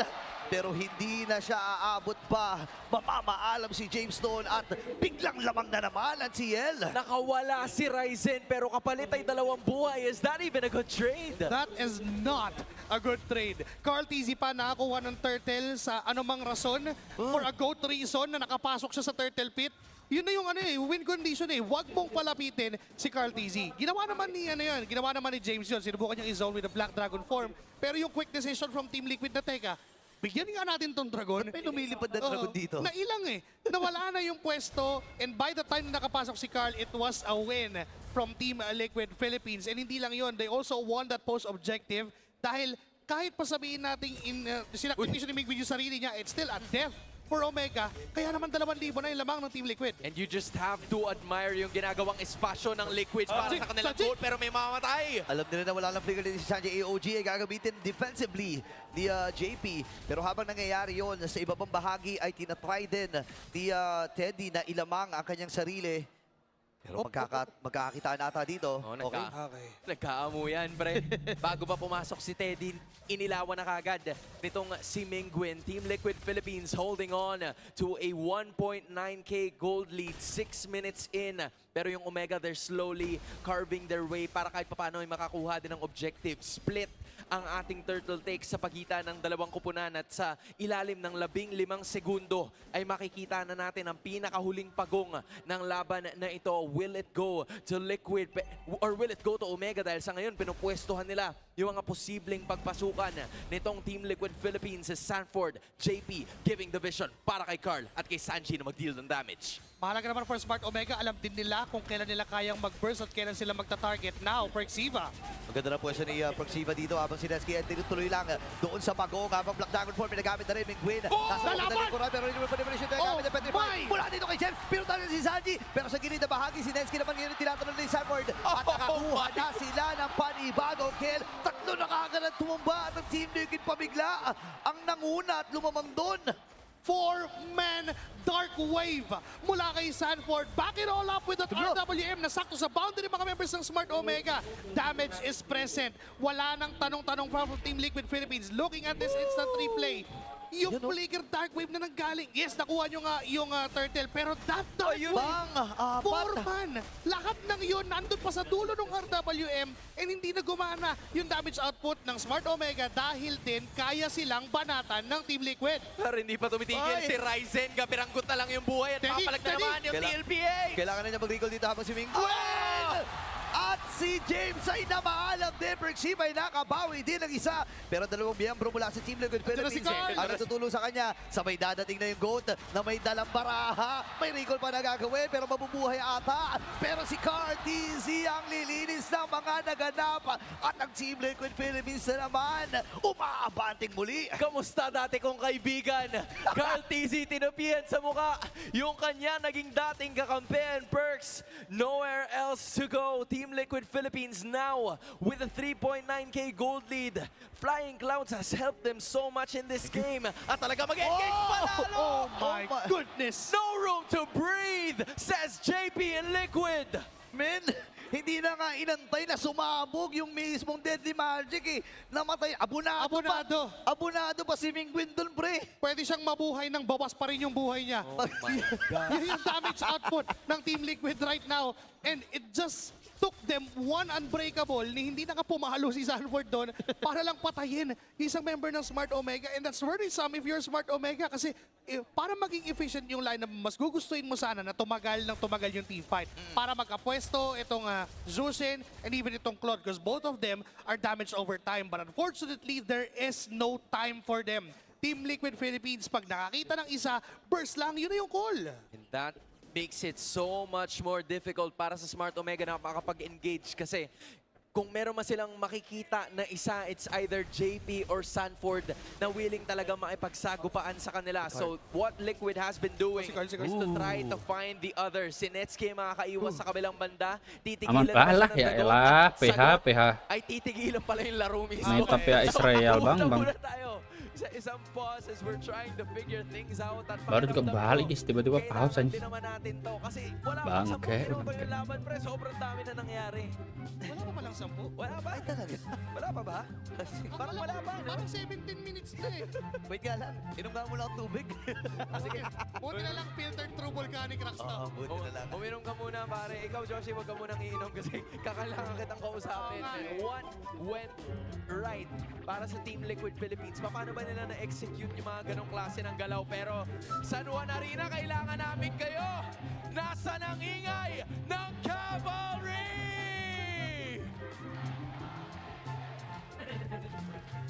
They are all alive and kicking. Paano naman sa kabila?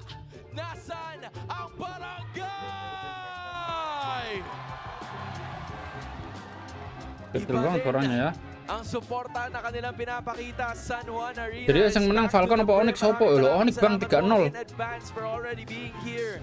Dahil sigurado naman ako na gaya ng binabanggit palagi ng ating mga teams, bibigyan nila kayo ng magandang laban. Tama naman yan. And to answer. Eto na. Nararamdaman ko na. May nararamdaman ka ba? Ito ba ang second edition? Alah senengannya Velori rek. Wala pa yung katapat. Sige Joshi, ituloy mo na yung sasabihin. Senengannya Velori iki. Oh gak sing iki, iki ori iki. Iki lho nah, iku mau senengannya Velori iki. They knew na from Turtle 1, kaya silang daanin sa sistema ng Smart Omega. Black Dragon form, ilalayo lang si Carl. Aston udah tahu Yapin Bape yang katanya aduh gimana ya guys akan saya akan dipecat mana anak aduh harus jadinya Teka nga. itu bukan Yapin itu Kasi parang kaya naman. memang nggak mungkin juga ini CEO mecat CEO anjir masa CEO mecat CEO gimana konsep public information na to na kapag konsepnya nakalapit gimana si Carl TZ doon sa loob ng Turtle Pit o Lord Pit, parang kanya na yun agad. Man, for some reason, 13-6 parang ganun talaga loh, kasi Bang. paulit-ulit lang nangyayari. Imagine na, pilit pa yung lapit niya dun kasi galing yun sa Space Escape Di ba yung paglapit niya talagang, ewan ko ba, parang may buff ba talaga? Medyo di ba naipaliwanag no? I think what I just admire dun sa ginagawa ng Team Liquid Philippines all throughout the first 9 minutes of this game is how much space yung kanila nakikreate para kay Carl TZ na tapusin na lang. Yung iba sinasabi, pulis daw yun ipupulis na lang kasi cari-cari yang ori sudah balik Speaking of which, andyan ang ating ML Police dahil dadali na tayo sa laban. Still with a 4.6k gold lead ang Team Liquid Philippines at hindi basta-basta hayaan ni Carl na mapunta lang kay Ryzen ng madalian ng Purple. He was still able to get it, pero ngayon ay pupwesto na ang Smart Omega. May tatargetin yata sila with Sanji already using the flicker. That is a major resource na ngayon ay wala siya. Maaaring maging vital yun for Smart Omega. James can just go to the back and try to target Sanji, but unfortunately for them, Team Liquid Philippines mukhang mamadaliin yung Lord. Oo nga, i-rush ata nila to. Masyado pang malayo si James at itong si Netsky. River-manipulis na nagamit kagad. Nabitawan din naman yung kanyang revitalize. Black Dragon 4 may nagamit na rin. Papunta na doon sa midfield na kita. Bawal sa Cardi dapat bang? Doon sa Lord, Teddy mamamatay. Hinahabol pa rin si Persiva. Netsky with a double kill. At nagahabol pa rin dito ang Team Liquid Philippines. Andiyan pa naman si Sanford, JP at si Carl. Atras na din siya muna dito with a space escape. Apat na miyembro pa natitira para sa Omega. Pumasok din with a flicker Dark Wave. Pupunta si Persiva. Namiss kita pre. Pero si Mingguy na muna ang kapitan, ang ating uunahin. Yung na-miss, hindi na-mintis, nakuha pa rin si Mingguin at ang Lord ng Team Liquid Philippines. And that's the ability of how Team Liquid Philippines can chase down that AOG. Nako-connecta from Daddy JP. It is instrumental for Team Liquid Philippines. Video search statement Babe, saya kirim ke konten Masdondon yang 20 menit yang lalu. Mas madaling paganahin yung percuma itu, gak mungkin muncul itu linknya. Pinapakita lang nila. Jangan dikirim-kirim link, percuma. Enhanced basic attack mula kay Sanford. Yung mga ganyang klaseng pasok, enough na yun for them to try and make a decision out of it. Kung matatarget pa natin yung hero o mag-blitz tayo ng Lord. And by that time, kanina nangyari, minadali nila ang mga bagay-bagay. And that's a free Lord from Team Liquid Philippines. You know, if there's anything that is positive para sa kanilang kupunan sa ngayon, it's the fact that Smart Omega still has their energy shields. Kaya yung inhibitors ay medyo napigilan ng mabilisan. Pero ngayon, umangat palalo yung lamang nitong Team Liquid Philippines. So parang napupuwersa yata itong barangay na gumawa ng dalaw. Ang tanong ay kung bibilhin ba yung trip kasi si Teddy na naman ang namataan. Ginagawa nila ang lahat. Black Dragon 4 may nagamit na pero naubos kagad yung buhay dito ni Persiva. Black Dragon 4 ay bumaba na ka. At bumaba rin mula sa AOG. Dito si Daddy JP. Habang sa gilid na bahagi, mapapatay nila si Ryzen. May tutukan pa nagaganap si JP dito. At ay mamamatay din. Habang si Miguel at si Netsky ay aatras na. Tapak muna ng second eye. Pero bigla lang pre. Tatlo na lang natin sa Omega. That was a 2-for-2. Omega wanted one. Pero at least nakakuha sila ng isa kahit nabawasan sila ng dalawa. Okay, kahit pa paano naging even naman yung trade. I can say na lumamang pa yung Omega doon kasi nakakagawa sila ng paraan para may mangyari para sa team nila. Kasi for Team Liquid Philippines, sila yung may luxury na teka. pwede tayong mag-lilo.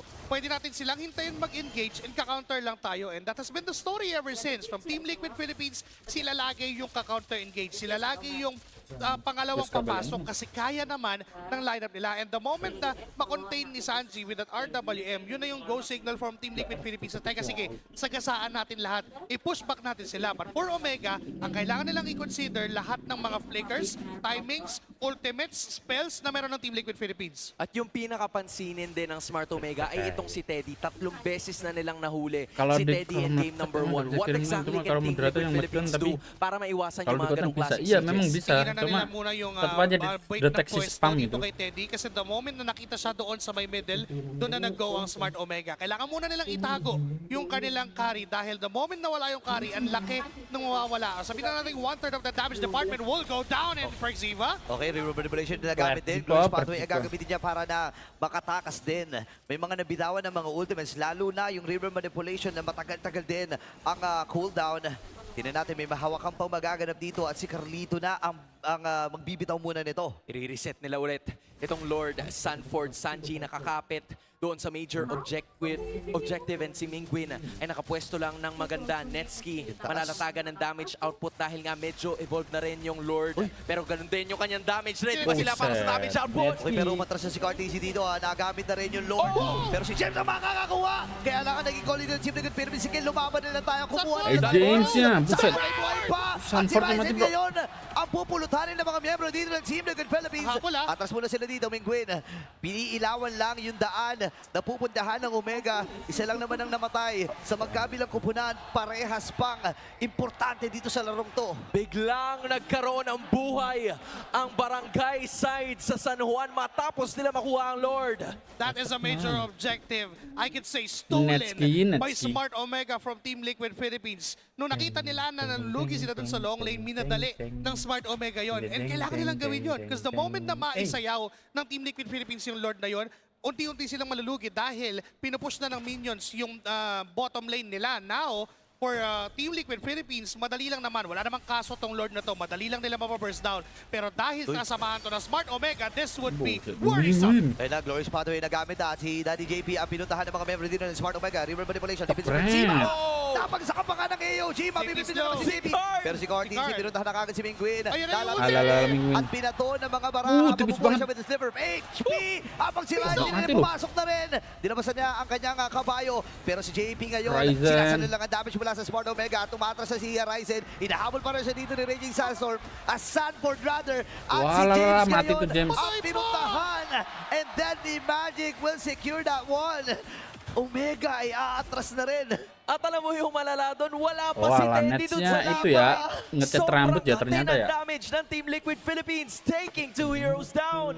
It was not a good decision for Omega na labanan ang Team Liquid Philippines doon. All they have to do is just try to accompany the Lord para sana makapunta doon sa base, sa inhibitor turret ng Team Liquid Philippines. But because of Team Liquid Philippines just engaging for Smart Omega, nahirapan na rin silang umalis dahil hindi naman sila tulad ng Team Liquid Philippines na tumatalon-talon. Ang meron lang sila maglakad lang dahil doon sa Glorious Pathway. Ang kaso, nagamit na nga nila pang engage so hindi na sila makatakas doon sa punish na ginagawa ng Team Liquid Philippines. Now, level 15 na rin. Etong si Sanji, pakompleto na rin ang kanyang mga items. In fact, isa na lang, pa-Winter Crown na lang yata siya for added survivability. Oo nga, no? Parang kung ikaw ang Smart Omega dito, mamimili ka na lang kung sino yung gagawin mong alay. Kasi kapag nag-Black Dragon form ka papasok, i-burst down ka rin. Pag nag-Glorious Pathway ka, it's gonna be the same thing. So sino yung dapat matira para sa kupunan ng Smart Omega para ma-execute nila yung kanilang 4 na damage dealers? Kasi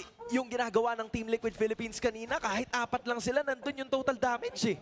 Mahirap lang dyan kasi kahit sinong ipadala mo, kayang i-burst down. So what if sabay-sabay mong ipadala lahat? What if yung Black Dragon form and yung Glorious Pathway ay nakatutok doon sa gusto nilang target? Back it all up with Netski's Blazing Duet, that could be good for Smart Omega. But the moment na gawin nila yun, wala nang rason para umatras. Kailangan ng ipalag. Kasi kapag pumasok ng Smart Omega, re-respetuhin din ng Team Liquid Philippines. Ang damage, teka lang si Big Win! Okay, buti tumama yung taunt. Kaya may ibit ata si JP dito. Meron pa naman siyang immortality. Ipapapop niya ata ito. Netski, nag-BMI na rin. Glorious pathway para lang bigyan ng daan ng Omega na maka-atras. Pero dahil sa mga kaganapan na yun, libreng kukunin ni Teddy at ni Carl TZ ang Lord na ito.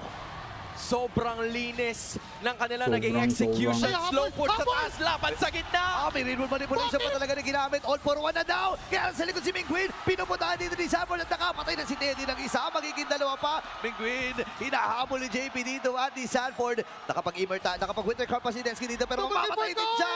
Nakadalawa si Carlito. Grabing bilis ng kamay para doon sa immortality. At isa sa sakripisyo na ni Mingguin ang kanyang buhay. 5 ang tumba. Omega ngayon ay naghihikahos. Meron pa silang katapult na kasama sa bandang gitna. At ready na tapusin ng Team Liquid Philippines ang game number 1. Back like they never 18 left. menit, brother. Team Liquid Philippines. Topan gua mana ya guys? Ang game number 1. It was not, again, a good decision to fight if you're Smart Omega. Team Liquid Philippines, nung nakita ni JP Wala, na teka, lagi buo ni yata Fix. yung loob nilang papalag sila. Just one unbreakable is the signal for Team Liquid Philippines to go all out at tapusin ang Smart Omega. No, just that last clash was so smart nagmula dito sa Team Liquid Philippines. Kasi yung ginawa nila, I don't know if you noticed, pero nag-slow push sila dun sa taas. Matagal pa yung curveball mula sa TLPH. Napakaganda pa na mula dun sa Omega, especially after taking a kill. Bro, lokin na rayo. Pari TLPH sa laban. Lokin yung batot. Bro, na napakaganda ng communications mula sa TLPH. Sanford connecting with Sanji. Ang kanilang target was Ryzen. Pero nung nakita nila, nandun si Granger at nandun din si Netsky. At nung na nga yung Iritel, walang ultimate, walang sprint. They had the advantage. Ginawa ka nila, tinurn nila yung kanilang mga spells papunta doon sa Iritel, nag-focus doon sa valid target, and even when Ryzen survived that, mas maganda naman yung nakuha ng TLPH. Kayak Mas Jay beliau ini. Something out of everything na nakala mo makakalamang na Smart Omega, and all of that, it is in favor of Oheb ngayon. Bandang baba na naman! Nasa lubog na lalaban sa final sets! Tatlo yung tinamaan! Sinampal harapan! Oheb goes down! Pinuhat pa yung ibon ni Sanji! Si Daddy JP yung natira, nakapas pa ng Princess Rat sabay ng Lantern Flare combo. Darating si Sanford para protektahan si Daddy JP. Maibsan mabawasan ng disgrasya. And we're talking about yung mga curveballs this time. Nagpakitang gilas naman si Super Yoshi. You wouldn't expect na gano'n yung angulo kukunin niya, dashing diagonally papunta dun sa ating Granger. And then nakakuha ng final slash na nakaswipe ng 3 members ng Omega. Ganda nung combo nila doon. At ngayon, yung combo nila onto Carl TZ, hindi enough para ma-take down siya. Pero for me, that's enough of a boost dito para sa Smart Omega. Yes. Medyo delikado yata dito si Haji. Sanford going in. Nagtatago lang sa dilipin sila Sanji. Third turtle upward grabs. Paangat na rin ngayon ng barangay. Kita si James. Ako, si James naman ngayon ang uunahin kanina. Etong si Sanford ang inuuna ng lahat. Crimson Big Bull sa Carl TZ. para matulungan doon si James. Phantom execution out ni Carl TZ. Feather Earth Swipe naman. Final clash 1 second. Super Yoshi pero walang nakadikit sa kanya. Walang nakakita. What a play! Kaso nga lang yung mga kakampi niya. Yung barangay busy dahil si Sanford, nililito sila. It's Sanford being that problem para sa Omega. Si James muli ang pupuntahan. Lantern Flare sa dalawa pero tuguan si Jaime, si Ryzen. Wala nang kasama sa harapan. Walang no choice sila Sanji dito kung hindi ibigay ang pagong sa Cavalry. It's going to be the final turtle at ngayon pala makakahawak si Carl TZ ng neutral objective. Nakita natin din yung TLPH. Identify yung habit ng Omega. Kapag merong gino, ang members ng TLPH, automatic magtutulungan yung mga members ng Omega. Itatry nilang ipil yung kanilang mga tropa sa back-to-back na teamfights na nakita natin sa top lane. Iba yung inuna TLPH, pero iba yung nakuha nilang kill. Dahil yung Omega tumutulong sa kanilang mga tropa na papahamak pa sila. Ryzen, of course, nakita natin trying to help out James that eventually got out. Yung TLPH hindi na ubusan ng team fighting tools at ng problem solving, pinanish pa etong si Ryzen. Nagpapatong-patong na naman yung problema ngayon na para sa barangay. Babalik tayo sa checklist na kung saan kailangan sila mas proactive in terms of their early game. Kaso sa ngayon nakakapag-establish na naman paunti-unti dito ang cavalry with 1.3k gold lead. Plus alongside with that, the Malefic Roar completing the trinity here para kay Oheb. Yung parang nagiging play dito ng mga teams natin before the fight, yung parang pang-load nila is punishing their XPs. Kagaya ng nangyari kanina. Ryzen. Pero si JP ang kanilang namataan doon sa may gitna. May pressure na binigay sa taas itong dalawang miyembro ng TLPH. That's Oheb and Sanford. But again, there's no conversion because of the defense din dito ng bagong barangay. At babalik tayo doon sa Smart Omega na kung saan napapasama sila kapag may tinutulungan pa silang kakampi nila, Wolf. Well, alam naman natin na yung mga ganong klase moves mula sa Omega nagbibigay na advantage in the previous wins that they've had. But specifically against TLPH na napatasan ng experience, yung knowledge, yung IQ sa game, problem solving mula sa TLPH yung nagbigay sa kanila ng advantage ngayon. Hindi natin sasabihin na mali yung ginagawa ng mga members ng Omega na nagtutulungan sila. It's just that TLPH knows how to punish. At yung topic natin kanina, which is yung sa Lancelot na naghintay lang talaga na moment na makakuha ng advantage over Ryzen, ayun na, biglang lumaki na yung lamang 1.2k ahead itong si Carteezy sa isang death lang ni Ryzen, sa isang pagtulong at pag-overcommit lang ng Omega, bigla na lang nag-inflate yung lamang ni Carteezy. And to do that against TLPH, di ba? Knowing na sila talaga yung team na kaya makapagpalaki ng mga maliliit na window opportunities at ngayon kita natin. Real time, it's going to be the first Lord.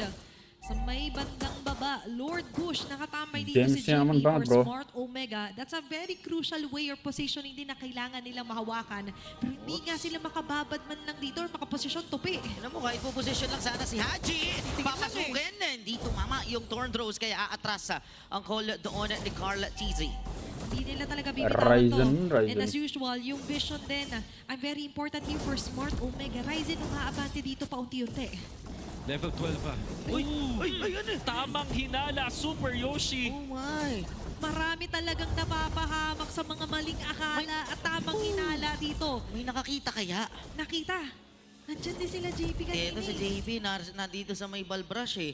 Well, oh no. Okay lang. James naman bang? Yung ganong klaseng moves per Super Yoshi, kaya niya ulitin. Kaso wala siyang flicker ng mga ilang segundo. At ngayon, for TLPH, they could maximize that.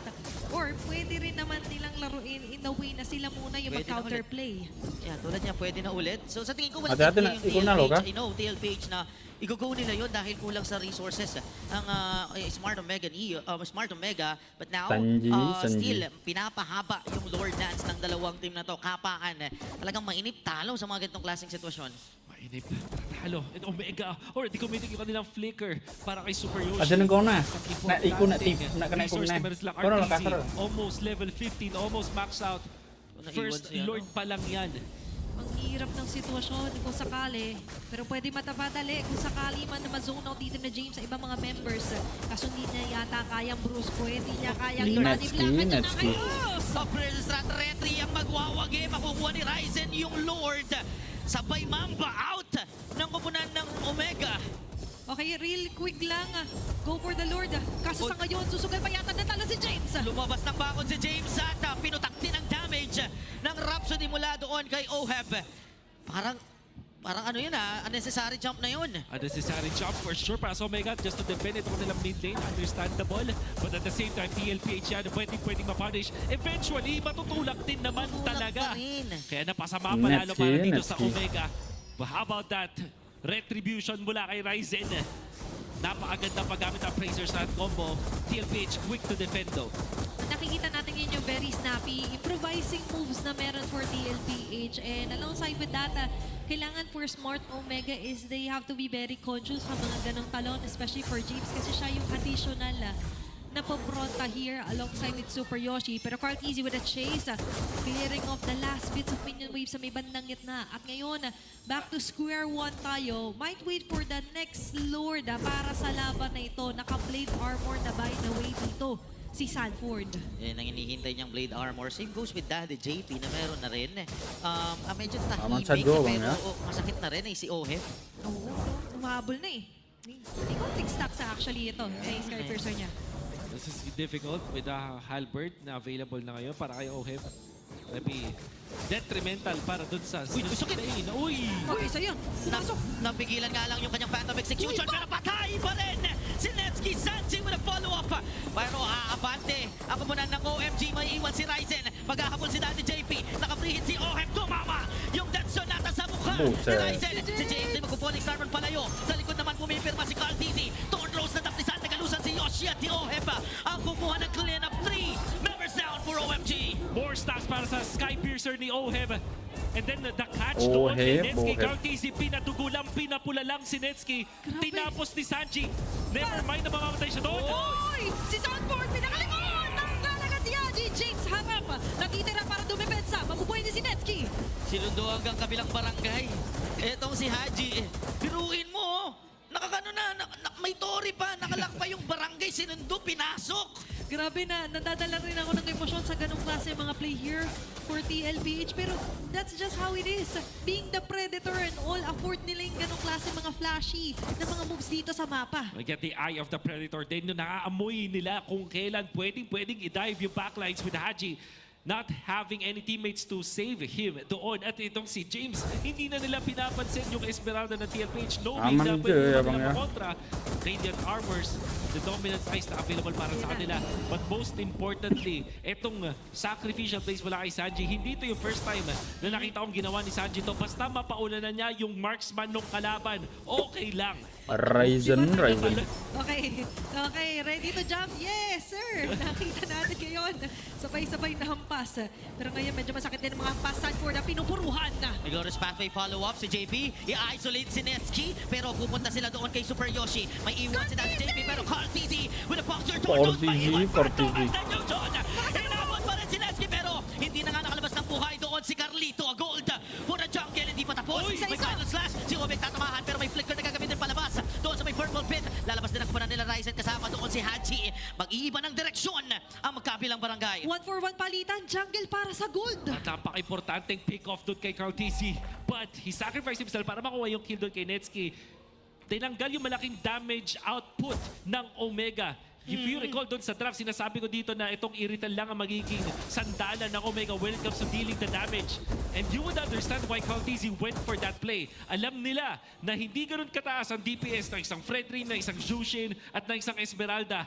And they took advantage of that. Meanwhile, ang ganda doon sana nung combo ni Super Yoshi. Nahulit niya doon si OFN. Nakaabang si Ryzen with the taunt para doon sa potential na flicker out ni OF. Tapos lang ng isang pixel eh. Nakinapos yung ruler din eh. Konti, kakaperanggot na distansya na lang. Ayan na naman tayo. Pero may mga ganong lapses din yung Smart Omega. Kung napapansin nyo yung mga final slash kanina sa may top lane. So kailangan siguro na lang i-call ng maayos and accurate yung mga final slash kasi nasasayang. Diba? Kung ibis na maganda na yung conversion nila with the threat of the final slash, nabibitin. Okay, latag agad ang lure pathway si JP. Bitin yata, hindi niya makita yung hindi nakadaan si Ryzen. Libre yung Lord kay Carlito. Si Daddy JP. Cartesi. Tumating si Sanford para sana tumulong pero huli na yung lahat. May iwan naman si James sa may likuran. Magkikipaglaban sa tatlo sa may flicker out pero masasalubong pa rin. Doon si Sanford. Ryzen ay nakantuhan at nakulong na nga. Doon ni Oheb. Oh my goodness! Sanford and JP! Ang naging frontliners, mga sandbag ng TLPH, holding yung dalawang dangerous bushes na yon against Omega na hindi nga nakatagos. Etong si Ryzen, not enough to get into that zone dun sa my Lord. Samantala, TLPH, they have their damage dealers na. Yung kanilang DPS, 3 miyembro ng kanilang team para doon sa Lord. Nakaka-bad trip nga naman yung sa barangay. Bawat kanto may checkpoint. At ngayon, check naman ng TLPH ang pinakabase ng Smart Omega. Tumatay na naman si Carlito! Sinetsin naman ang kanilang napataan. Pinaulanan ng mga balahibo. Makakatakas with a heavy crossbow. Pero ang punteriya, mga kaibigan ng TLPH, ay basagin ang mga natitirang tarangkahan dito ng bagong barangay. At disiplina ang pinapakita ng cavalry. Medyo nakakatakot ito for Smart Omega knowing na Carl Dizzy is willing na isakripisyo yung sarili niya just to get him. Kaya nakita mo yung reaction, yung todo ligo niya kung kaya niyang i-U-turn na 360, ginawa niya na agad. komportable ngayon si Cartesi sa paglalaro, knowing full well na yung draft nila ay napakaganda. In a way na, ang daling i-execute. You have this Farsa for additional damage, Granger mula sa malayo. Meron kang dalawang sandbags in the form of Sanford as well as itong si JP. Mamaya mag-aagawan yan sa damage received. Yung sino mas mataas. Tama. At yung interesting part is may sandbag ka na harap pero hindi namamatay si Sanford, by the way. At 3-0-6 for his Povius. 18-minute game na tayo dito to pet ngayon. Ngayon pala magkakaroon ng Wind of Nature Sunprot. Aman ba ang Sunprot niya? And might be the next Lord ang kanilang paglalabanan. Or before that, yung pre-Lord na mga atake ng TLPH ang kailangan din bantayan dito na Smart Omega. Medyo naintindihan ko na kung bakit hindi namamatay dito si Sanford. Kasi si Daddy JP yung tumatao. Binabaksuhan niya dito lagi si Netsky. Kaya pag si Sanford na yung pumasok, it's either the pressure is on the Fredrin or doon sa Zushin na mismo. Oh, kumbaga nagawa na muna ni Daddy JP yung heavy lifting. So more on additional na lang dito yung ginagawa din ni Sanford. Pero it works best. Sabi nga ni Wolf, mas madali kasing i-execute yung beautiful draft dito ng Cavalry. Yeah, whereas ito sa Omega, napaka-depende nila doon kay Netsky. But if you think about it, eventually magkakaroon na itong Zushin na gumawa na rin para kanya Skypiercer. Kaso hindi gano'n kataas kanya Skypiercer. Going for the wings as well. At ito namang si James, kakapulot lang ng kanyang immortality. Nag-full defense dito ang ating Esmeralda. They really are just gonna rely on the Cloud Prince. Kasama ba sa paglipad ni Netsky ang Omega or will it be TLPH? Nakaharangan na sila sa Lord Fight na to. Sa ngayon, medyo 0 days sila. Pero malay mo, ito na ang kanyang mga day ones na makakasama to get eventually a win dito sa match ito. Kaso bago ang lahat, ito yung problema pa rin talaga. Yung instant damage na meron yung TLPH isa na para mga lahat kahit yung isa sa pinakamakunat na James dito sa Smart Omega at yung Lord ngayon ang pinaka-iniingatan at maaring ipang-bait lamang ng Cavalry. Kanina, ang hinintay nila yung tamang pagkakataon na makakuha ng magandang glorious pathway si Daddy JP para maharangan si Ryzen. Pero ramdam din kasi nila na parang wala sa mapa si Super Yoshi at si Netsky. Hinahanap-hanap nila. Pero bandang gitna rin. Papunta na. May info na tila ba may nagki-clear ng wave sa ibang linya dito sa mapa ang TLPH. So, meron ting hidden rules sa isang Arlot na kapag nasa red side yung Lord, mas nasa advantage yan. At baka mas amplified pa yan sa dangerous grass. So we'll see if this could be a little bit of a factor para kay Super. Aman sa Joe, ya bang ya? Hapdi na mga balahibo ni Sanji. Evo Papa. Ang napakli na pa yung malaking bala ni Ohem sa kanyang death sonata. Si Jaime ay sisilip doon sa may gitnang Brucia. Kahit wala silang Retry Holder, ay pilit pa rin nilang inilalaban. Etong Lord at ayaw hayaan. Etong sila Carl at TZ. Kita sa may gitna, nasa lubong sila Netsky at Super Yoshi. Haji delaying things out. But the Retry is in Carl at TZ's hands. The TLPH with an easy Lord. Okay, pwede sila mag-chase down dito. Haji na force na yung Grace of Deacon. Sabay na Feather Earthstrike, nakantuhan, mahabol, pero nandun ang Lantern Flare. Or Sanford, nag-iba ng direksyon. Netsky makakakuha ng kill. Si Super Yoshi duguan. Imo pa kay Sanji. Grabe yung mga bala. Carl TZ has had some of the best Suyo performances this season, of course, outside of James Pax and King Kong. Before I answer that, I want to say that I think that Omega were risking the fact that maybe the Cloud is going to be the first pick for Team Liquid. That's why they started thinking that they will get the Hardy for free, but that wasn't the case. So to answer your question now, no, I don't think so. Because of what I said earlier, I believe that this is a big gamble on their side. There's no way. Okay, Claude, there you go. First pick, Claude. Yeah, because now it's the Povius which was banned instead of that Suyo. Omega realized, accepted the fact that maybe it is a little bit too much. Yeah. For me, I feel like the Yuuzhan was an answer, but you know, if they want something different, at least most likely. Jushin, maybe? Jushin, there you go. Yeah. So it's going to be either the Leomord or the Suyo at this point. Suyo, yeah. I think you want to go Suyo now for TLPH, such a solid comp. Typically, you also get the high loss early in that scenario so that you have a way to get into the face of the Hardy. There's that option of the Hilda for TLPH, but I think that they will most likely go for Suyo plus the high loss. Biasanya menang, biasanya. They keep banning out the Kalea. Surprisingly enough, the Kalea is one of the least played heroes by JP this season. More roamers have played it. There's still his typical high loss Gatot Kacha. By the way, right. he is such a Gatot god. timing with the Unbreakable. Yung That's right. taunt niya, sobrang on point. I think it might be even called the Unbreakable. JP, the Unbreakable. There's the Suyo and the Eve instead of the high loss para sa TLPH. And Omega will be answering in kind. Do you now pick up the Sora if you're Omega? Yeah, the Sora is good. You don't have to worry about the Valentina showing up. Omega then can spend the second phase of the draft taking either both JP heroes or you take one out, pick one for yourself, and then Aman maybe sa the other door, man will guys, be committed to a Sanford. Pero, Sanford cari hero. campito. Cari campito. Alice, maybe because Alice Eve. Walas papat Alice walo. Eve Gatot is going to be there. There's the Pero mga Hilda. campito. And I thought it will be on the side of TLPH, but it will eventually be on Omega's side. This is their preparation in case TLPH will be able to pick up Uranus as well as the Alice. At the same time, it's a flex pick. So I think the fourth pick eventually for Omega will be their marksman. There's the glue planned out by Omega. TLPH can choose to ban Moskov. Oh, yep. You like? Or the Clint. With the potential list of picks that could end up with JP or Sanford, I feel like the Clint isn't as Omega as a pick as I want it to be. Maybe something that allows Nesky to just stand and deal basic attacks, not through skills. There's just something about the Clint that going up against the LPH is really vulnerable. Especially because it's the LPH with a lot of time. Gets Suyo, a lot of spells or abilities that can go to the backlines. They still ban the Alice despite them having this Hilda, which kind of tells me that this Hilda might go roam.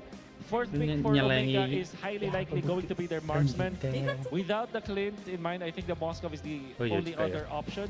As they are going to show us something like a Bruno in this scenario. Yeah, with the presence of the Eve, you are running out of options here for Omega, unless he wants to take a page out of Severo's book and then gets a YSS, but only if, and I think that means they'll have to save the YSS for the last pick. If the last two picks are a lot of dive, the extra Mountain Shocker might help them out. Jan, if we build on that fact, it means that this Hilda will be very good bad, by the way, sort of for TLPH. So if we build on that, do you think this is a high loss now for Omega or Gatot Kachas? The way that they will take away those two heroes from TLPH, because that will be a great combo for them. Yeah, either of those two, I think if I'm putting myself in the shoes of Omega, mas gusto ko na pipiliin ko naman yung Gatot, tapos tignan naman natin kung paano nila i-manage yung high loss at Eve combination together. Kasi nakita mo na, game number 1, ang lakas ng Gatot ni JP. Parang konting tempo break lang muna, tanggalin lang muna sa option list ng TLPH. Yeah. Ay, combo talaga nun. So this is carry. Marksman niya yung kanila fourth pick. So I can see this. Gatot Kacha na. Taruhan malah. And there is that pretty bad. Laput.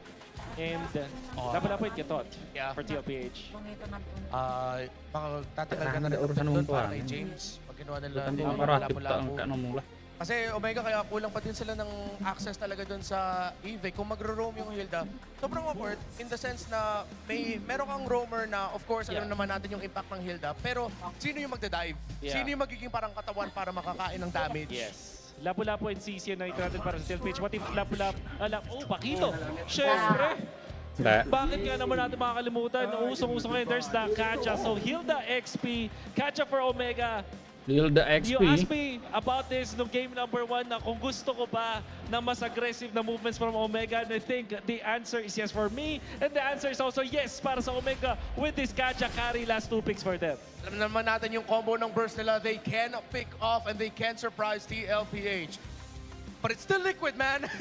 It's still liquid. How are they going to be able to pull this off real quick? TL or Omega? I'd go TL, actually, kasi napaalala sa combo ng Eve plus Hylos. I'm more Omega this time. Thank you, everyone. Make some noise for the two teams as we welcome our casters. Let's go, brother. Maraming salamat sa ating on-ground panel. Sabi ni Wolf, dun siya sa isa. Renmar naman is on the other side. But looking at it, the Hylos Eve combination seems to be a strong combo para sa kupunan ng Team Liquid Philippines. But they finally got a hero para dito kay Perks na posibleng mag-change ng tides para sa Smart Omega. This is game number 2 of the upper bracket semifinals. The question is, will Team Liquid Philippines extend yung kanilang kalamangan, or will Smart Omega finally equalize? I would like to highlight how good this Kaja pick is for Smart Omega. If they need someone Omega, na kaya pumigil sa pagragasa na pwedeng gawin ng Hylos Eve combo, well, look at James. Naagaw! Naagaw niya! Naagaw ni James! Oh my goodness. Harap-harapan! Dapat dia. Ibang klase yung pressure talaga na binigay ni James. Tignan mo, after niya mag-cut dun sa kanya, diretso kay Carl, kakat uli si James. And sobrang tapang nun considering na si Carl TZ, nirisk niya rin na hindi gamitin yung retribution niya para sana mas maganda yung ikot. But that didn't happen. James had the purple. Alam niya rin kasi na if ever man gamitin niya yung retribution niya, guguluhin pa rin siya nung Kaja and ng Joshin, ni Perxiva at ni Mingguin. So, he has to face the consequences. I mean, up until now, hindi pa niya makukuha ng mabilis yung kanyang orange buff. He even wanted to go first for that beetle. Kasi kung uunahin naman niya yung orange, makukuha yung beetle niya. Yeah, dito naman sa kabilang panig, nahihirapan si Sanford dahil sa ginagawa ni Aman sa Ryzen. do, ya bang ya? Perxiva ay tatauhan na rin ni James, ni JP. James ngayon ay babalik na doon sa kanyang linya at mabilis lamang na mag-clear ng mga waves dito sa larong to. Now the goal for Smart Omega ay medyo mas maging dahan-dahan yung kanilang approach. Because again, Carl TZ, palabas na yung pinakaunang pagong at hindi pa siya nakakaabot ng level 4. So baka mag-transition sila sa paghanap ng kills considering na may lamang na halos 300 ang kupunan ng Smart Omega. Ngayon mukhang i-challenge ito ng Liquid or should I say ng Barangay. Okay, level 4 na dito si James at pinuruhan na kagad nila si Daddy JP. Ryzen na nakakuha ng first blood. Sabay nagtungo rin dun sa may bandang itaas na bahagi itong si Sanford. James ngayon babalik dun sa pagong. Level 3 pa rin si Carl TZ and Mingguin. Actually, 4 na miyembro mula sa Omega. Lalaban nila. Na gamit ng Mingguin ang pinuruhan.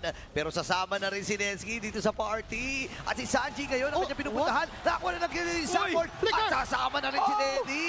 Siya'y nakakuha pa ng isa. At ang pagong ay biglang liliko dito sa Team Liquid Philippines. Sumama na ang iba. May kasama ding kitil ng buhay as Team Liquid Philippines. Level 3 Carl TZ still gets the turtle. Wow.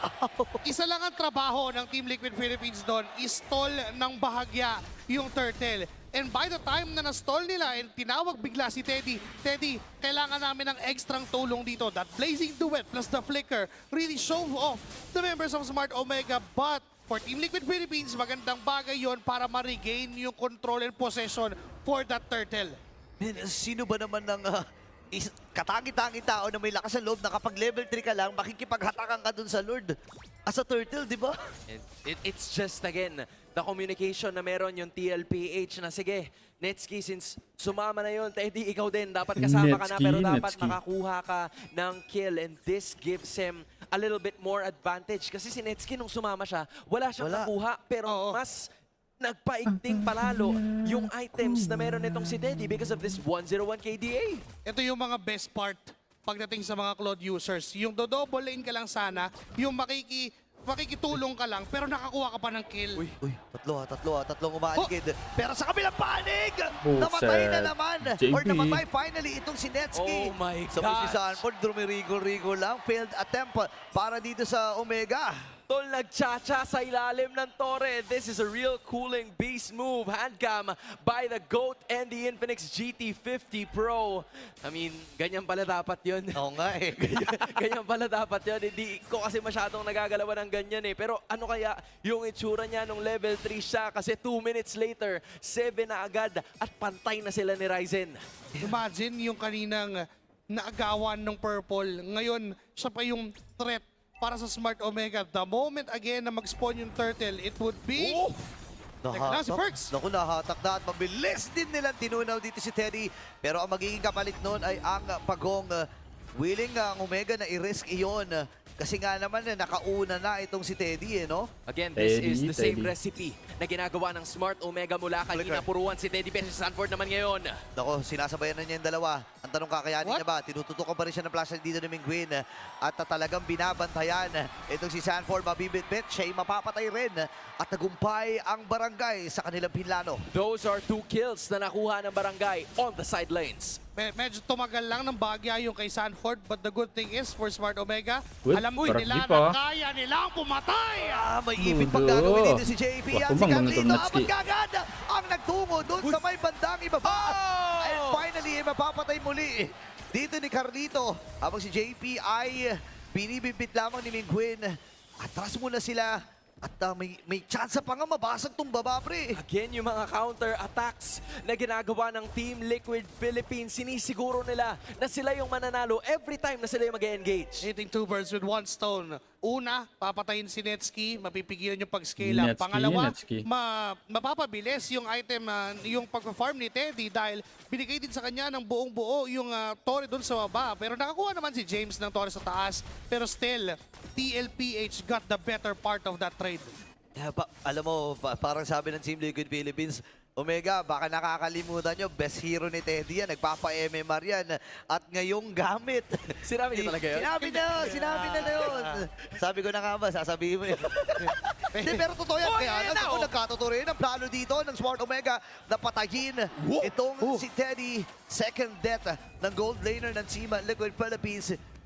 13 segundo para dun sa pagong at pumipwesto na rin ang Omega. Smart Omega needs to maximize this situation. These are signs of life for Smart Omega. Hanggat kaya ni Ryzen na kumuha ng solo kill na ganon, hanggat up yung ultimate at nagagamit yon ng up yung ultimate ni Perxiva at nagagamit yon ng Smart Omega kahit pa trailing behind sila ng Team Liquid Philippines, it's still good signs na kaya nilang lumaban. Pero pag divine judgment dito si Carlito ang nagtagumpay. Atas muna si Perxiva, nilatag yung glory spot para nga naman magpulasan yung mga susugod na miyembro ng Omega. Tagumpay para sa TL. Again, napakalinis ng kuha na yun ng pagong ng Team Liquid Philippines kasi napuwersa itong si Ryzen na kumuha ng kanyang purple objective all while Smart Omega was giving information. So kahit ganun, wala na sila magawa. Titigan na lang talaga nila yung pagong.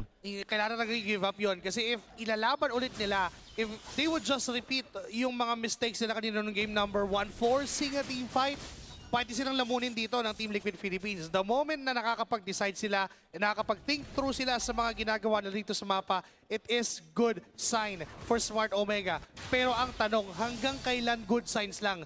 Kailan gagalawan ng Omega to? There needs to be a game changer. Manggagaling sa team fight, posibleng sa pick-off. What's the best idea here para sa barangay? Kailangan nilang mahanap again. It's either itong si Teddy or even si Sanji naman yung puruhan nila. Kasi hindi pa namamatay ngayon yung even ni Sanji or even Carl TZ. If ever na magkaroon na ng Lord fight or ng Lord dance, it's better for Smart Omega. Hilain mo si Carl, patayin agad. Ang lambot pala ni Sanford. Pupunta siya dito ni Ryzen. Pero bibili ni Sanford yung kanyang trip. Atras muna muli. Flicker and force na rin para dito kay Sanford.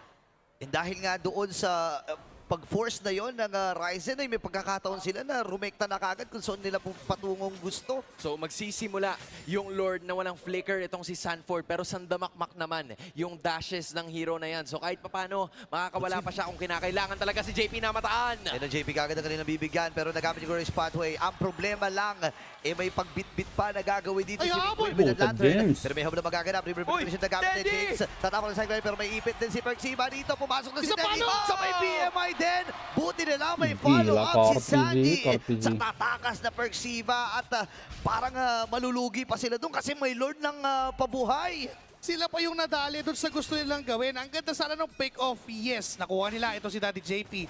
But again, he's not a best target at all kasi even without JP, kaya lumaban ng Team Liquid Philippines. This is a Blitz Lord para sa Cavalry. Ito na nga kanilang gagawin. May nakamula dun sa Lord. Papunta si Ryzen pero hindi aabutan. Cartesi nakuha na yung Lord na iyon pero si Sanji ang kanilang pinuntahan. Kaya naipit din si Ryzen at mamamaalam sa naging proseso. Ganon din naman itong si Sanji. 2 sa 2 ang naging palitan. Ang kinalamang na ng Team Liquid, may Lord silang to find Sanji doon sa process. Kahit papano, hindi sila malulugi na sobra, James! Ako, wala tapos si James dito. Pinuntahan nila yung Cartesi pero nandun yung Lantern mula kay Mingguin. Atas muna sila, mabibintin itong si Daddy JP at hinatak. hahatakin din. Teddy! Extension pala yun, kaya lang si James ay namatay din by si Black Teddy. Pero sa likod ng bahagi, naghanap dito si Ryzen na magiging target niya. Papasok na rin dito at bibilin dito ni Teddy. Atras, itong, ni JP, Teddy ay umatras na rin. At mabubuhay pa ang gold laner ng CL. And that was before the Lord was defended. Tuloy-tuloy pa rin ang pag-arangkada ng TLPH. And this one, may hila man si Perks, ay tila magko-cooldown yan. So kailangan maghintay ng Smart Omega at magagamit nila ang kanilang energy shields para sana depensahan ang mga natitirang inhibitors. Buo pa naman ang tatlo. Magagamit ang dalawa sa tatlong mga energy shields. So all of the inhibitors are safe. But Liquid is holding on to a 4.7k gold lead. Hindi pa pwedeng basta-basta kung sino nasa harap. If you're Smart Omega, you have to find your targets. You have to do some extra effort para tanggalin either Sanford, Carl TZ, Sanji, or Teddy. Kasi kay JP, okay lang. Basta maibato niya yung glorious pathway niya bago siya mamatay, okay na eh. At ngayon, hahabol ng Team Liquid. Okay, kita na si Perxiva. Glorious pathway ay ginamit din ni JP para lamang sana habulin din si Perxiva. Sanford ay lalapit. May panghatak si Perxiva dito. Pero sa likod ng bahagi, andun si Ryzen. Pupuntahan ata ni Carl TC. Tatama ba yung kanyang stun? Hindi nga muna. At magre-regroup ang Team Liquid at ang Smart Omega ay magpo-flow na lang ng kanilang mga waves. Alam mo, ganito yung ginawa ni Ryzen yesterday against Twisted Minds. Nanggagaling siya dun sa iba't ibang mga lugar para sana makahanap ng pick-off na kailangan. Pwede natin tawagin na langaw moves. Langaw? Yung ipis sa kondo ng Liquid. Yung mga ganon. Ganon ang ginagawa ni Ryzen kung saan-saan nanggagaling, mangungulit na magkakat ng wave, pupunta dun sa long lane, and if he continues to do this, nagkakaroon ng threat from for Team Liquid Philippines. Kasi if hindi nila i-address yung sitwasyon, hindi nila i-address yung problema na merong langaw doon sa Team Liquid Philippines, mahihirapan sila for the next Lord fights. Kasi humahaba na humahaba, nagkaka-item lang si Netsky at si Perxiva. But guys, correct me if I'm wrong. Hanggang kailan, or please correct me, hanggang kailan pwedeng gamitin ni Ryzen yung mga ganong klase ng galaw? Kasi risky din naman yung ginagawa niya eh. Hanggang makakuha na ng item si Netsky and kailangan nilang madaliin yun. Uy! Aware na si Gold. Naku, nakita ni Carl! Si Ryzen dito, kailangan niya mag-space escape. Pero wala ka makakatakas sa kamay ng GOAT. Hinatiran pa ni JP dito ng Revitalize. Oh my goodness. Ganong kaprotektado kayo kay Daddy. Nahataw na sa pader yung langaw. Ngayon, bukas na ang pintuan para sa Liquid na mas malinis makuha yung Lord. Grabe si Daddy JP. Sabi niya, Daddy Som, andito ako. Akong bahala sa'yo, Carlito, at kukunin natin ang Lord na to. Na-fly swatter. Na-fly swatter, pre. Inabot ni Carl. At hindi pa kontento ang Team Liquid Philippines. They wanted this outer turret even before the Lord will come. Sa kanilang kamay ngayon si Netsky. Again, item check. Abot naman na. Kaya na. Buo ng Trinity. Malefic gun ang pwedeng isa doon for that added range. But that was just added range. Mas kailangan niya na dito na mag-build up pa ng Wind of Nature. Teka! Ako, binili kagad nila dito si James. At mabilisan din tumumba. Walang magiging trade ang Smart Omega dito. 30 segundo pa bago mabuhay itong si James. Medyo matagal-tagal pa naman yung Lord dun sa ibabang bahagi. Pero sabi ni Sanford, sige na, tutulungan ko na itong Lord na ito para sumuro na sa ibaba.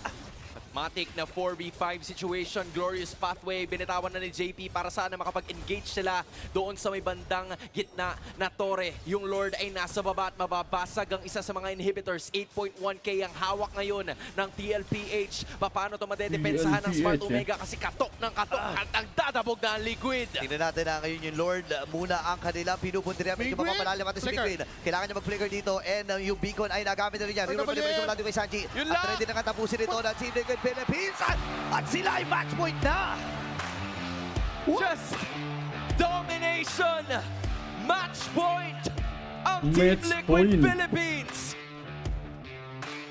Curious lang ako kung open yung ultimate doon ni Perxiva. Bakit walang nangyari from Smart Omega? They need to be that. Kalau Choji? Ikaw, Vivos. Vivos? Yeah. Alright, kalau begitu. Kalau saya, tergantung siapa yang ngancurin base duluan. So, Liga Games. Untuk game yang pertama, kita pengen dengar semangat dari kalian. So, Liga Games, mana tepuk tangannya? Anak Dewa, Ipopkan bersatu. Oke, tapi bicara tentang komposisi ya, kayak Komposisi ya Bang ya. kontrol dua-duanya sama-sama kuat. Tapi kayak Esports kan mereka punya Baxia nih untuk bisa pegang objektif, buat nantinya juga Exile. Jadi inisiator. Ya, makanya sebenarnya kalau misalkan untuk jawaban pasti ya dari Dewa United HK, gimana nih caranya untuk bisa nge-take down Baxia? Inilah alasan kenapa adanya Sora untuk di early game-nya dari Dewa United HK. Jadi kayak estafet gitu loh. Awalnya mungkin damage ada di Sora, nanti mid to late game-nya damage akan mungkin ada di Sora. Aleva terkena impact first blow dan bakal double kill. Double kill. Untuk Sense jungle dapetin double kill. Mimpi indah apa dia semalam? Mimpi indah ya, bukan mimpi basah ya. Itu karena berkat juga gangguan efek fear ya dari Rian Wei, tapi udah mulai ke invade nih untuk Orange buff. Ya, masih pegang retry juga dari Sense, bakal diambil sepertinya dan level 4 duluan. Namun ternyata kali Sense yang bakal coba untuk kabur dengan adanya Baxia Shield United aman sejauh ini. Aman banget. Itu dengan Nether Touch ya. Yang ngeganggu banget tadi, damage-nya pagi-pagi udah kerasa banget, Ji. Pasti, karena ngelihat dari trio mid lane-nya, ini juga pasti udah bakalan mainnya ngepok balik gitu loh. Apalagi ngeliat side lanes mereka yang lumayan independen. Lapu-lapu dan juga Granger, kita tahu nggak terlalu butuh banyak banget baby set. Mungkin akan menjadi sebuah teknik pijit yang kita lihat untuk di game kali ini. Pijit persatu. Oke, ini memang trio mid sih jawabannya. Tentunya sukses. Gamenya bakal aman so far. Soalnya gini, kayak trio mythic bisa Kamu nusang ikut Bora kah? 2 menit pertama. Udah masuk turtle, EXP udah harus bantu juga. Kah? Botlane biarin dan harusnya ini akan menjadi free turtle buat EVOS Icon tanpa adanya upaya kontes yang bisa dilakukan sama Dewa United HK. Karena mereka dalam keadaan tertinggal, mereka juga harus benar-benar ngamanin dulu nih jungle yang dimilikin sama fansnya.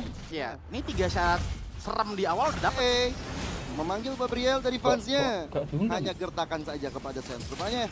Tapi ternyata Baxia Shield United menuju ke arah tengah. Andy dalam masa yang cukup besar.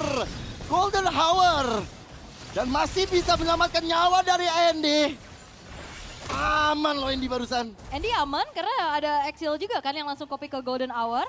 Dan ngebuat dari Lordnya kena freeze di situ. Iya. Aman banget, tapi itu serem ternyata combo yang diharapkan. Baxia tabrak, dilempar lagi atau Nasgar. Ya, ini baru unsuccessful attempt ya, bukan failed attempt. Apalagi kalau misalkan kita ngelihat dari item pertamanya, Molten Essence dan juga Dreadnought Armor nih, yang udah jadi di tangan dari Sense, bisa ngebantu rotasi dan juga damage early power dari EVOS. Sementara, kalau misalkan kita lihat dari Dewa United HK, ini War X belum jadi di tangan dari fans, dan menurutku nunggu War X dulu, baru bisa lumayan mengusir pergerakan agresifnya dari EVOS Icon. Ini padahal barangnya barang mentah ibaratnya ya dari Dreadnought dan Molten Essence tuh. Tapi kan impact-nya gede. Impact-nya gede. Berbeda mungkin dari barang mentah menuju War X ya. Iya, ingredient ya. Ingredient. Iya, ininya. Benar. Iya, ingredient bahan bakunya bahan ya. baku. Oke. Tapi dengan EVOS Icon sedang pegang keunggulan 1300 ini naik juga. Belum ada balasan yang bisa dilakukan sama Dewa United HK nih. Karena balik lagi sih, aspek menyeramkan dari awalnya itu udah dapat semua. Pertama, ya lumayan menang objektif dari turtle. Kedua, menang laning. Yang ketiga, menang teamfight-nya. Ini kalau misalkan EVOS bisa ngebawa ke invade jungle juga, lumayan susah bagi Dewa United HK untuk mengembalikan keadaan. Apalagi ngelihat Drian, yang udah dapetin 10.000 damage di 4 menit pertama. Exor Andy udah jadi War X aja pagi-pagi tuh ya. Iya, Exor udah siap team fight nih dengan Skypierce yang selesai juga. Nah udah bisa diajak, karena kebetulan untuk turtle-nya juga berdekatan dengan adanya kedua belah gold laner. Dan sekarang setupnya telah dilakukan. Oke, mau tsunami stem rupanya langsung dapat ke arah Aleva. Masih ada flicker untuk mundur dan ternyata Exor berhasil mencuri turtle yang ingin diamankan oleh Dewa. Bahkan pertempurannya masih berlanjut. Lihat bagaimana sosok dari Mark yang bakal coba untuk dituju oleh rekan-rekan dari EVOS Icon. Dan Mark kena tanda Mark oleh anak-anak EVOS Icon. Wah, benar-benar di marking ya sama EVOS Icon. Dan lihat bagaimana flawlessnya mereka bisa melakukan team fight. Dengan dapetin ke arah turtle-nya juga last hit ya. Exor selain punya Skypierce, dia punya Shadow Retry juga tadi. Dan team fight mereka sabar banget. Mereka dapetin satu, Mark tumbang udah cukup. Mereka nggak overcommit sehingga nggak ada bayaran yang bisa didapetin sama Dewa United HK. Iya, karena awalnya kan emang niatnya adalah untuk pick off dulu kan. Tapi emang Marcel susah untuk di pick off. Lanjut nih, ada Emil coba untuk maju ke arah depan. Shadow strike tapi nggak ada suami restless. dibuat tertidur, dibuat beristirahat di arah bottom lane tadi oleh rekan-rekan dari EVOS Icon. Wah itu dia in and out ya, dan juga comms yang dijalankan oleh EVOS Icon. Targeting mereka kayak, oke sepakat semuanya. Sepakat. Kita langsung ke Restlessnya dulu. Balik lagi, teknik pijit yang tadi udah kita bahas. Fokus dulu ke satu lane, hilangin dulu satu laningnya, abis itu baru pindah ke laning yang lain. Itu dia metodenya. Tapi oh no! Randy! Mahal pergerakan dari Randy. Menebaskan fans hilang di arah top lane. Wah ini dia ya, bukti untuk bagaimana Randy membawa kualitasnya juga, pengalamannya. Dan kali ini nggak berhenti sampai situ, perlahan mencekik Dewa United HK, kehilangan segala macam resource. Iya, udah kalau kayak gini sih caranya dari EVOS Icon, mereka bakalan slowly untuk mengambil map control yang bisa diambil sama Dewa United HK. Map control ya Bang ya. Untuk di turtle keduanya, aku prediksi EVOS Icon bisa sebenarnya untuk baiting-baiting, tapi bukan buat ngambil turtle-nya. Tapi bisa aja untuk paksa teamfight dengan bagaimana 5 player dari EVOS Icon yang udah mendapatkan keunggulannya masing-masing. Cari orang dulu ya. Iya. Cuman Dewa United HK mereka masih minim banget pastinya dari segi damage outputnya. Ngandelin Restless juga nih sebagai damage utama yang dimiliki sama Dewa United HK. Ada fun fact Perata nih. Perata. Aman saja bro ya. Satu diabsenin semua ya. Kompak ya. Kompak. Turtle-nya lagi ya. Tidak ada kontes. Ya tidak ada kontes, tapi setidaknya Dewa United HK udah bisa dapetin sesuatu yang lain. Contohnya adalah satu buah outer bottom turret yang bisa didorong juga sama Restless. Setidaknya untuk sekarang ada pertukaran. Karena dari tadi mereka benar-benar gak dikasih sense. Enggak dikasih kelas sama sekali. Karena setiap tempat yang dibawakan oleh EVOS Icon pun juga itu benar-benar ke planning banget. Kalau nggak lagi objektif, kalau nggak pas lagi invade. Pas momen-momen kayak gini, kayaknya mereka bakal coba cari dulu. Masih Shield United tapi tertahan dengan area Tsunami Slam. Golden Hour dibuka. Mencoba untuk mengamankan sosok di paling depannya itu Mark. Tapi sekarang Golden Hour ya yang dicuri. Namun karena depan dan Mark masih ada flick untuk mundur. Save mencoba untuk mendapatkan diri juga. Aman, semuanya aman. Aman ya. Gak ada yang tumbang sama sekali dari sekian banyak source skill yang keluar. Bahkan ada 2 Golden Hour tadi saling menjebak satu sama lain. Cuman itu dia ya. Kita udah ngelihat bagaimana player-player muda kita juga tidak terbawa adrenalin. Iya. Dan bahkan aku ngeliat tadi dari segi teamfight ini kayak Randy emang fotogenik banget orangnya. Dia tahu banget angle mana yang harus ditutup biar supaya dari sense yang nggak tumbang. Fotonya gini. Iya, fotogenik. Kok enggak dong, kok kesana sih arahnya sih. Angle itu bener-bener nutup banget pergerakan Dewa United HK, jadinya nggak bisa ngebales skirmish yang dibawakan oleh EVOS Icon. Itu yang akhirnya ngebuat EVOS Icon pun posisinya sebenarnya keadaannya lagi under. Tapi masih safe dengan teamfight tadi. Yap, wah ini ya. Tapi ini sih yang benar-benar gua banget. Tapi lihat. Masalahnya Mark yang dikasih depan bakal segera dilenyapkan. Tidak bisa berkutik, bahkan dia Sonata sakit sekali damage-nya. Exile. Udah hampir sekaratul barusan. Ya walaupun di sini Exor belum punya stack ya dari lethality-nya juga. Cuman bagaimana Symphony of Crowd Control yang dibawakan sama EVOS Icon ini berjalan loh. Kena tabrak Andy. Andy ketabrak dan bagian United. Kita bunuhnya Brave Fighter. Menjadi finisher untuk menghilangkan nyawa Andy. Yang terlalu gegabah masuk ke arah depan. Ya tadi dia mau flicker Tsunami Slam sebenarnya. Cuma ternyata tidak menggapai target yang diinginkan. Randy udah gak punya flicker lagi dan tumbang. Membuat akhirnya kalah jumlah untuk Dewa United HK. Mereka harus kembali merelakan netral objektif karena Lord sekarang didapatkan oleh EVOS Icon. Wah, ini kelihatan banget sih bahwa problemnya dari Dewa United HK adalah bagaimana mereka menjalankan teamfight-nya mereka. Mereka kan close combat ya, tapi coba lihat deh dari itemnya Drian. Ini udah bawa Lightning Truncheon ditambah lagi dengan Glowing Wand. Jadi kalau misalkan main berdempetan, EVOS Icon lagi mendapatkan keuntungan yang benar-benar gede banget dibandingkan dengan Valentina yang baru dapetin Glowing Wand 1 item aja. Waduh, kali ini Tsunami Slam coba untuk dibuka di arah top lane. Tengah ujar dibuka, tapi kali ini ada Golden Hour membuat dari Mark kehilangan momentumnya sesaat lagi. Dan benar saja, Mark gagal mendapatkan siapapun di arah atas. Randy? Oke, tapi sepertinya ada 1v1 situation. Brave Fighter, pas masih aman, masih manggil Gabriel dia. Iya dia cap pakai motor ya langsung. Bener kabur juga. Tapi Lord sekarang sudah mulai mengetuk ke dalam satu buah inner top turret yang masih dibiarkan juga sama Dewa United. Karena masih ada pasif ya. Dibiarkan saja Bang ya. Juga untuk bisa menahan karena mereka jaga angle tengahnya biar vision dari EVOS Icon nggak terlalu lebih luas lagi. Ya ini tapi leveling ada Golden Hour ya. Jadi mungkin nggak seperti Keyboy nanti ya. Yang bisa nahan turret. Masih aman. Turretnya masih ada. Holy Defense dan Lordnya udah mulai lenyap. Tapi ada tengah. Ancaman mulai terjadi, damage satu persatu masuk dan Mar cukup sekarat. Dan akhirnya lihat, Tsunami Slam, masih ada Purify dari Exodia. Ede! One last hit tadi, masih aman untuk Andy, masih bisa untuk pulang. Tapi di arah atas yang nggak bisa diselamatkan lagi. Karena base turret adalah fokus dari Randy. Mark terlalu jauh, Mark mencoba membanggakan diri tapi tidak bisa. Tapi pas, mencoba menjepit, Exor dalam masalah. Exornya tumbang. Exornya gak selamat dan pas mendapatkan 2 poin dalam waktu yang bersamaan. Yes, at least dari Dewa United akhirnya bisa mendapatkan sesuatu. 3 poin kill pertama mereka didapetin untuk bisa selain mendefense juga teritori high ground mereka dan menjawab. Iya. Fight panjang dari EVOS Icon. Ini dimulainya dengan ada-adanya Leva yang coba untuk engage, tapi tengah di-fight lagi. Ada semangat membara dari EVOS Icon. Mencoba untuk mengejar Andy dan juga Excel, aman lagi tapi. Oke, tenang lagi. Ya, balik lagi dengan Aleva tadi yang agak sedikit overcommit untuk engage dan juga motong biar supaya top lane turret yang hancur. Akhirnya kehilangan individual satu persatu.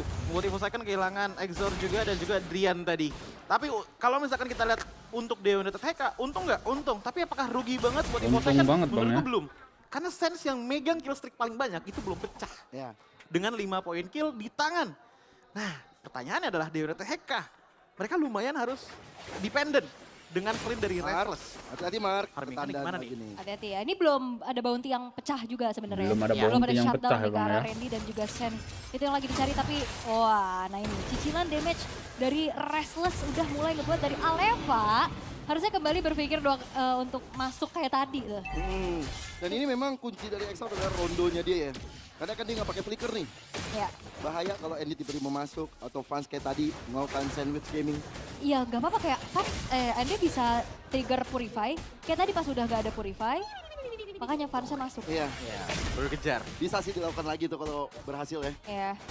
Oke, tapi sekarang dengan adanya Lord yang sudah akan ditarik ulur dulu. Tapi ya Dewa United HK, lane jauh mereka masih cukup terbilang aman, harusnya masih ada inner turret.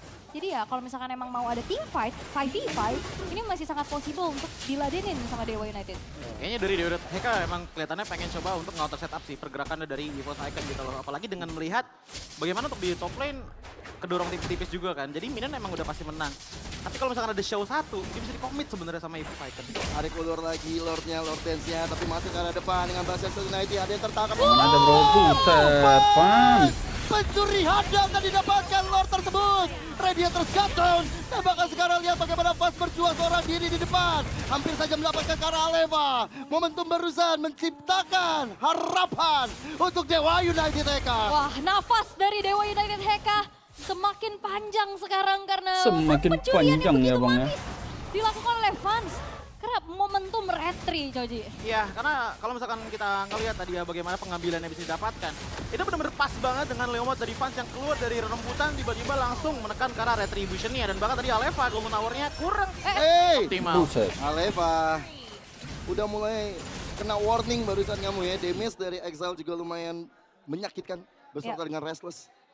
Nah ini udah mulai kerasa kan damage-damage dari Dewa United. Dan jangan sampai ini 7.400. Perbedaan gold yang dipegang sama EVOS Icon ini tidak berarti apa-apa nih. Karena sekarang chance untuk Dewa United HK bisa melakukan comeback terbuka dengan sangat-sangat lebar. Jujur ya, semua yang sudah dilakukan oleh EVOS Icon dari awal, ini seakan memulai sirna loh. Iya, apalagi dengan kondisinya untuk Exor dengan stackingan yang masih belum terlalu oke ya. Untuk sekarang kayak baru dapat 1 kill dan bahkan kita ngelihat untuk defense sebenarnya masih lumayan aman dengan Divine Glaive. Gak perlu live stream TLP Mas Don pasti win. Bisa menahan. 3-0 lebih seru MDL. Beberapa player yang masuk dari Dewa United HK. MDL ya. Kalau kita melihat dari Dewa United HK-nya, ini mereka udah bener-bener ngejar banget sih apa yang dimiliki oleh EVOS Icon dan mungkin bisa ada turning point yang lumayan kerasa untuk Dewa United. Oke, tapi Lordnya sejauh ini masih bisa ditahan oleh teman-teman dari EVOS Icon. Belum ada sinergi dari Dewa United yang agresif ke arah depan. So far masih so good. Ya, dan juga yang bahaya di sini sekarang Excel udah nggak nge-copy ke arah Golden Hour. Dia lebih ke Eternal's Guard. Jadi dia bisa nge-react juga nanti untuk pemain-pemain dari EVOS Icon yang masuk dan nempel. Ini bisa nambahin barricade juga kan. Nempel guys ya. Eternal's Guard, tapi sekarang sudah mulai terdengar ada 1 buah konsil. Gak jadi, gak dulu.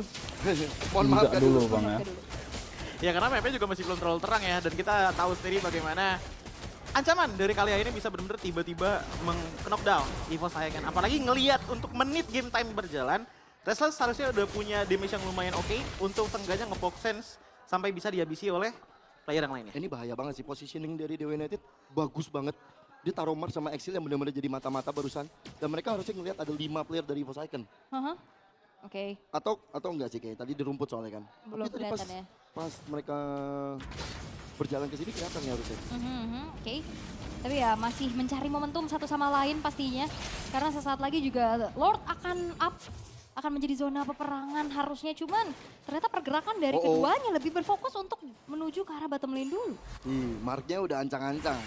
Bersama dengan Exil juga ada ancang-ancang banget. Memaksa dari EVOS Icon mundur satu persatu playernya loh. Yap. Dan ya gak bisa teamfight. Gak dipaksa bisa teamfight bang ya. Mereka harus benar-benar menjaga keutuhan masing-masing playernya dulu untuk komit ke arah dari Lord. Tapi Dewa United HK, walaupun satu base turret yang hancur, ini kebetulan masih berdekatan nih dengan Lord yang muncul dan harusnya masih bisa dikontrol dengan baik. Ya ini advantage dari Dewa United HK sih. Tapi dengan show-nya clean, akankah dia? Kalau clean-nya show kayak gini mungkin bakal di all in sih untuk Lord-nya. Aleva bakal coba untuk mengcover, bakal coba untuk menjaga, tenaga mulai dibuka. Tapi sekarang kali ini mulai ada bahaya dan sang pemikiran retribusi hilang. Senja gak selamat. Senja kali ini harus tumbang Randy. Sendirian. Ditumbas habis oleh Restless. Dibuat tidak berdaya dan akhirnya momentum kembali untuk Dewa United dengan Lord yang bisa mereka dapatkan secara cuma-cuma. Yes, Aleva yang babak belur dia nggak bisa terlalu banyak nahan damage. Dia harus mundur. Sekalinya Randy yang masuk dan sekarang Restless. Damage-nya udah nggak main-main. Ya, ini udah kelihatan jelas sih bahwa dengan adanya Lord tadi yang udah bener low sebenarnya. Tapi pilihan dari Musa adalah untuk coba pick off-nya dulu nih. Coba teamfight-nya dulu. Juga ya, Bang, ternyata golden hour di tengah-tengah sana justru memisahkan teamfight mereka. Dan pada akhirnya bisa ke pick off 2 orang. Iya, dan juga Marknya sih. Marknya yang misahin ke Drian dan juga Exor. Iya kan, dia langsung torrent moment kan ke... 3 tadi kena nggak masalah kan? 2 ya? Exor sama si Drian, dan itu yang pastinya impact banget di teamfight dan gak ada mereka, ya gak ada yang eksekusi. Iya, gak ada damage deh. Nah, ini dia pertanyaannya. Untuk defensif, untuk defense kayak gimana nih? Drian Karena dari item manajemennya, Leomordnya udah bener-bener full build banget. Harusnya nabrak-nabrak ke dalam bersamaan dengan orang. Udah kuat ini. Mar, bahaya sekali pergerakannya, mengerikan sekali. Maka tadi ada konsil ya, dan base turret dari top lane terancam punah. Langsung bisa dihilangkan langsung oleh Dewa United. Equal sekarang untuk masalah base turret di top lane-nya yang sama-sama tidak ada. Tapi teman-teman dari United masih cukup sabar, masih cukup mencari perhitungan yang tepat untuk meng-endgame. Karena di barisan mid dia bakal coba untuk dipegang. Gabriel dipanggil, Randy masih bisa untuk menyelamatkan diri untungnya. Dan sekarang ternyata base turret juga masih berdiri kokoh di area mid. Ya Tsunami Sam tadi nggak dapetin siapa-siapa ya ternyata. Nggak dapet. Iya. Tanpa ada Purify juga yang ke-trigger harusnya. Tapi Randy. mereka berhasil untuk bisa menahan Lord-nya dengan keadaan yang sekarang sudah jadi seimbang. Karena satu base turret yang hancur ini lane-nya sama. Iya, karena udah masuk ke mid to late game kayak gini ya, ini udah benar-benar kebalik banget. Perhatikan bahwa dari EVOS Icon itu kebanyakan pakai one skill moment. Kayak contohnya Randy, kayak contohnya Aleva. Jadi kalau misalkan udah ada info bahwa Randy, Aleva, dan juga Drian udah nggak ada ultimate yang ready dikeluarkan, ini main ngepok dari Dewa United HK enak loh. Sementara oke, EVOS Icon punya power pok juga nih dari Exor. Ya, ini dibandingkan sama Restless dan juga Exile. BT juga ya. Itu dia. Dari EVOS Icon-nya udah unggul 7.000 gold tadi, sekarang berbalik sampai 5.000 untuk Dewa United. Berarti dia udah sekitar 12.000. Iya, dari banyaknya momen tadi ya, bisa dimenangin teamfight-nya, dapetin Lord-nya juga, ngancurin turret dengan cukup banyak. Yang awalnya ini flawless banget untuk EVOS Icon, tapi ternyata mereka nggak bisa convert early game itu menjadi sebuah kemenangan yang cepat dan juga menjanjikan. Karena lambat laun ini bakal jadi bom waktu juga di Dewa United HK. Mereka udah nemuin gimana caranya menangin teamfight. Contohnya adalah salah satunya Mark yang langsung tabrak ke arah backline dari EVOS Icon. Karena Exor bawa Purify, oke dia bisa lepas dari efek sisi. Tapi kalau udah kekejar, pakai Heaven's Wrath. Jadi trigger itu sebenarnya 2 sebenarnya, dari Mark dan juga Andy. Jadi emang dari berdua player ini nih yang harus punya kerjasama yang bagus lah untuk bisa salah satunya targeting antara Drian ataupun Exor. Karena setelah udah nggak ada Purify, ini adalah weakness yang paling besar yang dirasakan dari EVOS Icon. Ya pilihannya mau dapetin Drian atau Exor, antara itu. Siapa yang terlihat dari 2 itu pasti bakal dimakan sama Dewa sih. Minimal hilang Purify. Lord Dance. Setengah darah. Sakit sekali ya. Exor udah menemukan Lord Evolve. Ini Lord yang mahal. Tapi biasanya untuk gating aja. Lord yang mahal buat ya jadi bait biar cari point kill.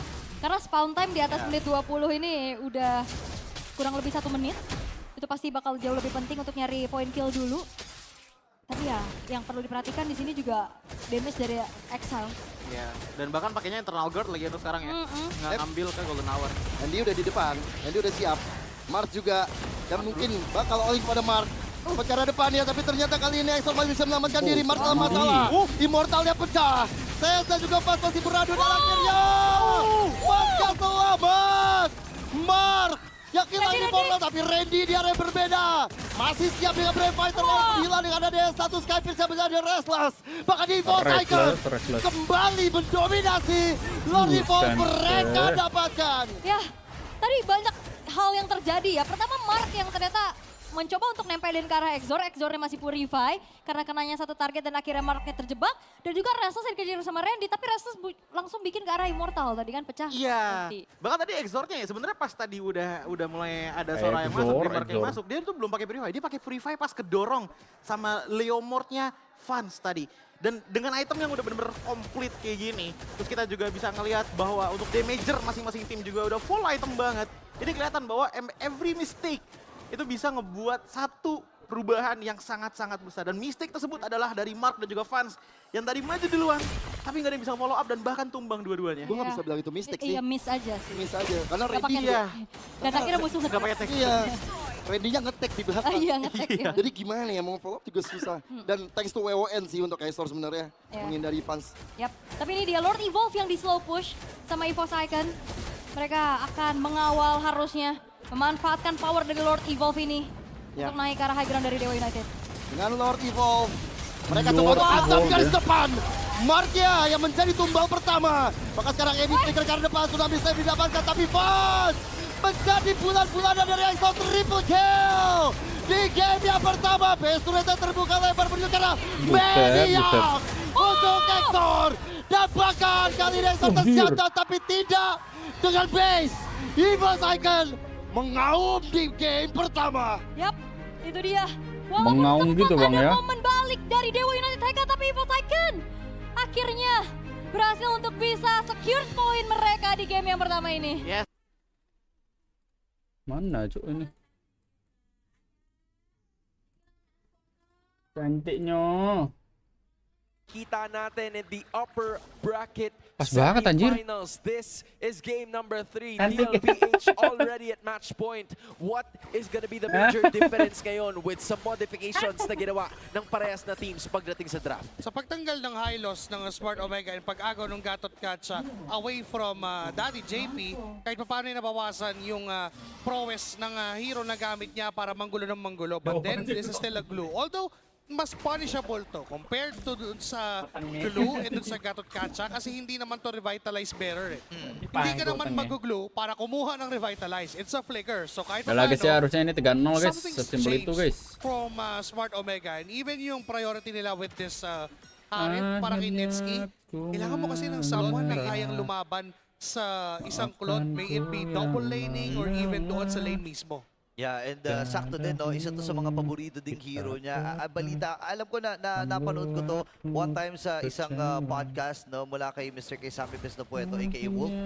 Na nabanggit niya na kapag kailangan na daw niya ng, kunyari, mga nasa crucial moment na, ginagamit na daw niya, or kung papipiliin siya, Harit daw pipiliin niya kasi. Ito yung Pikachu niya. Yan yun, oo, yan yun. Kumbaga yung mga pandiinan na. And I think this is the perfect time to do so. Because they are down 0-2. Si Ryzen ngayon ay naka-level 4 na. Parehas din naman ang ginagalawang level nitong si Carl TC. Pero siya ang mauuna doon sa may bandang Turtle Pit.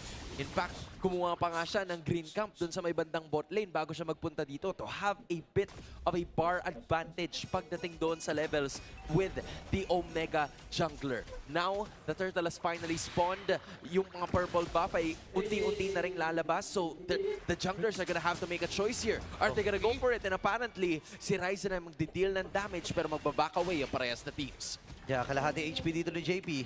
And nag-region na rin siya. Ngayon, si Persiva ay humaharap din. 7K ang buhay ng pagong na ito. Nag-aabang lamang si Carl TC ng pagkakataon. Dragon Form nagamit na rin pero sa likod ng bahagi. Magpulo si Sanford na napatay kagad ng jungler dito ng Omega. Flame Blazing Duo na nagagamitin. Carl TC umatras. Hinawakan pa rin ni Sanford. Sila pa rin ang magwawagi doon sa pagong. Team siya nakakuha naman ng kill. Pero pwede ata siyang bawian dito ni Carlito at si Sanji ang nakakuha noon. This was just a huge Go, dive na nakagaling sa Liquid at si Tumbang juga dia. ay mawawala na din sa kamay ni Sanford at ni Carl. Liquid leads 1.7K. You have to give it to Sanford. Awkward na yung timing nung space escape ni Carl TZ. Matagal pa bago maging retriable yung turtle na yun. But because of what Sanford did, killing Ryzen, removing the jungler of Smart Omega, it made it possible for Team Liquid Philippines na kunin yung objective plus winning that team fight. Tingnan mo, nagamit na rin ni Nets yung kanyang Zaman Force. In fact, sumali nga siya doon sa Turtle Pit Take para sana makapag-dish out siya ng damage. Nagawa niya naman yun. Pero yung mga chrono dashes niya, medyo mabababa pa yung cooldown. And that is not a really good sign if you are Smart Omega. Yes, na kay Netski. Yung, kumbaga, Pikachu niya, yung Dark Magician niya. But it's not gonna be activated quickly. Kailangan niya pa ng oras. Yeah, ang mahirap dito, naka 245 gold pa dito si Teddy. Habang tumama din yung Unbreakable, pero Purifier lang ang gagamitin ni Teddy para makatakas doon sa plano ng Omega. Yung kalamangan, that's 2.87 compared to a 2.08k dito kay Netski. So yung 800 gold difference na yon, enough na para bumili ng isang pang lifesteal. At yun, kompleto na yung DHS niya as early as 4 minutes. It's about a span of 5 minutes or 6 minutes para makompleto yung buong Trinity. And yun yung power spike na pwedeng abangan ng Team Liquid. But Sanford... Iba talaga mga flex si Sanford dito, ha? Pero si Carl TC ay nandun din. And si Ryzen naman ay magpapakita. Nagkakita naman ang pares sa jungler natin. 11 segundo para doon sa ikalawang pagong ng laro. Perxiva, ang baba ng HP ni Perxiva dito, ha? Actually, kung gusto ng ni Carl TC na bigyan to, pwede nilang bigyan. Ngayon naman si Sanford na kanina pupuntahan. Atras muna dito sa may recall ng mga machong horse, ha? Hawakan na ni Carlito at si JP ay nakaposisyon na rin. Tol, tagdag style points yun, kaya yata maghanap. Itong si Perxiva, si Ryzen kukuha ng retrip, pero medyo nabitin ng konti, makukuha ng TLPH at pagong! Wala talagang bitin dito, pero iniligtas din ang pilit ni Perxiva with that revitalize. Pero may ideya na sila. Habang sa ibang bahagi, may naganap din kasi namatay. Itong si Netski sa kamay ni Sanji. Mabibibin si JP dito, pero makakasampa din. Right on time. Ngayon naman ay si Mingguin ay mamamatay. Black Jackal for me nagamit. Nakapun niya sana si Carl. Pero si Perxiva, pero buhay pa rin naman. Papasok na dito si Ryzen. At siya ata pagbubunta ka na galing sa membro ng Team Liquid Philippines. Tumpang gitu ya. Nakuha naman ang kill. Ang cavalry. Pape, Sanji Pape. This is a 6v2 kill score and a 4k gold lead. Abunado na naman yung buhay ni Ryzen doon. My Pwede gosh. siyang mag-spawn, nakalahati lang yung buhay. Sa kate nung damage output ni Carl TZ. And again, it's Smart Omega finding themselves trapped inside a vortex na napipilitan silang lumaban against Team Liquid Philippines on a 5k gold lead. This is not the best decision. This is not the best time para lumaban sila. Because what we mentioned kanina pa na kailangan palitan ng oras. Netski needs time. Netski needs farm. And even Mingguin, even Ryzen, hindi enough yung meron sila ngayon to face off against the stampede of Liquid. Pero man, that's the thing. They need to contest these turtles para kahit pa paano mapigilan ng contest. Si Sanford na naman na namataan. He's just gonna blitz his way back. Style points na naman. Grabe yung ankle breaker doon. Mapipigilan pa nila. Malada gitu bang. James sumabog din. Kasabay ng pagsugod ng apat ang miyembro dito mula sa Liquid Philippines. Mahal itu dia praktika. At makakapatay muli sila. Si Sanford na magiging kabayaran. Pero parang hindi sulit yun, bro, kasi namatay si Ryzen. At yung Torre sa itaas ay maaaring maitulak. San Juan, this is Liquid Flow stage. Oh no, it feels like they always know what they're doing. Oh my goodness, buti na lang. Nakahinga pa si Mingguin. Pero men, kung babalikan natin, lahat ng mga pagkakataon na sumusugod ng Team Liquid Philippines, it's either bawas na bawas yung buhay or hindi naaabot sa ospital. Dead on arrival. Dead on arrival, pre.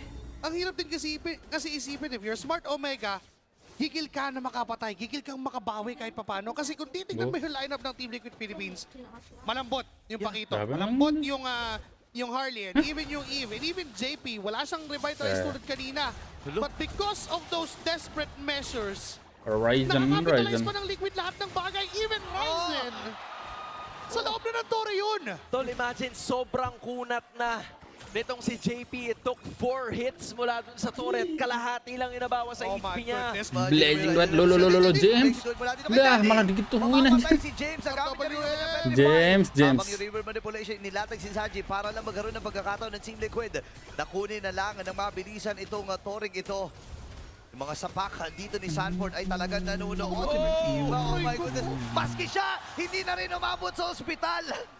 Oh my goodness. Team Liquid Philippines activated ng Stampede. Activated na rin yung mga emotes, yung mga recalls. At hindi sila tumitigil kahit na merong energy shield. Si Sanji na doon nagpapakitang gilas pero tila wala na nga siyang ginagawa. He's just styling on Omega as we speak. At ang malupit doon, in-MMR ni Sanji itong laban na to. That's his 3rd game on that eve. Wala na nga siyang katakot-takot sa katawan eh. Flex lang ng mga machong horse. Siyempre hindi magpapatalo dyan ng Smart Omega pagdating sa flexan. Pero kasi pre, hindi mo maitatago talaga sa mga flex at style points ng Omega kung gaano kalamang ang Team Liquid dito. Hindi mo basta-basta mabababad sa bigas. Tawas yung barang eh. Hindi pwede sa bigas yan, pre. Hindi pwede sa bigas, hindi pwede sa tawas. Pero sana yung damage nitong Smart Omega. Ang barangay ay hinahanap pa rin yun. Nakakuha naman sila ng 3 kills pero sobrang talas na talaga ng patalim na hawak ng TLPH. Ito ngang frame na meron tayo ngayon, yung rate HP lang ay yung Lord na mapapabagsak na rin ng Liquid. Napakabilis lang nito. Tino mo, iniwan na nga nila si Cartesi. Sabi niya, 1 for all naman to. Sige na, ikaw na bahala dyan. Kami na ang bahala sa sides. Pero gusto pa atang kumuha dito ni Cartesi. Parang yun ang anak ko. Hindi na kami nakita eh. My God, ano kasing madugo. Hindi na kami nakita. Rated R daw, pre. Tol, nahuubusan ako ng mga posibleng paliwanag. Joshi, baka meron ka dyan. At alam mo, sasabihin ko pa lang na wag mo na akong tatanungin. Kasi to be honest, ang hirap hanapin ang solusyon! Ako nahanap na si Sanji dito habang si Teddy ay nasa gilid lang. Black Dragon Form ay nagamit. Pero naku, lumilipad siya habang kinikitil ng Team Liquid Philippines. AOG para kay Perxiva. Bilang pantakas. At yung Lord ay nasa gitna na. Naghahakbang na talaga ng todo. Wala na rin yung mga energy shields. Halos 3 yung mga waves. Pero gitna ang kanilang sasagasain. Pasok na rin dito si Sanford at yung Blazing. Wait naman mula kay Teddy. Mabuti na lang ay mabubuhay ang mga miyembro ng Omega. At si Cortese pumasok na naman. May Lord pa silang kasama dito. Kailangan naman siya pero siya ay mamamatay din. Mukhang tatapusin na nga na Team Liquid Philippines ang pangarap ng Omega. Dahil ang Team Liquid GG guys, dah. Thank you bang. Finals.